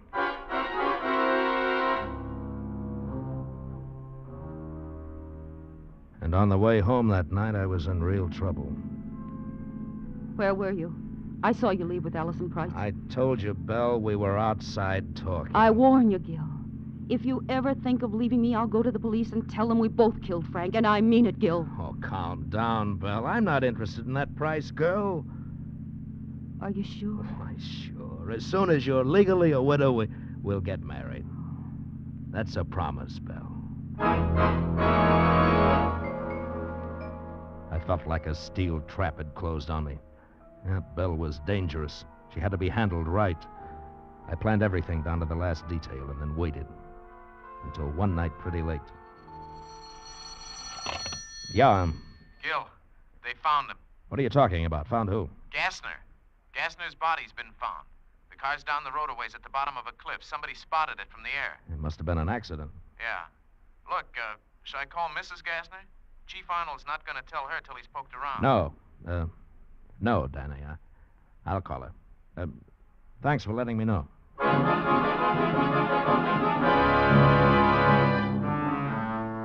Hello, Belle. I'm so glad you called, darling. I was just going to bed. Well, you're not going to bed now. You're going to leave town. Why, Gil? I can't tell you why over the telephone. I'll pick you up in 10 minutes. All right, darling. No. Wait a minute. You better take your car. Pack a bag and drive out to the airport. Don't let anyone see you. I'll meet you there.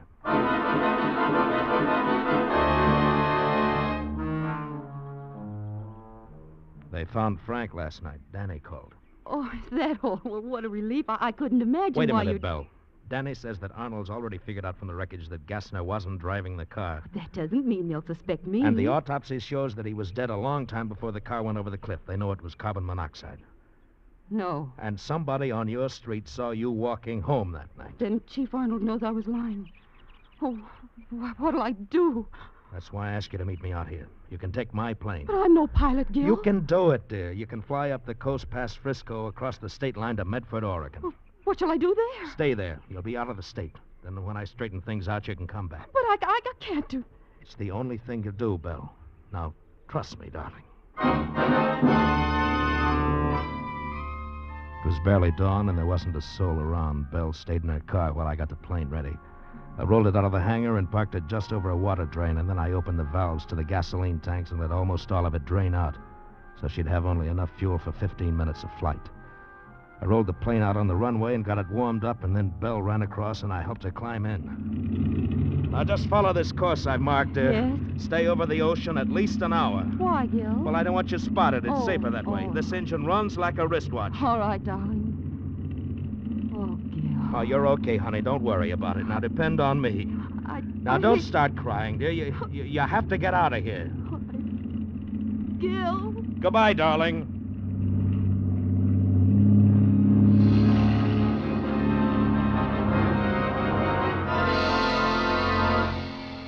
She took off to the west and then flew northwest over the ocean. What a trusting fool she was. When I looked at my wristwatch driving back to town, it was 18 minutes since the plane took off. By then, it was down somewhere in the ocean out of gas. It would sink at once, and Belle couldn't swim. Well, it wasn't such a terrible way to die. And Chief Arnold would figure it this way. Belle had heard that Frank's body was found. She lost her head and ran because she had murdered him. Case closed.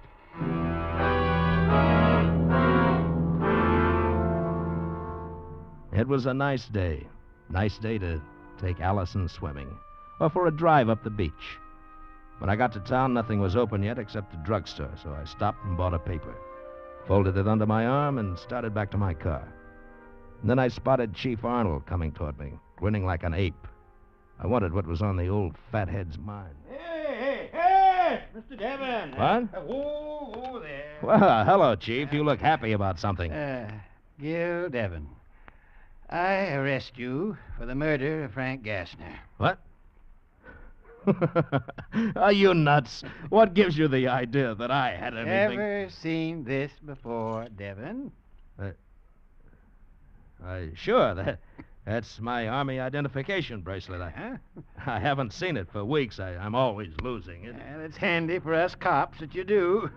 This time you lost it in Frank Gassner's car.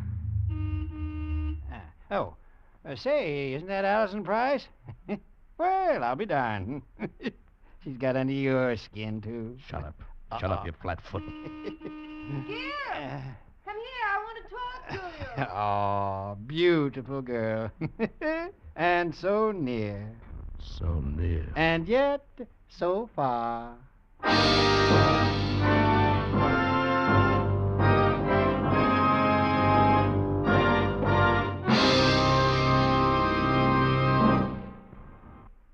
Say, here's a real spring tonic for baseball fans. A new 32-page baseball book just off the press, packed full of tips and information on America's favorite sport. Where can you get it?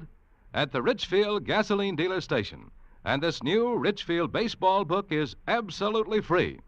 It contains Major League and many minor league schedules, World Series box scores, and Major League standings, baseball questions and answers, seating diagrams of 16 baseball stadiums. This new, colorful Richfield baseball book is a gold mine of baseball lore you won't want to miss. A storehouse of fascinating information that fits right in your pocket. And remember, it's absolutely free. Ask your Richfield gasoline dealer for your copy tomorrow. And while you're about it, ask him about Richfield All-Point Safety Service, the complete scientific lubrication service and safety checkup that prepares your car for the warm weather ahead. Stop where you see the Richfield Eagle on the cream and blue pumps.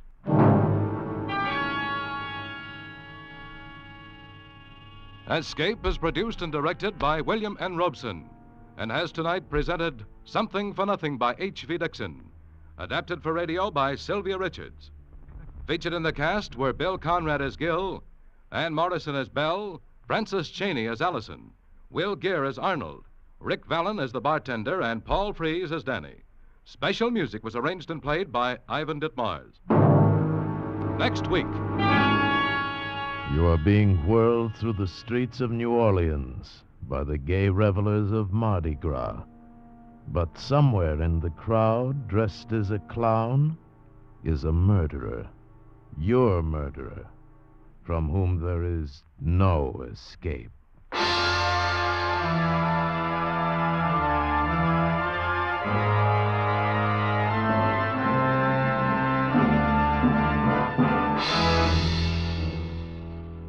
Next week at this time, the Richfield Oil Corporation of New York invites you to escape with the story of a man caught up in the night of terror through his complete innocence, as John and Gwen Bagney tell it in their exciting story, The Man Who Stole the Bible.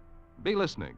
Goodbye, then, until this same time next week when once again we offer you Escape. I'm Hanlon speaking. This is CBS, the Columbia Broadcasting System.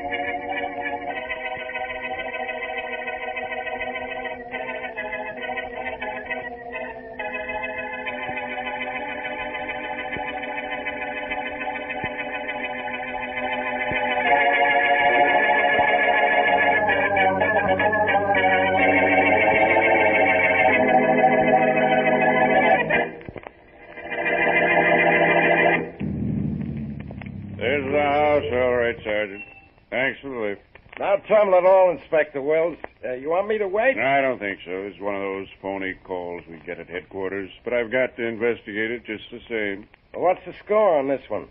Some fellow named Anderson, that's his house here, called up with the idea that somebody's going to kill him. Now, what are you going to do? I don't know. Talk to him, I guess. Find out who. Oh, well.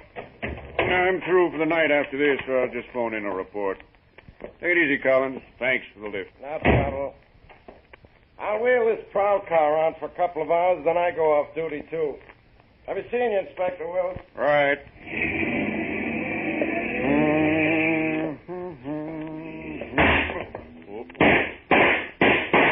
Hey, you. Stay where you are.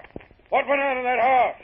Hold of you. Don't bother me. I'm busy. I'll bother you. You're Boston Blackie. I'm going to hold you here. Which way do you go? What do you... This is why. So long, friend. I'm in a hurry. I've got to see a man about a murder.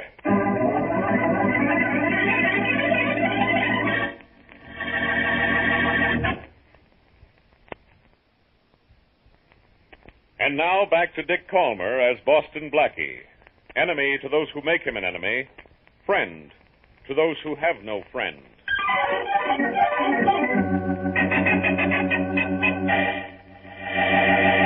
I don't care if you did see Blackie leaving the scene of the crime with a gun in his hand. No. Now, you know as well as I do, Wills, that Blackie didn't kill Anderson. Whose side are you on, Faraday? I saw Blackie myself, had hold of his arm for a few seconds. He clipped me to get away. It was dark outside of Anderson's house, wasn't it? Yes, very Well, dark. maybe it wasn't Blackie. Maybe it was just somebody who looked like Blackie. Inspector, I know you like Blackie, but I know he killed Anderson. All you know is you saw him leave the scene of the crime with a gun in his hand. I know more than that. After Blackie ran away, I got to Anderson just before he died. Yeah? What did Anderson say? He told me he threatened Blackie, and Blackie isn't the kind of guy who takes threats, is he, Inspector?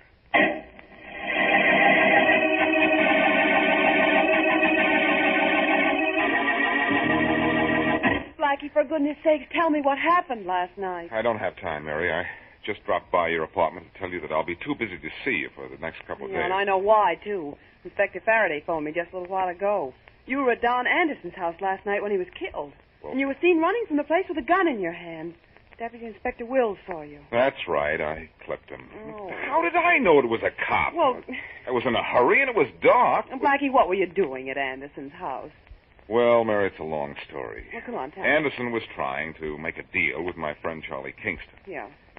I killed the deal the other day, and Anderson got tough with me on the telephone. I went over to his house to straighten him out. You certainly did a good job. He straightened out permanently. Well, I didn't do it. Just as I got to the door, I heard 5 shots, and a man ran out the side door. Yeah. I pulled out my gun and ran after him. And that's when Deputy Inspector Wills saw you. Yes. I was chasing the real killer, Oh. but, well, he must have run the other way or something, after he dropped this. What's that? Look at it. Well, looks like a flattened out nail. You know why? Because Why? that's just exactly what it is. Oh, Blackie. And what's more, it's a clue to Anderson's killer. A flattened out nail is a clue? Mm-hmm. Fell out of the murderer's pocket. And Mary, What? 3 things are going to lead me to Anderson's killer. Oh. And also get me out of a jam of my own. A flattened out nail and... I got a quick look at the killer, and he was wearing a Hamburg hat.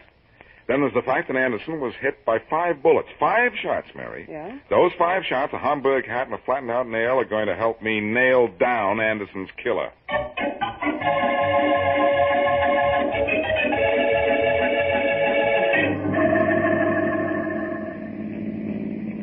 It's nice out in the country today, Mr. Wilson. It's nicer in the city. And it's going to be lovely in the city if your pal Archie is as good with a gun as you say he is. Jim. Archie, tell him how good you are.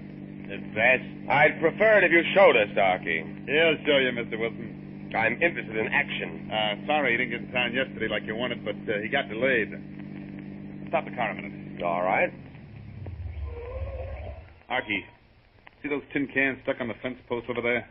Yeah? They don't look too appetizing. You know what I mean? Sure do. Watch this, Mr. Wilson. At 25 yards. I'm watching.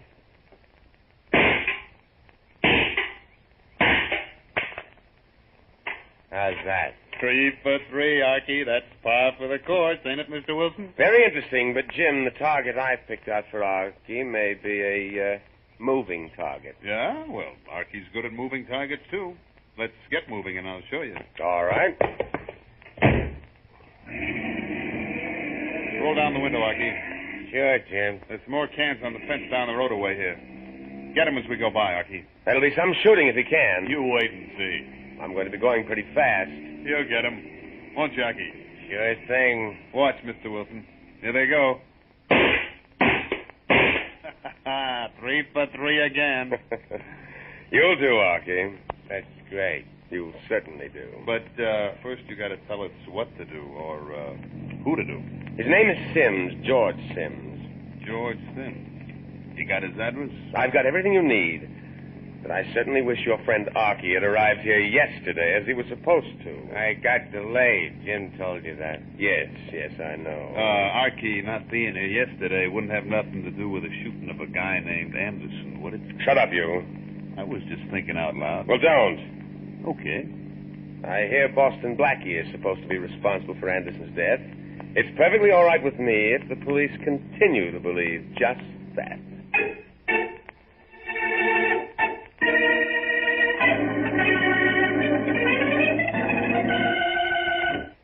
You will stand still, please, Mr. Wilson, or I cannot balance the shoulders of this suit. All right. I'll stand still, but hurry it up, will you, Oscar? I've got to get out of here. A fine suit made of fine material cannot be hurried, Mr. Wilson. You are my best customer, so I want to give you the best. Well, I haven't much time to give you. And you might get some new material in. That's what I really want, is new material. Yes, Mr. Wilson. There. Lift the left shoulder a little. Mm-hmm. So. And mark it. So. That's better. And it is perfect. Well, it better be. For you, it is always perfect, because only when it is perfect are you satisfied. That's right. Now, the vest. Hurry it up, will you? As fast as I can. I will take the coat now. Are you sure the sleeves are wide enough? Loose enough? Oh, yes. Always ample room in the sleeves for you, Mr. Wilson. Always loose and wide. Good. Ah, the vest is already a perfect fit. So, we go to the trousers. Look, Oscar, what about new fabrics? You said you'd have some soon. Soon, but not now. Well, make it good and soon, or I'll begin looking around for another tailor. I'm getting sick of this same old stuff. Oh, and incidentally... Yes? I won't have any need for a special pocket in the coat of this suit. I have people, working for me now.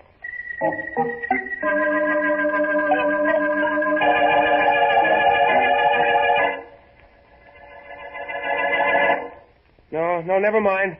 Just leave word that George Sims called, please. Goodbye. Oh, I wonder... Come in? Hi. Well, who are you? Just a fella. You George Sims? Yes, what do you want with me? Move around a little. Go ahead. What, but... I said move around a little. Oh, what for? This. What do you mean? This gun. I don't like jobs too easy. Move around. Now, look, you're not going to kill me. You don't know me. What do you want to kill me for? Usual reason. Dull. Now move like I told you. Well, you must be crazy. You must be. Now, let me out of here. Let me out of here.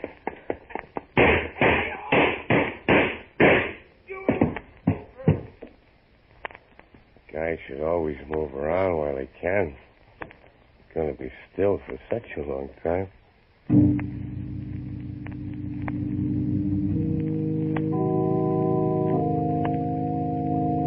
First Anderson, now Sims. Well... Look, Wills, you got any idea that Boston Blackie killed Sims, too? I don't have any ideas, Inspector Faraday. I'm only a deputy inspector. But you saw Blackie running from Anderson's house. Yes, I did. I still say I did. Hello, Faraday.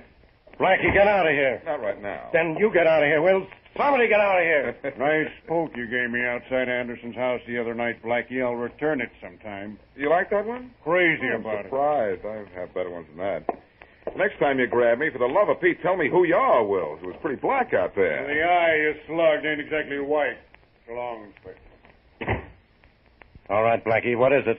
Faraday, it was nice of you not to pick me up for that Anderson job. Yeah, I must have lost my mind.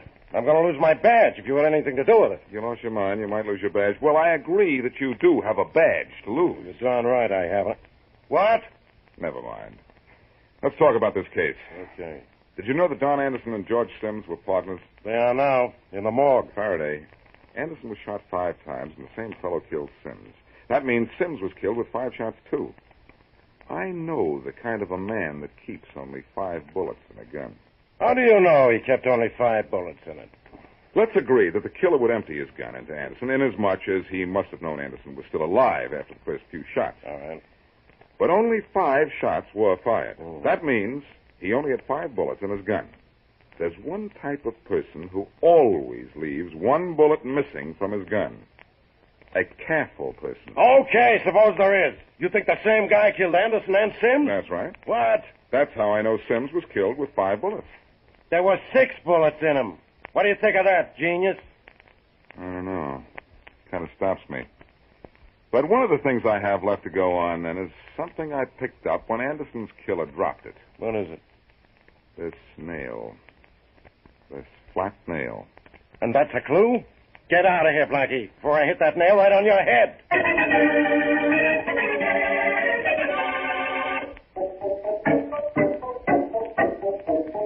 Drape the coat a little more. Yes, Mr. Wilson, I will drape it a little more. Don't fuss, man. You're impatient again, no? I'm impatient again, yes. It's all because I have no new fabrics, but I promise you soon I will have plenty of new... Yes, I know. In a few months, maybe. Not that long. Well, that's not good enough. I want something new. I've got to have something new, Hey, and if will I... you please get through with that tailor and talk to me, boss? Certainly, Archie. You may stop for a moment, Oscar. Leave me Oh? alone with my friend, will you, please? Yes, sir, Mr. Wilson. Yes, sir. I'll leave you alone. Just call me when you're finished. I'll be in a jiffy. You did a good job on Sims, Archie. Like this soup? I like to get paid. Oh, that. You ain't stupid enough to fool around with me, are you, boy? Don't do it. It ain't healthy. Get your hands off me, Archie. Get them off. You'll crease this soup. I'll crease your skull. Where's my dough for knocking off Sims? I'll get it for you. Don't worry, Archie. You'll have it. All I need to get is a hammer and a nail I can flatten out.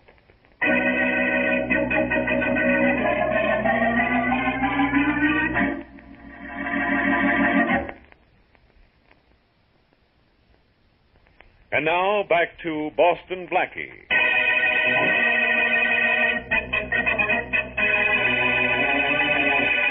Don Anderson is shot and killed by a murderer who pumps 5 bullets into him. Blackie is spotted running away from the scene of the murder, but Inspector Faraday knows that Blackie did not kill Anderson and gives him a chance to clear himself. While Blackie is free, a business partner of Anderson's is also shot and killed. As we return to our story, Blackie's friend, Mary Wesley, is in her apartment when the telephone rings. Hello? Hello, Miss Wesley. Yes? This is Inspector Faraday. Oh, yes, Inspector. How are you? You know who I am. I'm up Oh, my yeah. neck in murder. Where's Blackie? Why, Inspector Faraday, Never mind. You wouldn't tell me anyhow. But tell him this. But Tell him I'm getting pressure put on me. Tell him he better do something about that Anderson killing in the next 8 hours, or I'll pick him up. But That's all. Goodbye. Faraday sounds serious, Mary. Mm-hmm. So do you. I am. What is it? Mary, I know the kind of a man who'd carry a gun with only 5 bullets in it when it holds 6. I know the kind of a man who wears a Homburg hat. Well? Wait a minute. Sims had money but no brains. Anderson didn't have too much brains either. Sims gave Anderson $200,000 to swing the deal with Kingston. Mm-hmm. There was no money found in Anderson's place. Well, the killer took it then, is that right? He took Sims' money from Anderson. And Sims was killed because he knew who might have done that. Mm-hmm. In other words, the killer was a fellow who supplied the brains for the Sims-Anderson-Kingston deal. Well, that's great. You know the motive. Where do you go from here? What about the flat nails? Well, that won't have any real importance, Mary, but it may help me prove my case after I get to my man. Yeah? Now, about that Homburg hat, Mary. Yeah. Mary, a man who wears a Homburg hat, as the killer did, is generally a careful dresser. Mm-hmm. I'm going to visit every big tailor in this town. I've got an idea.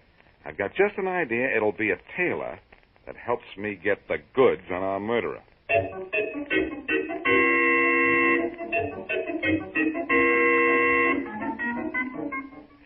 10,000, 10,050.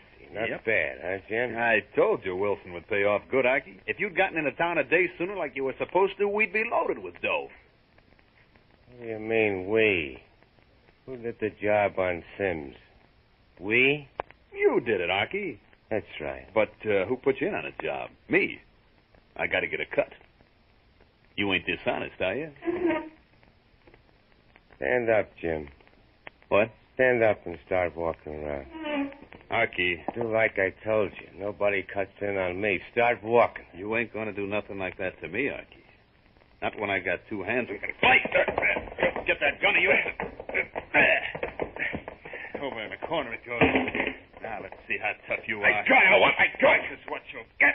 My gun. Where's the gun? I need.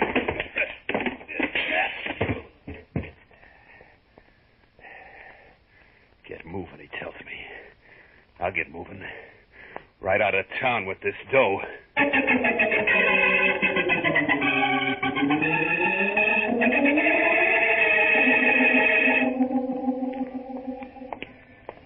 Okay, Mary. Oh, golly, Blackie, take it easy. I'm sorry. That scared you. I didn't mean to. Oh, well, it's all right now. Wow.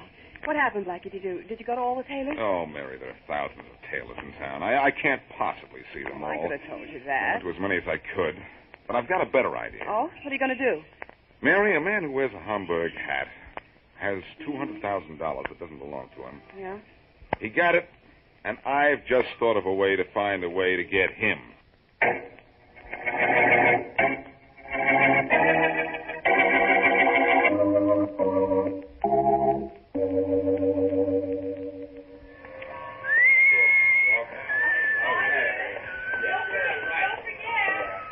Hey, why don't you watch where you're going? I was too busy watching where you were going. In a hurry, pal? What's it to you? A job? Get out of my way. A job? Yep, it's a nice job, too, and it's as easy as this. I don't know what you're talking about. Now You get out of don't my way. mind if I show my badge to identify myself to you, Atherton? I don't carry cards. A cop, huh? I prefer to be called an inspector. Wills is the name. Inspector Wills. I don't like guys like you, no matter what you're called. You don't want me for anything, so I'm I getting... might want you for a lot of things, Jim. For murder, maybe. For robbery, maybe. Or maybe for just plain vagrancy. You can't get me for vagrancy, copper. I've got $15,000. You have a lot of dough, have you? Where'd you get it? I've got a train to catch. You're not going anywhere, Jim. Not in that direction, anyway. Let go of me. I'll let go of you, Jim, after you let Faraday know where you got that $15,000.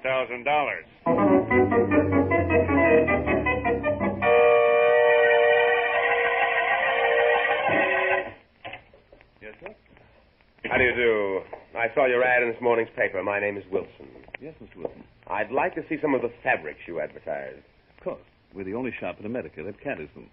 Genuine imported flannels, Mr. Wilson, made for us exclusively. Well, let me see them, man. Let me see them. Yes, sir. This bolt on the shelf. Here we are. What do you think? Not bad. Thank you. Could you make up a suit for me? Why, certainly, sir. Would you take off your coat, please? All right. There we are. All right, sir. I'll hang it up in the dressing room, right back there. That's quite all right, but hurry back, please. I don't have all day. Be right with you, Mr. Wilson. Just hang it up. There we are. I hope you find something in that coat, Blackie. I'd better. There's the sixth customer that came in and answered to the ad I put in the paper. Yeah, well, hurry up. I'm just hoping that my friend, the killer, is as clothes conscious as I think he is. Uh-huh. Well, any luck so I'm far? looking. Not in the inside pockets, just a wallet and cards. The usual stuff, not the outside pockets. And Mary. Blackie, that's a nail. A flattened out nail. And it came from this guy's coat pocket. I'm sure I've got my killer. Now I'm going to get Faraday and prove it.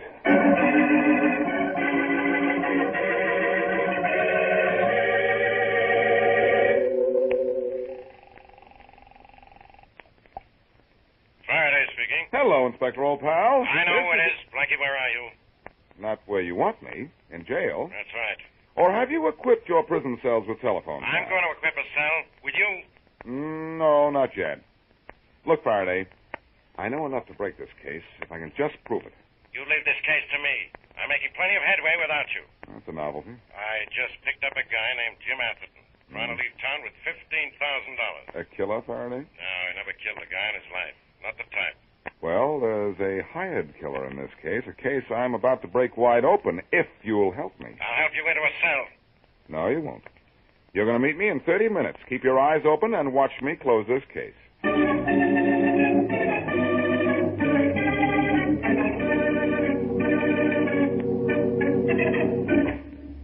Hey, Mr. Wilson. Okay. What are you doing in my home? I got double-crossed, Mr. Wilson. That Jim guy, he crossed me, clipped me, and ran out. He took all the dough you gave me. What do you expect from me? I paid you for the Sims job. Mr. Wilson, how would you like to start moving around? No, wait a minute. Just 1 minute, Archie. How much money would you want? Not too much.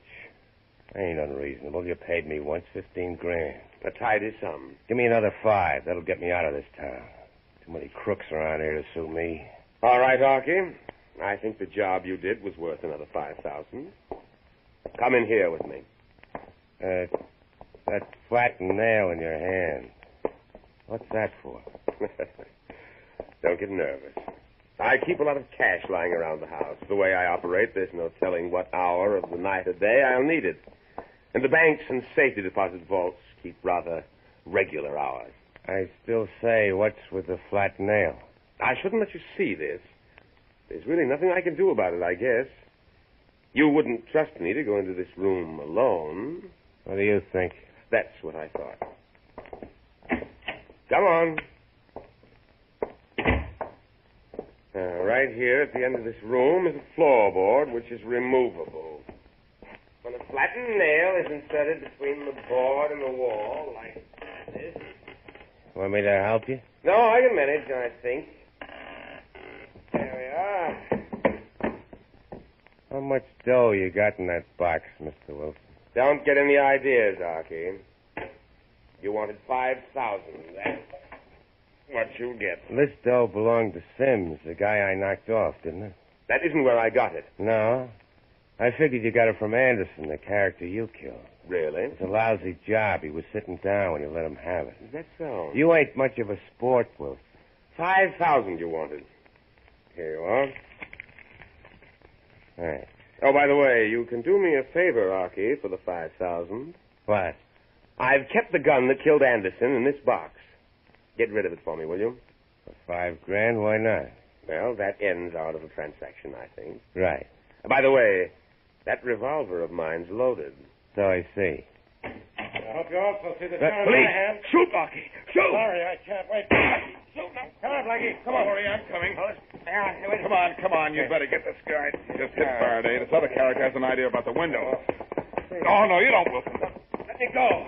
I said let go of me. Sure, friend, and I'll let go with it. Sit down, Faraday. And both of them killers. Yeah, I heard enough to know that. What do you think I am, stupid? What difference does it make what I think? I know this case is over. How did you ever find this, Wilson? I let him find a tailor friend of mine after I put a phony ad in the newspaper this morning. Phony ad? Sure. I figured that Anderson's killer was a particularly careful man because of the 5 bullets in his gun. He left one chamber empty in case the hammer was hit accidentally. He was a particularly well-dressed man, too, because of the Homburg hat he was wearing when I spotted him in Anderson's house. Yes, so? So what appeals to a well-dressed man? Clothes. I got a tailor friend who advertised some exceptional imported cloth, and Wilson fell for it. So that's how you tracked him down, huh? That's right, pal. I tracked him down, and now you send him up.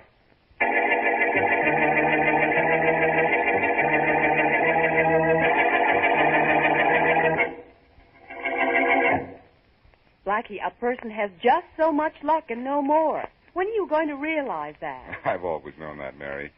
I guess I was pretty lucky on this case, wasn't I? Well, you ought to stop testing your luck. It's going to run out on you one of these days, and then you'll be sorry. Well, as long as you don't run out on me before my luck does, I won't be sorry about anything. Well, now I'm serious, Blackie. One of these days, I know. I'm going to be on the losing end of a proposition sometime, and everyone who's been saying nasty things about me is going to be saying nice things about me. You still want to make a joke of it. All right, do it your way. And what would I do if I did it your way? You'd stay out of trouble. You'd stay home at night. You'd live a safe and sane existence. And your life would be quiet and peaceful, and so would mine. You'd like it like that, would you? Like it? Why, Blackie, You'd what? I'd be bored to death. That's what I thought. Now aren't you sorry you started this whole thing?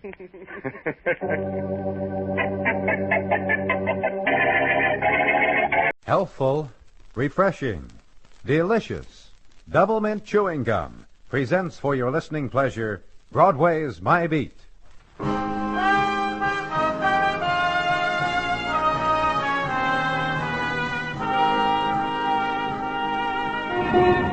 Broadway's My Beat, from Times Square to Columbus Circle, the gaudiest, the most violent, the lonesomest mile in the world. Broadway's My Beat, the thrilling drama of murder and mystery and the people who walked the Great White Way, with Larry Thor as Detective Danny Clover.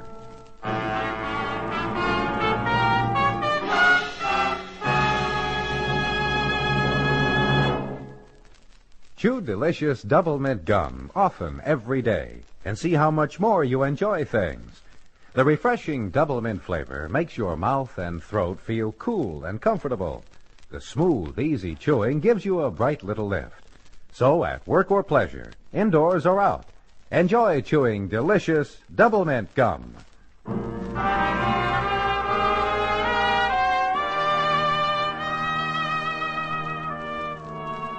Beginning of August, the month of the steam heat, and Broadway staggers up to a corner, leans against a lamppost, bewildered. Where are the summer dreams as concerns Far Rockaway and the seashore and the girlies in the two-piece suits? Where the sun and the you-kissed golden girl who filled the ticklish part of your brain? They're on the poster offering you a glass of beer. So have a drink with her and hit the sidewalks again. And walk again. September and another dream aren't far away. And at police headquarters, the municipally conditioned air and the man in the suit for the occasion. Silk seersucker, boys, the latest weave. You like it, Muggavan? Dandy. And what do you call the color? Oh, this eggshell. Eggshell. Hey, it's a nice blend, huh, with the pale pink shirt, huh? Think so, Danny? I'm sorry you mentioned it. I was going to point it out.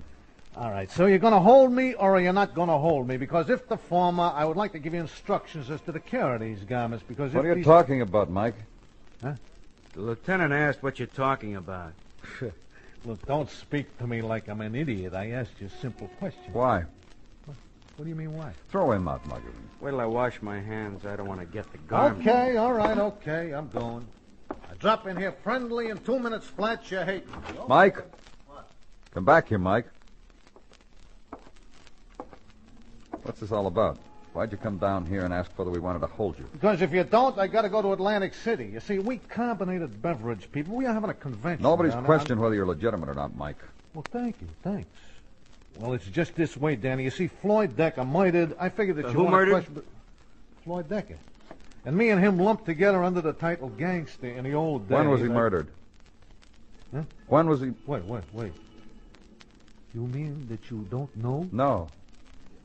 Ooh. I'm beginning to see the light. Boys, I am When was he beginning to- murdered? Listen, the word on the street is that he got it. 3 days he's been gone from wherever he usually comes to, and the word is that he ain't no more. Once more, Mike, why'd you come here? Well, Floyd and I, we had an argument a few days ago, and he getting bumped, you know. I figured that you'd want to talk to me before I sat in convention at Atlantic... Ain't found the body yet, huh? Uh-uh.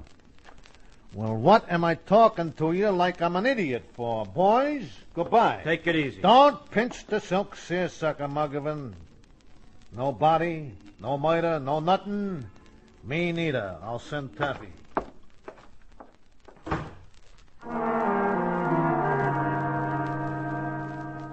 Tableau, then, of hot room and bewildered policemen, and the whir of an electric fan, and the irate motorist 2 stories down. Background for the shattering question, You think he lost his marbles? followed by the glassy stare. Okay, I'll find out. 2 hours later, followed by the phone call. He wasn't kidding, Danny. Word has it that Floyd Decker is dead. Murdered. Followed by 36 hours, and then the river.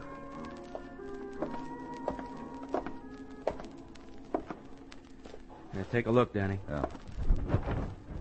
Floyd? Yeah, it's Floyd Decker, all right. Been in the water 3-4 days. How was he found? You see that kid over there? The one on the piling getting ready to dive? Yeah. He can hold his breath for 90 seconds. During a small contest where the kid just moved in the neighborhood, he saw Floyd midway up, bumping against the pier. Okay.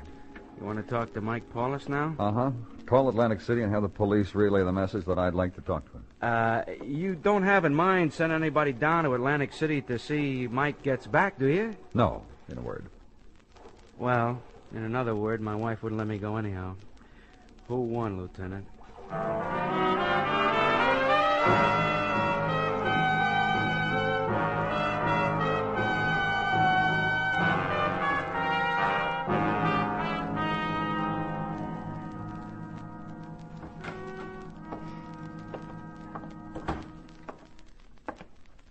Hi. Have a seat, Mike. How's the convention going?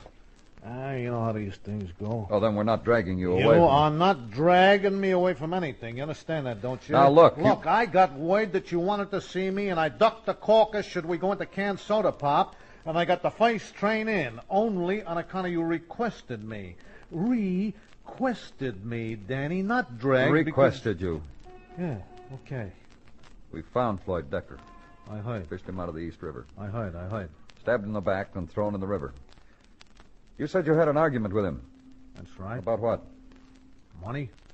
Well, come on, tell me about it. Well, you know Floyd. You know his background nearly as good as me. What's he been doing? Well, you know he's been on 11 weight 5-6 years, eh? Yeah? Well, I went up on the same rap with him, Danny, income tax. Only I got out a few years earlier because I am nicely behaved, be it the penitentiary or be it a parlor.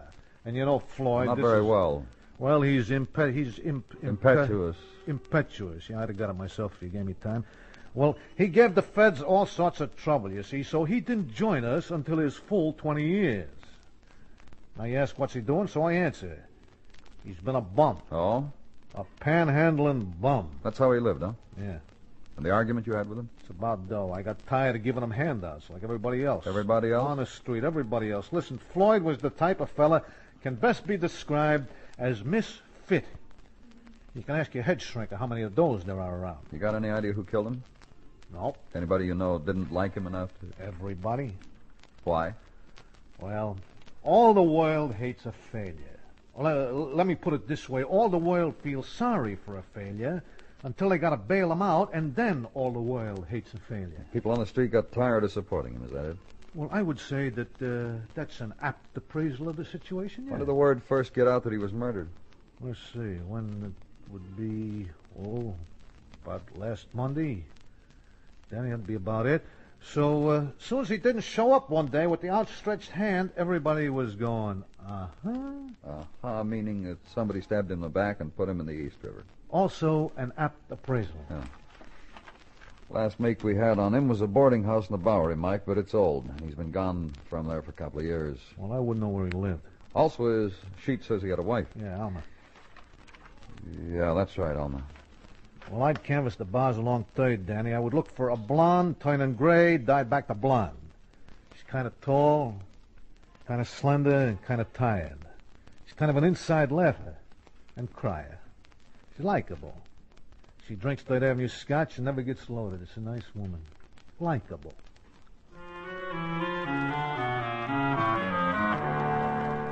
Then he offered his hand, made the clasp, and the smile of good citizenship, proffered the breath of gin and taffy, and went out again to find a train, to find the world of Atlantic City again.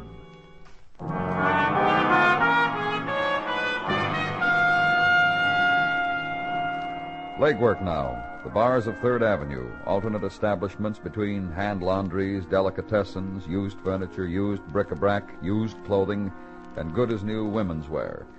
The bars of 3rd Avenue, which progress from respectability to the thin edge of limbo.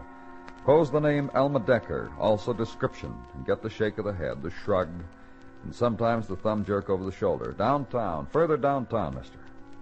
And where 3rd began to leave the village, where the afternoon drunks sought the shady gutters and draftiest halls, in a bar wedged between a fire-gutted building and an herbologist, there was a woman seated at a table.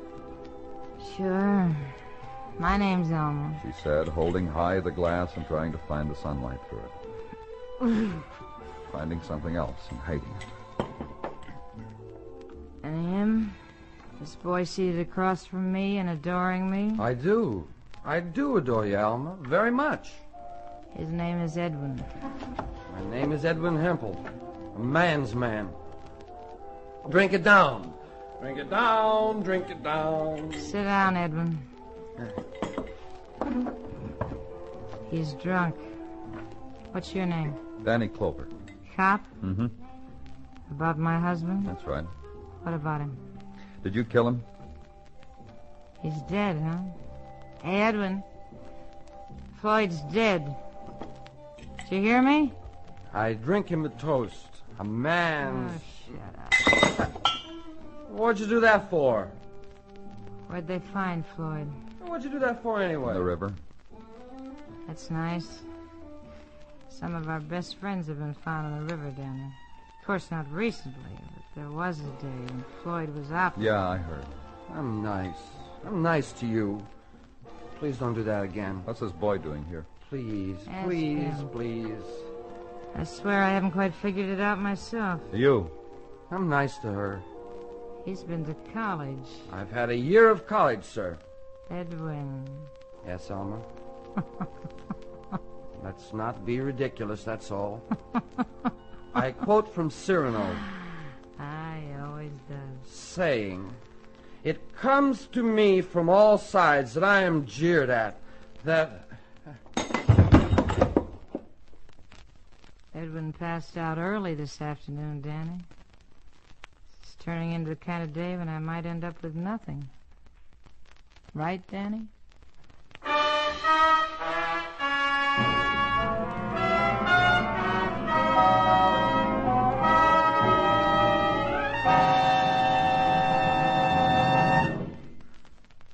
Whatever kind of work you do, I'm sure you've noticed how it's the long, dull jobs that sort of get you down. You get so bored with doing the same thing over and over. Well, next time that happens, find out what a lot of help it is to chew delicious double mint gum. You see, as soon as you sink your teeth into a stick of smooth double mint, you enjoy a feeling of real satisfaction. And you'll like the steady, natural rhythm of chewing. Delicious double mint is a long-lasting treat, too. You can chew away for as long as you like, and you have something you enjoy doing while you go on with your work. And that cool, clean, double mint flavor is so refreshing, it gives you a pleasant lift. So you feel better, and things seem to go faster and easier. Yes, delicious double mint gum is a pleasant chewing treat that's helpful as well as enjoyable. So buy several packages at a time, and treat yourself to a stick at work or anywhere. That's double mint chewing gum. Healthful, refreshing, delicious. We now continue with Broadway's My Beat, written by Morton Fine and David Friedkin, and starring Larry Thor as Detective Danny Clover.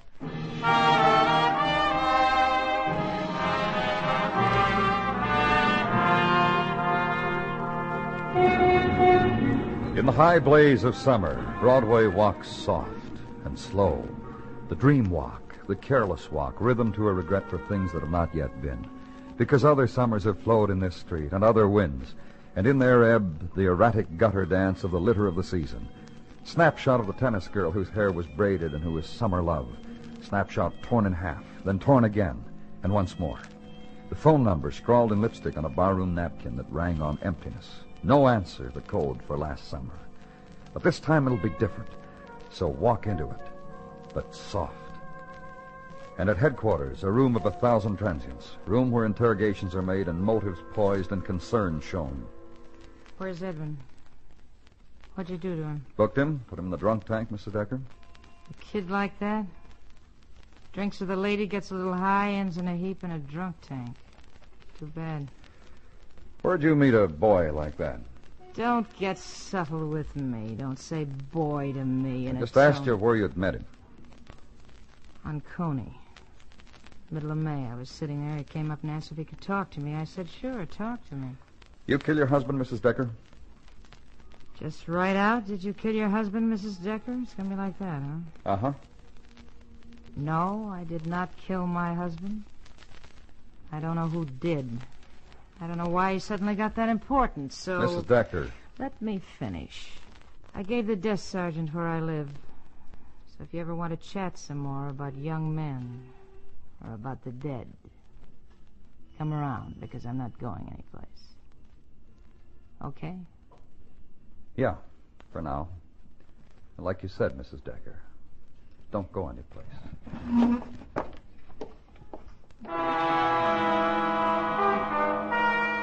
At the door she stopped, looked back at me, and chemistry that is in summer light lay against her face and sped youth across it. Her hands went to the back of her throat, stroked back her hair. She opened her mouth to speak. There was no sound. Then she turned and left.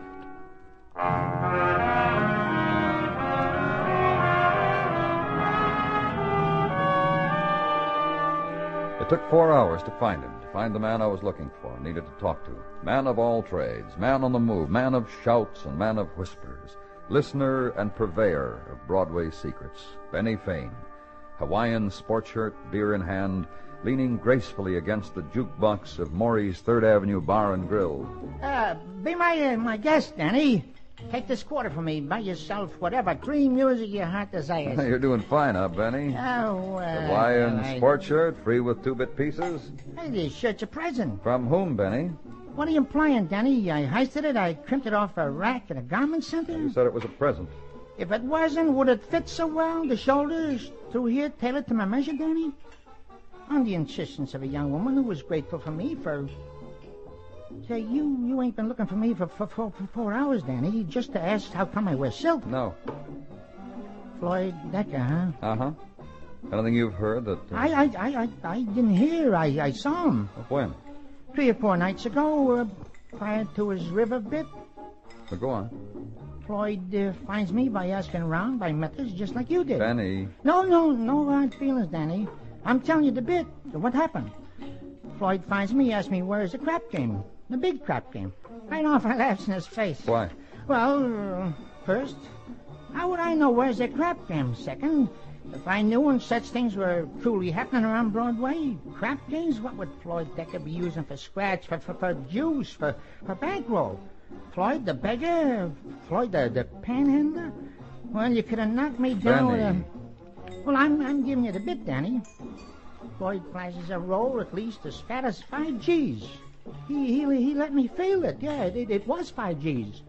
My eyes open very wide. I say, where you get charity like this, Floyd? Floyd says, where's that crap game? And I say, I don't know, Floyd. I swear. Well, he leaves. Next whisper on the breeze about this remarks. Benny. Floyd blew the juice, lost it. The whole 5,000. So I guess he was able to find a crap game without my help. That's the bit, Danny. And if you ever want a Hawaiian shirt, I know exactly Sure you do. Thanks, Benny. I'll see you around.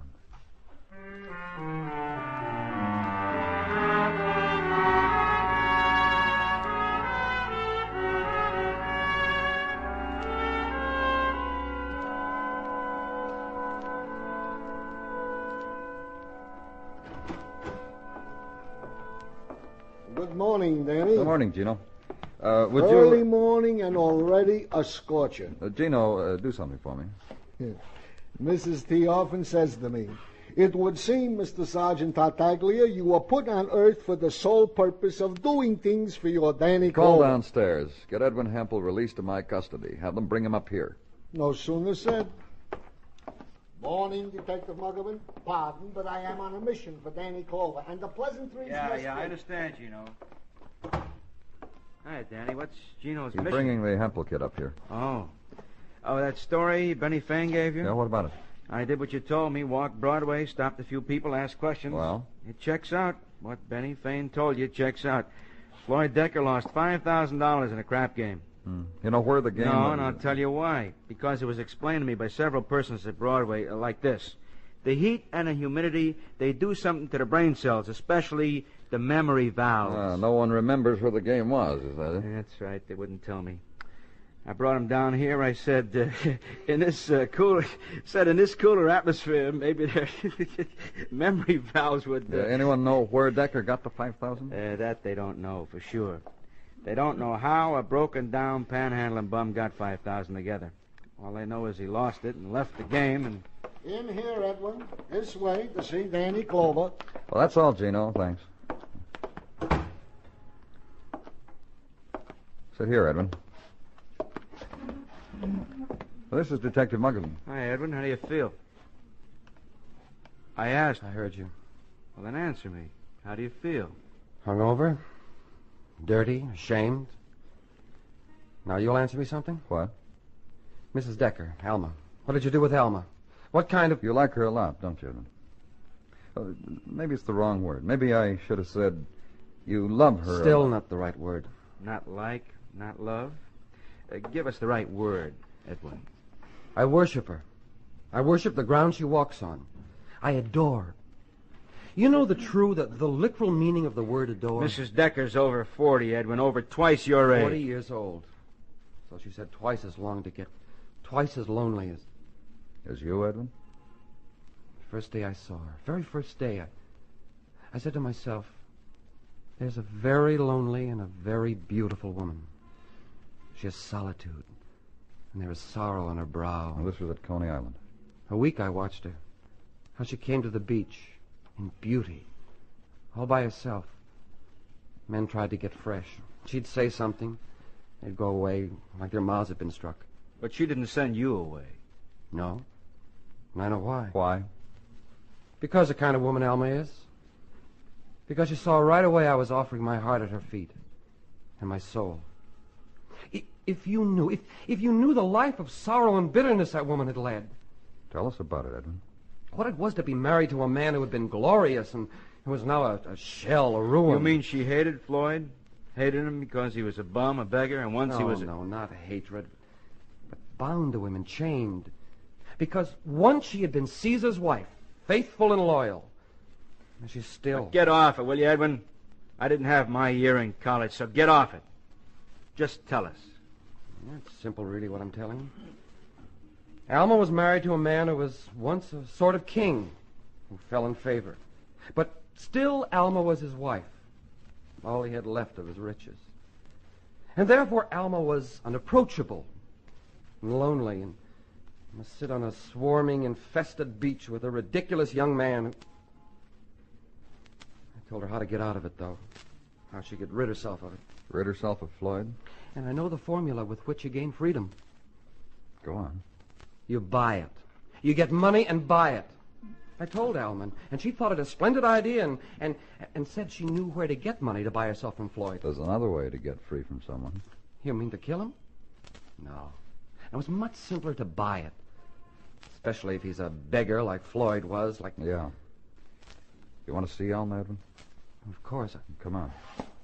I'll take you to her.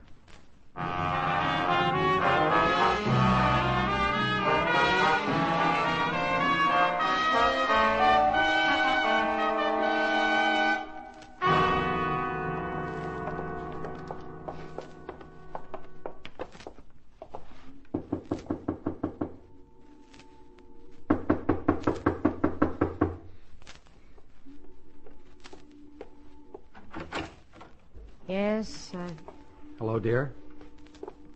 You hurt? They hurt you?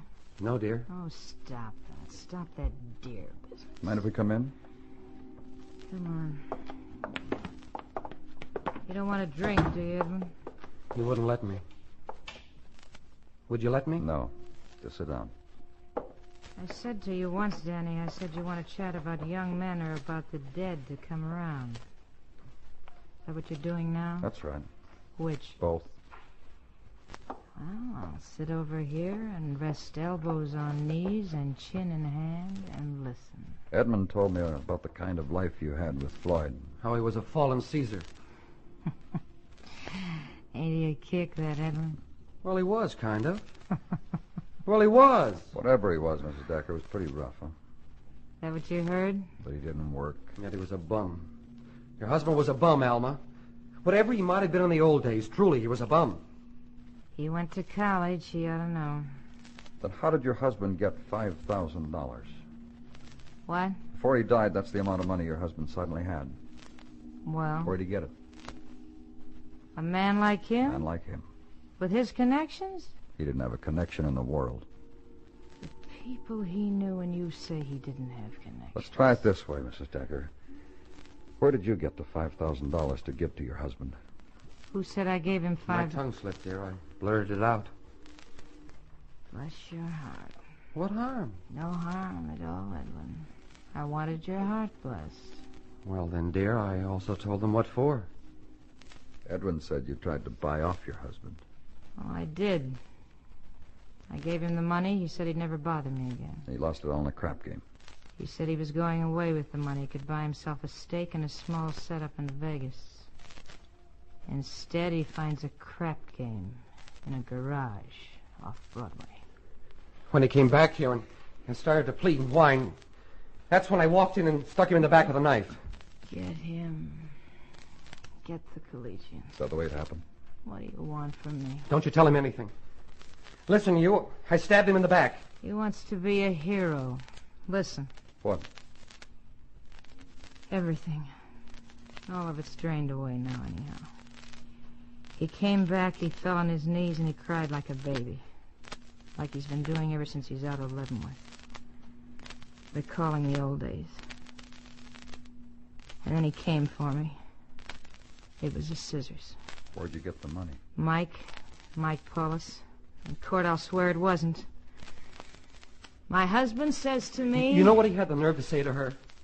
Honey, it's so easy for you to get all that money, get more. How do you like that? And this one's what I'm left with.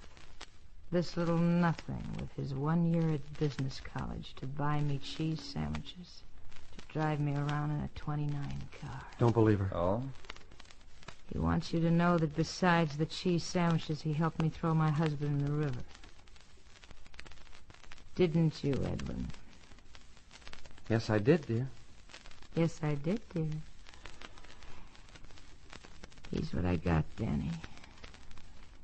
Now put us away.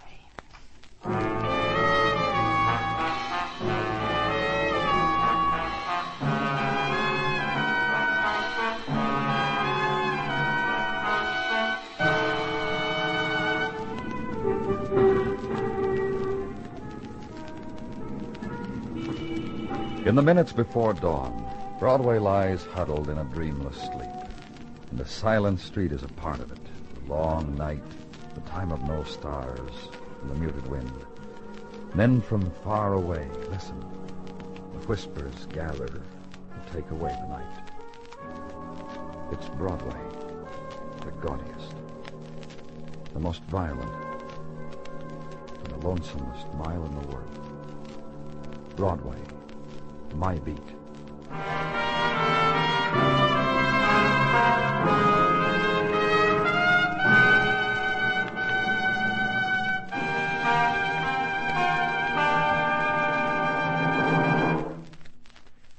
Refreshing double mint chewing gum is really two treats in one. A satisfying, long-lasting chewing treat and a delicious flavor treat.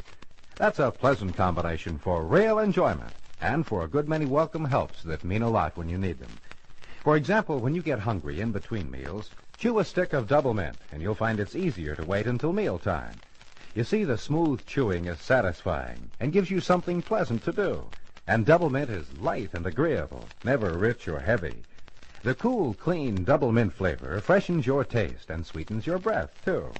Yes, delicious double mint gum gives you a good deal of enjoyment and many pleasant helps, all at a mighty low cost. So try it soon, at work or pleasure, indoors or out. Enjoy delicious double mint chewing gum. Costs so little, tastes so good, lasts so long. The makers of Double Mint Chewing Gum hope you enjoyed tonight's story and that you are enjoying delicious Double Mint Gum every day. Broadway's My Beat, brought to you by Double Mint Chewing Gum, is produced and directed by Elliott Lewis, with music composed and conducted by Alexander Courage. The program is written by Morton Fine and David Friedkin and stars Larry Thor as Detective Danny Clover, with Charles Calvert as Tartaglia and Jack Crucian as Muggavan. In tonight's story, Kathy Lewis was heard as Alma, Lee Millar as Edwin, Sheldon Leonard as Mike, and Leo Cleary as Benny. Bill Anders speaking. This is the CBS Radio Network.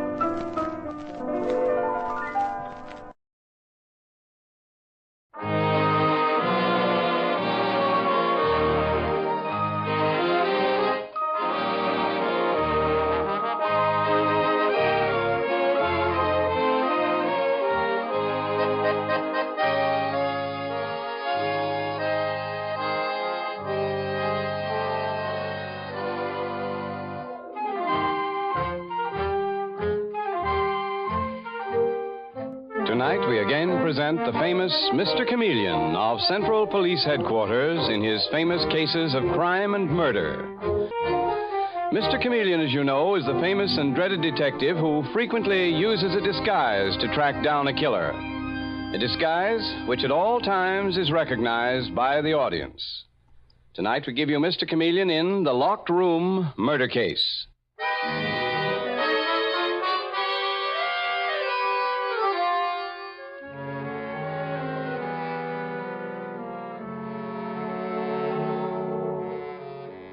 The scene opens in the home of a retired businessman, Harvey Watkins, who, while retired, still keeps a finger on his many business interests and operates an office in his home. And it is there that we find him, angrily facing his confidential secretary, Arthur Finley, as he says the words that lead to a fantastic murder case.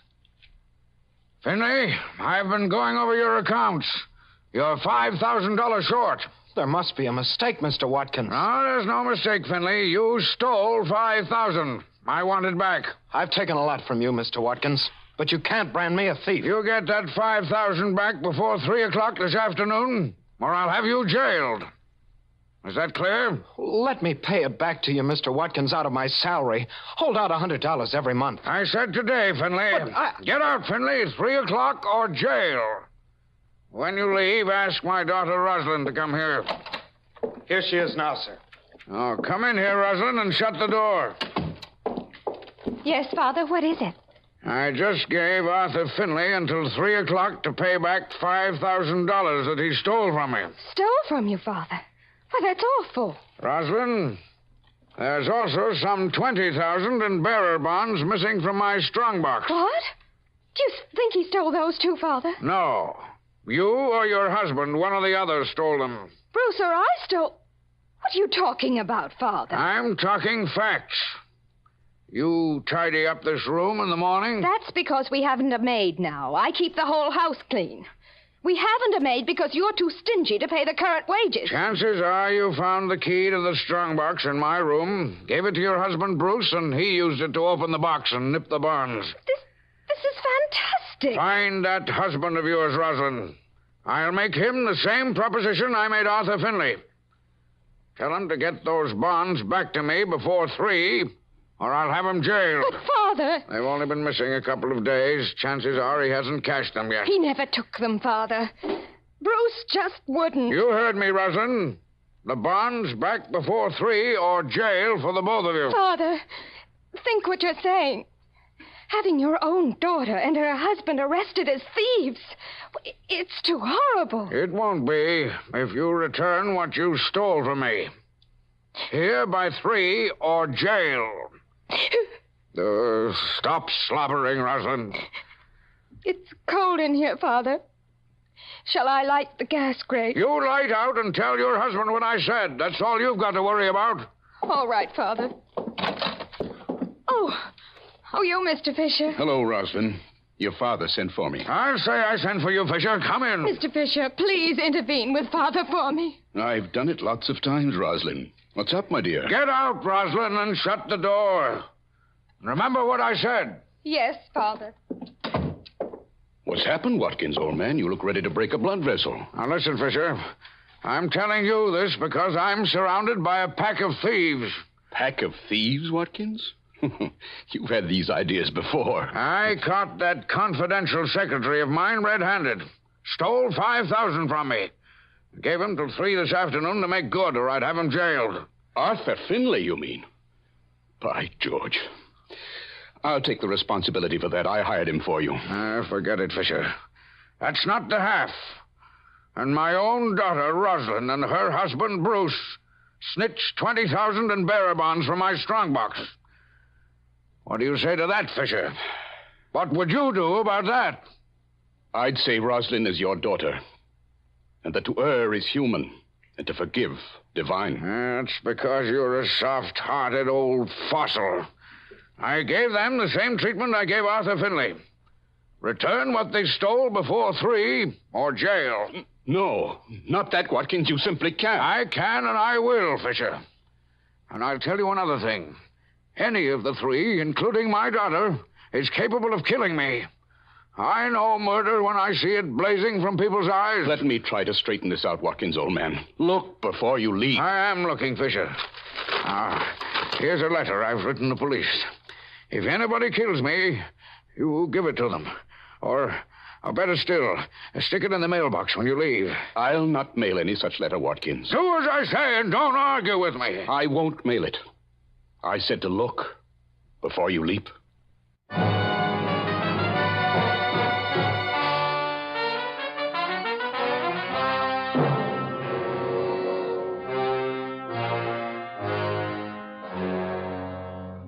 Now it is exactly 10 minutes before 3 o'clock. The hour set by Harvey Watkins to have the money he accused his secretary, Arthur Finley, of stealing, returned to him or be jailed. And he dished out the same threat to his daughter Rosalind for her husband Bruce, accusing them of stealing $20,000 in bonds. Now we hear Rosalind saying, Bruce, do you smell anything in here? Smells like gas to me, Rosalind. That's what I thought. Rosalind. Bruce, what's wrong, Finley? Come quick. Gas is pouring out of Mr. Watkins' library from under the door. What? And I can't get in. The door is bolted tight. Bolted? Come on, we'll run outside and look in the window. I just hope Father isn't in there. He might be asphyxiated. Oh, here's the window. I'll try to lift you up, Finley, so you can look in. Okay, Bruce. Come on. Here we are. There, I've got hold of the window ledge, Bruce. Steady now. Do you see anything, Mr. Finley? Your father. Your father, Rosalind. He slumped down before the door. I think he's dead. No, he can't be. I'll break the glass in. Hand me that rock, Bruce. Here. Thanks.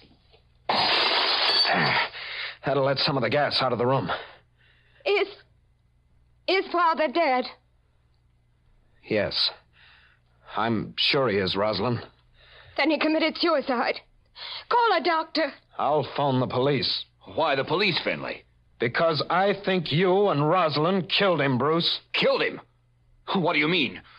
How could we gas a man to death in a bolted room?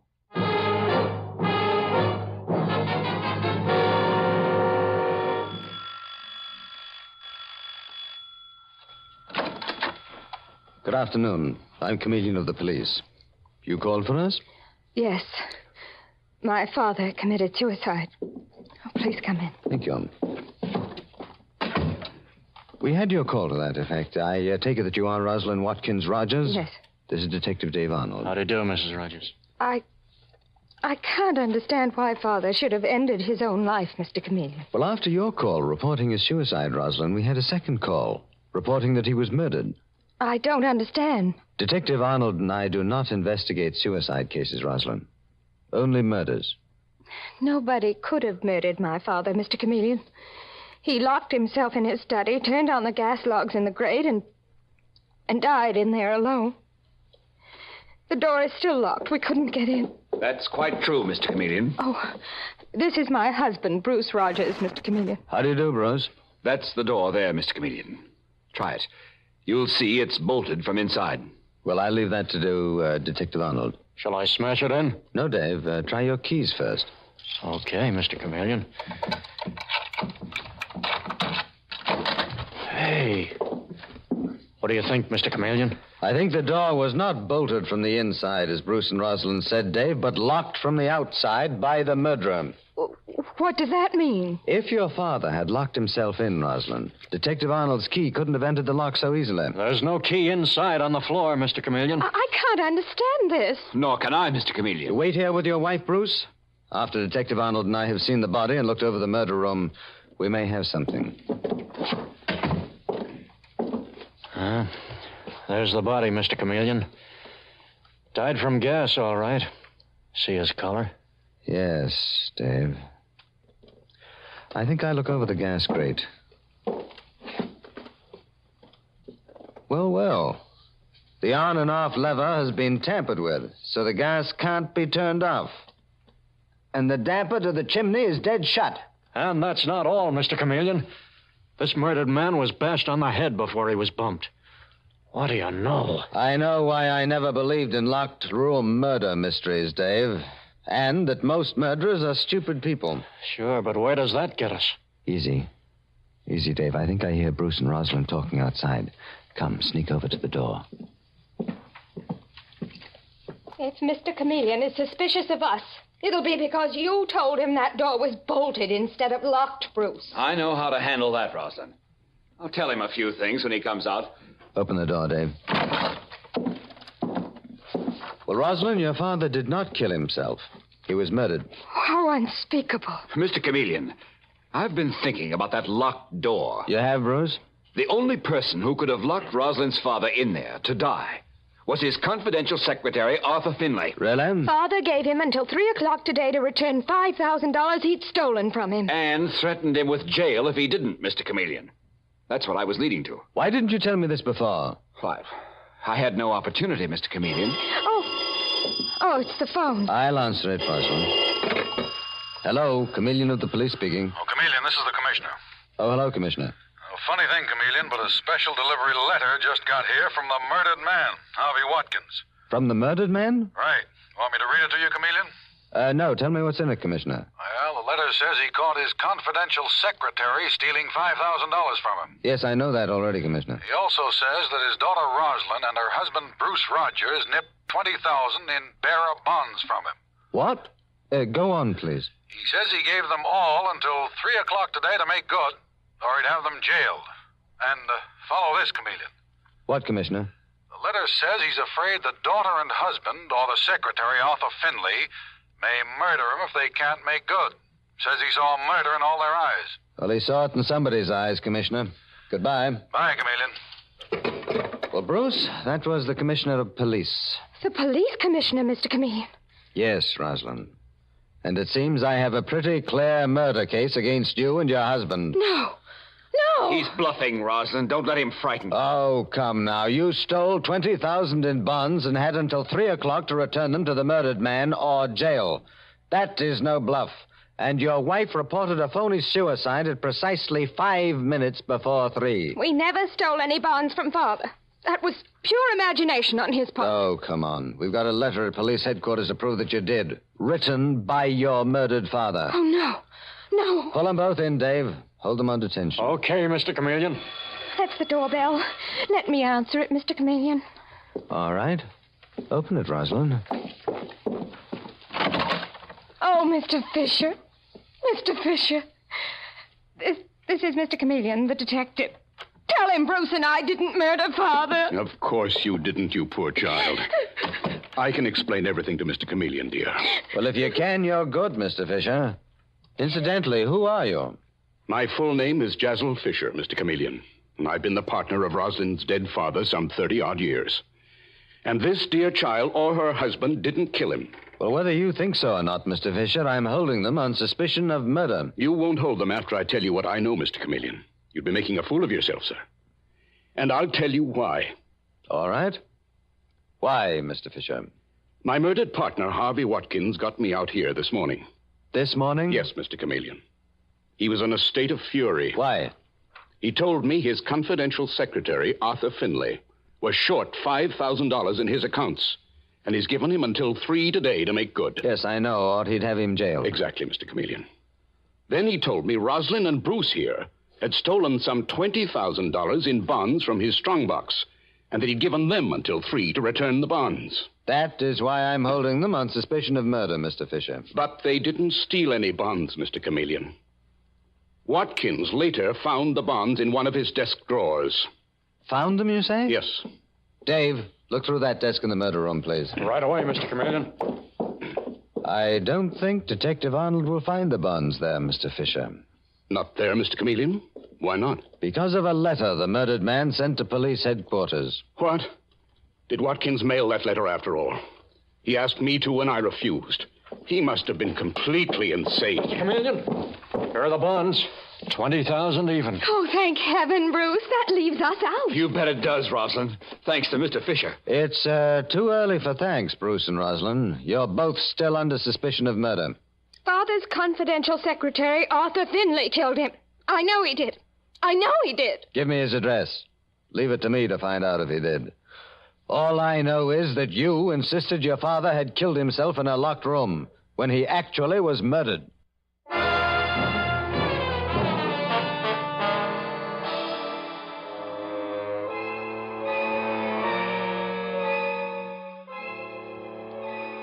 Mr. Chameleon and the locked room murder case continues in just a moment.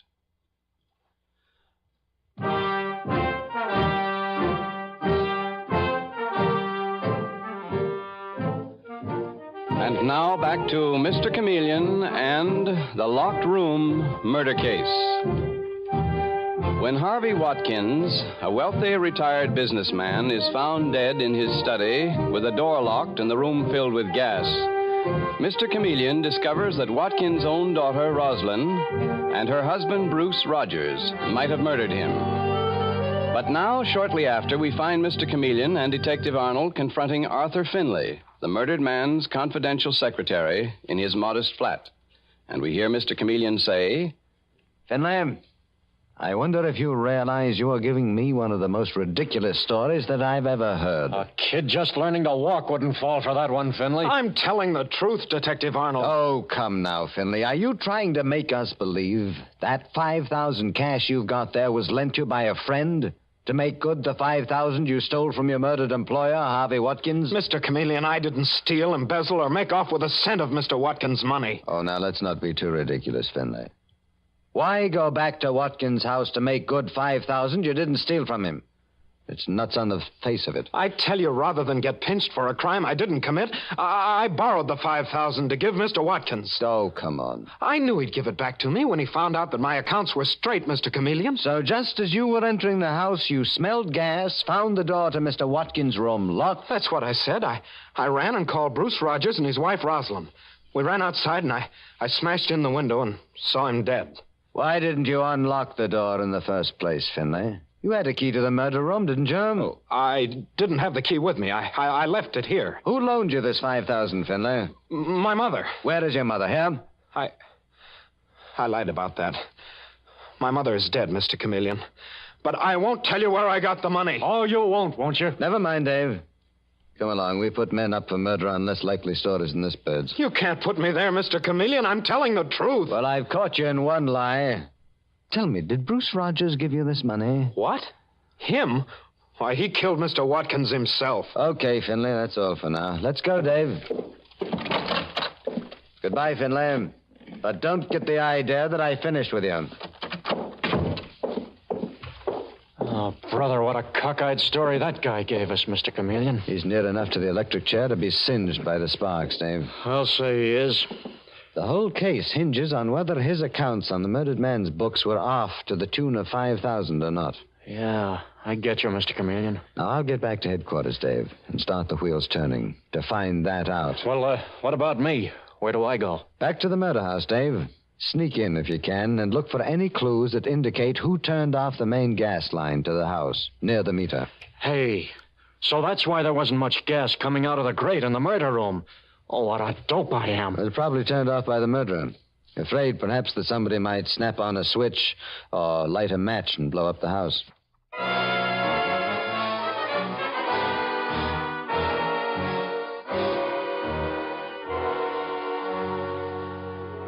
And now, 1 hour later, at Central Police Headquarters, we hear Detective Dave Arnold saying... Well, that turned out to be another dead end, Mr. Chameleon. The gas was shut off near the meter, all right. But otherwise, there wasn't a single clue.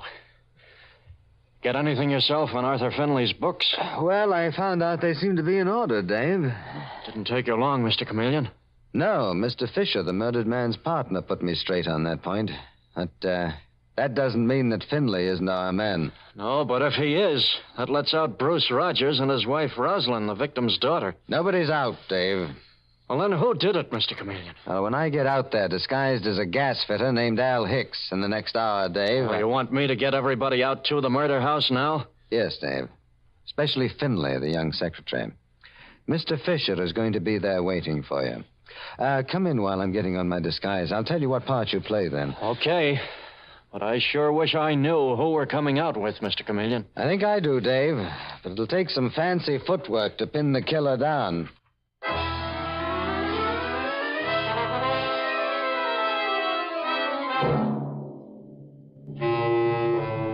And shortly after, we see Mr. Chameleon in his disguise as Al Hicks, gas fitter in greasy coveralls, about to enter the murder house, and we hear him saying... Dave, before we go in, here's the voice of my disguise. That the gas grate Mr. Chameleon wants me to look at, Detective Arnold? Uh-huh. I got you, Mr. Chameleon. Okay, now I'll open the door. Who is this man, Detective Arnold? He happens to be a gas fitter, Bruce. Name of Al Hicks. A gas fitter? A gas fitter? Yes, that's right, Rosalind. Is, that the gas grate Mr. Chameleon wants me to look over, Detective Arnold? Yes, it is, Mr. Hicks. So start moving, will you? Mr. Chameleon wants me to find out if the off and on lever has been tampered with. Well, has it been, Hicks? Don't take an expert like Al Hicks to tell you that, Detective Arnold. Look at it yourself. Been fixed so it can't be turned off. Gas would keep coming no matter what you did. It hasn't been tampered with. Certainly it hasn't, Bruce. You're saying that, Rosalind, because your husband Bruce murdered your father. I saw Bruce fooling with it myself this morning. Well, if you did, why didn't you tell me that this afternoon, Arthur Finlay? I forgot it until this moment. Say, you're not a gas fitter. You're Mr. Chameleon in disguise. Well, that's right. That's right, I'm Chameleon. So you saw Bruce Rogers fix this gas grate so the gas couldn't be turned off, Finlay. I suspected as much myself. Oh, Bruce. Bruce, how could you? Bruce didn't, Rosalind, you poor child. Now, don't accuse your husband. Think what you're saying, my dear. Arthur Finlay, your father's secretary, murdered him and then locked the door to deceive the police. You're a liar, Fisher. I didn't, Mr. Chameleon. Finlay, who gave you that $5,000 I found you with this afternoon? Now answer fast. Nobody gave it to me. It was the money I stole from Mr. Watkins. But I'm not taking a murder rap for it. His son-in-law, Bruce, killed the old man. Mr. Chameleon, isn't that exactly what I told you? Isn't it evident Finlay murdered my partner, Harvey Watkins, and now is trying to place the crime on these innocent young people, Bruce and Rosalind? Oh, Mr. Fisher, you're the kindest man I ever met. I don't think he is, Rosalind. Mr. Fisher killed your father. What's that, Chameleon? I killed him. Well, you've lost your head. I told you exactly what happened. You told me exactly nothing, Fisher. You told me that Finley's accounts were in order. That's what I believed at the time, Chameleon. You didn't believe anything of the sort, Fisher. You told me Finley's accounts were straight because your own were crooked. My account's crooked, Chameleon. Ridiculous. Ever hear of the police auditors, Fisher? Here is their report. You drained your trusting partner of everything he had. Arthur Finlay, his secretary, murdered him. That's what I got the flash on you in the first place, Fisher. When Rosalind here was saying that her father was a suicide, you said nothing about suicide. Why should I have, Chameleon? Because you knew it was murder. That's why. Those are guesses, Chameleon, and guesses don't hold up in court. Give me that key you have to the locked murder room, Fisher, or I'll throw you on the floor and take it from you. Quick, now, let's have it. All right. Here they are, Chameleon. I'd like to kill you. Don't try it, Fisher. Don't try. You put those bonds Detective Arnold found back in the murdered man's desk, hit him over the head from behind, and then turned on the gas, locked the door, and left the room, right? If I confess, will it help me get a lighter sentence, Chameleon? Confess or not, you'll get the chair, Fisher. Dave, take him. The case of the locked room is over. And how, Mr. Chameleon?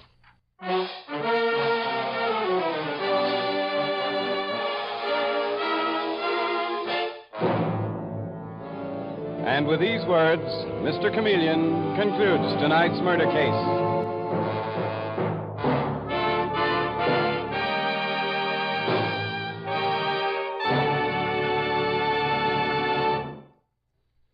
Listen next Wednesday night at this same time for Mr. Chameleon, the Man of Many Faces. The part of Mr. Chameleon is played by Carl Swenson, with dialogue written by Frank Hummert, from the original story by Frank and Ann Hummert. It is directed by Richard Leonard, with music by Victor Arden. Your announcer is Howard Claney.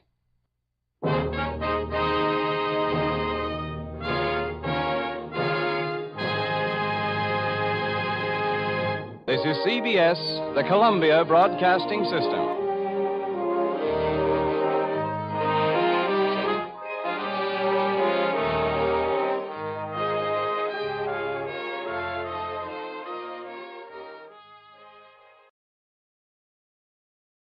Stay tuned for Nero Wolfe, transcribed in 30 seconds. The chimes are all set to wish you a Happy New Year this Sunday with a gala broadcast of The Big Show. The unpredictable Tallulah will MC with a host of leading stars of stage, screen, and radio, including Ken Murray, Gloria Swanson, Margaret O'Brien, Jose Ferrer, and many more. And there's a carnival of fun with Theater Guild on the Air also this Sunday when the sparkling Lockhart family, Jean, Kathleen, and daughter June, co-star with Van Heflin in Theater Guild's presentation of the exciting story, State Fair.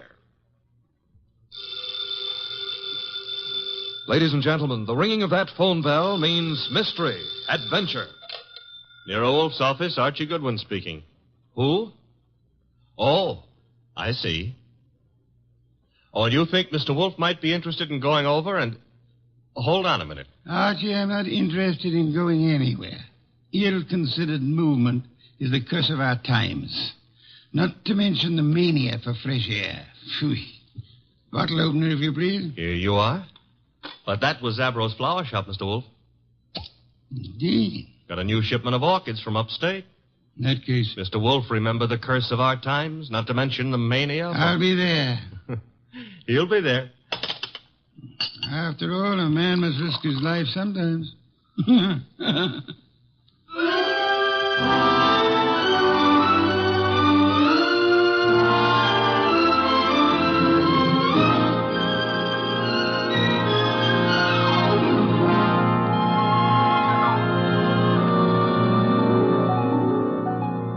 Ladies and gentlemen, it's the bulkiest, balkiest, smartest, and most unpredictable detective in the world. That chairborne genius, Nero Wolfe. Created by Rex Stout and brought to you in a new series of adventures over this NBC network in the person of Mr. Sidney Greenstreet.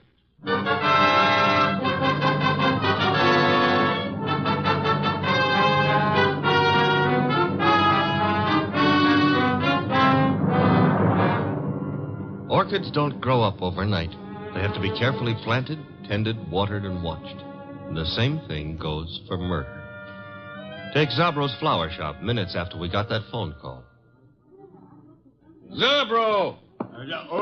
Mr. Hansen, I did not notice you are here. I'm here, and what's more... You like the way I display your orchids, I don't like the way you've been avoiding meeting your obligation. Please, it is better not to shout. It'd be still better if you paid me what you owe me. Mr. Hansen, business has not been so good. I will pay. You'd better. I intend to... My lawyers aren't going to be satisfied by intentions.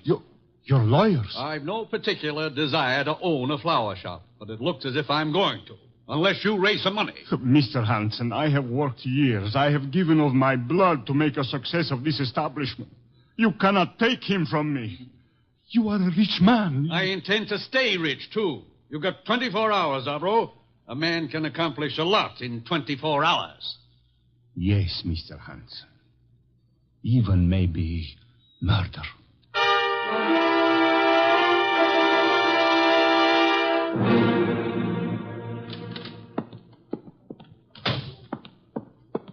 Mr. Zabro? Oh, good afternoon, Miss Hansen. Is Uncle here? Yes, he is here. At the display, towards the back of the store. Thanks. How is he? Oh, He is the way he always is. Hard, vindictive. Mr. Zabro. I am sorry. Excuse me now. Uncle? What is it, Enid?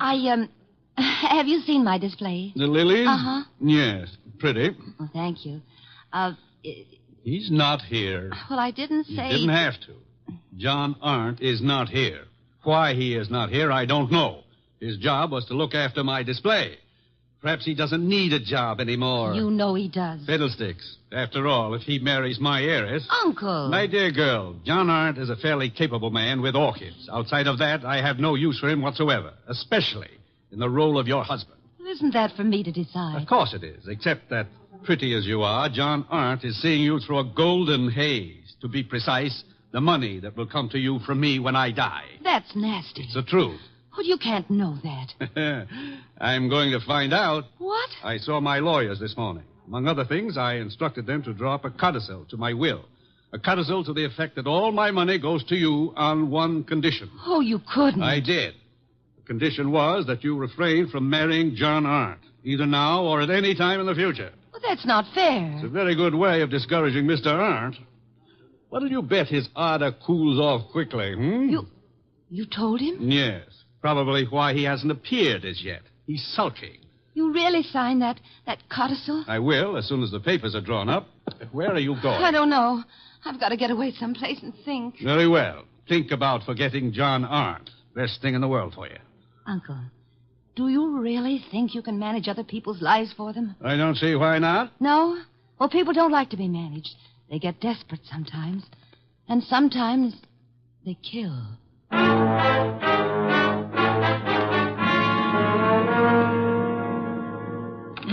Mr. Wolf, what are you doing? Getting up. I'm up. Well, that makes you eligible for the Explorers Club or something. Ah, my coat and muffler, Archie. I got 'em here. Thank you. You're really going out into that weather outside? Archie, must you try to be witty? It amuses me no end. Haven't you seen enough of those weeds yet? An orchid is not a weed. Another muffler, Archie, the woolen one. You've already got 2 on. Please, fresh air clogs the lungs, Archie. Sure, everybody knows that, but they won't admit it.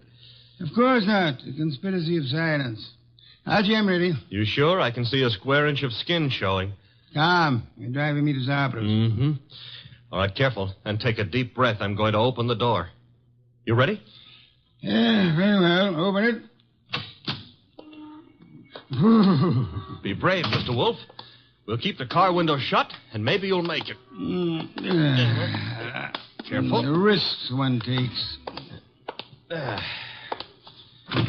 In you go.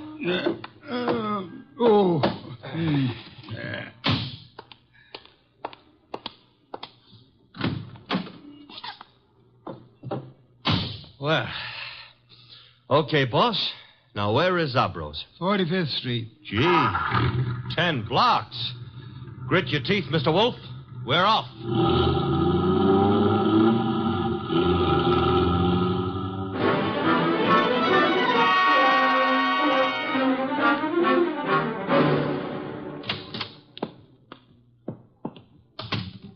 Oh, Mr. Wolf, I'm glad you are here. Those orchids you wrote me about had better be worth a trip. The trip? But I think you live only a little way from here. Don't forget it had to be made in the open air, Mr. Zabro. Where are the orchids? Towards the back. They are from Hansen's place. He is a fine grower. I have made an exhibit. Good. Oh, excuse me. Others are here. You go look for yourself, no? Very well. Archie. Oh, I was just noticing the Did a girl just enter the store? A girl, a goddess, tall, graceful, Venus de Milo with arms. Arms that were made... Never mind, let's go look at orchids. Thank you. Very fine. The exhibit is laid out like nature, huh? Reminds me of a spot in Central Park that I spent some of my happiest moments in. Then you do like flowers. I don't go to Central Park to look at flowers. I went there to, forget it. Gladly. Now go away and annoy someone else. Venus? I want to concentrate on these orchids. Goodbye. Okay. I'll leave you alone with your loved ones. Let's see, maybe I can arrange to be left alone with something I could very easily learn to love.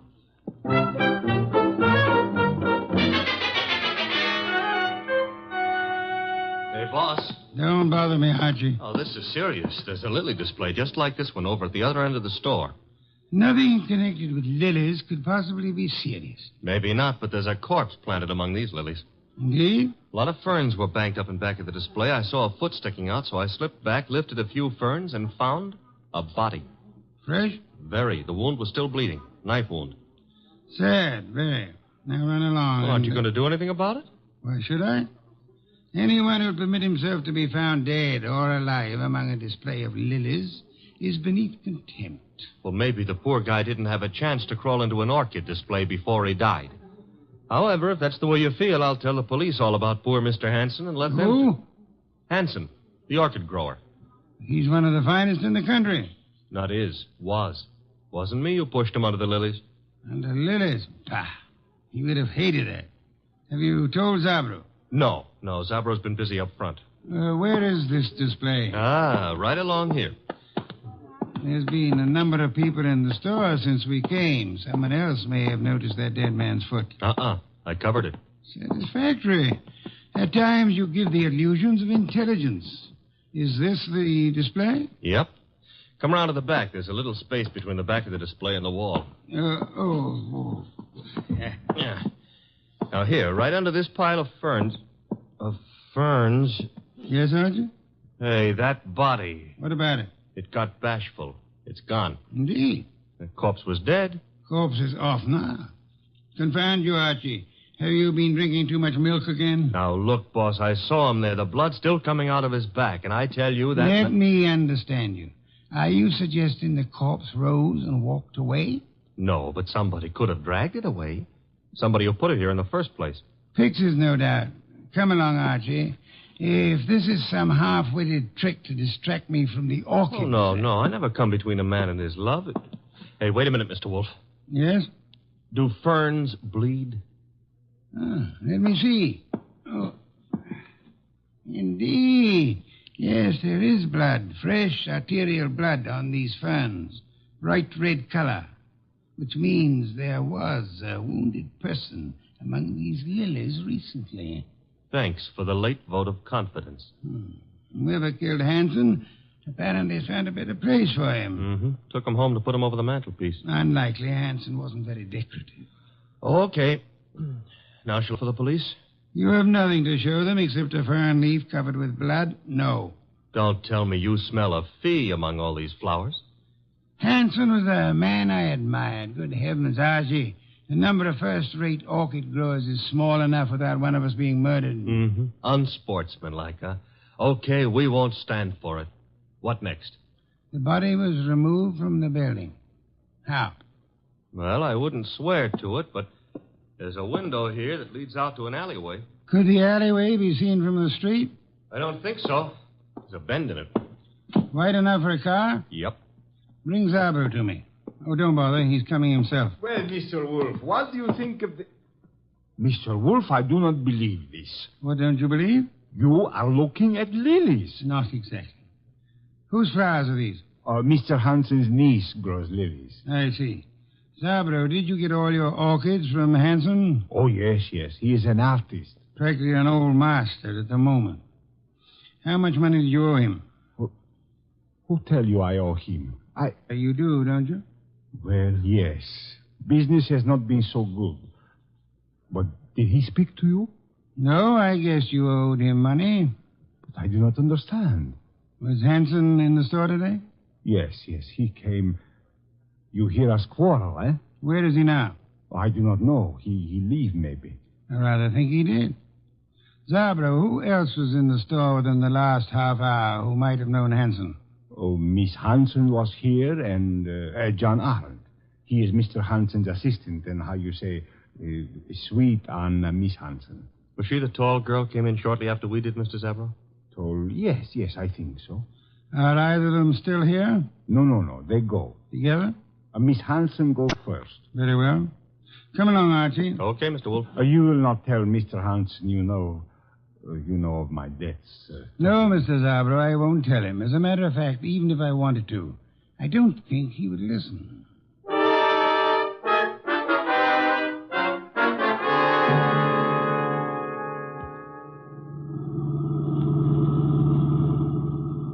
I love these long drives in the country. Where are we going? Hansen's place. Oh. You think he returned to it to haunt it, huh? He was returned there, I suspect. Uh-huh. In order to cast suspicion on himself. Miss Hansen lives with him. Mr. Arndt works for him on the premises, therefore... Miss Hansen will be there? I imagine so. Why? Oh, nothing. Nothing at all. Boss, can we stop at the next town? Why? I want to buy a book on lilies. This sudden... You mean Miss Hansen grows them and there? Uh-huh. You see, that way we'll have something in common. Perhaps, but Archie, is an interest in flowers what you want to have in common with her?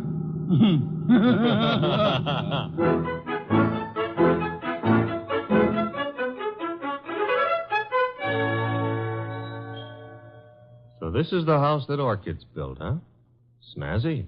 Very handsome country home. For streamlined zombies. Hello. I take that back. Miss Hansen? Yes. I'm Nero Wolf. The person ogling you is my assistant, Mr. Goodwin. Oh. Well, Uncle's spoken of you, Mr. Wolf. Oh, come in, please. Thank you. I was not ogling. I was merely tracing a resemblance. Oh, between Uncle and me? Between you and my heart's desire. Archie, stop being poetic. It doesn't become you. In here, please. My uncle isn't at home yet, but... Oh, John, this is Mr. Wolf, Mr. Goodwin. John is Uncle's assistant. How do you do? How do you do? Mr. Hansen hasn't returned from town yet, Mr. Wolf. Are you quite sure? Why, yes. Unless Enid saw him. No, I didn't, John. Indeed. In that case, if you don't mind, we'll wait for him. Well, of course, we'd be delighted. Sure. Excuse me, won't you? I've got some work to do. On orchids or lilies? The orchids. Well, then go right ahead. See you later. Oh, can I get you something to drink? Beer will do, thank you. I'd better help you bring the bottle in, Miss... Archie. On the other hand, maybe you can manage alone. Well, of course I can. I'm a big girl, Mr. Goodwin. I noticed. I mean, why not call me Archie? It takes less time. I'd like to, Archie. Swell. Remember what old Dr. Tidmouse said? I want a bottle of beer. Said, I want a bottle... Oh. No. Never mind, Enid. You better go gather some beer for Mr. Wolf. All right. I'll be back in a minute. So much of her and all so nice. Archie, are you forgetting why we're here? I don't care why you're here. We're waiting for Uncle. Uh-huh. Mr. Wolf, it's unlikely that Uncle is going to walk in through that front door. True. That is why you're sneaking out the back door to find him. How do you know he'll be around here? This is where he lives, isn't it, Archie? Yes, but if you'll remember, Uncle gave up living earlier this afternoon. You mean he was persuaded to? Nevertheless, I rather think he'll be around, body and all.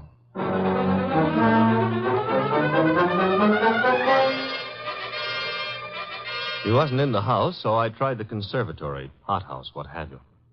It was hot in that steam-heated orchid paradise. Also, it was full of orchids. Unfortunately, it wasn't full of Miss Hanson. I wandered hither and yon for a moment, dreaming of her, until I noticed a foot. Same foot I'd seen back at Zabro's, and peculiarly enough, the same corpse was attached to it. Uncle's. I was bending over to take a closer look when I felt a thud. I realized that thud was the sound of something hitting my head, and I began to realize, too, that I'd been knocked almost unconscious, which the second blow did.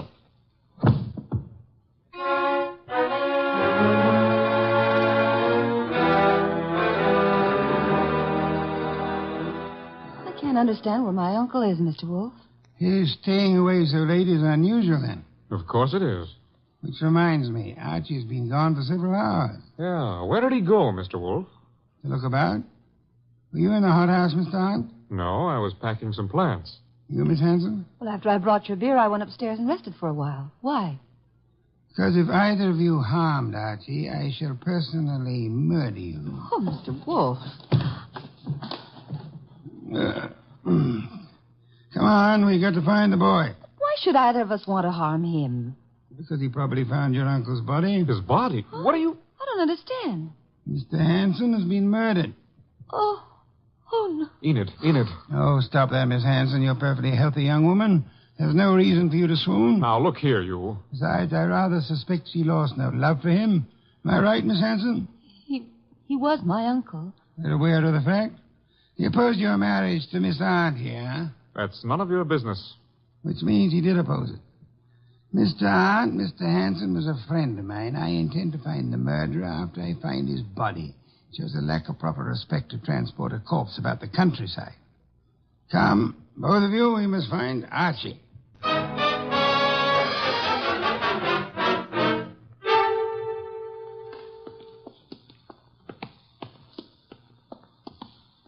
This whole thing's like a nightmare. If you can't wake up from it, let's go on with the search. Oh, look, they're on the ground. Archie. I'll see if he's all right. Why, this is fantastic. Mr. Hanson stabbed to death, and now Goodwin. He's just been stunned, thank heavens. He's coming to. Oh, I died. Oh, correct me if I'm wrong, but I'm dead. Archie, speak to me. Oh, I went to heaven. Are you all right, Archie? Uh-oh, the other place. Get up. Sure, if somebody will hold my head. Oh, are we having an earthquake? You poor boy. Take my arm here. I'll take both. Ooh, he's normal. What happened, Archie? Somebody hit me when I wasn't looking. Yeah? Why? I don't know. Oh, yes, I remember. Yes? I found Uncle lying right there. Right there. The poor boy's delirious. Don't tell me he's gone again. I'm afraid he has, Archie. Are you sure you saw him? I'm positive, and then somebody slugged me. That corpse is the shyest one I've ever met. Blood would have dried. There'll be no signs of his having been placed here. Bad. Why? Your testimony would be valueless, especially since you were found unconscious. The jury would suspect you of having hit the bottle.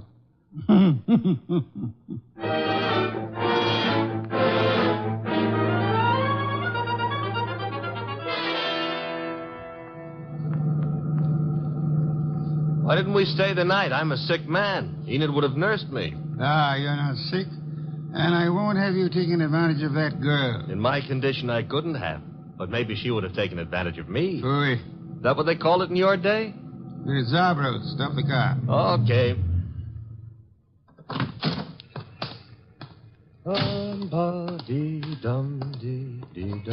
Here we go.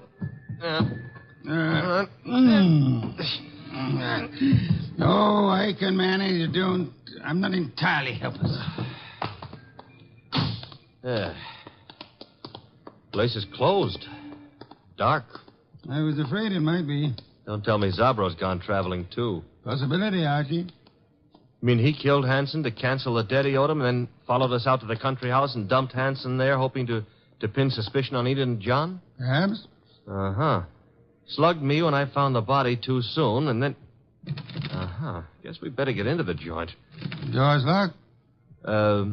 A guy I know got out of jail the other day. Yeah?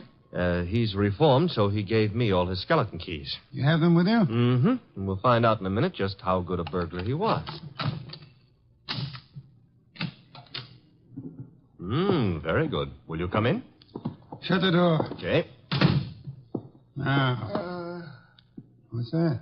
Somebody's been hurt. The lights. Nothing up front here. Back of the store where the exhibits are. I'll go see. Maybe you better stay here. Nonsense. Oh, where? Uh-oh, among the lilies again. But this time there are two bodies there. Sabra. Quick, Archie. Mr. Zabro? Mr. Zab? He's been shot, boss. Bad. He's trying to say something. In the lilies. Mr. Hanson. Yes, we know about him. Who shot you? From the window. Alleyway. Came in. Mr. Zabro, who? He inherit money. Inherit. Down, Mr. Wolf, quick. Somebody's shooting from that window.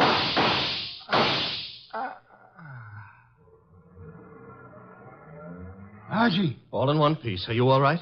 Yes, that car. It's gone. Brought the body here and... Zabra. He couldn't duck. He's dead. Yes. Police, boss, this time we've got more than a fern leaf smeared with blood to show them. Not yet, Archie. I'd prefer handing the murderer over to them along with the victims.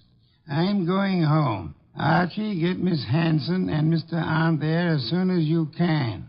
Well, suppose they don't want to come. Knock them unconscious and drag them there. Not Enid, boss. Enid's... Hey, what Zabro said about inheriting. Don't anticipate, Archie. When you get them to my office, we'll identify the murderer then.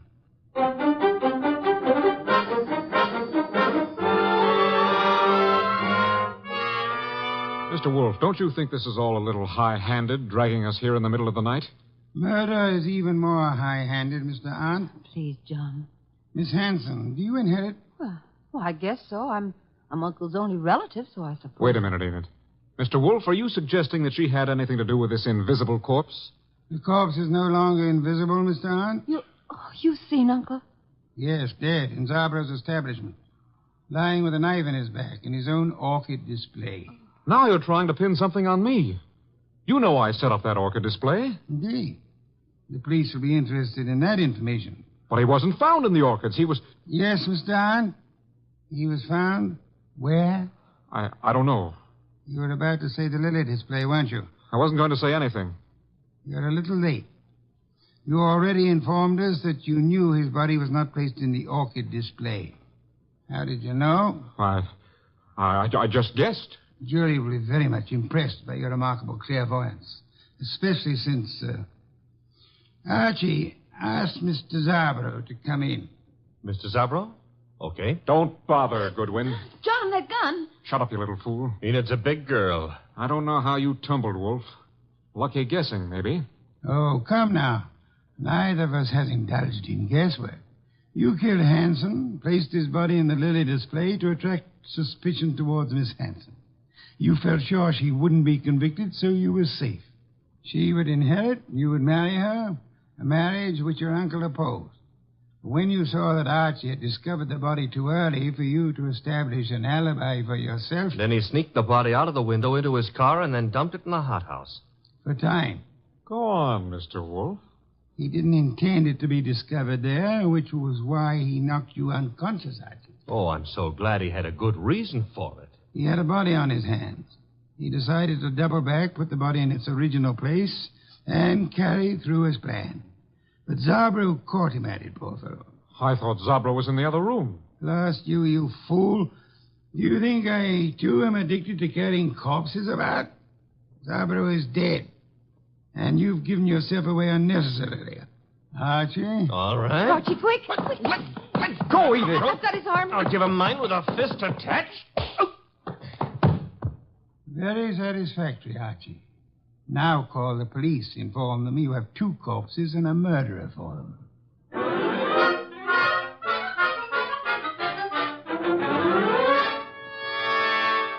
You should have heard Mr. Arndt's language, boss, when the police took him away. Oh, I don't think he loves you. I don't think it matters anymore. It used to me. Growing pains. You'll get over it, Miss Hanson. You trapped him, Mr. Wolf, but what made you so sure he did it?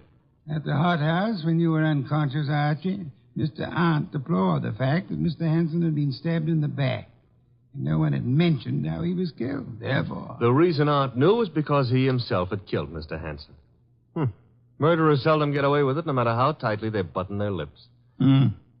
Well, mine, however, are not buttoned up. Archie? Oh, the beer is on your desk. Thank you. Miss Hanson, stop brooding. Try some of this beer. But, Mr. Wolf, my heart's broken. As a man who's lived a good many years, Miss Hanson, permit me to assure you that the easiest way of mending a broken heart is by filling the stomach.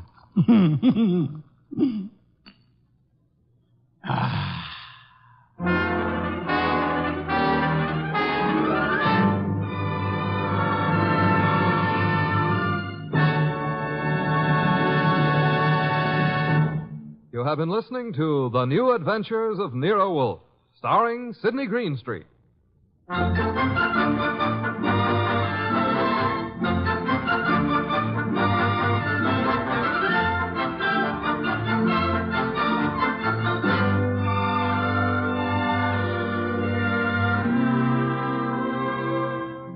Tonight's transcribed story was based on the characters created by Rex Stout. This is an Edwin Fadiman program produced and directed by J. Donald Wilson. In the cast were Larry Dobkin as Archie Goodwin and Gigi Pearson, Jay Novello, Herb Butterfield, and Byron Kane. Next week at this same time, Nero Wolfe and Archie will bring you The Case of the Deadly Sellout. Don Stanley speaking.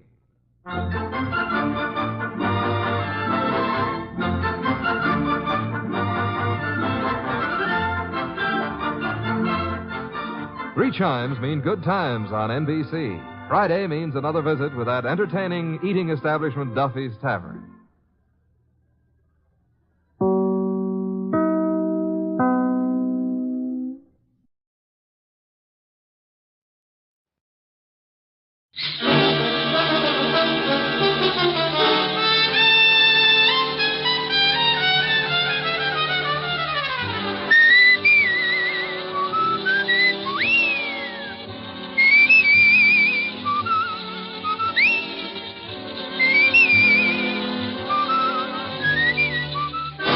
National Broadcasting Company presents Dick Powell as Richard Diamond, private detective.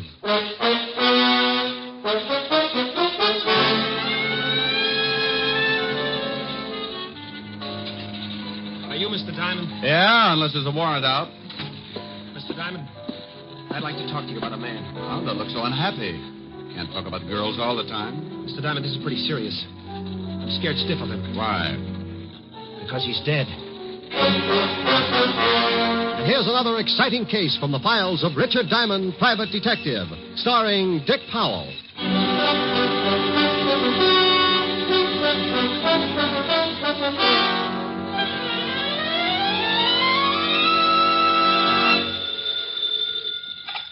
Diamond Detective Agency, homicides with class.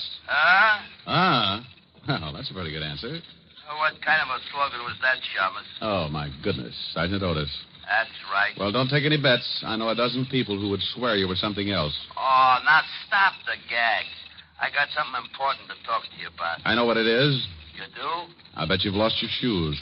What makes you think that, wise guy? Well, I drove by the docks this morning and spotted 2 landing barges with laces. Oh, I give up. Here, you better talk to the lieutenant. Rick, Hello, Walt. why don't you lay off Otis? He was just calling to ask you to do a favor for us. What kind of a favor? The 5th Precinct is having its annual dance next week. Oh, now, Walt. Well, what's the matter? Just a couple of songs, and then you can go home. Oh, sure. Just like last time. I was just going to be a couple of songs last time, too. But before those lovely cops let me go, I had a crack in my voice like the Liberty Bell. Now, this time, I promise. Only 2 songs. All right. If one of them's Mule Train. Sure, but why Mule Train? I want to whip Otis for sound effects. Mr. Diamond? Wait a minute, Walt. I think I spotted a client. Okay, Rick, I'll tell the committee you'll be there. Bye. Are you Mr. Diamond? Yeah, unless there's a warrant out. Mr. Diamond, I'd like to talk to you about a man. Oh, don't look so unhappy. Can't talk about girls all the time. Mr. Diamond, this is pretty serious. I'm scared stiff of him. Why? Because he's dead. Hmm. That's right. He's supposed to be dead. Well, bring him over. We can make a fortune from Barnum and Bailey. I guess I better go. No, wait a minute. Maybe you better tell me about it. Okay. I'm Martin White. I go to Barrett College. I'm an ex-GI. I'm a senior now because I couldn't start until I was released from the hospital 3 years ago. Hospital, huh? What was the trouble? I got hit at casino. How long were you in the hospital? 2.5 years. 2.5 years? Yeah, Okay, I fell apart up there. Oh, psychosis? Yeah. Go on. The other day I was on my way to class when I saw this man I was telling you about. The one who's supposed to be dead? Yeah, that's right. Mm-hmm. He used to be in the same outfit with me. I saw him killed at casino. Oh, well, so you made a mistake. So he looks like the guy. No, it's not like that. Maybe I better tell you, and then you'll understand. Go ahead. Well, his name was Jarvis, Paul Jarvis. I was a captain with the 5th Army when we went into casino. And Jarvis? Private. He'd been with us since we pushed Rommel out of the desert. Everybody hated him. Why? Goldbrick. Never missed a chance to dog it. But he was smart, plenty smart. There wasn't anything we could pin on him. Yeah, I know the type. He was great in a street fight because he was big. And I mean really big. Big and nasty. But up on the line, he went to pieces. Okay, go ahead. One night, we got a report that a man answering Jarvis's description had killed a corporal in a fight. By the time the details got to me, the Germans had opened up with everything they had. I was ordered out on patrol, so I took Jarvis with me. You took a big chance. You know it. There was one witness to the killing, an old man in the town. If Jarvis knew he might be identified, he'd have gone over the hill, sure. So I figured I'd watch him. Keep him with me until the Germans slowed up and we could show him to the old man. Oh, we moved up. The Krauts had the main body zeroed in with their 88s. Our job was to move up, try to spot a path through the enemy artillery pattern. We had to belly down, and Jarvis and I ended up in a hole together. They'll spot us, sure. They'll correct and drop those things all over us in a minute. Keep your head down, Jarvis. I tell you, they'll spot us. Now, you listen to me. You raise your skull 1 inch out of this hole before I tell you, and so help me, I'll drill you myself. Okay. You hate my guts, don't you? Knock it off. This is real funny, this is. 2 guys this close hating each other. Next time I'll pick a bigger hole. Captain White. What? About that murder. Can it? You think I killed the guy, don't you? I don't think anything right now, just those Kraut tanks down there. You're thinking about it all right. You and everybody else. You all hate me because I'm not a tin soldier like you with ideals sticking out all over your fat face. I told you to knock it off, but you wanted it laid on the line, so I'll tell you. Yeah, I hate your guts. Okay? That's good enough. I killed that corporal, Captain White. You're out of your mind. I am, huh? Well, this is as good a place as any to go over the hill. You're crazy. Get down. Relax. I got a bayonet pointed right at your belly. Jarvis, don't. Go on. Cry. Whine. I'm going to put you in for a Purple Heart. Only you'll have to pin it on your blanket. Jarvis, for the love of it. Now you're only a number on the record. Jarvis, you dirty You're going to take a little while to die, Captain, so you can think about me getting out. I'm taking off, and I'm leaving the rest of the saps with all the honor and glory they want. So long, Captain. It's all yours. Jarvis! Come back here! Jarvis!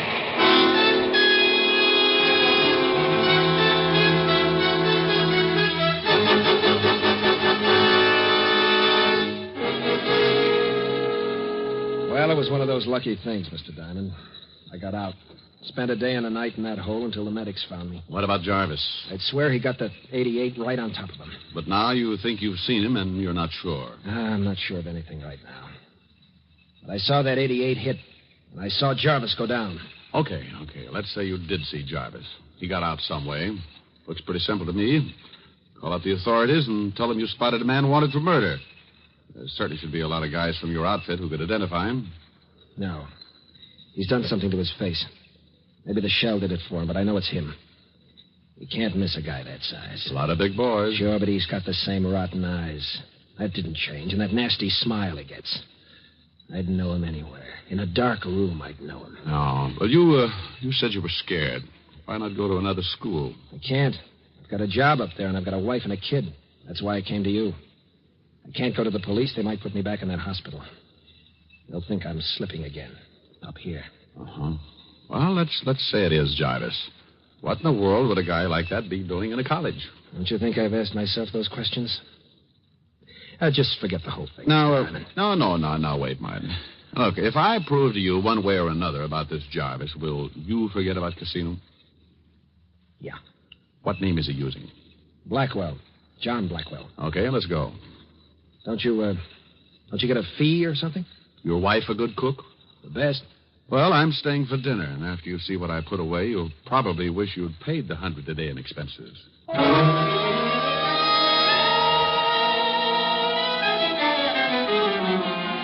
Usually I'm pretty hard about my fee because the trouble I get into has to be balanced on the books some way.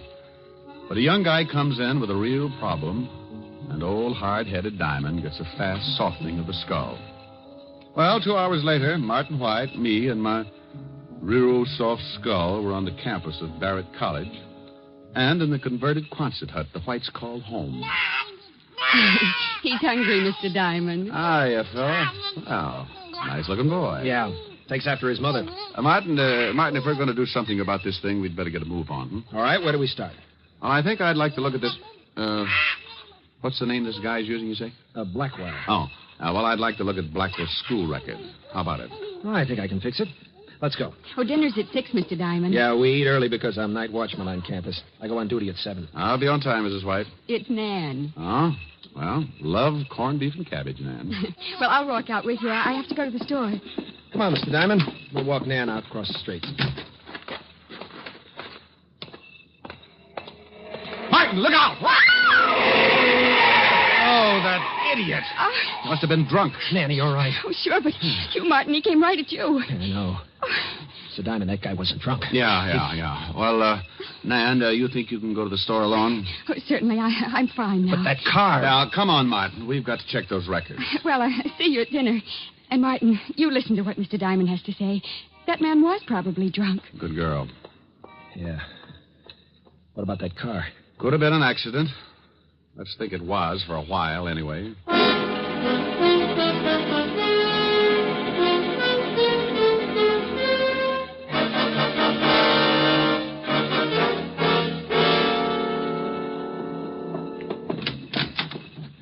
Well, this is where they keep the records. Hello, Susie. Hi, Martin. Well, hello. Hello, Susie. This is Mr. Diamond, Susie. Mr. Diamond, Susie Wirt. It's really a pleasure, believe me. We'd like to look at the file, Susie. You a new professor, Mr. Diamond? No, just a friend of Martin's. Married? Not a bit. Why? Pretty square, huh? Sometimes, but I can learn. Yeah. Well, I might just start some night classes of my own. Sounds like fun. In about 5 years, you let me know how your education is progressing. Oh. Age is a problem with you, huh? My dear, when I stumbled over 30, everything got to be a problem. Now, do you think we can, Yes? The records, Susie. Remember? Yeah, Susie, the records. Oh. Okay, which ones? We want to see the file. Everything from B to C. Okay. But if I get in trouble for this, you may have to make it up to me in some way. I'll buy you a soda. And I'll let you. Here they are. B to C. Thanks, Susie. I'll let you know when we're finished. Okay, be a recluse. Only I got some ideas about that, too.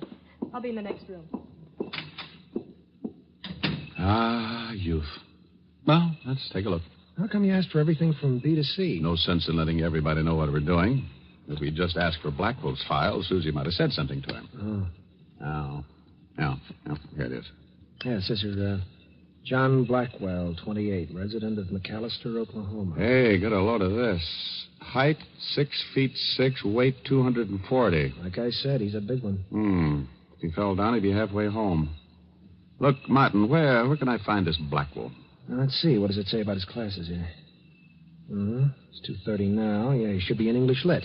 Take me over there. You want to see him? I want to meet him. You want to meet him? Oh, now relax. Sooner or later, you've got to talk to him. Oh, Susie. Susie. Yes? Oh, Susie, we're finished. I'm not. How about that soda? I'll take a rain check. Lots of rain up here. Susie? Yes? Bye.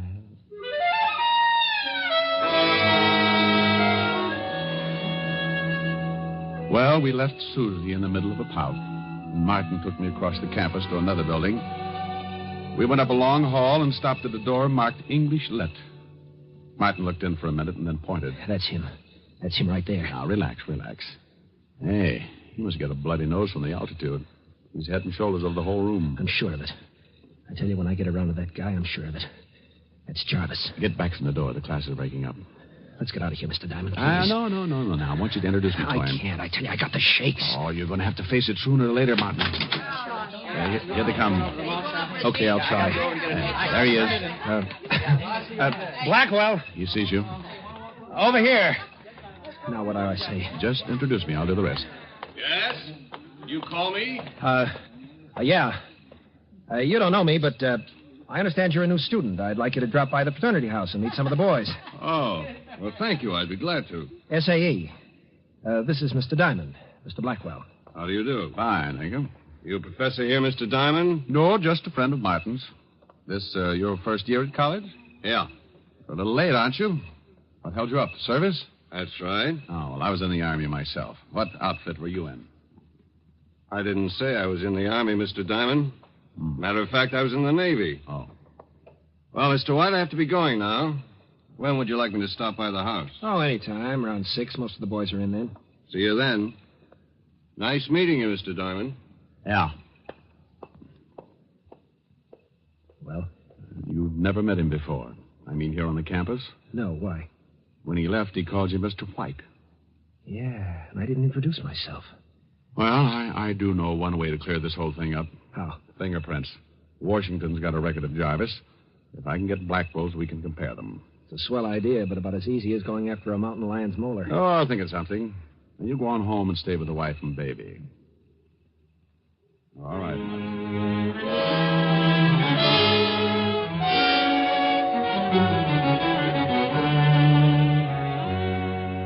I left Martin and cut across the street to the college malt shop. When I went in, a bunch of kids were having a time playing records and making dates, so I slipped by them and eased into a phone booth and put in a fast call to the 5th Precinct Police Station and Walt Levinson.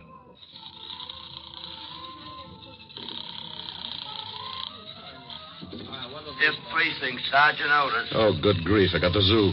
Oh, you just call up to make wisecrack, Shamus? Now, put the lieutenant on. But don't growl at him. He's close enough to snap a collar on you. Oh. Yeah, what do you want, Diamond? Oh, that's a pleasant way to answer the phone. What have you noticed been doing? Setting fire to the commissioner? Oh, I give up. Where are you? I'm up at Barrett College. College? Sure. I'm trying to talk the science department into bidding on your sergeant's brain. They've got gargantuas, and they need a match set. Now, will you please be serious? Okay, Walt. Now, look. I've run into something that has a good chance to end up looking like homicide. I can use some help. You know that's out of my district. Look, I just want you to do some checking for me. Find out about a John Blackwell who's supposed to come from McAllister, Oklahoma. He's a student here. What do you want to know about him? Oh, how long he lived in McAllister? Family, friends, the usual things. And then do some checking on a boy named Jarvis, Paul Jarvis. Check his fingerprints with the military authorities. See if he was ever in McAllister and if he knew Blackwell. Okay. Where can I call you and how fast do you need it? Wait a minute. What's the matter? I just spotted someone in this malt shop. Are you in a malt shop? Yeah, and I gotta hang up. I don't want to lose this boy. Well, where can I reach you? Call the local law and tell him I'm on the campus. Wearing a beanie? Funny. Pretty funny.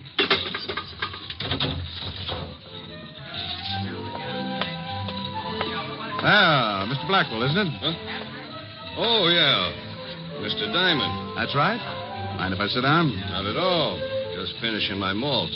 Looks good. Think I'll have one. It is good. Good for you. Makes you healthy.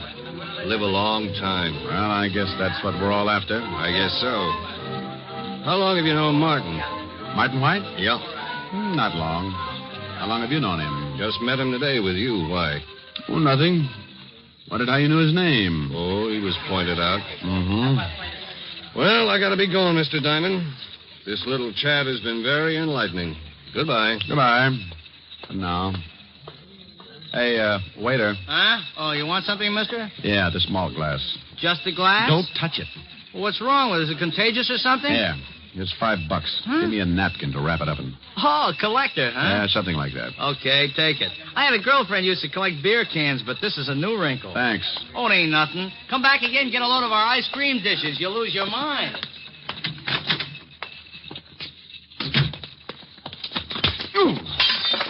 Oh, I'm sorry. I didn't look where I was going. Yeah. I hope I didn't break anything of value, Mr. Diamond. You're going to hog a sidewalk, that's for sure. Let me help you. I can make it. It's a mess, isn't it? Taking one of our famous malts back home? It might be, Jarvis. I beg your pardon. I said it might be, Jarvis. Name's Blackwell, remember? Oh, yeah, I forgot. You see, Martin White says he thinks he was in the service with you. I told you I was in the Navy. I didn't say Martin wasn't. Well, you're mistaken. My name's not Jarvis. Oh, well, isn't that funny? Martin's so sure. He was even going into New York in the morning to see if he couldn't find some of his old buddies who might have remembered you. I hope he has a nice trip. I'll tell him when I see him.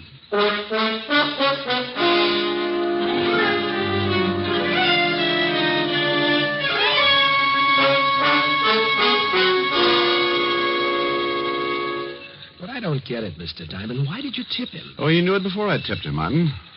I don't want him to skip before I can get the information on him. But now he's sure to take off. Not until he gets you. Oh, Mr. Diamond, do you think that... I know you'll try, Nan.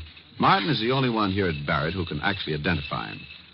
He knows I'm suspicious of him, so he'll go after Martin first and then me. He's got to make his play. But you said that he'd... Martin, give me your hat and coat. Why? What are you going to do? Take your place as night watchman. Whatever he's going to do, he'll try it tonight. I want him to try it on me. No, I won't let you do it. Look, I've pushed it this far. It's all set up. Oh, honey, don't let him do it. Yeah, Mr. Diamond, Now, you two lock yourself in, and I'll come back, huh? Oh, please, Mr. Diamond. Hey, the hat fits pretty good. How about a look? But there must be something we can do. Oh, sure, Nan, there is. What? Save me some corned beef and cabbage, huh?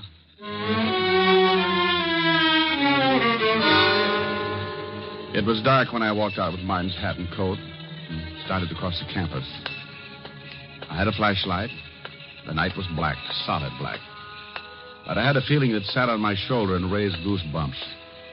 When you've been in this business as long as I have, that feeling is an alarm ringing inside, telling you the trouble is creeping up. Halfway across the campus, I stopped. I heard nothing but the usual sounds that come with night. Dampened, muffled sounds. I walked on. And I heard it. The sound of someone walking well behind me. I stopped again. Maybe it was Jarvis. Maybe it wasn't. There was one way to find out. Keep going. If it was anyone with no business with me, okay, he'd stop following. I cut to my left, away from the main walk and toward the shadowy bulk of the college buildings. I kept going until I reached the gymnasium building. I was leading my pigeon to me. But who was the pigeon? My toes were beginning to turn in, so I figured I was. Then the bulk of a big building popped up in front of me. I tried the door. It was open. I went in, closed the door behind me. There was no light at all. Only a funny sound that I couldn't identify. A peculiar humming, and there was a smell. Chlorine. Yeah, chlorine. Now I knew where I was, an indoor pool. The hum was the filtering machinery. I wanted to turn on the flashlight, but in a place like this, I couldn't give Jarvis the tip on where I was. I had to get out, so I felt my way carefully along the tiled floor. I kept to what I guessed was the middle of the walk around the pool, and then... He was in with me.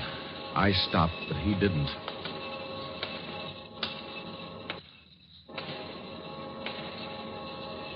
White.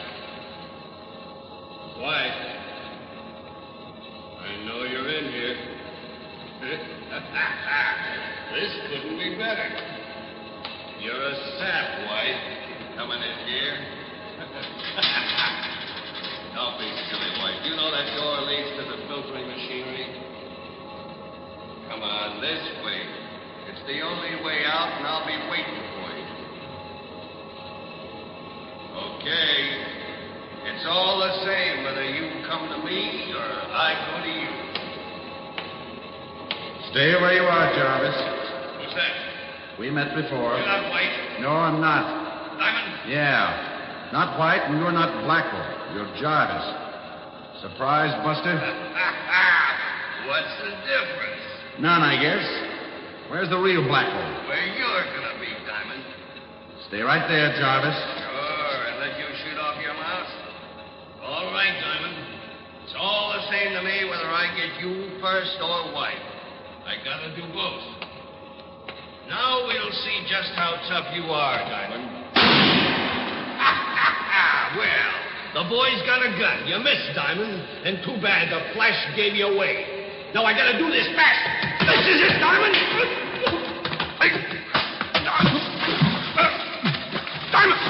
Diamond, put a... I can't swim. No. Well, Buster, I got news for you. I'm not going to teach you. This won't take long. Just enough to get you a little waterlogged. Hold your nose, Jarvis. It helps. Diamond. Martin. Lights, Martin. Get 'em on. Yeah. I have to come. I can't let you do it alone. I heard the shot and Where's Jarvis? Jarvis? Oh, I think we can take him out now. He's done. Here, grab him. Yeah. Is he dead? No. Here, give me a hand, Mr. Diamond. Wait. Wait, I'll get my breath. You know, Martin, Jarvis was a bad soldier, but in the Navy, he had just been plain lousy.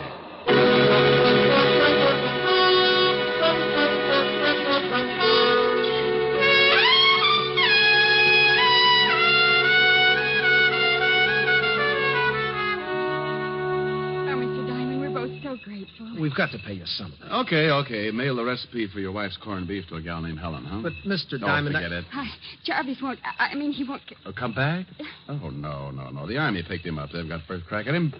Then come the McAllister authorities who'd like to talk with him about the murder of John Blackwell. So that's how he got Blackwell's papers. Sure. Blackwell was alone in the world. He was going to come here to school, but Jarvis hitched a ride and... Well, once the guy kills... He'll do it again to beat the rap. And Blackwell and Jarvis were both from McAllister. Yeah.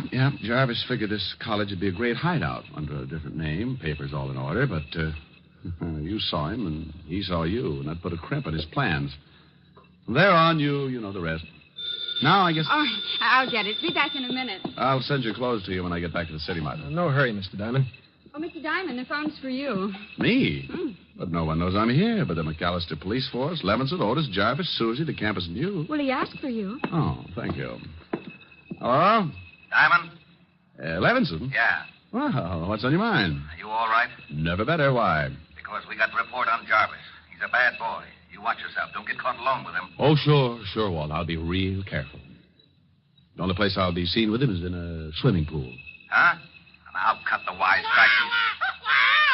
What's that? Did you say something? Hold it a minute, Walt. Oh, Bill, shh, please. Sorry, Mr. Diamond. I guess the phone awakened him. Diamond, what are you doing? You got asthma? Quiet, Walt. Hold it. Nan, Martin, bring the baby here. But he's never done this at this time. Oh, never mind. Bring him here. Okay, you asked for it. Now, baby. Stop calling me baby.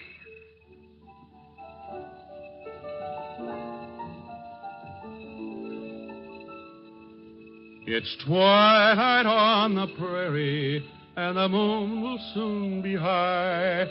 She'll be herding every star up in the sky. We'll lope along to dreamland, and we'll bid each care goodbye, while the wind blows through the sagebrush with a sigh. So hush, little darling, shh, little dear, go to sleep, little darling. I'm right here. Let my shoulder be your pillow. You'll be safe as you can be. Little darling, you mean all the world to me. We'll always be together, and I promise faithfully that your dreams will all come true. Just wait and see. So hush, little darling, shh, little dear, go to sleep, little darling. I'm right here. Hello? Hello. Hello. Hello. Say, what's going on over there? Oh, now, hold it a second, Walt. I got somebody who wants to say hello to you. That's a good boy. Now, say hello to the lieutenant. Otis, get off the line. Walt. Yeah? Bye.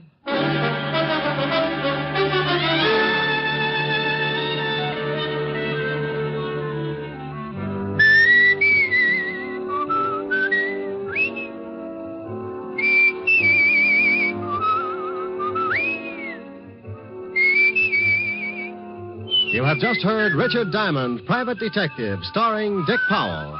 Ed Begley played Lieutenant Walt Levinson. Also in the cast were Wilms Herbert, Paul DuBois, Sammy Hill, Jerry Hausner, Jane Webb, and Dave Ellis. Music was under the direction of Frank Worth. Richard Diamond is written by Blake Edwards and directed by Russell Hughes. Dick Powell currently may be seen in the motion picture version of the best-selling novel, Mrs. Mike.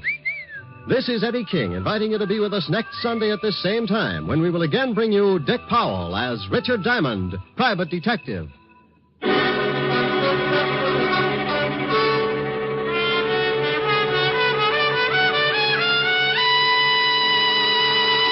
What's on NBC? Phil Harris celebrates his birthday this evening by getting into just a little more trouble than usual on the Phil Harris Alice Faye Show. Theater Guild on the Air presents Jane Wyman, Beatrice Pearson, and Mel Ferrer in the psychological melodrama The Willow and I. It's the best entertainment on the air, and it's yours for the listening today on NBC. Now stay tuned for James Melton and the Harvest of Stars on NBC. The Equitable Society presents This is Your FBI.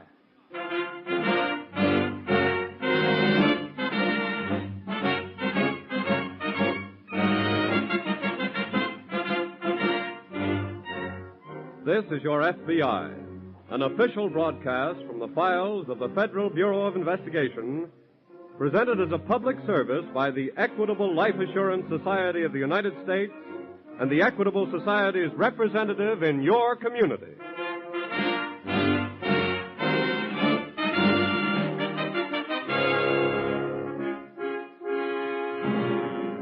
Tonight's file, The Sorrowful Swindler.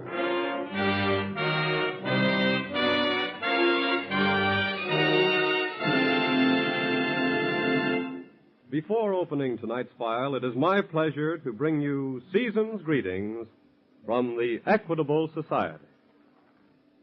This week at the Equitable Society, in the lobby of our home office building, we have decorated one of the tallest Christmas trees in New York. And this very afternoon, as we gathered round this tree and the sound of the traditional carols echoed through the halls, there was one pleasant thought that kept coming to our minds. We thought of all the homes in this country that are celebrating Christmas more merrily, more securely. We thought of all the children to whom Santa Claus will be more real. because someone in that home had the forethought to purchase life insurance. And we of the Equitable Society and the Equitable Society representatives all over America are happy to have done our share in bringing that kind of happiness to so many American homes this Christmas time. And so to each of our 3.25 million members and to the other millions of Americans who enjoy this radio program, we of the Equitable Life Assurance Society of the United States wish a very Merry Christmas and a very Happy New Year. And now to the file on the Sorrowful Swindler.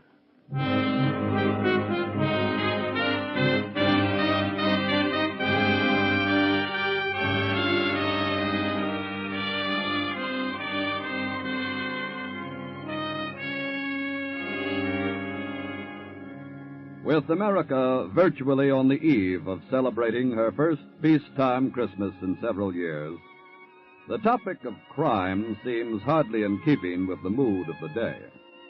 But then there is a negative kind of relationship between the two. Because it can be said truly that the doctrine of crime is the direct antithesis of the philosophy of Christmas. One is the religion of taking, the other, the religion of giving. And to the criminal, Christmas time is no more than just another time in which to ply his profession of cheating, his profession of cheating, as demonstrated in tonight's case from the files of your FBI. Several years ago, during another Christmas season, a man using the alias of Colonel Weatherford and a companion in larceny were speeding eastward on a crack train headed for New York.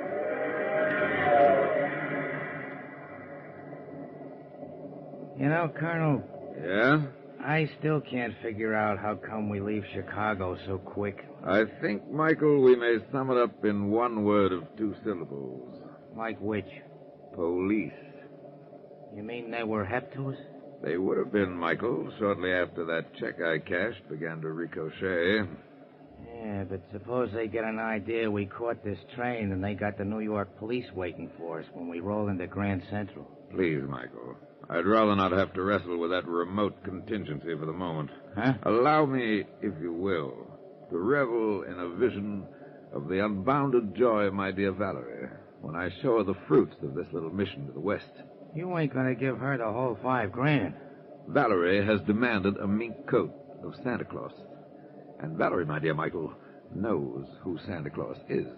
Have your tickets ready, please. All right, get them right here, Colonel. May I check your ticket, please, madam? Oh, yes.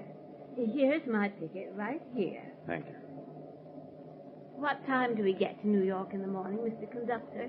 9 o'clock. Well, I do hope my daughter is there to meet me. Sweet little old lady, ain't she? Yes. You may keep this part, madam. Oh, thank you. Oh, just a minute, please. Yes? I wonder if you'd help me. I have some stock certificates with me, which may be very valuable. Colonel, I'm listening. I'm kind of afraid to keep them in my berth with me tonight. Well, I'll be back directly, madam, and we'll make some arrangements, I'm sure. Oh, thank you very much. Michael, I think Donder and Blitzen and the other tiny reindeer are about to make a landing on our own roof.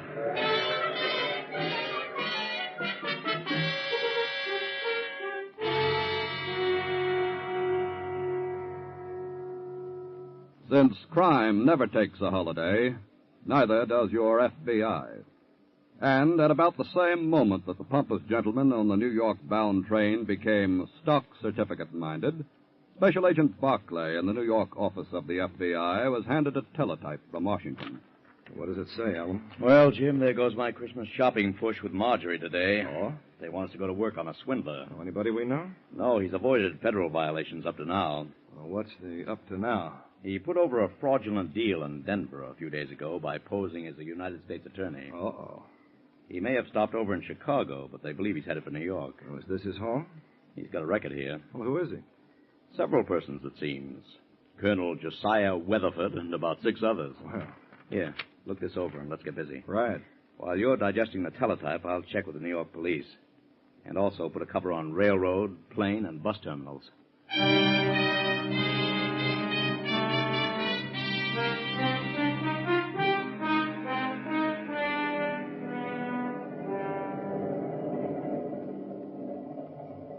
didn't quite catch the name. Weatherford.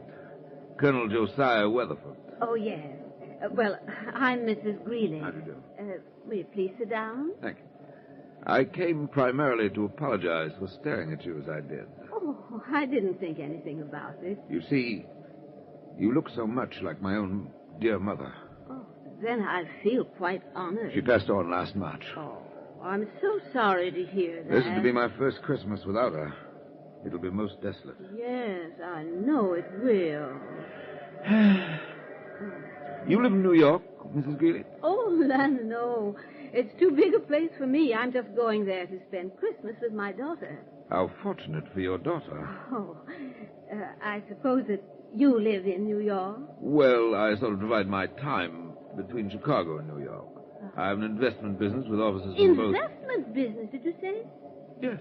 Well, then maybe you'd know about my stock certificates. I beg your pardon? I mean, know whether they're any good or not. Oh.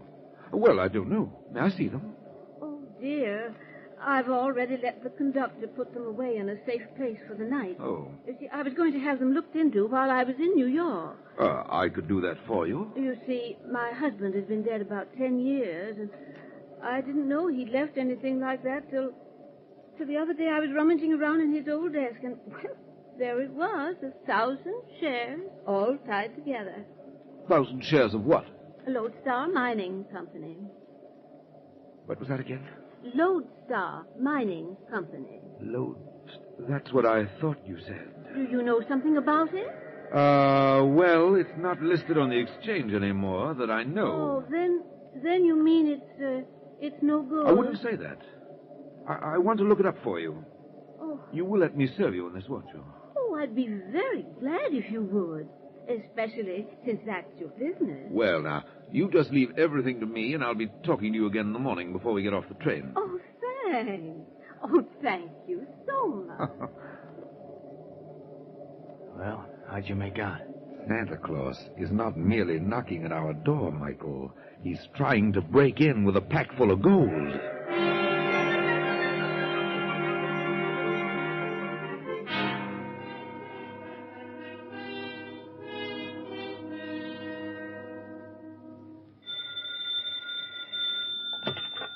Special Agent Farrell speaking. Morning, Jim. This is Alan. Hey, say, where are you?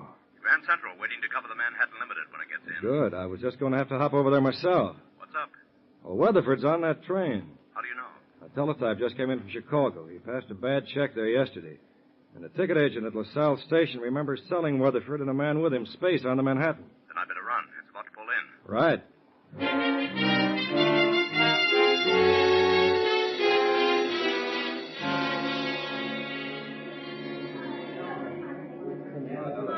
Yes, sir, Mr. Barkley. A man of that description occupied space in car 254. Then what happened to him, Porter? Well, he and the fellow with him got off at Harmon this morning. Uh-oh. I sure wish I'd have known earlier. Well, we didn't know ourselves in time to be prepared for that trick. Well, thanks anyway. Say, wait a minute. Yes? There's somebody might know something about him, and maybe she's still in the station. Who? A little old lady who had the space across the aisle from them. Oh? This man gave me a note when he got off at Harmon to give to her when she got up. What does she look like? Well, her name is Greeley. And she's about 5'2", gray hair, and she's wearing...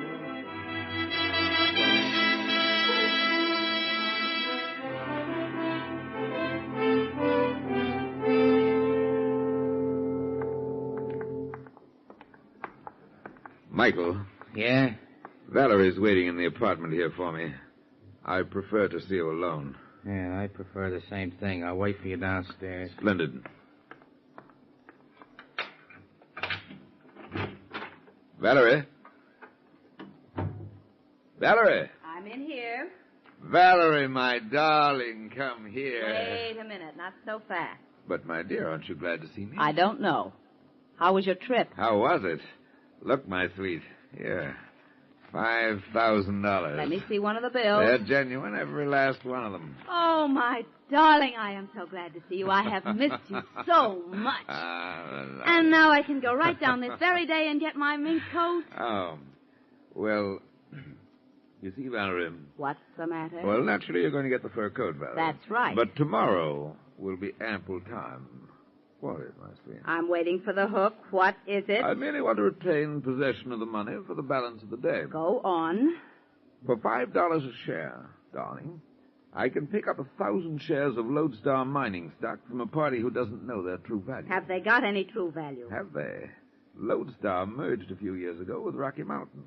Each share of Lodestar is still exchangeable for 1 share of Rocky Mountain, worth today $100 a share. You mean put out 5,000 and get back 100,000? Exactly. Look, a mink coat on the back is worth 40 in the window. Nothing doing. Well, darling, you can't. You just dreamed this up to keep from coming across. I swear I didn't, Valerie. She's going to call me any minute. What, she? Now, don't get excited, my dear. Don't get excited. It's a little old lady, a Mrs. Greeley I met on the train. She has the stock. Oh, yeah? That's probably Mrs. Greeley now. Colonel Weatherford speaking. This is Mrs. Greeley. Oh, hello, Mrs. Greeley. Are you at your daughter's now? No, she lives in the country and she didn't get my telegram until this morning. Oh, but she'll be in for me this evening. Oh, I see. It was snowing, so I took a room in a little hotel not far from the station to wait for her. Of course. Well, Mrs. Greeley, I have some good news for you about your stock. Oh, you have? How would you like to have $5,000 in cash for a Christmas present? $5,000? That's right. Good gracious me. Now, you just give me the name of your hotel, and I'll be right over in a few minutes. You mean we'll be right over?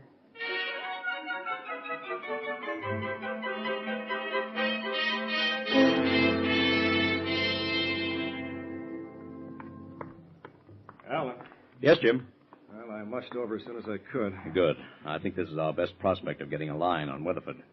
The Greeley woman checked her bag at the station, huh? Yeah. You got anything out of the conductor?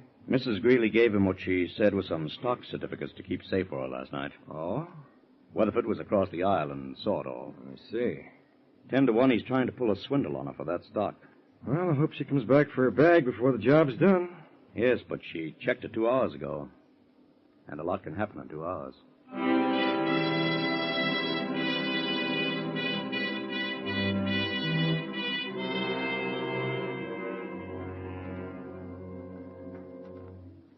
Colonel Weatherford, Yes? if the Lodestar Mining Company is out of existence, I don't see why the group this young lady represents wants to buy my stock. Oh, you should make that clearer, Colonel Weatherford. The group still controls the Lodestar Company's property, Mrs. Greeley. Oh. And they're going to start operating again. And they're willing to pay $5 a share for all the old outstanding stock. Well, maybe I'd better hold on to mine, then maybe it'll be worth more after a while. Oh, explain it to her, Colonel. It may be years before it's worth a cent more, Mrs. Greeley, and after all, $5,000 is a lot of money. Well, I'll trust your judgment, Colonel Weatherford. Good. I'm sure you won't regret it. Do you, have all that money with you? Yes, here it is. $5,000, $5,100 bill. Gracious me. Now, if you have the stock, please. Oh, of course, yes. It's right here in my handbag. Splendid. Yes. Yes, here we are. Mm-hmm. And now I want you both to put up your hands. What? What's the meaning of that gun? Oh, it merely means that I know as much about Lodestar as you do, you old swindler. And I wish I did have some of the stock. Well, now, look here. You can't... asked her if she didn't want $5,000 for a Christmas present, didn't you? But I Well, I'm not going to give up my mink coat this easy. Be nice now. And back into that closet over there. Both of you. Yeah. Who knows? Maybe somebody will open it before Christmas.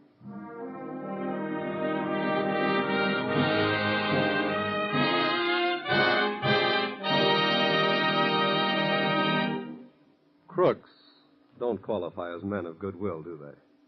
So let's leave them for a moment while I tell you about someone you like. A man who is bubbling over with the contagious good humor that infects all good people this time of year. This week at the Equitable Society, I met a senior vice president coming out of the building. He was carrying a regular pyramid of packages in his arms. And just as I said hello to him, something went wrong with the middle of the pyramid, and half of his packages fell out of his arms and slid to the floor. Serves me right, he laughed as I helped him to pick them up. Just what I deserve for putting off my Christmas shopping till the last minute and then trying to do it all at once. He paused and chuckled. And I'm the man who's spent his life telling folks not to put things off. My business in life is telling folks not to put off buying the life insurance protection they need. Well, I said, that's not such a bad way to spend your life, is it?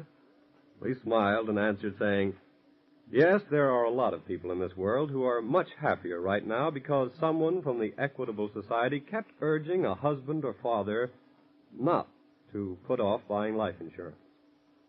Believe me, that's a pretty pleasant thought for a fellow to entertain this time of year. Well, as I said goodbye to him, the thought came to me that it'd be a very fine thing if all members of the Equitable Life Assurance Society of the United States had the same opportunity to know the officers of their society that I have. Could get to know the sincerity and human understanding that they put into their daily work, managing the life insurance of 3.25 million Equitable Society members. I've met all these men, and I've yet to find any stuffing in any one of their shirts, or any brass in any one of their hats. No matter how important their jobs are, their doors are always open, and their time is always at the disposal of members of this Life Assurance Society. You see, the officers of the Equitable Society are the kind of men who take pride in the thought that this week and every week for 86 years, the Equitable Society has been building security for you, your home, and your country. And now back to the file on the Sorrowful Swindler.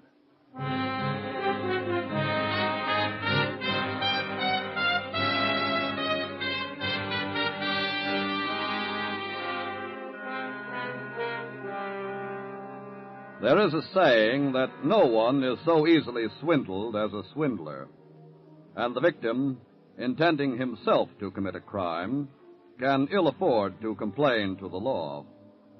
Therefore, being denied recourse to the law, he usually takes matters into his own hands, and generally with the same net result. Both are caught.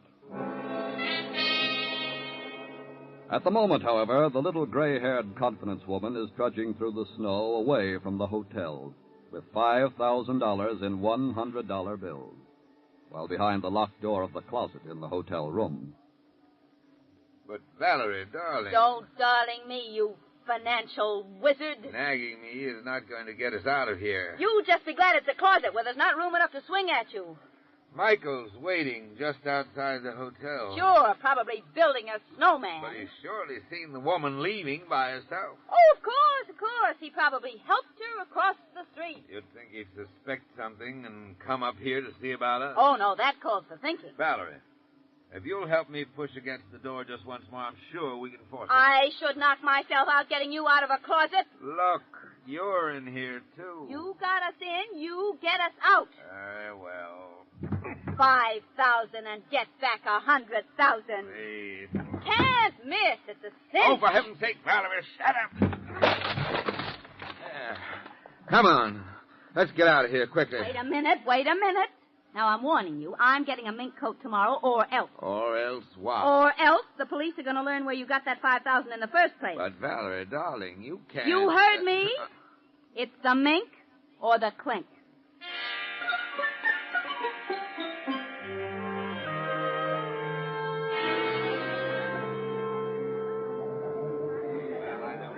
Well, it doesn't look like our Mrs. Greeley's coming back for a bag. She only checked it a couple of hours ago. Give her time. Yes, but in the meantime, this Weatherford could have... This looks like our little lady now. Yeah, seems to fit her description all right. And she's going over to the baggage counter. Come on. No, wait a minute. What? For one thing, somebody's trailing her. Huh? Look over there. And according to the conductor's description, that would be Weatherford's pal. Yeah, you're right. And item number 2, do you know who our Mrs. Greeley really is? No. I had dealings with her a couple of years ago. That's an old-time operator who's known as Larceny Annie. What? So far as Weatherford and she are concerned, I'd say at this point it's a question of who has done what to whom. Well, then let's pick them up and ask some questions. And Miss getting Weatherford? Hey, look, there she goes. And a shadow, too. Come on, Jim. Let's make it a convoy.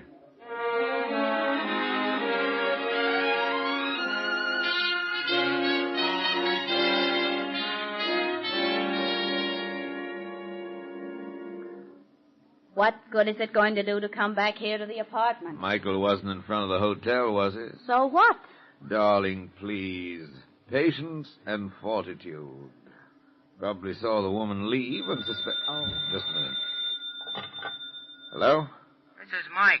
Say, what's going on? Where the devil are you, Michael? I seen the old lady leave the hotel by herself, and I said something's crazy about this. Where's she now? I'm in a telephone booth at the State National Bank. I said, where is she? She's standing in line with a deposit slip and a fistful of dough. Oh. What happened?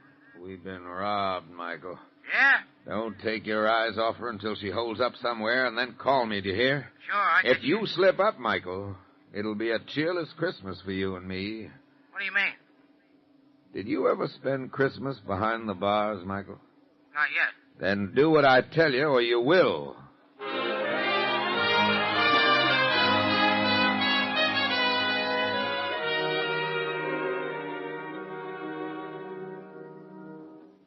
Here comes Larceny and his shadow back from the phone. He must have contacted Weatherford. What do you make of all this? I'd say that Weatherford has now learned how it feels to be swindled himself. He took somebody for the money first, and now Annie's taking him. Yes, which puts it up to us to take them both. Well, what's your idea? You stay here and keep your eyes open. And you? If Weatherford's pal saw me talking to Annie, what would he probably think? Well, that you were a Confederate of hers, maybe. That's all I wanted to be sure of. What? Maybe this'll do the trick, Jim.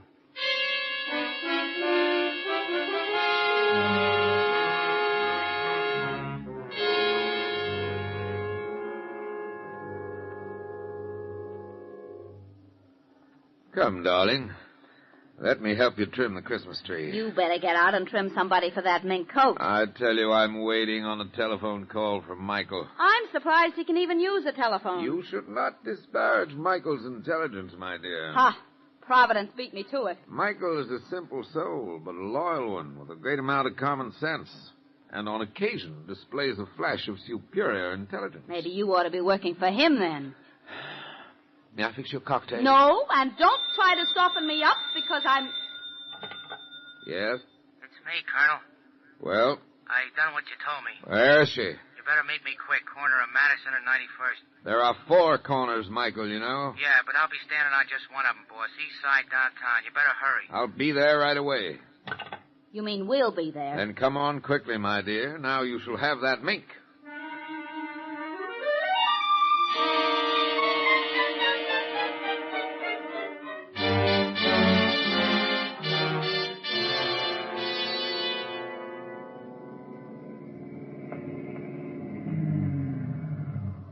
Here you are, sir. Valerie, my dear. Okay. Here you are, driver. Oh, thanks, miss. All right. Where is he? Right over there. Michael, Oh, hiya. where's the woman? I done a good job of trailing her. You ought to be proud of me. I said, where is she? Right in that brownstone house. Well, what are we waiting for? Lead the way, Michael. Okay, come on. She went right in here, the ground floor. This better work. Please, my dear. Yes? Greetings, Mrs. Greeley. Well, come right in. Go ahead, darling. Michael. I dare say you're a trifle surprised to see us again. Well, as a matter of fact, Colonel Weatherford, I am a little surprised the way things turned out, but we rather expected you'd come here. Who's we? Yes, what do you mean? What she means, Weatherford, is that you're all under arrest. What? What is this? We're special agents of the FBI. Huh? This is an apartment that we used on another case. It was also convenient to bring Mrs. Greeley here for questioning. We hoped you'd follow her. You mean she's working with you? Oh, not willingly, Colonel. But as you know, this is the Christmas season, and it's full of surprises for everyone.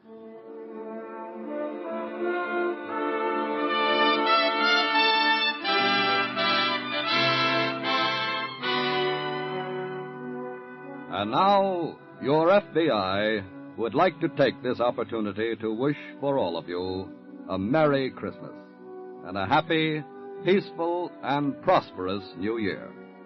And through your continued support and cooperation, it will go on protecting your right to enjoy them year after year.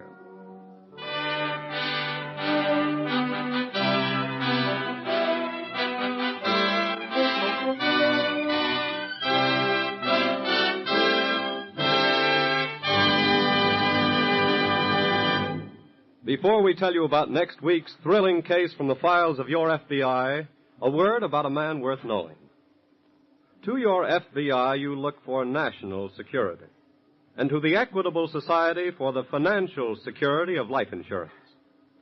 In the past 86 years, the Equitable Life Assurance Society of the United States has weathered 4 wars and 7 major depressions.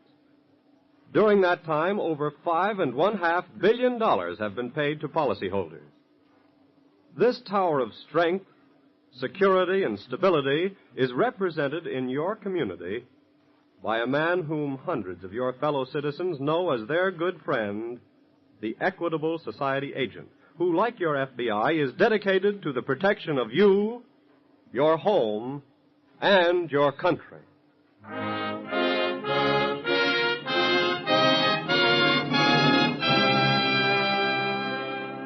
Next week, we will bring you another colorful story from the files of the Federal Bureau of Investigation. Murder on the High Seas.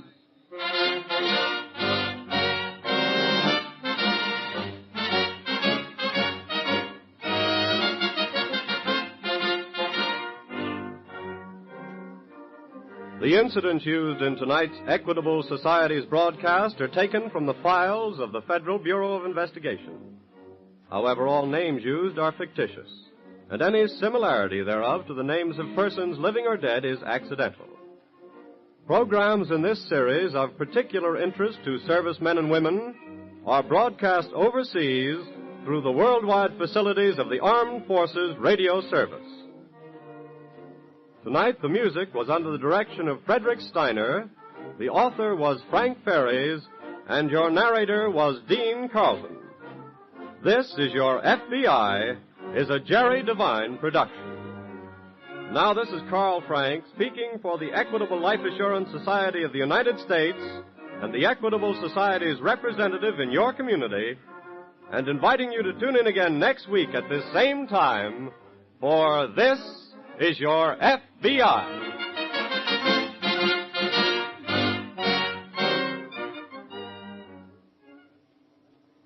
This is ABC, the American Broadcasting Company.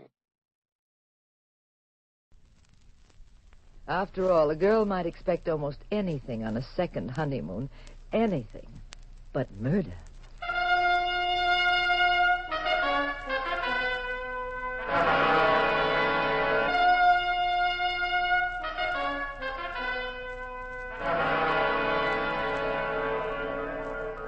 The National Broadcasting Company presents The Adventures of the Abbotts, starring Les Damon and Claudia Morgan as Pat and Jean Abbott, those popular characters of detective fiction created by Francis Crane. NBC invites you to join Pat and Jean each week at this time for another exciting recorded adventure in romance and crime. Now here is Jean Abbott to set the stage for tonight's puzzle in murder.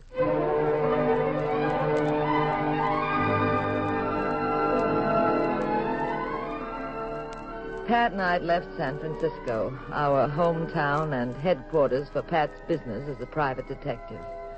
We'd taken the car and headed off into the mountains, high up, where it was cool, quiet, and we could be alone. You can underline that word alone. We were going to enjoy a second honeymoon. Enjoy is putting it mildly. We had so much fun, we decided to play hooky from the Cops and Robbers game for an extra week and drive east across the plains. Just wander and stare like tourists at the scenery, chat with the characters in those isolated towns, wind up evenings at a lodge under a desert sky. The heartland of the States, as you drive across, is empty for huge stretches, with raw gashes cut deep into the bare face of the earth. It's rock-strewn, solitary, sometimes ominous. Blue, Pat? Oh, a little, darling. Just thinking about this racket I'm in. Oh, what's wrong with it? You catch killers, you earn a fat fee. Yeah, big deal. Oh, what's the matter with that, dear? Oh, I don't know. I understand the details. Chemistry, physics, ballistics, law, that's easy. But why? Why this business of supposedly civilized human beings knocking each other off around the clock? I hope no reporter ever asks me my philosophy of crime. I haven't any. Well, you're not usually philosophic, Pat. I know the symptoms, dear. When you get talkative and moody, you're, hungry.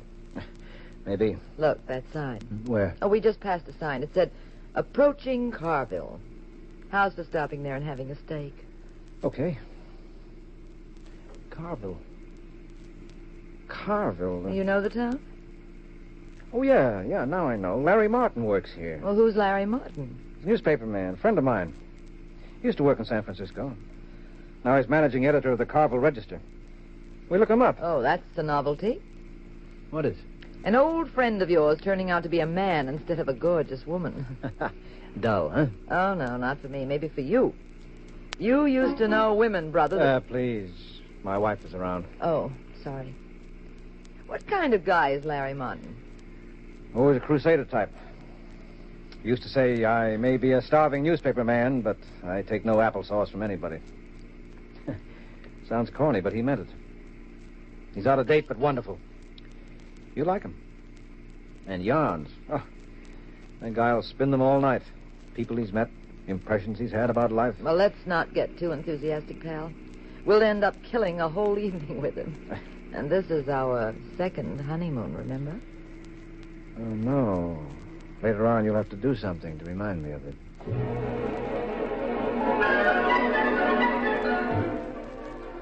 As you approach Carville, you sense the excitement of a boom town. The flashing neon signs in the twilight and a bit too big. Joey's air-cooled cafe, beer on ice, gas, souvenirs.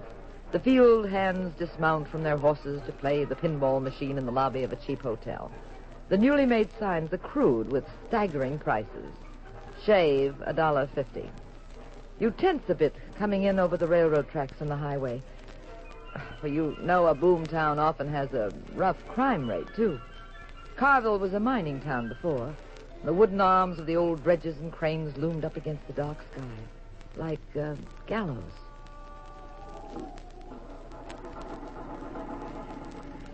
Oh, we don't have to bother looking for Larry in the phone book, dear.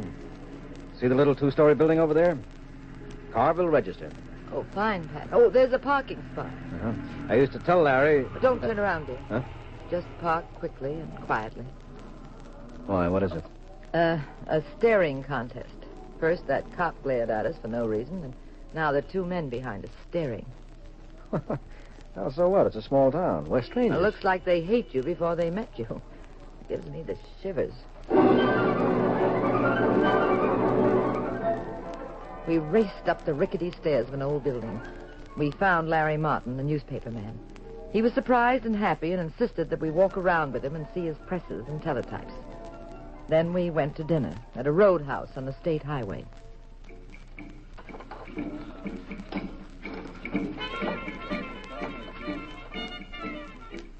It was a roadhouse you wouldn't expect in normal times. There was dice, roulette, slot machines. One of them even played for $100 gold pieces. The Carville's doing all right, huh, Pat? Yeah, Larry. How long will it last? Well, no telling. That vein of ore they struck just doesn't seem to have an end. Besides, we're on the main road to Ferguson City, and there's been ore discovered there, too. Uh-huh. Well, how's it going, Larry? The paper, I mean. Oh, great. You still saving the world every day in print? No. I don't get out to the prospecting area much. Too busy at my desk. But there's some amazing stories about get-rich-quick boys breaking from there. Well, who's the big shot? Who do you mean, Gene? Oh, that short, fat fellow. Just came in with the blonde girl, the one everybody's bowing and scraping to. Oh, that's Uncle Walter. Uncle Walter? Walter Bradford. Now, there's the kind of amazing thing I mean. Walter used to own a general store here. Made a small living. Along came the boom, and Walter's probably the most important man in town. Very popular, very generous. That's why we call him Uncle Walter. He's an easy touch. Well, if he's so popular, why the two mugs with him? Those guys? Well, just friends. Well, the blonde doesn't look like his wife. His wife would be older, not quite so brassy. Well, she's, his girl, that's all. Quite a kid, Florence. Used to work in a diner on the highway. Now she's wearing a mink. Yeah, she must be quite a kid. Does Bradford own this place? Might have a small piece of it, I don't know. Well, he certainly doesn't mind fighting in public. What have you been up to, Pat? I got a wire story about you solving a robbery in San Francisco, but where were you before? It's been 2 years. If you know this Walter, you better calm him down. I'll never forget the last night we spent together, Pat. At Santa Monica, wasn't it? Pat, look at that Florence go marching out. Talk about leaving in a huff. Pat was supposed to get on the train back to see you, Gene. Do you mind if I tell her what happened? Oh, go right ahead. Well, the party was on the beach, Gene, not far from where Sunset Boulevard hits the Pacific and... Pat! It's outside, Gene. Something's happened out there. They'll straighten it out. Just stay here. Stay here? I just saw that blonde fall down through the glass door. Same old Pat. Smells trouble like a hound dog. Goes racing for it. Come back, Pat. I'll go with you, Pat. Pat, I'm I'll telling be you... right back, Larry. If I can push my way through this crowd. Excuse me, please. Where are you, Gene? Right behind you, dear. There. Now... Pat. Huh? Pat, she's dead. That spring knife stabbed her. What's everybody standing around for? Send for the police. Who are you? Pat Abbott, private detective. You can leave. I said, did anybody send for the police? Don't allow anyone to leave the club. Lock the doors. Is there a doctor here? You're all excited, aren't you, Mr. Abbott? No, not at all, pal. Just routine. I said you can leave. We'll try to struggle along without you. Okay. I just wanted to help, Mr. Bradford. How did you know my name? Your Uncle Walter. It gets around. The coroner's coming. He'll take care of everything. Uh-huh. Now, somebody must have seen what happened. Who did? Mr. Bradford and this girl were just outside this doorway here. Well, anybody see what happened? I said, did anybody see what happened? You see, Abbott? Nobody saw nothing. Nobody. Well, that's ridiculous. Half a dozen people were standing here. You, from the parking lot. And you, the hat check girl. You both saw it, didn't you? You're stinking drunk, Abbott. Oh, come on. I'm perfectly sober. What do you mean saying he's drunk? And what's this all about? Where are the police? Break up this crowd. Everybody out. Quit snooping around. Are you hard of hearing, Abbott? I said everybody out. Yes, I heard. I'm staying till the police arrive. A girl has been murdered. There are half a dozen witnesses. I want it cleared up. We clean up our own mess. We don't want no help from outsiders. When it comes to murder, you've got no choice. You're in Carville, mister. We run it this way. You fancy guys can have your own ideas. Now, look, Bradford, I wouldn't be boasting about this deal if I were you. My gosh, and we were so hospitable to you, weren't we? Murder is murder, Mr. Bradford, in Carville or anywhere else. Oh, is that so? Well, now, I wouldn't have known that. I'm what you smart guys call a poor hick, Abbott. Never had a chance to learn much. You might think that was too bad. But it's awful handy sometimes being ignorant. You're covering up a murder, Bradford. Now... You let go of me. Now, you look, Abbott. Don't go sticking your kisser into something where you don't belong. No wonder I don't like your type. You talk too much. You get hot-headed. You think everything's your business. Pat, listen to me. Now, calm down. Come here. I gotta talk to you. Pat, will you listen? What kind of a town is this? He won't listen to reason, Larry. Not from me, anyways. You try if you want. Yes, sir, Mr. Bradford. Yes, sir. Pat, get out of town now as fast as possible. Are you crazy, Larry? What's got into you? I don't understand what you're trying Gene, Pat, I lied to you. You what? Walter owns this place. He owns the town. He runs it. We have a figurehead mayor and a phony police department. Brawls happen in this trap every night. Brawls? This was murder. I'm telling you, this is Walter's town. He gets away with anything. He and his hoods? Everybody in this town either owes Walters or is scared of him. You too? Yeah. Me too. But there's no time to explain. I know how Walter thinks. I know what he's liable to do. What's he liable to do? I recognize the spring knife that killed that girl, Larry. The sterling silver handle. Bradford was toying with it at the table before they went outside.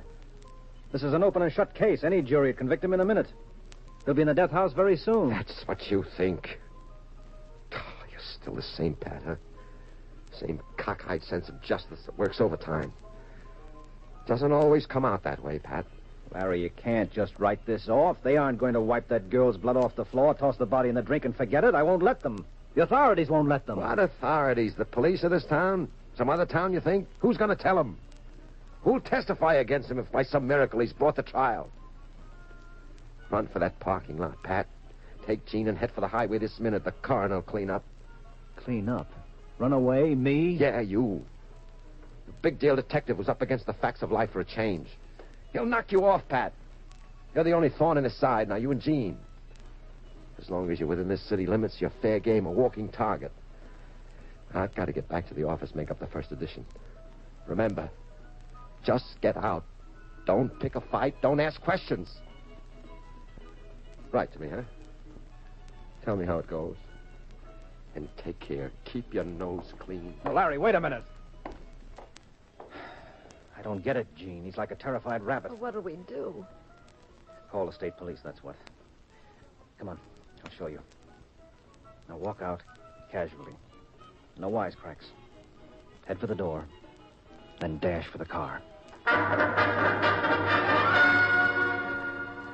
We stole out bewildered and tense. Pat was very bitter. Walter and his boys obviously had an eye on us.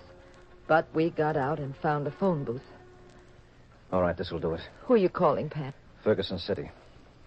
This town is sold out. Bradford owns it like it was his own backyard. We need help from outside. I'll have the state troopers here in 10 minutes. Your call, please. State Police Headquarters, Ferguson City. This is urgent. One moment, please. Watch the door, Gene. If you spot anybody that looks suspicious, tell me. I'll hang up.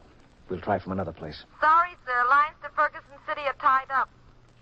All the lines? I can try again later. May I have your name and number? Never mind. Lines are tied up. That's a stall. Bradford's got that night operator working for him. It's a cinch in a little town like this. 2:00 in the morning. Why would the lines be tied up? Well, how about sending a telegram? No, telegram office is closed. I noticed it on the way over. Well, let's drive there. It's about 50 miles. We can make it in an hour, dear. Right, come on, to the car. You got the road map? In the glove compartment. Okay. Start towards the highway, and I'll give you instructions as you go, dear. All right.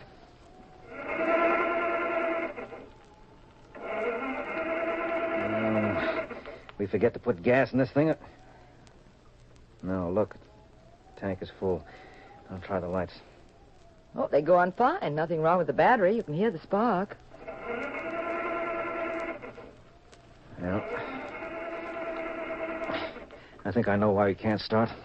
Wait here.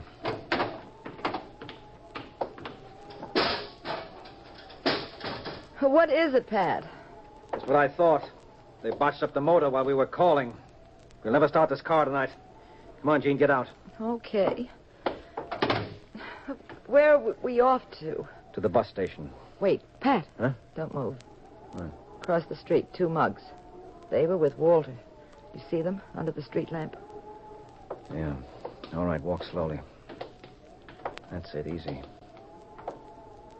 See them reflected in that shop window? Pat, this whole town is a trap for us. Yeah. All right, walk faster. But when we hit the corner, run.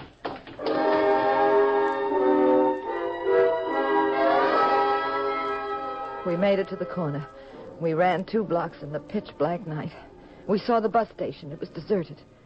But there was a light on and a man at the ticket booth. Help you, ma'am? We want 2 tickets on the next bus to Ferguson City.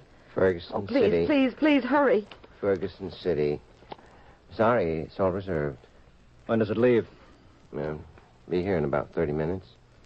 There's no one around. Where are the passengers with the reservations? Well, it ain't our fault if they don't show up. Uh-huh. What other buses leave tonight? Ain't no more tonight. Are you sure? You trying to tell me my business? Never mind, skip it. Come on, Gene. Pat, the railroad station. We could try that. Yes, maybe. It's obvious that Bradford's got everybody eating out of his hand.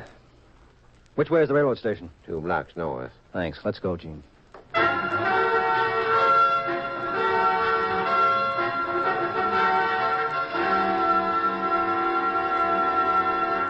Oh, Pat, the ticket booths are closed. Well, there must be somebody around here. Trains come through.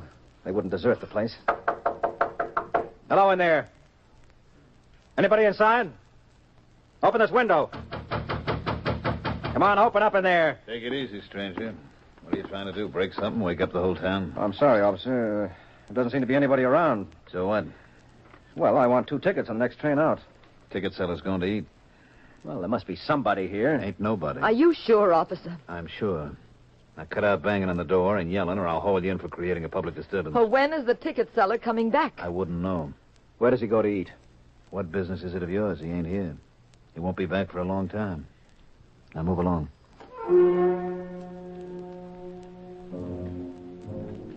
Pat, there isn't any way out. And I'm afraid they'll kill us. Yeah. You can kind of feel it. Sense it in the air. They're watching us. Waiting to make the kill. Pat, darling, I'm so scared. I know, dear, I know. But we mustn't stop trying. Now, come on. There's one more chance. A gas station might be open on the highway.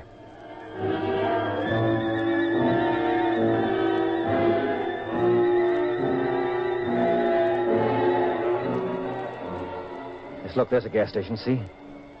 Now, we just wait for a car.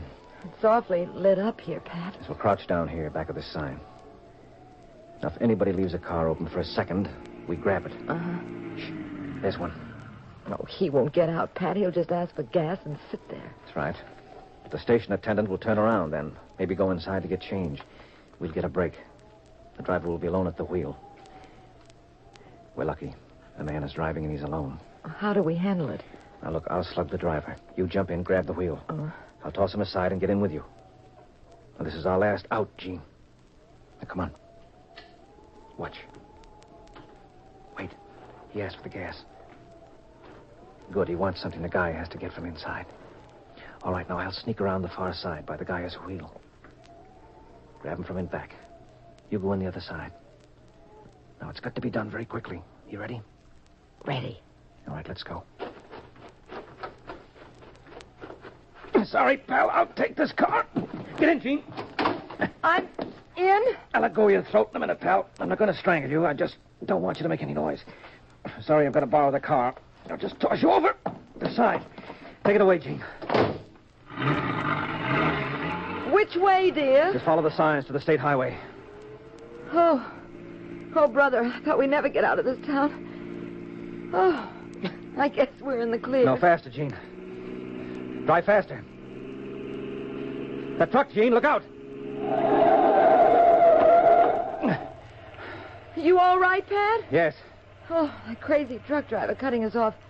He's standing right in our way. I'll get him out. Get out of the way. Pull to the side. You're wasting your breath, Mrs. Abbott. He ain't moving, not till I get in your car. Pat, this man... Easy, Gene. I was afraid this was the deal. I'm going to sit in the back of your car. Do you mind? Yes, I I mind. got my own invitation. Miss 38. Start up. Take the next side road off the highway. Do everything he says, Gene. There's a warehouse 2 blocks down. Pull up there.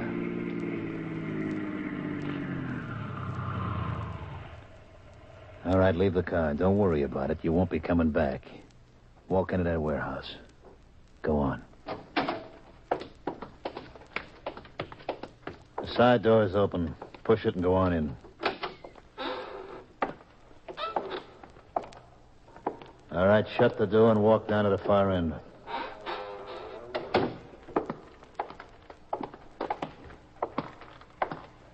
Now, you're one of Bradford's suckers, huh?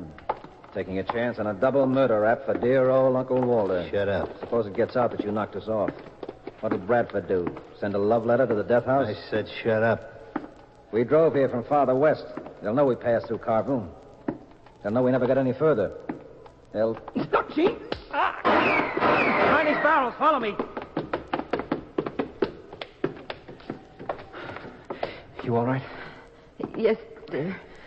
Oh, What a wallop. I think he's out cold. No, just for a minute. I didn't clip him square, just enough to knock him down. I had the wrong angle. And the shots went wild. Maybe I can get him to fire the rest of his bullets. I'll make a sound. Move the barrel. Stay very low. That's good. Now stay here. Don't budge. I'll try to sneak around in back of him. I'll crawl behind these barrels. Okay, dear, but be careful.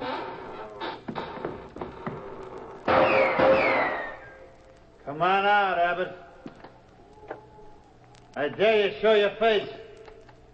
You hear me? Come on out. Okay, Abbott. My gun's empty now. Come on out. We'll make a deal.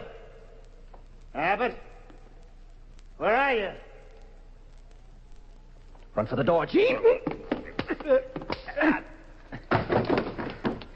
Yeah, this time I caught him right. Now, come on, let's go. Darling, your mouth. He's ripped it. Never mind. But where to now? The whole town will be after us, hunting us like a wolf pack.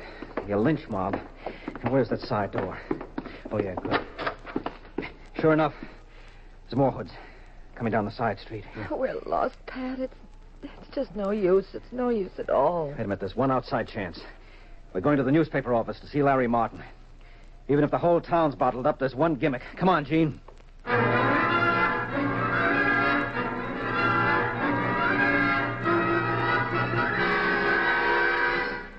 Pat, I told you to get out of town. Walter's in the other room checking tomorrow's paper. Sure. To be certain nothing leaked, huh? What are you doing here in my office, you and Gene? Trying to commit suicide? We couldn't get out, Larry. They cut us off, tracked us down. I can't help you. They'd kill me, too. Now get out, Pat. I beg you. I can't help you. Nobody can help you, Abbott. Uncle Walter. Well, you should be pleased, Bradford. Your boys have been doing a good job. Not good enough. You and your wife are still alive. Now, sit down, Bradford. Behave yourself, Abbott. Don't give me any orders. My mob's on the way here now, and you haven't got a bloody chance. You'll be a dead duck in 3 minutes. I said sit down. Now, get this, Bradford. I may only have 3 minutes, but it's just long enough for me to kill you. And I'll do it, so help me. Before they come to take me, I'll see that you get it, and I can do it in 3 minutes. Pat, there are a bunch of men down the street searching buildings. You open your yap to call them, Bradford, and I'll kill you. Pat, you're out of your mind. You haven't a chance I now. do, though, Larry. Nobody's been thinking, that's all. There is a way to contact Ferguson City. Sure, the phones are out, the roads are blocked, but you can save it. That's why I came here. What the devil are you talking about? Look out the window, up the street. Walter's boys. Sure, hang up, Abbott. Knock it off. Bradford, I said if you open your mouth, I'll murder you. I've been around your type long enough to know 10 different ways of doing it, too. Now, listen, Larry. This is a newspaper. You belong to a wire service. You've got a teletype. You showed it to us before. It reverses, doesn't it? So you can send news bulletins out if a story breaks here. Now, where's your reverse teletype? No, Pat. You do what he says, Larry, and when the boys get here, I'll have them string you up. Larry, where's that reverse teletype? Which one of these confounded gadgets is it, and how does it work? Well, I think it's this one, Pat, but I don't know how to signal with it. Speak up, Larry. Larry, you help them like a little Boy Scout, and my boys will take care of you, but good. We'll drive one of your own news trucks right over your yellow face. Larry, I know you sold out to Bradford, but doesn't your stomach turn every time he gives you an order? What kind of talk is that? Don't you feel good when Uncle Walter hands you the dough, Larry? Big dough? More than a bum like you ever saw in his whole crummy life? Who set you up here, small fry? Who took you on when you hopped up that freight without a dime? Is this the thanks I get? Is this the payoff? Cut it out, both of you. I can't think. Larry, listen to me. You can crack Bradford now. You've got him right in your own hands. Well, there's just about 60 seconds left. Come on, boy. This whole town has got its face in the dirt. Bradford steps all over everybody. You know the pattern. Now you can break it. Pat, they're very close. They're almost coming up the stairs. They'll kill us, Pat. They'll kill us. That's right, Larry. So be smart. Just wait a minute. You going to be a penniless bum again, a world saver, a pushed around no good newspaper man? You put one finger on that teletype, Larry, and you not only break me, you'll break a dozen guys. And they'll be out looking for you, and they'll take it out on you, inch by inch. Don't listen to him. You've been threatened before, Larry. How many times? And every time you did the right thing. Where are your guts, Larry? They're coming up the stairs, Pat. Well, Larry... Flip the second key on your left, Gene. It alerts Ferguson City for a news flash. I got it. Now pound it like a typewriter. All right, Gene, transmit this. Send state troopers to Carville immediately. Murder.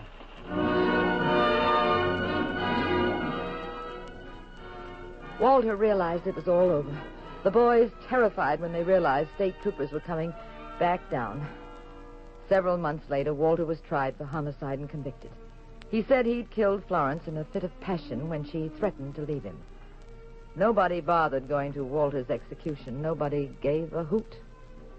Pat and I drove on toward San Francisco and home. Larry Martin headed east to seek a job again, but this time with his immortal soul in his pocket. Pat and I were spinning along across the desert toward the Pacific Highway.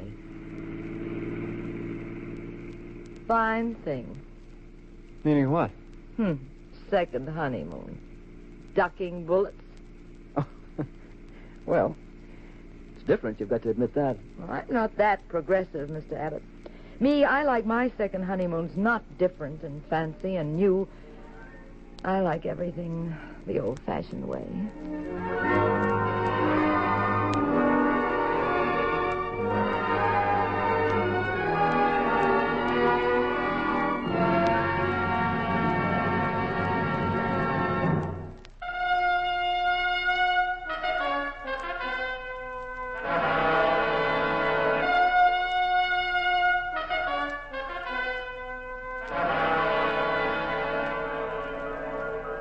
The National Broadcasting Company has presented The Adventures of the Abbotts, starring Claudia Morgan and Les Damon as those popular personalities of detective fiction, Pat and Jean Abbott, created by Francis Crane.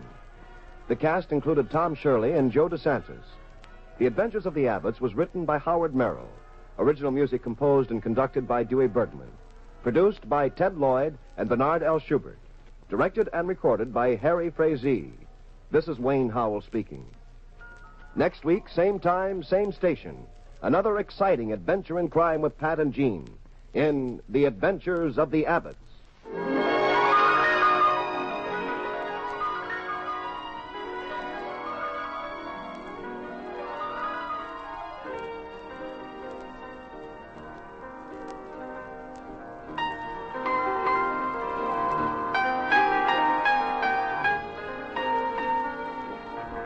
This is the United States Armed Forces Radio and Television Service.